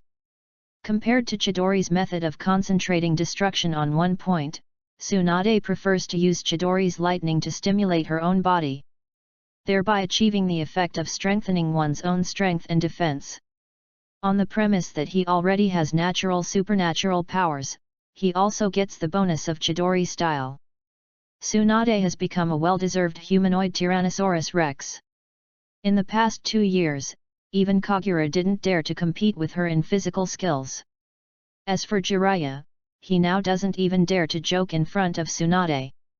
After studying the Chidori-ryu ninjutsu, Orochimaru himself has also improved his strength to a certain extent. But compared to Tsunade, he was never able to fully master this ninjutsu. Perhaps I really lack talent for lightning escape. Because of this, Orochimaru actually didn't take this test too seriously. To him, except Kagura and the members of Team 7, everyone else is just cannon fodder. Therefore, he was not on guard at this time and walked on the path openly. His tactics were also very clear. Instead of wasting time looking for prey, it would be better to attract the prey to come to him. As expected, an accident happened just as his footsteps landed on a pile of leaves. With a clear sound, a trap made of a rope suddenly appeared under his feet. The noose instantly tightened around his ankles, hanging him on the tree. Faced with this sudden situation, Orochimaru did not seem to take any action to save himself. It was suspended in the air, swaying back and forth. At this time, a figure walked out from behind the shadows of the trees. The person who came was a genin from the Hidden Mist village. He was wearing a traditional ninja outfit. The long pants and long sleeves covered his entire body. The hood even hid his hair. The only thing revealed was his ordinary appearance, but it must be said that this kind of appearance was the best candidate for being a ninja. Looking at Orochimaru, who was caught in his trap, he showed a trace of disdain on his face and said, "I thought it was great to have a companion with that legendary monster. Who knew he was such a half-baked guy that he was caught before I could even trigger the trap I had set? It's really disappointing." But before he could sigh, a cold voice came from behind him. "Oh? Then can you tell me what other traps you set up later?" Hearing this voice, the genin felt a chill on his back and immediately turned around to look over. He saw Orochimaru standing behind him, looking at him with a smile on his face. Seeing this scene, he immediately looked towards the trap on the other side. But Orochimaru was nowhere to be found, as there were several arm-sized snakes wrapped around the noose. Looking at the terrified enemy, Orochimaru's smile widened, and he still spoke in a gentle tone. "Since you've made up your mind to ambush me, you should also be prepared for my counterattack, right? As a ninja, I believe you will not give up and hand over your forehead protector? So." When he said this, the smile on his face gradually turned into a grim smile, and a dangerous look appeared in his eyes that Kagura and others had never seen before. He seemed to reveal his true nature at this moment, like a greedy giant snake staring at its prey. After looking the person in front of him up and down, he continued. "Then you won't have any complaints if I kill you, right?" Looking at Orochimaru slowly approaching him, the genin felt like he was facing his natural enemy. The biological instinct made him feel fear. At this point, he had lost the will to resist, and the only thought in his mind was to escape. What? After a brief scream, the forest fell silent again.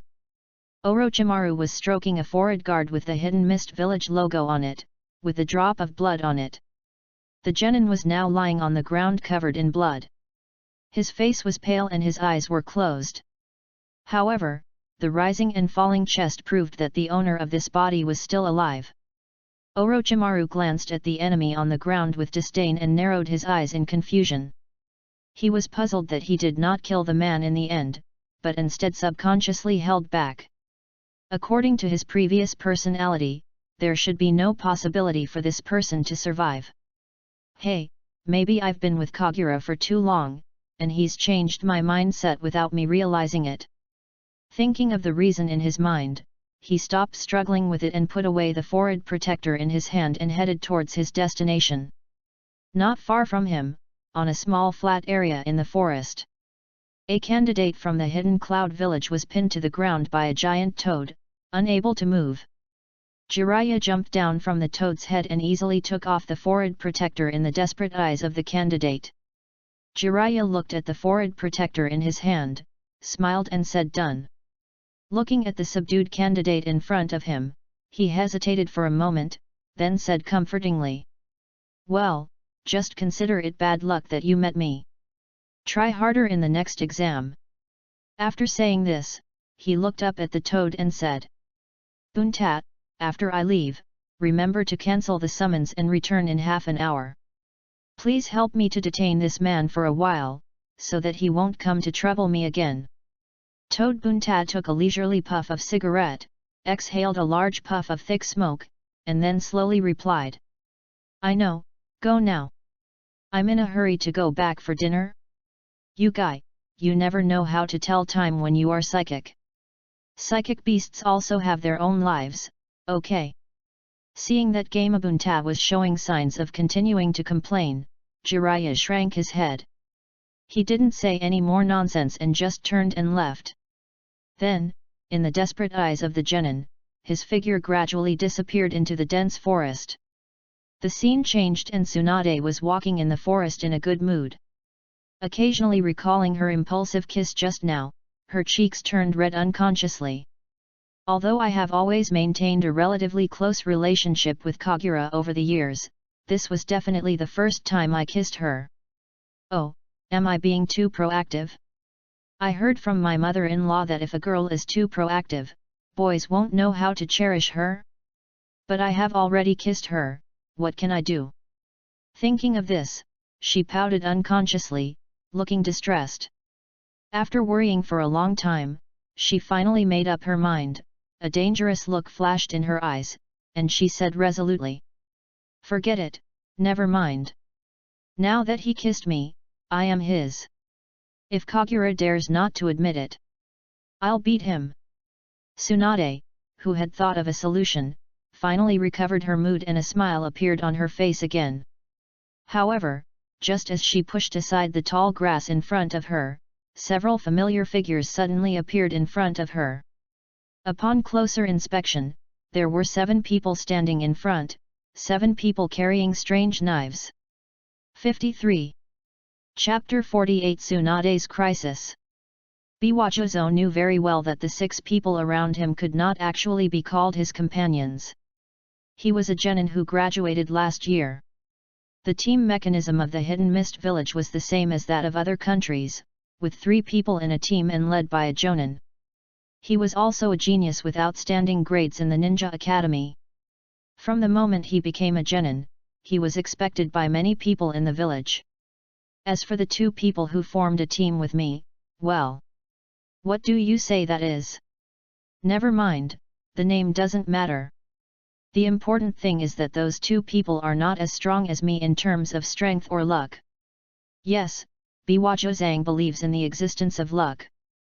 Otherwise, why was I the only one who survived among the 3 people who were attacked in the mission half a year ago?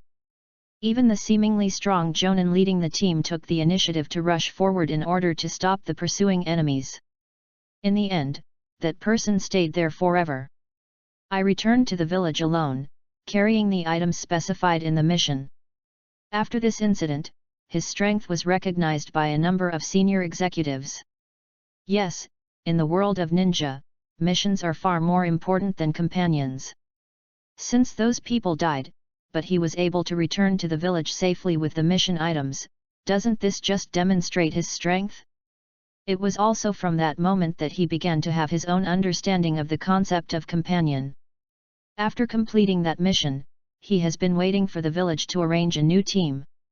However, after waiting for a month, one day the newly appointed Mizukage summoned him. When he arrived at the Mizukage's room, he was instantly attracted by the huge beheading sword in front of him. As a member of the Hidden Mist village, he certainly knew what it was. It was one of the 7 ninja swords, the broken sword, the beheading sword. A magical ninja sword that absorbs iron from the enemy's blood to regenerate itself and restore the holder's physical strength. When he came to his senses, he found that besides himself, there were 6 other genin of similar age at the scene. In addition to the broken sword and the beheading sword, the legendary 7 ninja swords of the Hidden Mist village were all placed in front of them. In fact, these 7 ninja swords have been in the hands of the Water Country long ago. Our ancestors used countless time and experience to figure out the specific usage of these 7 ninja swords. But it was not until that day that the owners of these 7 swords truly had their own title, the 7 ninja swordsmen. The first batch of 7 ninja swordsmen were also this group of genin. Because of the characteristics of each ninja sword, different ninjutsu and taijutsu methods need to be practiced. In theory, these genin who have not yet formed their own style are the most suitable for their masters. And they are the candidates carefully selected by Lord Mizukage.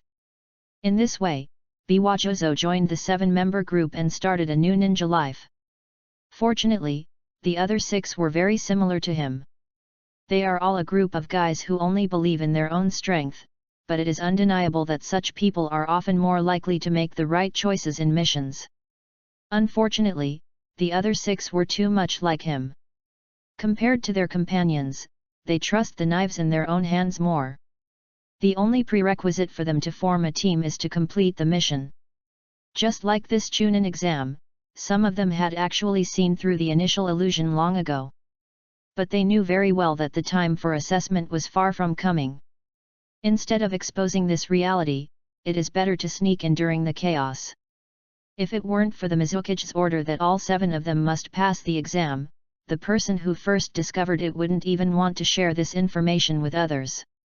But apart from the 7 of them, the trash present were not within their consideration, and they had no obligation to bring these trash with them to break through.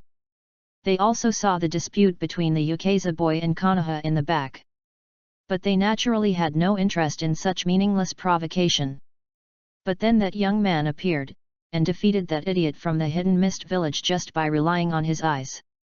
If it weren't for the village's reputation, Biwajozo wouldn't even want to show up and let that idiot be eliminated directly. But then they didn't expect that Kagura had no intention of hiding anything and broke the illusion directly in public. Seeing this, they could only follow in silently. Another example is now. Different from the so-called pride of Kagura and the others, these 7 people will only choose the easiest way to pass the level. So as soon as they entered the forest, the 7 of them naturally started to form a team. It has to be said that in this environment, relying on teamwork gives them a huge advantage. In just half an hour, they had already obtained 3 forehead protectors. In fact, if they had not taken the attitude of the village into consideration and intentionally let go of the people from the same village on the road, they would have more forehead protectors in their hands now. As for those 3 unlucky guys, they can only stay in this forest forever. SHH. As the feeling of the knife cutting through the body came from the knife, a large amount of blood splattered on the body of the candidate in front of him. He stared at Biwajozo unwillingly, and finally lost his strength and fell to the ground. After inserting the huge beheading sword into the ground beside him, Biwajozo squatted on the ground and took off the forehead guard with the blood-stained Konoha seal. This is the 4th one. It looks like we can complete the mission directly tonight and reach the final building. The Watermelon Mountain Puffer Ghost, who was sitting on a rock nearby, spoke. He was a huge fat man with green streaks painted on his cheeks. He had long orange hair that reached down to his waist, sharp teeth, and a fluffy bandage wrapped around his neck. Biwajozo stood up and put away the forehead protector. However, just as he was about to speak, a bush not far from them was pulled aside, revealing the figure of a young girl. The person who came was Tsunade. After seeing the appearance of the person coming, Biwajozang's brows slightly frowned. He remembered this person as the girl who was with the monster of Konoha. After exchanging a glance with the Watermelon Mountain Puffer Ghost, he spoke first. If you retreat now, we can pretend we haven't seen you. Yes, Kagura's eyes left a deep impression on them. Anyway, with their strength, it is very easy to complete this assessment. In his opinion, there was no need to offend the Uchiha boy for a forehead protector. Tsunade's face became serious when she heard this. She naturally knew that the strength of the 7 people in front of her should not be underestimated.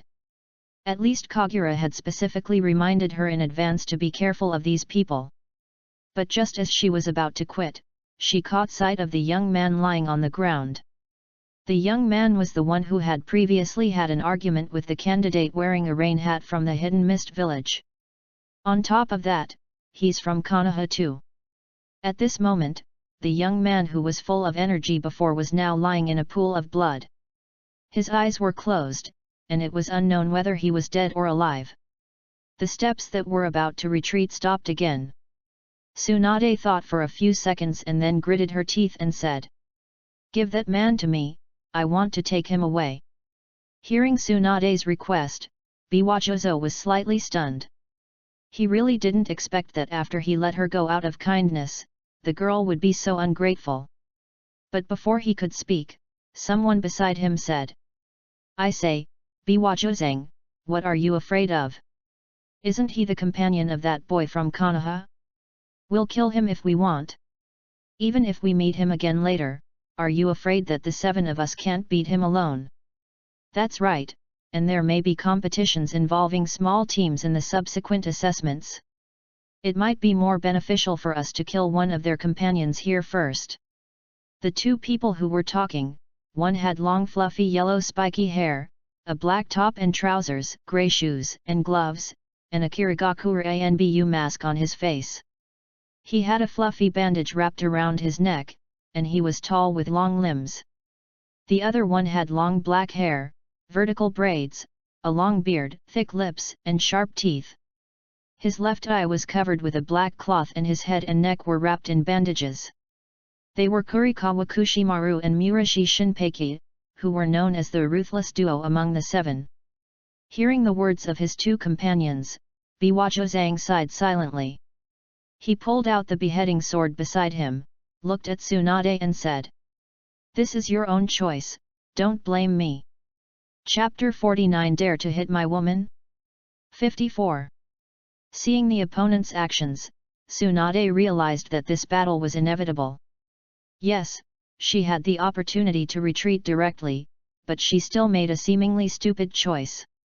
But as the descendant of the first Hokage, if she were asked to abandon her companions in Konoha and run away, she would no longer be the famous Tsunade-sama.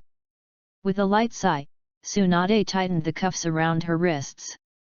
He assumed a ready posture with both fists clenched and his left hand forward. If Biwajozo and others had eyes like Kagura at this moment, they would find that there were tiny flashes of electricity on Tsunade's body at this moment. It is the Chidori style that Tsunade learned from Kagura. However, unlike Kagura's fierce attack method, Tsunade's method is more delicate. She spread the Chidori's electricity throughout her body, using it to stimulate the muscles throughout her body. As a result, his speed, strength, and fighting ability have been greatly improved. When Kagura first saw this application, he first thought of another great manga from his previous life. It was a masterpiece drawn by an old thief whose name consisted of 4 positive characters, and Tsunade was very similar to the electric mouse form of one of the protagonists in the work.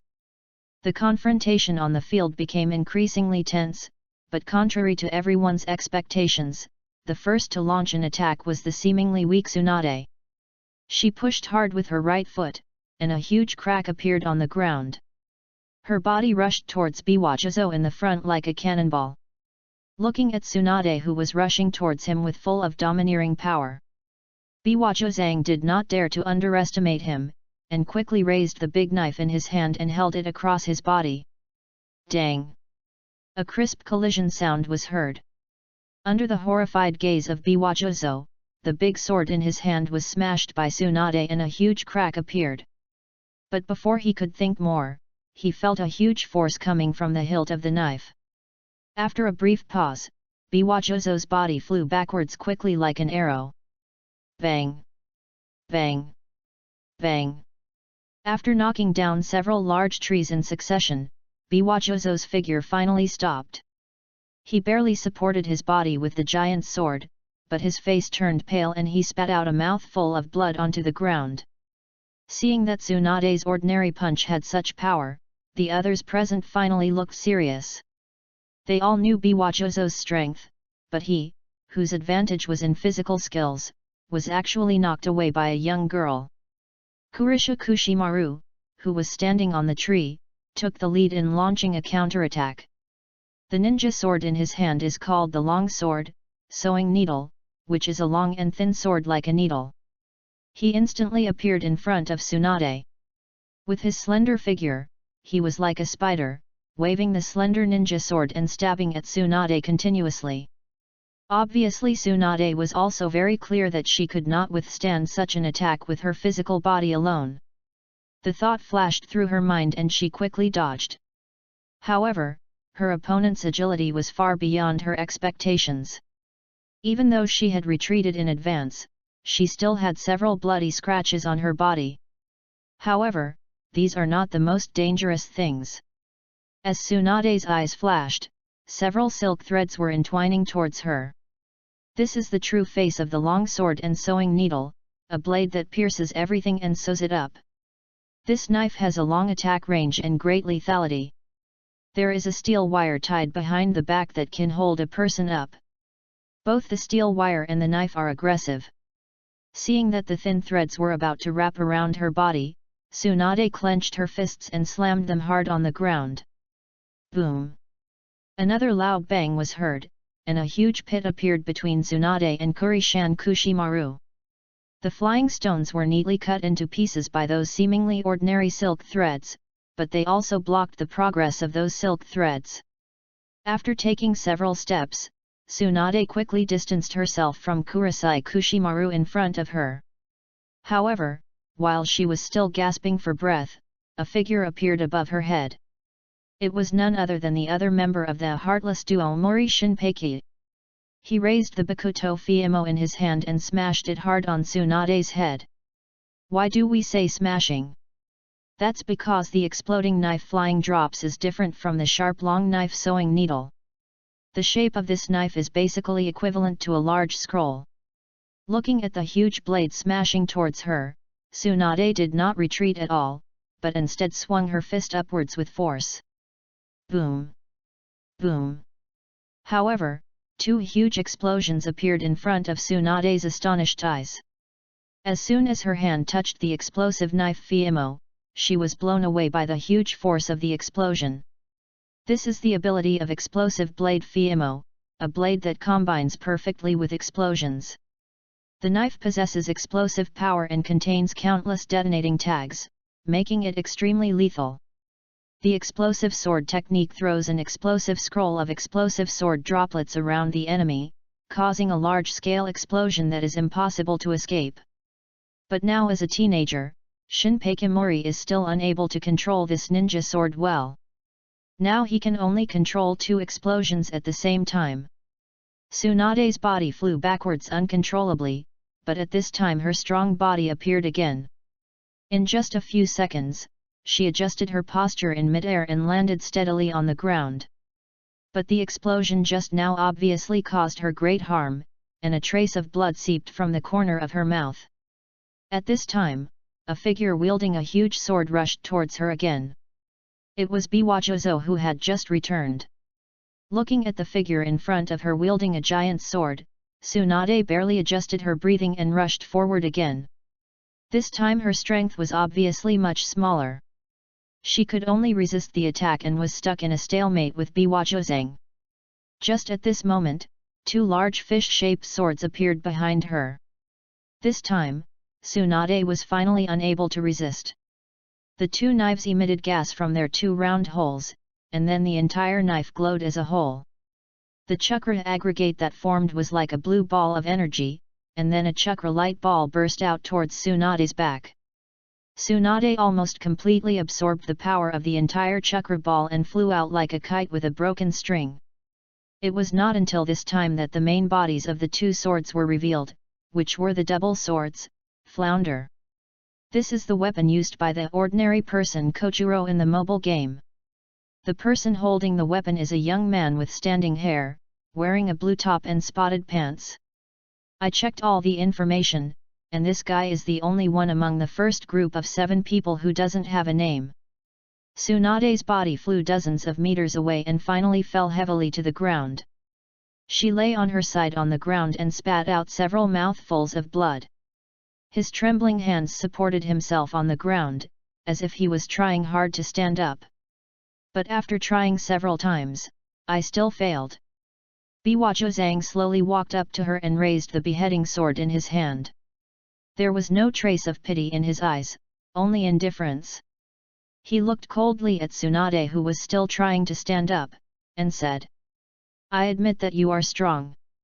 But that's it." After saying that, he stopped talking nonsense and swung the giant sword in his hand with force. At this critical moment, a blue lightning rushed towards Biwajozo from the depths of the forest at a speed faster than the speed of sound. The dazzling blue light made Biwajozo pause involuntarily. In the moment he was stunned, the seriously injured girl in front of him had disappeared. The blue lightning also stopped, and a familiar figure appeared in front of everyone. He was holding the weak girl in his arms, turned his head back to face them, and a pair of angry Sharingan appeared before them. A roar sounded in the silent forest. "How dare you hit my woman? Chapter 50. Leave one of you and I'll let you go." 15 minutes ago, under a big tree deep in the forest. Standing in front of Kagura was a candidate from the hidden cloud village. Just from the appearance, it can be seen that the candidate is in an abnormal state. He stared ahead with lifeless eyes, and with trembling hands he slowly took off the forehead protector on his head. Afterwards, he handed this item, which he usually regarded as the most precious, to Kagura in front of him as if it were a piece of trash. The 3 megatama in the eyes of Kagura, who was standing in front of him, were slowly rotating, obviously casting an illusion on her. However, just as Kagura took over the forehead protector, a look of pain flashed across the candidate's face, and his hand tightened, tightly grasping a corner of the forehead protector. Seeing this, Kagura sighed slightly and activated her Sharingan again. After a few seconds, the pain on the candidate's face disappeared, replaced by numbness. After completely handing the forehead protector to Kagura, he closed his eyes, his body went limp, and he collapsed to the ground. Since the goal has been achieved, Kagura doesn't mind wishing the other person a good dream. In fact, cruelty and kindness are extremely contradictory in him. 55. He never shows mercy when performing his duties. No matter what kind of opponent he faces, he can kill him without leaving any trouble. That's because he had read many movies, TV shows and novels in his previous life, and he knew it very well. Villains die because they talk too much, and saints are eliminated in troubled times. In this environment where peace has not yet been truly achieved, if you do not kill the enemy in front of you while performing a mission, the enemy's weapon will pierce your body in the next second. However, outside of combat, Kagura would not mind releasing his mercy. When the enemy loses the ability to harm him, he will always subconsciously spare the opponent's life. Kagura was well aware of all this, but he didn't care. Human nature is not black and white. As long as you follow your heart, everything will be fine. Having successfully completed his mission, Kagura stood on top of a huge tree crown, squinting his eyes and looking into the distance. He was trying to identify the direction of his final destination. However, at this time several loud noises were heard from a distance. Kagura turned her head and looked over, but only saw some smoke rising there. Hiss, are the battles between Genin so fierce? The battle in the distance aroused his interest, and he activated his Sharingan and decided to secretly watch the live broadcast. But when he saw the blurry figure in the smoke, his heart suddenly skipped a beat. This is the Seven Swordsmen. But before he could think more, he saw Tsunade being blown away by the explosion caused by the explosive sword Fiumo in Jinpachi Mori's hand. Seeing this scene, Kagura felt the blood in his veins run cold. Without thinking too much, at this moment he immediately opened the fifth gate of the 8 gates of ninjutsu, Doman. During the period when Doman is open, his speed will be greatly increased, even exceeding the speed of sound. Here again, the protagonist's current physical attribute progress is physical, the 6th gate, Jingmen, progress 67.2%. This means that his body can perfectly control the state of the 5th gate. Although the 6th gate can also be opened, there will be greater sequelae afterwards. In addition to opening the 8 gates, he also used the Chidori style, all in an effort to increase his speed. His body turned into a ray of lightning and rushed towards Tsunade at a high speed. Finally, at the last moment, he saved Tsunade from Biwajuzo's knife. Without paying any attention to the enemies of the 7 swordsmen, Kagura turned her back to them and carefully examined Tsunade in her arms. This was Tsunade in a weaker state than he had ever seen her in. There was blood flowing from the corner of her mouth, her face was in pain, and her eyes were closed. There was a huge wound on the part of his back that was hit, and blood was constantly dripping from it. She opened her eyes with difficulty, and the moment she saw Kagura's face, she finally relaxed. "Can you still heal yourself?" Looking at Tsunade who was still conscious, Kagura asked softly. Kagura breathed a sigh of relief when she saw Tsunade nodded. He gently placed her next to a tree and had her sit on the ground with her back against the trunk. Squatting down, he gently rubbed her head and said, "Don't worry about it from now on. Just get treatment. I'll take care of it soon." At this moment, Tsunade no longer had her usual bandit-like temperament. She was just like a weak little girl, nodding and saying obediently. Giving Tsunade a smile, Kagura stood up and slowly turned to face the 7. As he turned around, his temperament changed completely. He was a gentle boy 1 second and turned into an angry beast the next. As he became more angry, his Sharingan seemed to become redder than ever, and the slowly rotating Megatama made people unconsciously fall into it. Looking at the people in front of him who were eager to try, Kagura no longer suppressed his anger, and a slightly hoarse voice came out of his mouth. "You scumbags, you dare to hit my woman!" Kagura, who had his back to Tsunade, didn't notice that after he said that, Tsunade's face turned red. She was not in a hurry to seek treatment, but instead held her face with both hands, her eyes turned into stars as she looked at the back of the boy in front of her.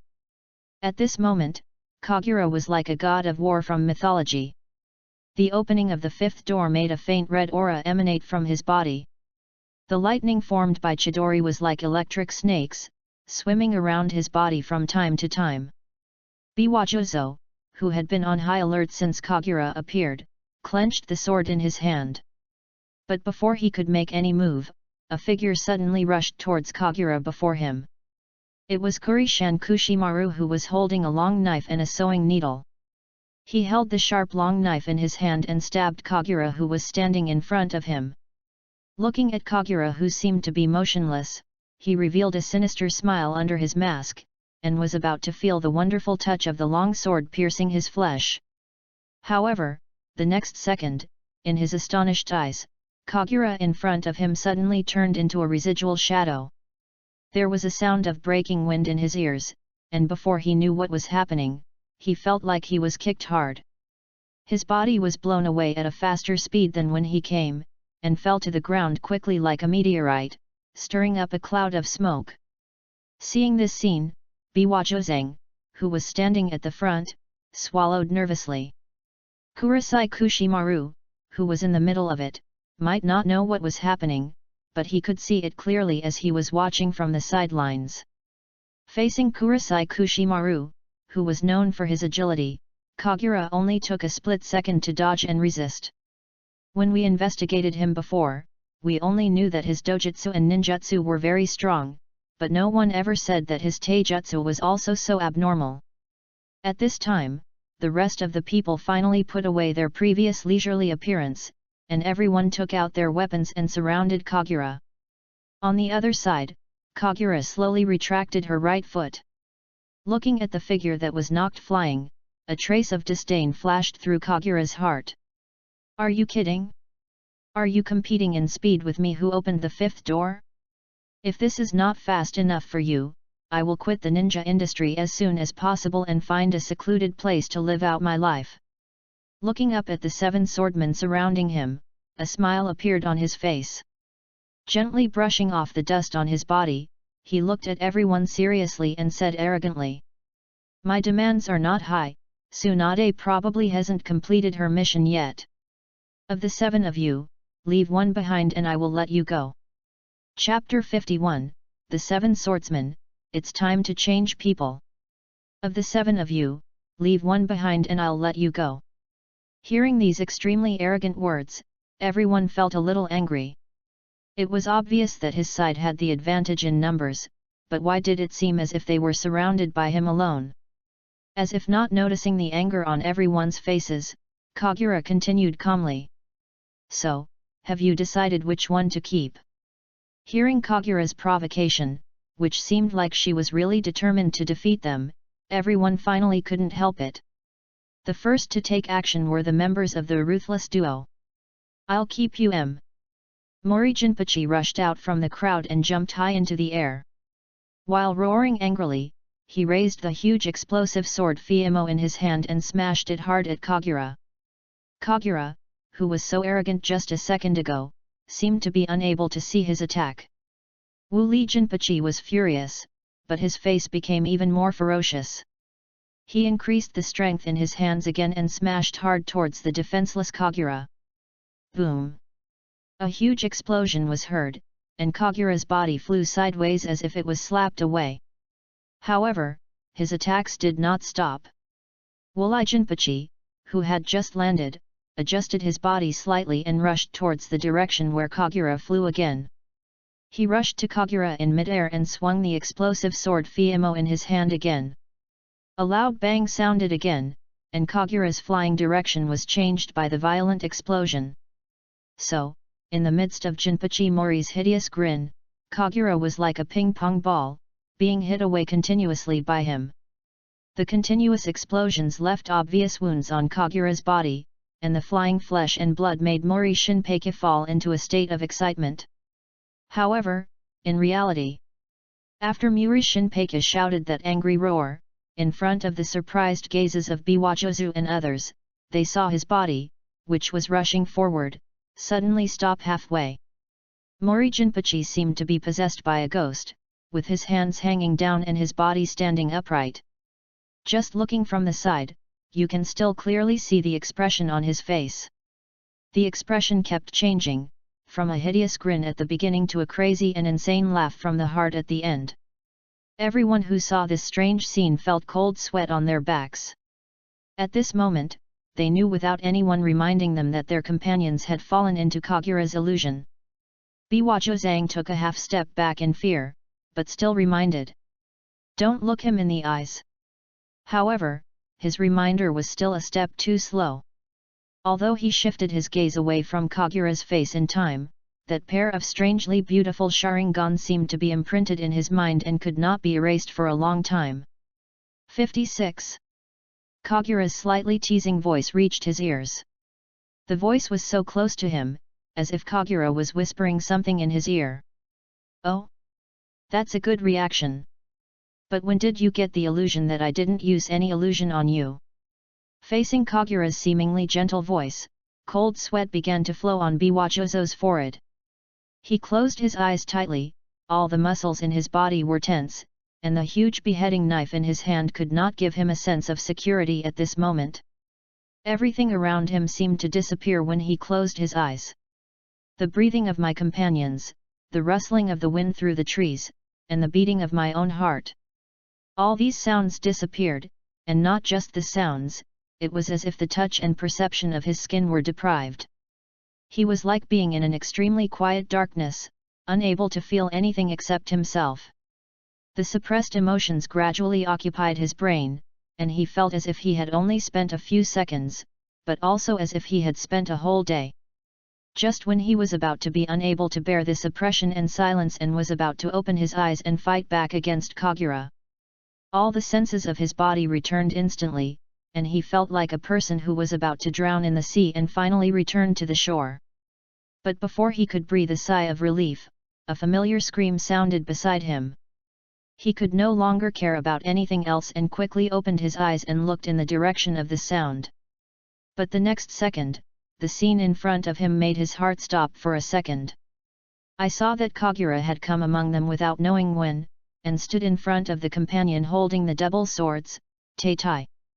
At this time, he held a blue ball of light composed of lightning in his right hand, and his entire arm pierced through the chest of the owner of the ninja sword. Blood continued to ooze out of his pierced chest, dripping down his arms onto the ground. The user of the dual blades, Tail, stared at Kagura in front of him with a look of disbelief. The corners of his mouth moved slightly several times, as if he wanted to say something. However, he did not have the chance to say it in the end. His eyes gradually became empty, and his body seemed to have been drained of all its strength, and he slowly fell to the ground. Kagura supported the man's body with her left hand and slowly pulled her right hand out from her chest. Looking at the companion who was standing beside him the last second, he was lying in a pool of blood in just a moment. Biwajozo and the others subconsciously wanted to stay away from Kagura in front of them, and their bodies automatically retreated a few steps from the bottom of their hearts. Kagura looked unconcerned about their performance. He slowly squatted down, untied the forehead protector from the man's neck and put it in his arms. After doing all this, he slowly stood up and looked at everyone. He smiled and said, Since you don't want to, I will make the choice. I have already saved one person for you, or do you want to keep more? Seeing Kagura's dangerous eyes sweeping over them, everyone just remained silent. No one retreated, but no one dared to step forward easily. The silence did not last long. Mori Shinpeki, who had been standing there, suddenly screamed and collapsed to the ground. At this moment, the smile on his face was gone, instead there was a look of horror as if he had seen something horrible. He sat on the ground, the weapon in his hand fell to the side, and he was gasping for breath. He covered his face with his hands and kept mumbling. Why? Why can't I kill him? He is a monster. Correct. He is a monster. Looking at Mori Shinpeki who had lost the will to fight, the rest of the people exchanged glances with each other. In the end, Biwajozang asked Kagura carefully. Are you really willing to let us go? In response to his question, Kagura simply shrugged and replied. I have always considered myself a person of integrity. After hearing Kagura's answer, everyone did not relax immediately. They looked at each other, and finally Kurisan Kushimaru walked to the side of the collapsed Mori Shinpeki. While helping him pick up the weapon beside him, he carefully helped him stand up. No one dared to look into Kagura's eyes again, but looked cautiously at his feet and slowly backed away. But at this moment, Kagura suddenly spoke up. And many more. Hearing this, everyone immediately raised their weapons, fearing that Kagura would go back on her word. Kagura didn't care. She just pointed at the double swords, the flaming. Take this knife back. It's too ugly, I don't want it. After saying that, he exerted force on his feet and kicked the two swords at his feet out. Biwajozang raised his right hand and caught the weapon steadily. He paused for a moment, and finally said, "Thanks." After saying that, everyone slowly retreated, and their figures gradually disappeared into the dark forest. A battle ended here. The Seven Swordsmen, which was established not long ago. It's time to change people.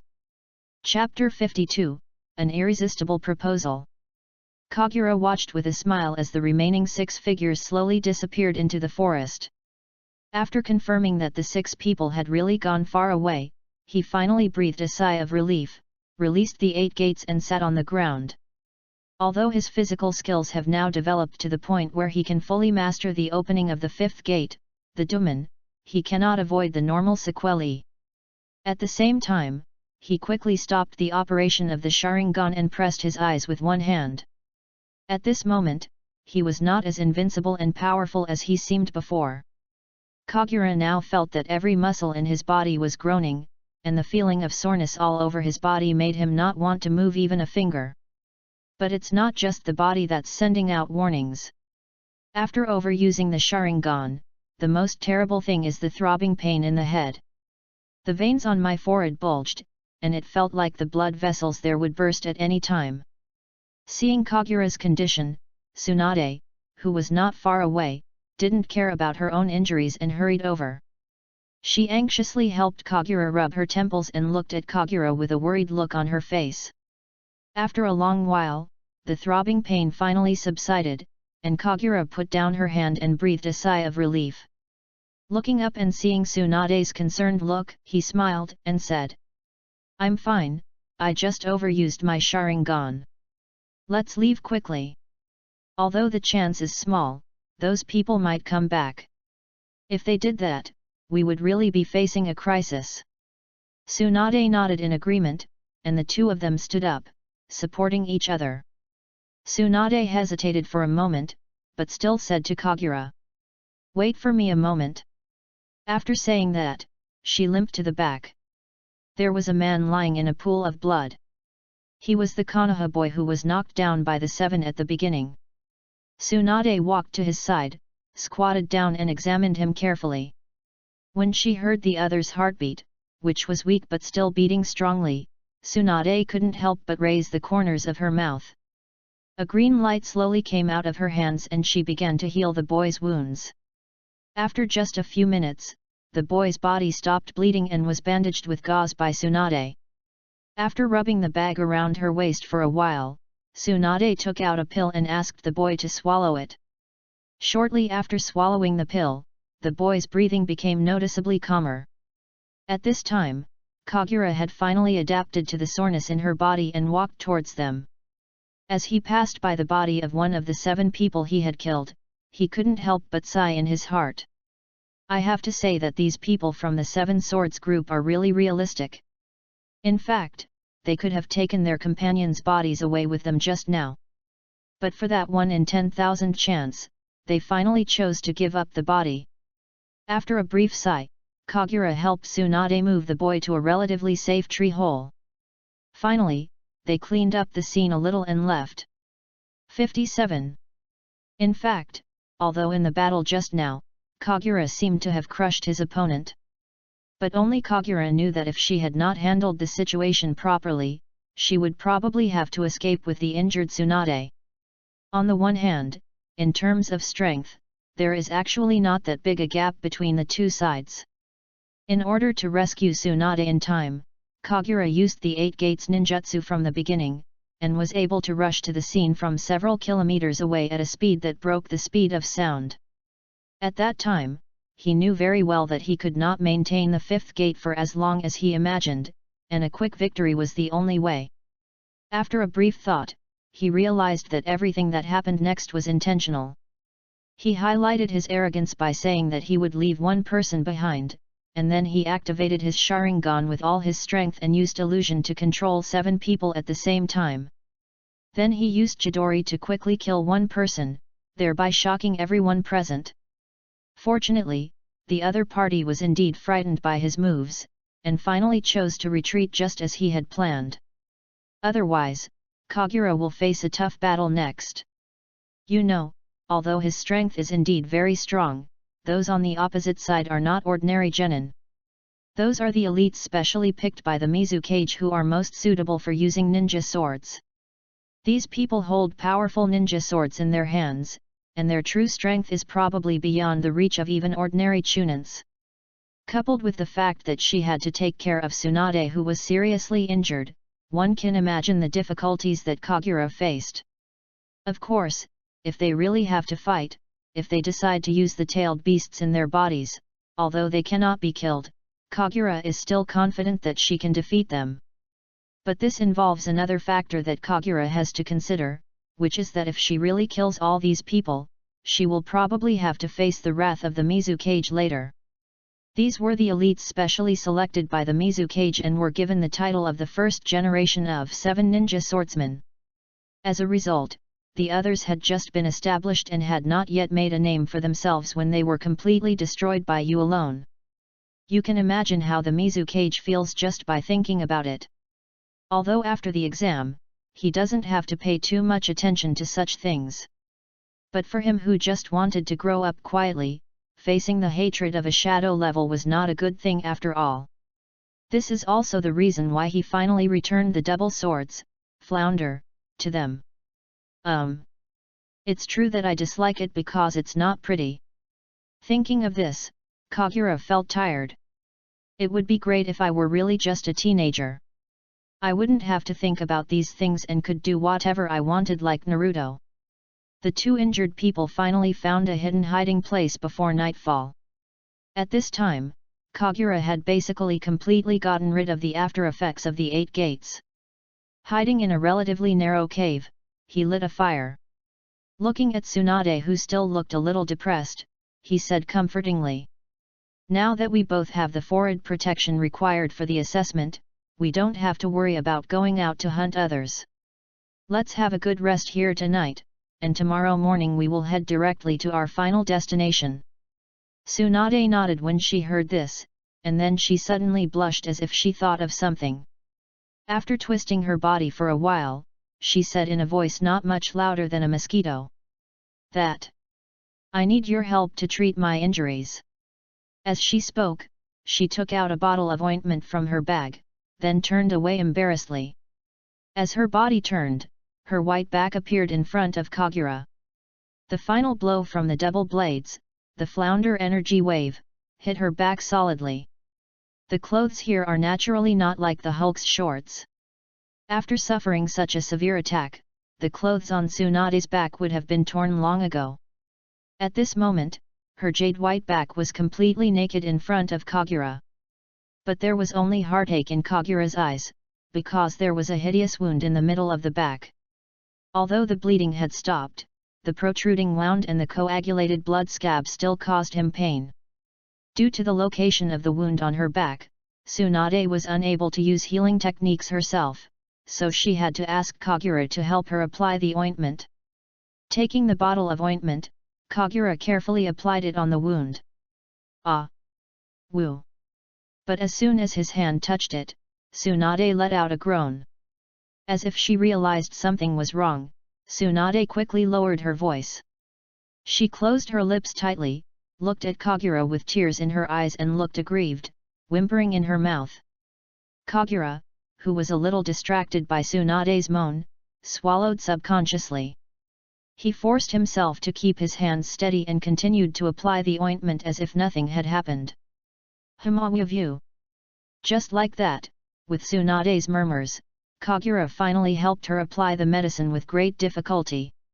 Putting down the ointment in his hand, he exhaled lightly, feeling even more tired than after fighting during the day. "Isn't it just taking medicine? Do you want to scream like this?" Touching the non-existent sweat on his head, he found that Tsunade was still staring at him with a wronged look on her face. "What happened?" he asked with concern. Tsunade shrank her body towards him and said with her big eyes, "I am cold." Forehead. This is something Kagura really overlooked. The forest at night is indeed much colder than imagined. Besides, the back of Tsunade's shirt was almost completely gone at this point, and she was badly injured, so it was normal for her to feel cold. But for a moment he didn't know what to do, he only had one shirt. Well, there is a vest.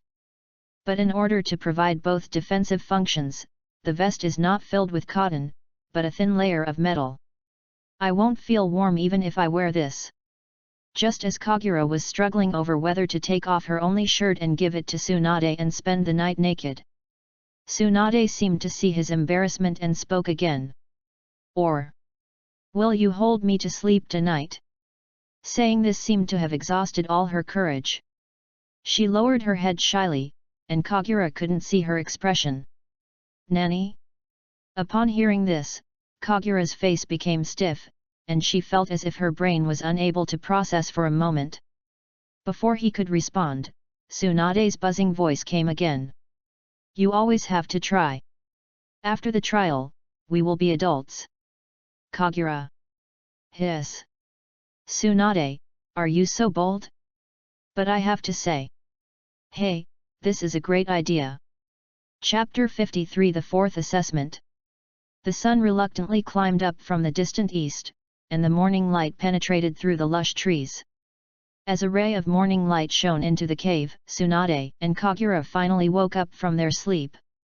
The two walked out of the cave, and Tsunade stretched comfortably. Unlike the weakness she showed last night, Tsunade now looked refreshed. On the other hand, Kagura behind her had obvious dark circles under her eyes and looked listless. After looking at the direction, Kagura prepared to discuss the direction of advance with Tsunade. What? You asked me what happened last night? Please ask the student who asked this question to go to the side and face the wall for a while. They are just two minors, even though they are alone in a room, but what do you think could happen to them? Although our protagonist Kagura did think of some plots, it is obvious that he and Tsunade did not think the same thing. Last night, he just slept with Tsunade in his arms. So when he woke up in the morning, he finally couldn't suppress his curiosity and asked Tsunade. 58. Is this what you said about becoming an adult after trying it? Facing his question, Tsunade answered as a matter of course. Yeah, Grandma told me. Adults sleep together in each other's arms. At this moment, Kagura deeply regretted why she had stopped Jiraiya from taking Tsunade to see his pornographic books. As for why he looked so depressed. Although she is still young, Tsunade is now a real girl. The soft and curvy touch made it impossible for Kagura to fall asleep in the first half of the night. It was not until the last half of the night that he managed to fall asleep. Back to the main text, the two of them identified the direction and then found a stream to wash up. During this time, Kagura thought about it and decided to give her vest to Tsunade. After all, we can't let her run around in a backless dress all the time. Come to think of it, I don't know if it's because she has the blood of the Senju clan or because her physique is indeed different from that of ordinary people. After just one night, the hideous wound on her back had scabbed over and had become noticeably smaller. Tsunade felt it and couldn't even feel the pain coming from her back. Because Kagura had determined the direction of the finish line by standing on a high place yesterday afternoon.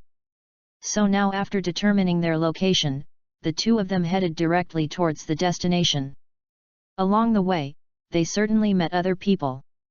Some people who consider themselves smart go directly to the path to the destination early in the morning, intending to ambush those on the way by setting traps.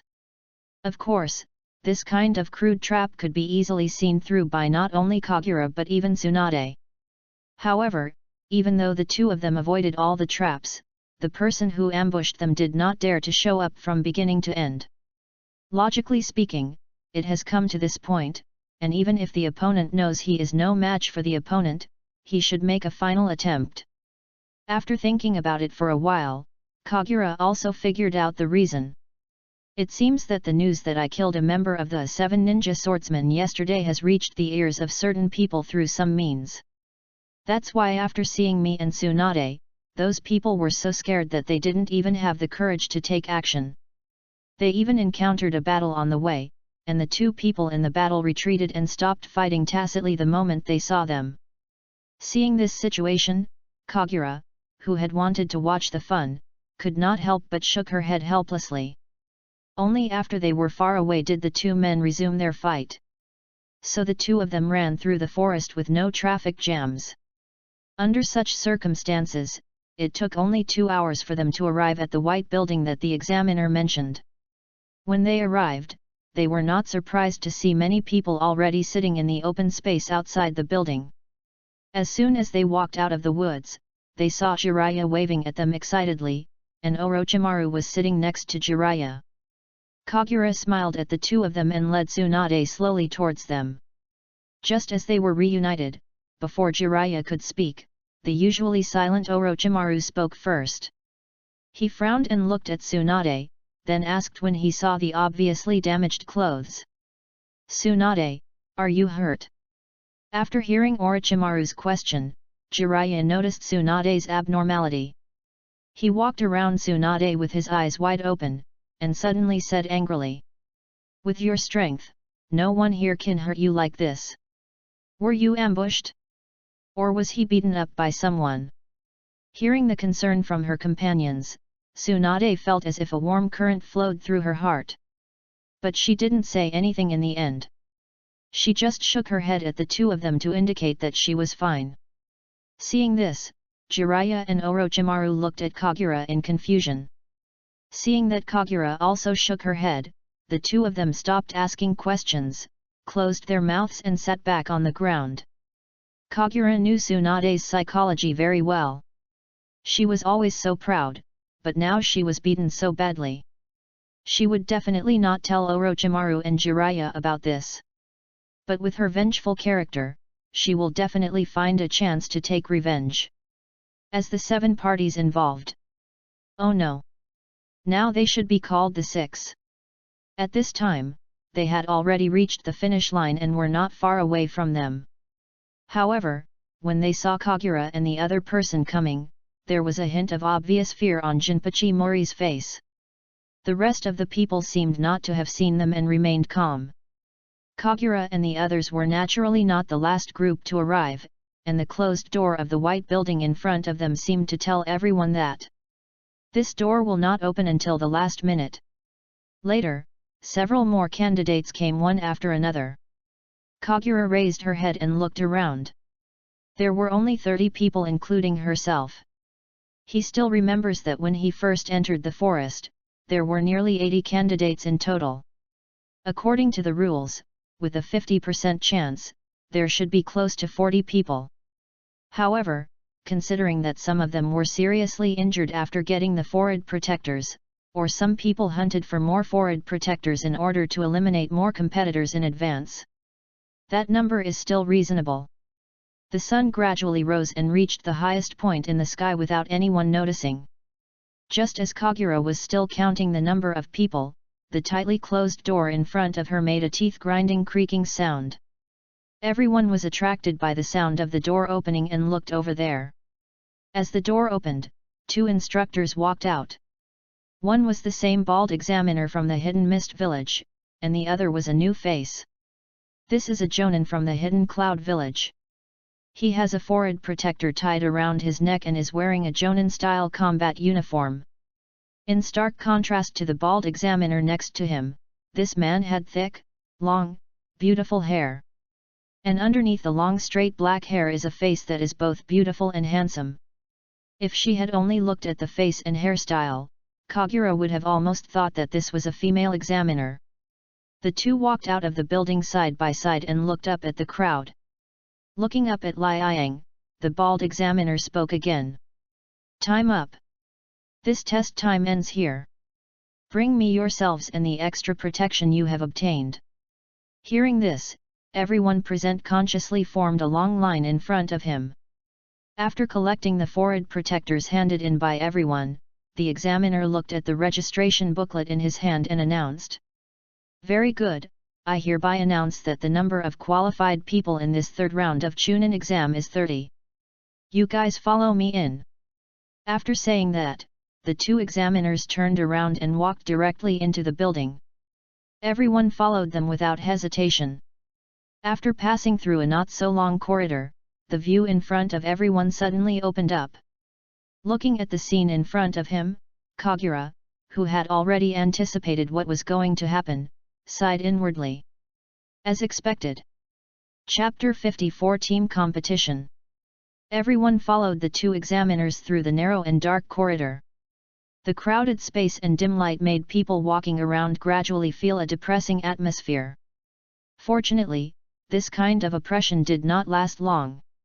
After only a few minutes, everyone felt a bright flash in front of their eyes, and a huge space appeared in front of them. The first thing that catches your eye is the towering dome and countless spotlights shining white light.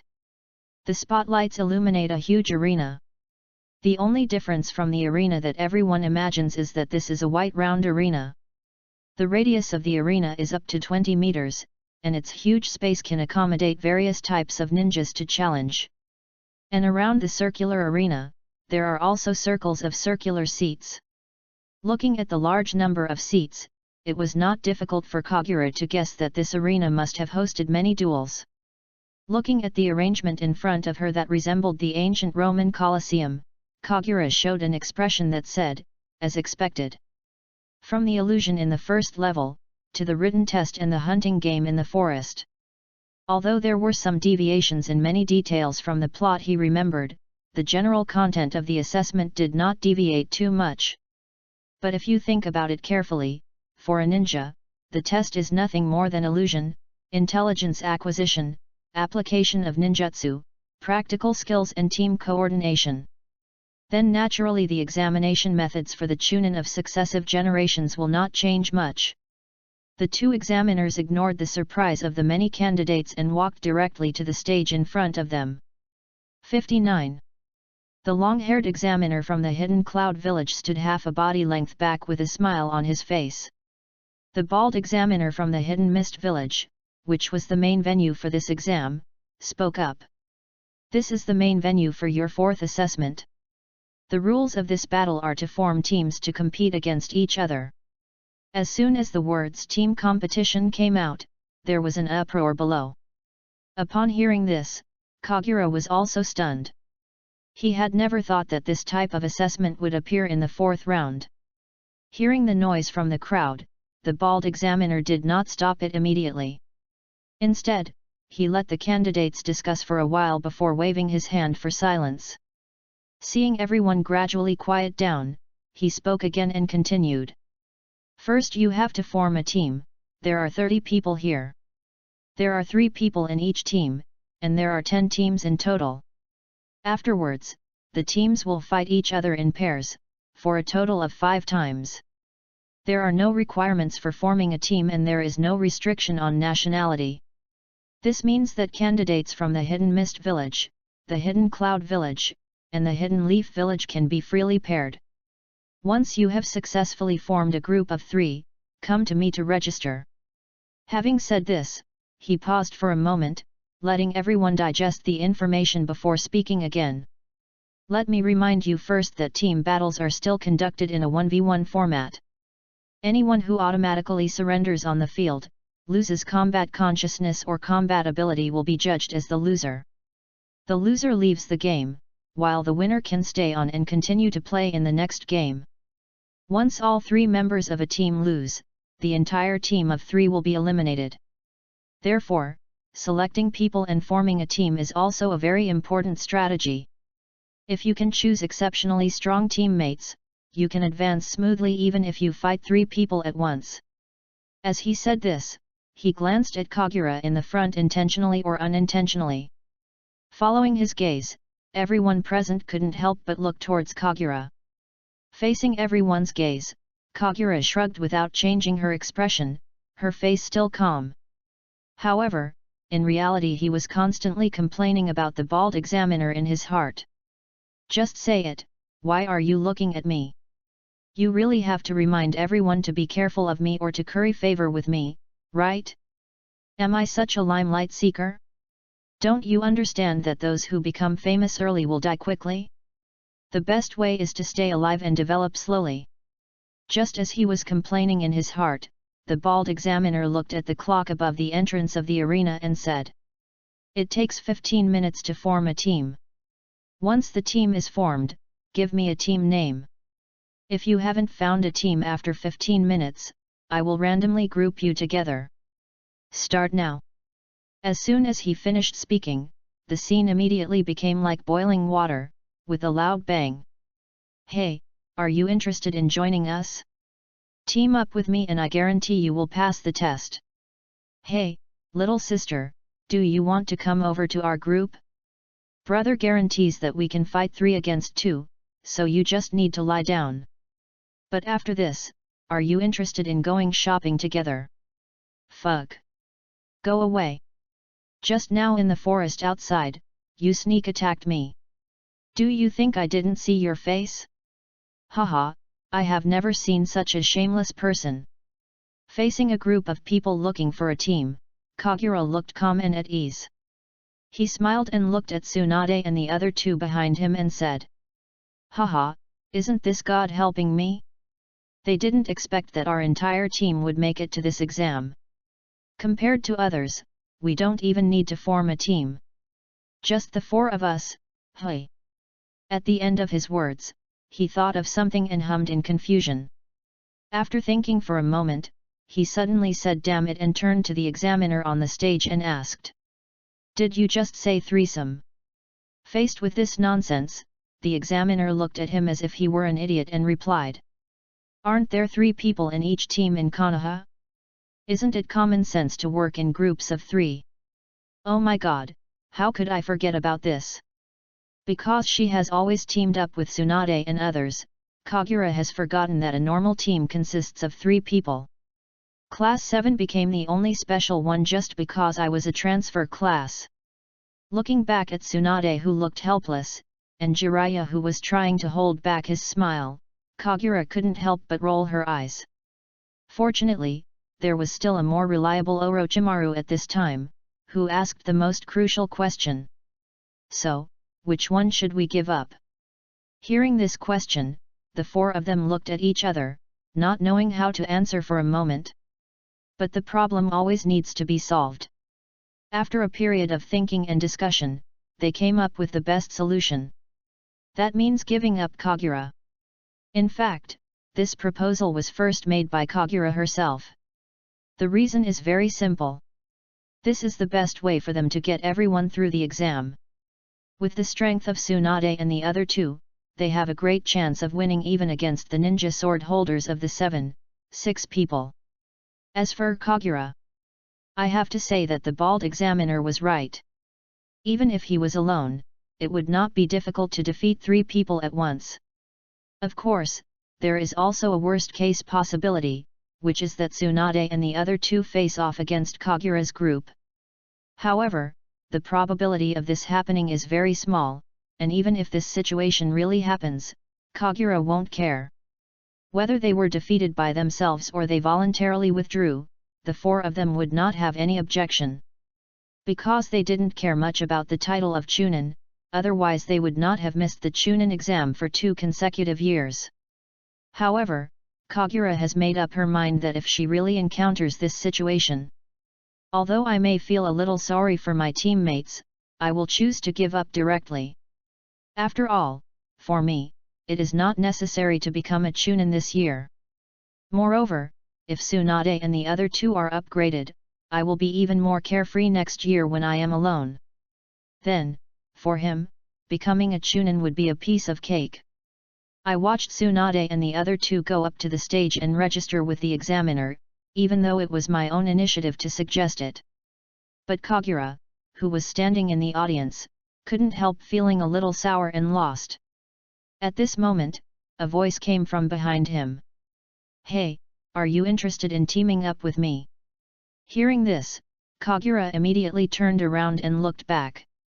But when he saw the person who was speaking, he was a little surprised. Because the person who invited him was somewhat unexpected.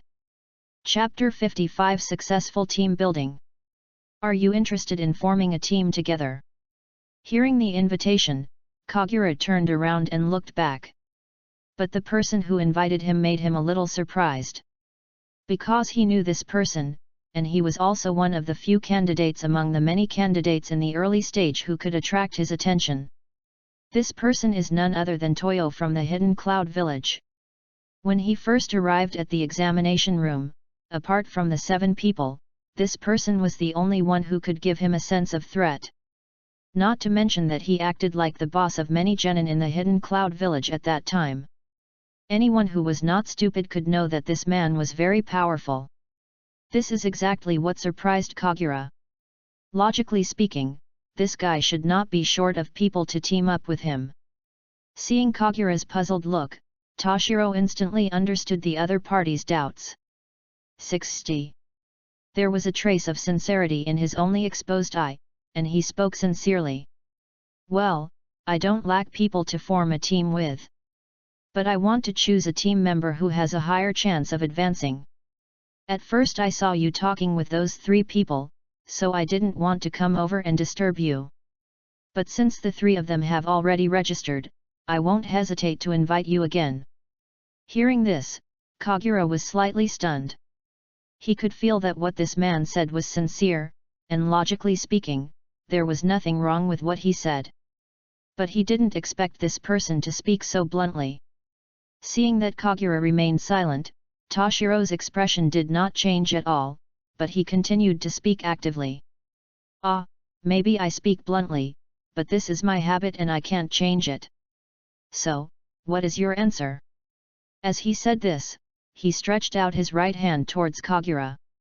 Looking at Toshiro with clear eyes in front of her, Kagura thought for a moment and suddenly smiled. He also stretched out his right hand and shook it. While shaking hands, he responded. You're funny, I don't hate people like you. The scene of the 2 of them holding hands was naturally seen by everyone else, and everyone couldn't help but tremble in their hearts. Well, this is a strong team that they definitely don't want to meet. The teaming of Kagura and Toshiro was naturally noticed by the 2 examiners on the stage. The long-haired examiner who had been standing at the back finally couldn't help but walked over to the bald examiner. He looked at the candidates below and asked his doubts in confusion. I really don't understand why you set this rule this time. Oh? Any questions? Hearing his question, the bald examiner turned around and replied. Looking at the candidates who had already formed a team and were standing aside, the long-haired examiner continued. I can understand that this kind of 1v1 confrontation can better show their strength and character. But don't you think it's a problem that the winner gets to stay on the court? He turned his head and looked at the bald examiner's expression before continuing. In this way, the one who is too strong can fight 3 at once. For example, Kagura. You and I both know that even if we fight him one-on-one, we cannot guarantee that we can defeat him. This kind of person is simply not on the same level as other candidates. The bald examiner still did not react when he heard this, and continued calmly. I know, what next? The long-haired examiner was slightly stunned, and said a little hastily. Then wouldn't it be very likely that the people in his group would go straight to the next round? This is totally unfair to other candidates. Some people simply choose to do better than those who work hard. At this moment, a change finally appeared on the bald examiner's face. He looked at the other person with some disdain, and said in a slightly contemptuous tone. Are all the jonin in your hidden cloud village the same as you? It seems that from now on, we in the water country don't need to be afraid of you anymore. Hearing this, the long-haired examiner's expression changed, his brows furrowed, and he asked back in dissatisfaction. What do you mean? Faced with his question, the bald examiner did not answer directly, but began to answer his previous questions. You just asked me if that was fair. In my opinion, this couldn't be fairer. I said, there are no restrictions on team formation. This also means that everyone has the opportunity to team up with someone like Kagura. You asked me again whether choice is more important or hard work is more important. Personally, I would answer that both are important. But as a ninja, I will tell you that choice is more important. Having said this, he paused for a moment, then continued. On the battlefield, those who make the right choices are most likely to survive. Only those who survive can continue to work hard. This exam not only tests their strength, but also tests their ability to choose. You can put aside your pride and choose a strong person, and enter the next round by making him a vassal. You can also keep your original intention and stick to your own path. But since you have chosen to be the enemy of the strong, don't complain, but do your best to overcome that hurdle. This is the path that ninjas should take. Hearing these words, the long-haired examiner remained silent. Although he did not completely agree with this point of view, he did not refute it out loud, but silently stepped back again. Off the court, Kagura and Toshiro were worried about one thing: they were still missing one member. Although Toshiro has many companions from the Hidden Cloud Village, similar to Kagura's previous situation, those people can just form a group. In fact, Toshiro and Kagura are both the extra people. As for Kagura, although there were many people from Konoha at the scene, he was not familiar with any of them. In fact, apart from his friends in Team 7, he didn't even know anyone in the Uchiha clan. So the two of them looked at each other at this time, but they didn't know how to get the last person together. Fortunately, at this moment, a soft voice came from behind them. That. Do you still need to recruit team members? Can I join you? Hearing this, the two turned and looked at each other. The person who spoke was a short and thin girl. She wore a Konoha forehead protector on her head, and her short hair was neatly combed into two buns and tied at the back. She had a delicate but not particularly pretty face, and wore thick black-framed glasses. She was wearing a blue short-sleeved tights, but what Kagura cared about most was the logo on the back of the clothes. It was a symbol similar to a palm leaf fan, which was the symbol of the Uchiha clan. The moment he saw the sign, Kagura's brows jumped, and he asked hesitantly, "Who are you?" The girl in front of him knew that this was the brother in the family. She nodded slightly and replied, "Well, my name is Uchiha Shizuka." Quiet. Hearing the name, Kagura frowned and tried hard to recall. But no matter how hard he tried, he just couldn't remember this tribesman. "Hey, it seems that I need to take some time to get to know the people in my family when I go back. At least remember the names of those tribesmen." He thought silently in his heart, but his face showed understanding. He turned to look at Todai and asked for his opinion with his eyes. The corners of Todai's mouth twitched, but he didn't say anything in the end. He frowned and thought for a moment, then finally nodded in agreement. Seeing that he had no objection, Kagura said to the tribesman in front of him, "Well, no problem, then let's form a team of 3. Don't worry, you don't need to play." In response to Kagura's words, Uchiha Jing nodded timidly. That fragile look makes people feel an inexplicable desire to protect him. At this time, Kagura, who had successfully formed a team, said no more words. He turned around and walked towards the stage, intending to find the examiner to register. 61. However, Kagura, who turned around, did not see it. There was a hint of deep fear in the eyes of Todai behind him when he looked at Uchiha Jing. Chapter 56, Team vs Ninja Swordsman. 15 minutes passed in a flash. The actual situation was that only 10 minutes had passed and everyone had formed a team. Obviously, no one wants to leave their fate to so-called randomness. The first ones to go up and register were not Tsunade and the other members of Team 7, but the 6 people. Speaking of which, perhaps they should thank Kagura. Because Kagura helped them reduce one member, they were able to form teams instantly with only 6 people. Since a draw will be needed to decide the battle list later, each team needs to come up with a team name on the spot and inform the examiner. The names of the 6 people were also simple, and they were named Ninja Sword Team 1 and Ninja Sword Team 2 respectively. As for Tsunade and the others, after a brief thought, they submitted the name Team 7. As for Kagura and the others, they finally chose the name God Band. This is really not because Kagura wants to show off. He was not good at naming, so he asked the 2 team members for names at the beginning. However, the other 2 also said that they were not good at this. It only took them 2 minutes to form a team, but in the end they wasted 5 minutes because of this. In the end, it was Toshiro who suggested that they just use Kagura's name as the team name. Seeing Uchiha Shizuka agreeing, Kagura, who had no better suggestions, finally had to adopt this proposal. Seeing that the candidates had been automatically divided into 10 groups according to their teams, the 2 examiners stopped wasting time and started to take the next step. The names of all the teams were written on a small piece of paper and thrown into a square box. The box was shaken up and down several times. After it was shaken evenly, the bald examiner reached his hand in and fumbled around for a while. Looking at such a simple and flawless way of drawing lots, Kagura's facial muscles in the audience couldn't help but twitch. After groping for a few seconds, the bald examiner finally took out 2 slips of paper. Slowly unfolding the first piece of paper, he glanced at it, and then said the name of the first team in a deep voice. The first match will be between Team 7 and...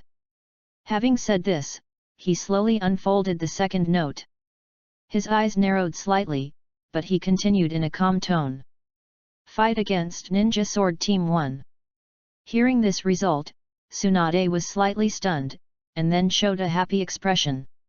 She gave a charming smile to the 3 members of the Ninja Sword team not far away. Jiraiya and Orochimaru, who were standing nearby and knew Tsunade's character well, felt a chill run down their spines when they saw that smile.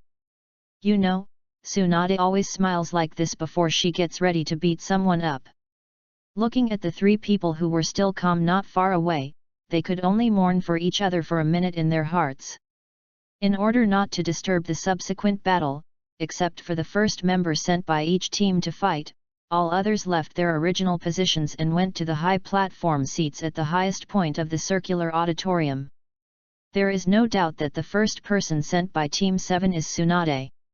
In fact, when she expressed her desire to be the first to play, the 2 team members did not dare to say a word and turned away consciously.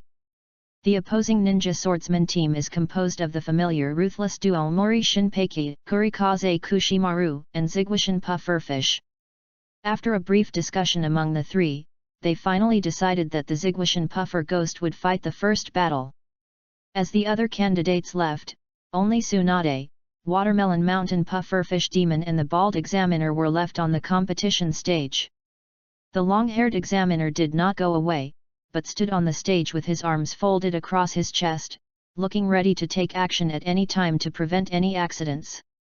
Obviously, they don't want any casualties in this assessment. After all, the candidates who can make it to this stage are considered the future elites of their countries. Looking around at the 2 candidates competing against each other, the bald examiner temporarily took on the role of referee and said, "There is no time limit for this duel. The winner will be decided after one of the parties is knocked off the ring, one of the parties voluntarily admits defeat, or loses the ability to continue fighting. As for what is considered as a loss of combat capability, it will be judged by our 2 examiners. Once we announce the result of the duel, you must stop immediately and not kill your opponent maliciously." Seeing that the 2 people in front of him had no objection, he slowly raised his right hand and swung it down with force. "I declare that the first match will be between Tsunade and the Watermelon Mountain Pufferfish Demon. Start now." After saying that, he jumped to the stage and stood with another examiner. After hearing the starting instructions, the 2 did not immediately attack each other. Looking at the fat man with long orange hair that reached his waist, Tsunade's eyes flashed with a hint of vigilance. In the previous encounter in the forest, this person never took action from beginning to end. As for Tsunade, she knew very little about this person's abilities. On the contrary, her own abilities were fully demonstrated in that battle. So in terms of information, the 2 were in an unfair position before the war started. Kagura, who was watching the fight between the 2 on the high platform, fell into deep thought as he looked at the Watermelon Mountain Pufferfish Demon with a mouth full of shark teeth. Kagura was naturally clear about this person's abilities. In fact, this guy is more like Danzo of the Hidden Mist Village, and will control the Anbu of the Hidden Mist Village in the future. If we have to choose a leader among the 7 ninja swordsmen, this guy is undoubtedly the most suitable one. As the first owner of the broadsword Samehada, he has many similarities in appearance with the later Hoshigaki Kisame. Although the plot does not explicitly state it, he feels that there is a high probability that the two are from the same ethnic group. Therefore, it is very likely that the Watermelon Mountain Puffer Demon will be able to allow Samehada to merge with himself into a fishman after he becomes an adult. However, he is still young now and may not be able to master the big sword Samehada to that level. Moreover, unlike his appearance, this guy is a very cunning opponent with a very high combat IQ. Seeing Kagura's solemn expression, Todai walked up to him and asked, "Who do you think will win between the two of them?" Hearing this question, Kagura tilted his head and thought for a moment, and finally answered affirmatively.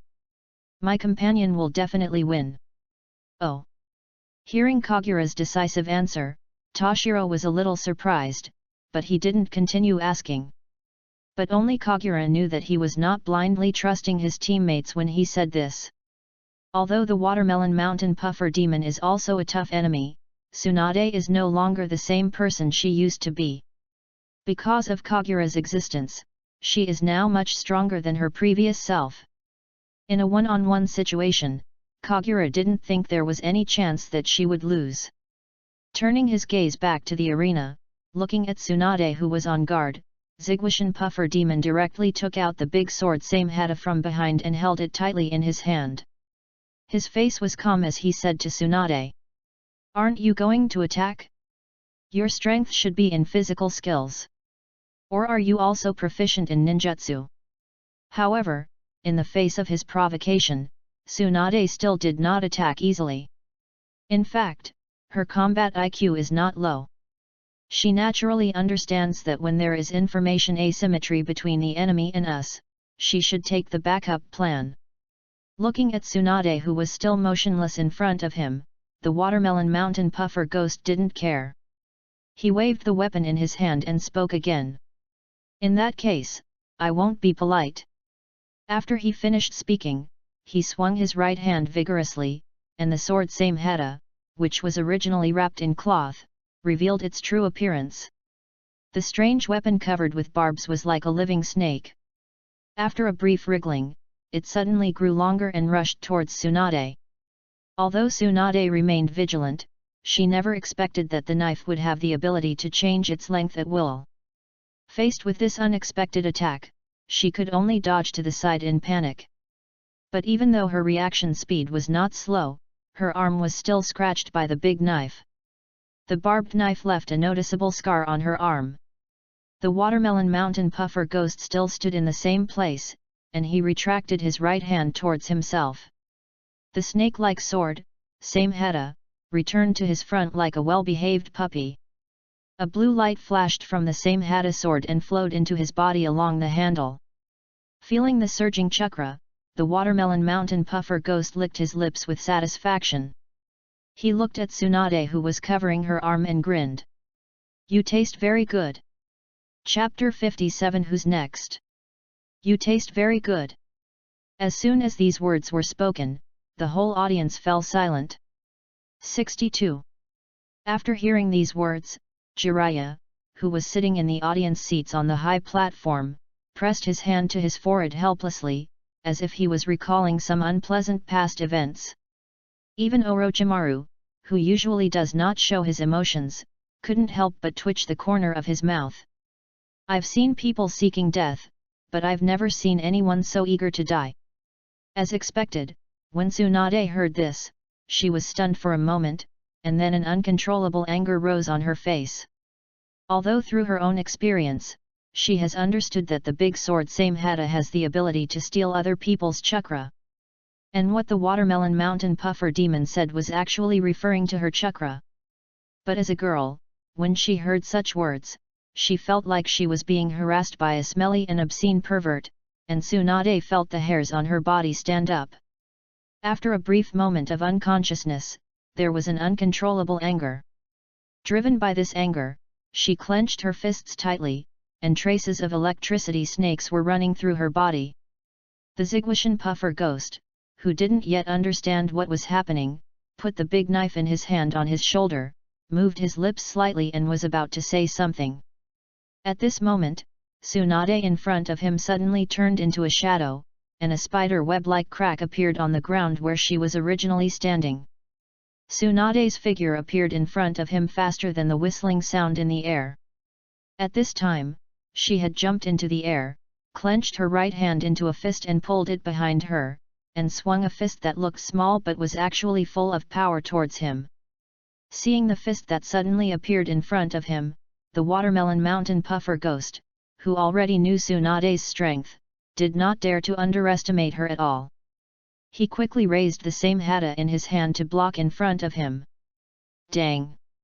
A sound like metal collision resounded throughout the venue, and the Watermelon Mountain Puffer Ghost only felt a huge force coming from the shark muscle in his hand.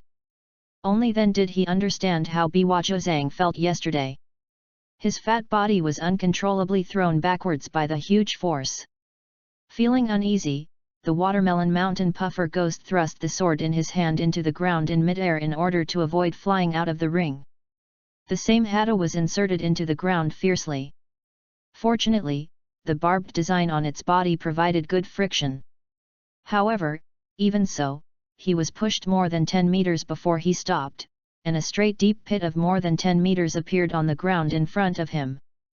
But before he could stand firm, there was a sound of breaking air, and the petite figure appeared at his side again. Tsunade still threw out a simple straight punch, but facing this simple attack, the Watermelon Mountain Puffer Demon could only helplessly raise his weapon to block. On the ring, Tsunade turned into a violent berserker and continuously attacked the Watermelon Mountain Puffer Fish Demon. Her body turned into dark shadows, and her figure could only be seen clearly when she attacked the enemy. The huge Watermelon Mountain Puffer Ghost seemed helpless and could only passively raise the weapon in his hand to resist. Seeing this battle situation, everyone in the stands showed surprised expressions. Hiss! This girl is so strong! No, is this the strength of the legendary 7 ninja swordsman? Why do you just passively take the beatings all the time? I wonder if your information is a little delayed. There are no 7 people now, only 6 people. Right. That's it. Come on, Tsunade, smash it down harder. The final cry came from Jiraiya's mouth. Looking at the fat man who was being beaten below, he seemed to remember something. He waved his hands and roared, his face flushed with excitement. Kagura on the side looked calm, as if he had expected this situation. Just looking at the battle situation in front of him, the Uchiha Jing who was originally behind him quietly leaned behind him. She covered her mouth with both hands, looking surprised, and said, "Sister Tsunade is so amazing. You are indeed a descendant of the Senjua family." However, when she approached, Todai, who was also standing nearby, immediately stepped back a few steps, keeping a distance from her, as if he was deeply afraid of her. This scene naturally did not escape Kagura's attention. He frowned and looked at the two of them with a little confusion. His lips moved slightly, but no sound came out in the end. Just because of this incident, he became a little wary of that tribe member and slightly turned sideways to keep a distance from her. As for Uchiha Jing, he continued to watch the battle below as if he didn't notice anything. Faced with Tsunade's continuous attacks, the Watermelon Mountain Puffer Demon felt depressed. This woman is not only faster than me, but also so strong. He didn't even dare to use his body to block the opponent's punch. Otherwise, if he is given a chance to catch his breath, he will be able to reverse the situation. But Tsunade's continuous attacks left him with no chance at all, and gradually, he discovered a new crisis. Unconsciously, under Tsunade's attack, he began to slowly move away from the center of the ring and reached the edge. If he doesn't think of a solution, he will be knocked out of the ring by Tsunade next time and be declared the loser. Tsunade, who was in mid-air, also knew this. Looking at the fat figure who was already standing at the edge of the ring, she clenched her fists tighter. The next strike will decide the outcome. A hint of confidence in victory flashed in her eyes, and all the chakra in her body gathered in her right hand. She was already using all her strength. However, just as she was about to rush towards the other party, she saw an unexpected scene. The watermelon mountain puffer ghost was seen inserting his weapon beside him and making a simple seal with his hands. The bright orange hair behind him suddenly grew longer. The long hair tightly wrapped around his whole body, and then each hair hardened and wrapped him into a hedgehog. Seeing this scene, Jiraiya on the stage was also stunned. Isn't this the same as his needle Jizo Jutsu? Tsunade, who was also familiar with this ninjutsu, was also stunned, but then a smile appeared on her face. She did not change her direction and just rushed towards the ball of orange fur. As she expected, those hard hairs as long needles suddenly shot towards her like sharp thorns. She was well prepared and dodged several times, avoiding most of the attacks. Even if there were a few strands of hair, they only brushed past her and tore her clothes. These dodging did not affect her forward speed. The next second, she was already in front of the ball of orange hair. Looking at the hard long thorns on it, Tsunade punched straight in without fear. The small fist hit the hard shell with a sound of breaking through the air. The spikes instantly pierced Tsunade's fist, but could not stop the fist from moving forward. With a cracking sound, she smashed a big hole in the round shell. In the surprised eyes of the watermelon mountain puffer ghost, a blood-stained straight punch suddenly appeared in front of him. Before he could react, the straight punch hit his fat face hard, and his body turned into a black shadow and flew backwards like a cannonball. Boom! The body of the Zigwashan puffer ghost directly crossed the distance between the ring and the audience seats and was smashed into the audience seats halfway up the mountain. As the dust and stones scattered, his disheveled figure gradually appeared before everyone. Seeing this, the bald examiner immediately appeared in front of Tsunade and announced, "Tsunade wins this one." Tsunade, who had no intention of continuing the pursuit, didn't care about this. She raised her right hand and turned to look at the audience seats on the podium. He raised his head and looked at the remaining two opponents, and asked loudly, "Who is the next?" Chapter 58 Explosion Feast. Who is the next? As Tsunade's slightly provocative question fell, the whole place fell silent. This result was really beyond the expectations of most people. In terms of appearance, the huge watermelon mountain pufferfish demon holding the big sword Samehada is much stronger than the petite Tsunade. In terms of fame, because Kagura's name as a monster is too famous, the three people with him have remained unknown until now. Compared with the famous 7 ninja swordsmen, Tsunade's current fame is not worth mentioning. However, it was such a seemingly ordinary girl who actually defeated the watermelon mountain puffer ghost so cleanly and neatly in the end. Everyone found it difficult to accept this reality for a while.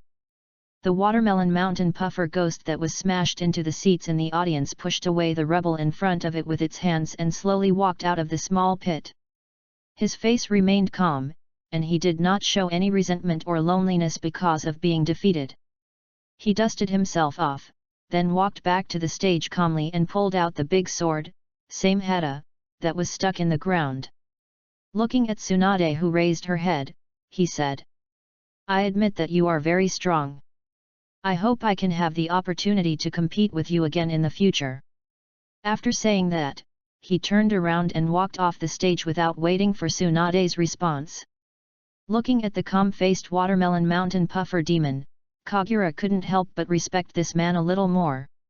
People who can maintain a stable mentality in the face of failure are the most terrifying enemies. 63. He knew very well that the reason Tsunade was able to defeat her opponent so easily this time was because she had taken advantage of all kinds of favorable conditions. Firstly, if this wasn't a ring match where the one who falls out of the ring loses, this fight would never have ended so quickly.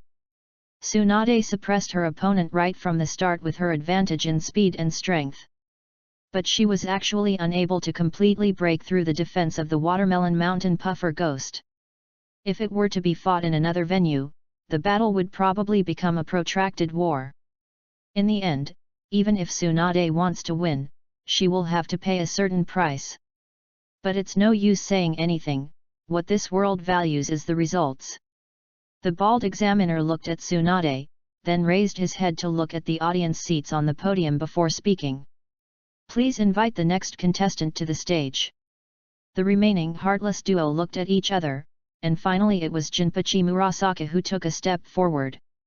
He held onto the railing of the platform with one hand and flipped over to stand on it. Then he exerted force on his feet, jumped directly down from the platform, and stood steadily on the ring. Compared to yesterday, his face looked much paler. In fact, in yesterday's battle, he was the only one who was truly defeated by Kagura's full-strength illusion. After all, even with Kagura's current chakra, he couldn't support him in pulling 7 people into a deep illusion at the same time. So in the end, Muri Shinpei became the only lucky one.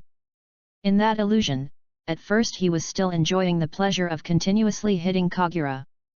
But later he found that no matter how he attacked, the enemy in front of him could not be knocked down. The repeated explosions had already turned the Kagura in front of him into a bloody human-shaped piece of flesh. But when that pool of flesh and blood that could be used as dumpling filling stood up again and again under his attacks, he finally felt a trace of panic. Finally, when he used all his strength to strike, it caused an explosion beyond the limit. The pile of blood actually stood up by moving its muscles and even smiled at itself. At that moment, he finally broke down. So even though he didn't seem injured on the surface, he was actually the one who suffered the most psychological damage. So much so that until today, he dared not look Kagura in the eye. Looking at the pale-faced opponent in front of her, Tsunade understood a little more. After all, as one of the people who is most familiar with Kagura, she has absolute trust in Kagura's illusions. Standing opposite Tsunade, Mori Jinhachi had long black hair in vertical braids, thick lips, and sharp teeth. His left eye was covered with a black cloth and his head and neck were wrapped in bandages. As for the huge explosive sword Fiemo that he was carrying on his back, Tsunade had already witnessed its power in yesterday's battle.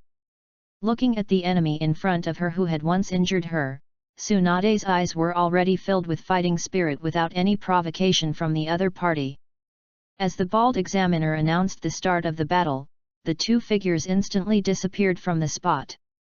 Boom! When the 2 figures appeared again, they were already confronting each other. Mori Jinpachi had already drawn the explosive sword Fiemo from his back and held it in front of him. Tsunade on the opposite side still relied on her pair of iron fists to attack fearlessly. However, before the 2 of them had confronted each other for a few seconds, the explosive sword Fiemo in Jinpachi Mori's hand suddenly flashed with a bright light. Tsunade, who already had some knowledge of this ninja sword, narrowed her eyes, moved her feet slightly, withdrew the force from her fists, and immediately chose to step back and dodge. Sure enough, as soon as Tsunade left the spot, the ninja sword suddenly emitted a bright light. Oh! Just as everyone on the platform squinted their eyes at the dazzling light, a violent spherical explosion occurred on the ring. Fortunately, Tsunade dodged in advance and escaped from the explosion range in time. The explosion caused a cloud of dust on the stage, but just as Tsunade narrowed her eyes, a figure rushed out from the dust. It was none other than Mori Shinpei, who was holding the explosive sword Hibu high in the air. He swung the huge weapon in his hand and slashed it hard at where Tsunade was standing. Faced with such a situation, Tsunade did not choose to step forward and fight hard as before, but chose to continue to retreat and dodge. As it turned out, her choice was right. The huge scroll-like weapon smashed to the ground, causing another huge explosion. The next battle turned into a chase, but unlike the previous one, the roles of the chase were reversed this time. Tsunade was like an agile rabbit, constantly dodging and moving on the ring. Behind her, Mori Shinpei held his weapon high, chasing her like a hungry wolf. Every time Mori Shinpei swung his weapon, a violent explosion would occur. Watching the battle with such explosive sound and image effects, the candidates on the stage began to discuss excitedly. As expected of someone who was given the title by Mizukage-sama, the attack power of that ninja sword is so terrifying.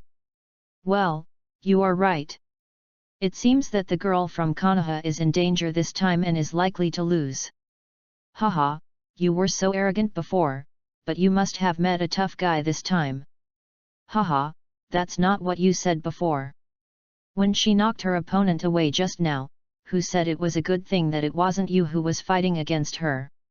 What do you know? It's called a different time and a different situation. I was analyzing the strategy at the right time. How can you be so young and incompetent that you can't even walk when you see a woman? What do you mean? How about we go down and fight each other later? Go if you want to. Anyone who doesn't go is a bastard. Compared to the noise over there, Kagura still looked relaxed and contented. Looking at the calm Kagura, Todai couldn't help but speak. Do you think she can win this time? The battle situation is not looking good right now.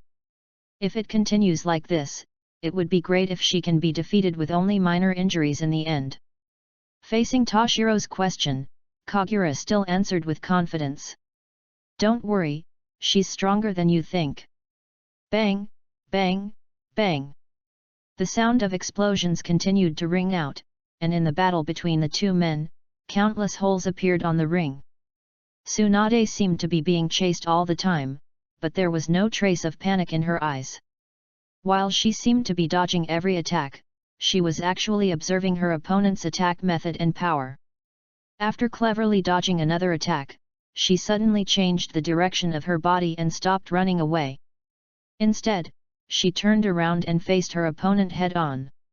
Looking at Tsunade, who was finally facing him for the first time since the battle, a hint of doubt arose in Mori Shinpei's heart. But he didn't think much about it, and still raised the weapon in his hand and swung it towards Tsunade in front of him. Just as the two figures were about to collide, Tsunade suddenly clenched her hands and slammed them hard on the ground. The effect of her attack was even more powerful than Mori Shinpei's previous explosion. Following a loud bang, the entire venue was shrouded in smoke. Mori Shinpei did not panic when his vision was suddenly obscured by the dust. He immediately stopped and stood still, alertly sensing his surroundings. Sure enough, there was a barely audible sound of something breaking through the air suddenly coming from his side, and a dark shadow rushed towards him. But all this was within Jinpachi Mori's expectations. He tightly grasped the explosive knife Fiamo in his hand and swung it fiercely at the black shadow. At the same time, he directly activated the explosive symbol above, and two rays of light lit up on the huge scroll. Boom! Boom! Two explosions sounded at the same time, and with the burst of light, a violent explosion followed. The strong wind caused by the explosion instantly blew away the grey fog that filled the entire arena. However, when the grey fog dissipated, the scene before him shocked Mori Shinpei so much that he felt his whole body stiffen. Chapter 59, Orochimaru appears. The grey fog dissipated, and when he saw the object he had hit, Wu Li Jinba felt his blood run cold. Because what he hit was not Tsunade as expected, but just a huge rock. Just when he thought something was wrong and wanted to pull back, a delicate little hand pierced into his left shoulder like a scalpel without any hindrance. After feeling pain in the stabbed shoulder, it was followed by a unique feeling of numbness. The numbness quickly spread from his shoulders to his entire body. Pfft! He felt that all his muscles were weak and he could no longer support his body, so he fell to his knees on the ground. He used all his strength to tilt his head and looked behind him to the left with difficulty. The first thing that caught his eye was Tsunade's pretty face. At this moment, her right hand was in the shape of a knife, stabbing into his left shoulder like a real sharp knife. One can vaguely see translucent chakra spreading around the hand knife, with some tiny flashes of blue electricity in it. This is Tsunade's new ninjutsu that was created by fusing the chakra scalpel and chidori. Use the scalpel to easily cut the enemy's flesh, and then use the subtle control of chidori to inject electric current into the enemy's body, causing a paralyzing effect. 64. Perhaps it's because of Tsunade's talent as a doctor. Compared to Chidori's own powerful attack method, Tsunade seems to be more adept at this kind of subtle control. At this moment, Jinpachi Mori was in a situation where he was unable to move because of this new type of ninjutsu. Looking at the enemy with a hint of fear in his eyes, Tsunade clenched her left fist and shook it in front of him. She gave Jinpachi Murasaki a sweet smile and spoke frightening words to him in the gentlest tone. "If you don't surrender, I'm going to smash your head off." The corners of Wu Li Jinpachi's mouth twitched slightly, but within a second, he made the right choice. I admit defeat." Hearing this, the two examiners in the audience nodded slightly, and instantly came to the stage and stood beside the two people. Tsunade had no intention of adding insult to injury. She took the initiative to pull her right hand out of the other person's body and took 2 steps back to show her attitude. The long-haired examiner carefully looked at Jinpachi Mori's injuries and nodded to the other examiner, indicating that he was not seriously injured. Seeing this, the bald examiner also secretly breathed a sigh of relief. After all, this is the future of their village. It is impossible to say that there is no selfish motive at all. Although I will not interfere with the progress of the game, I will try my best to ensure the safety of these people. Watching Mori Shinpeica silently retreat from the stage, he exhaled lightly and announced, "Tsunade wins the second match." Seeing the girl off the stage defeat the ace of the Hidden Mist village once again, everyone on the stage couldn't help but gasp. However, Tsunade, as the winner, did not seem that excited. At this moment, she was breathing slightly bent over, standing on the stage with her hands on her knees, looking tired. She had been seriously injured in yesterday's battle and her physical condition was not at its best today. After 2 battles, she felt that her physical strength was reaching its limit. Seeing her like this, the long-haired examiner walked up to her and asked with concern, "Are you going to take on another fight? Or should we change someone else?"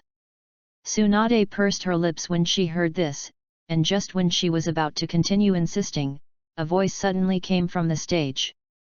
"Examiner, I will be the next one to appear in our group." "Tsunade, step back." Tsunade looked up and saw that the person who spoke was Orochimaru from Team 7. She was about to open her mouth to refute, but Orochimaru shook his head slightly at her and said, "It's okay, Tsunade, you've proven yourself. It would be foolish to persist any longer." Tsunade did not refute, but just frowned unwillingly, then obediently walked off the stage. Seeing this, the bald examiner nodded, and then added, "Players who voluntarily request to leave the game after such a victory will be deemed to have eliminated themselves and will not be able to play again." After a pause, he looked at the people on the platform and continued, "The next match will be between Orochimaru and Kurifume Kushimaru. But before that, please wait a moment." After saying that, he suddenly formed seals with his hands and slapped the ground. The arena that had been damaged and full of holes in the previous 2 duels instantly returned to its original state after a surge in the ground. Seeing this scene, Kagura couldn't help but sigh in her heart.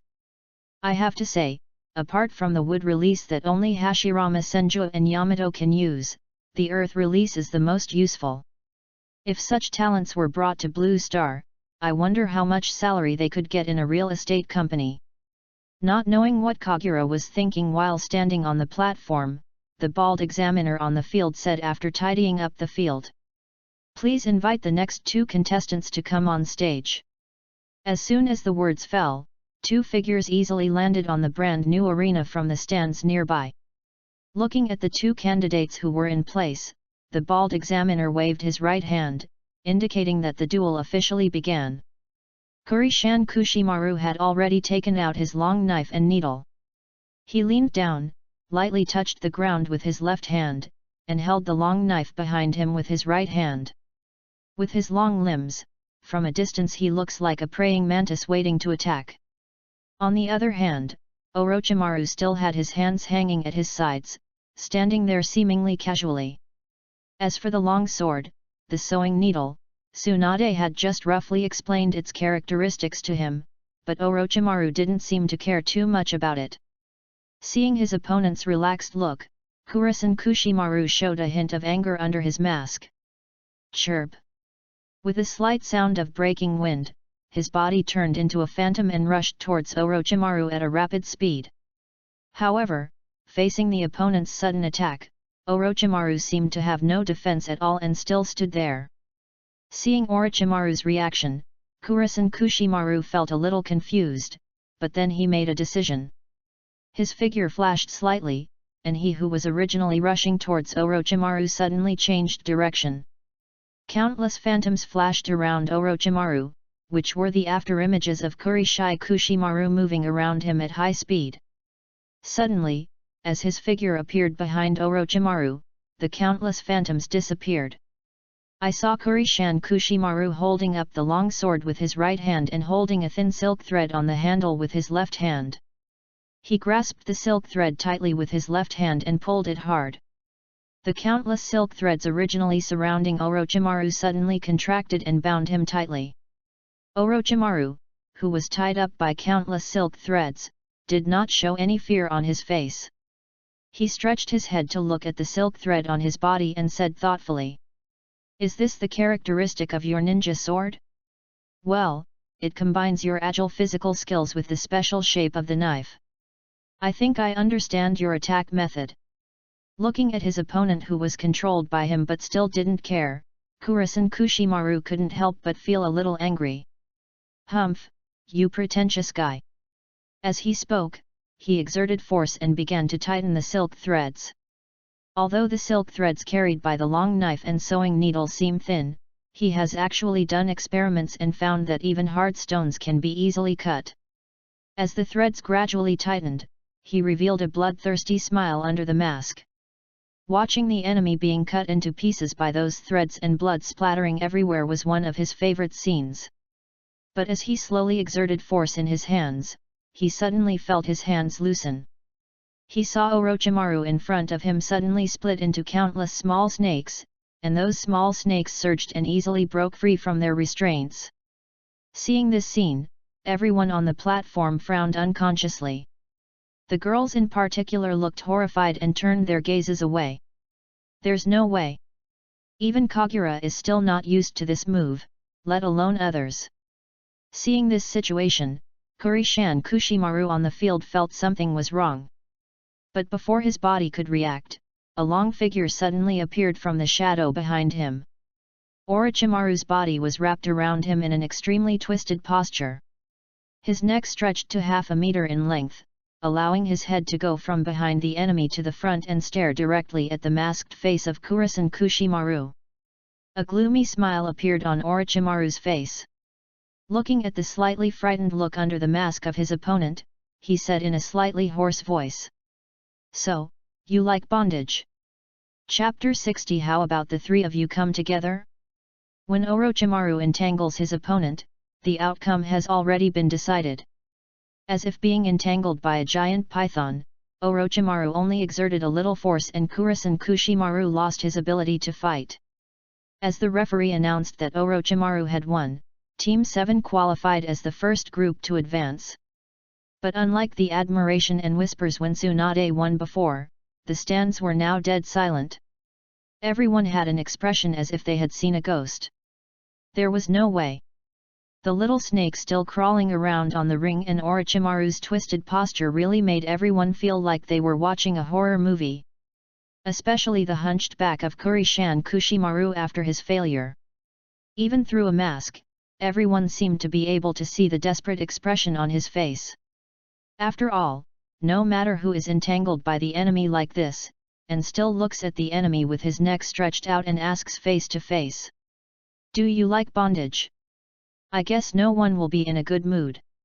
Compared with physical injuries, this psychological trauma may take more time to recover. As Orochimaru slowly walked back to the stands, everyone along the way subconsciously made way for him. It is estimated that after this battle, Orochimaru's name will spread in the villages of the other two countries. Well, it's just that this reputation may not sound good. In the stands, only Kagura, Jiraiya, and others walked over to greet them without any concern. Jiraiya held his head behind his hands, curled his lips and said dissatisfiedly, 65. Tisk. You are a smart guy. Why didn't I think of volunteering to go down just now? I advanced without playing a single match, which makes me look like a sucker. In the face of Jiraiya's complaints, Orochimaru did not say anything, but just stood there and looked at him with a smile. Looking at the polite and gentle boy in front of him, Toshiro, who was following Kagura, couldn't connect him with the pervert on the ring before. No matter how much Jiraiya complained, the result of their advancement would not change. The on-site drawing is still going on. As the square box reappeared, the two teams drawn by the examiner this time were the Ninja Swordsman Team 2 and the Konoha Struggle Team. There is no need to say much about the Ninja Swordsman Team 2, and you can know the origins of the members of the Konoha Struggle Team just by listening to the name. Although the bald examiner said there were no restrictions on team formation. But in fact, the candidates present still formed teams based on their country's affiliation as the first factor in forming teams. In fact, among the 10 teams on the scene, except for Kagura's group, the members of the other 9 teams are from the same country. This battle is between the 3 ninja swordsmen from the Hidden Mist Village and the genin of Konoha.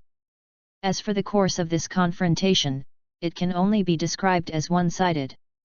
I don't know if it's because he was beaten by Tsunade and Kagura and he's got some anger that needs to be vented.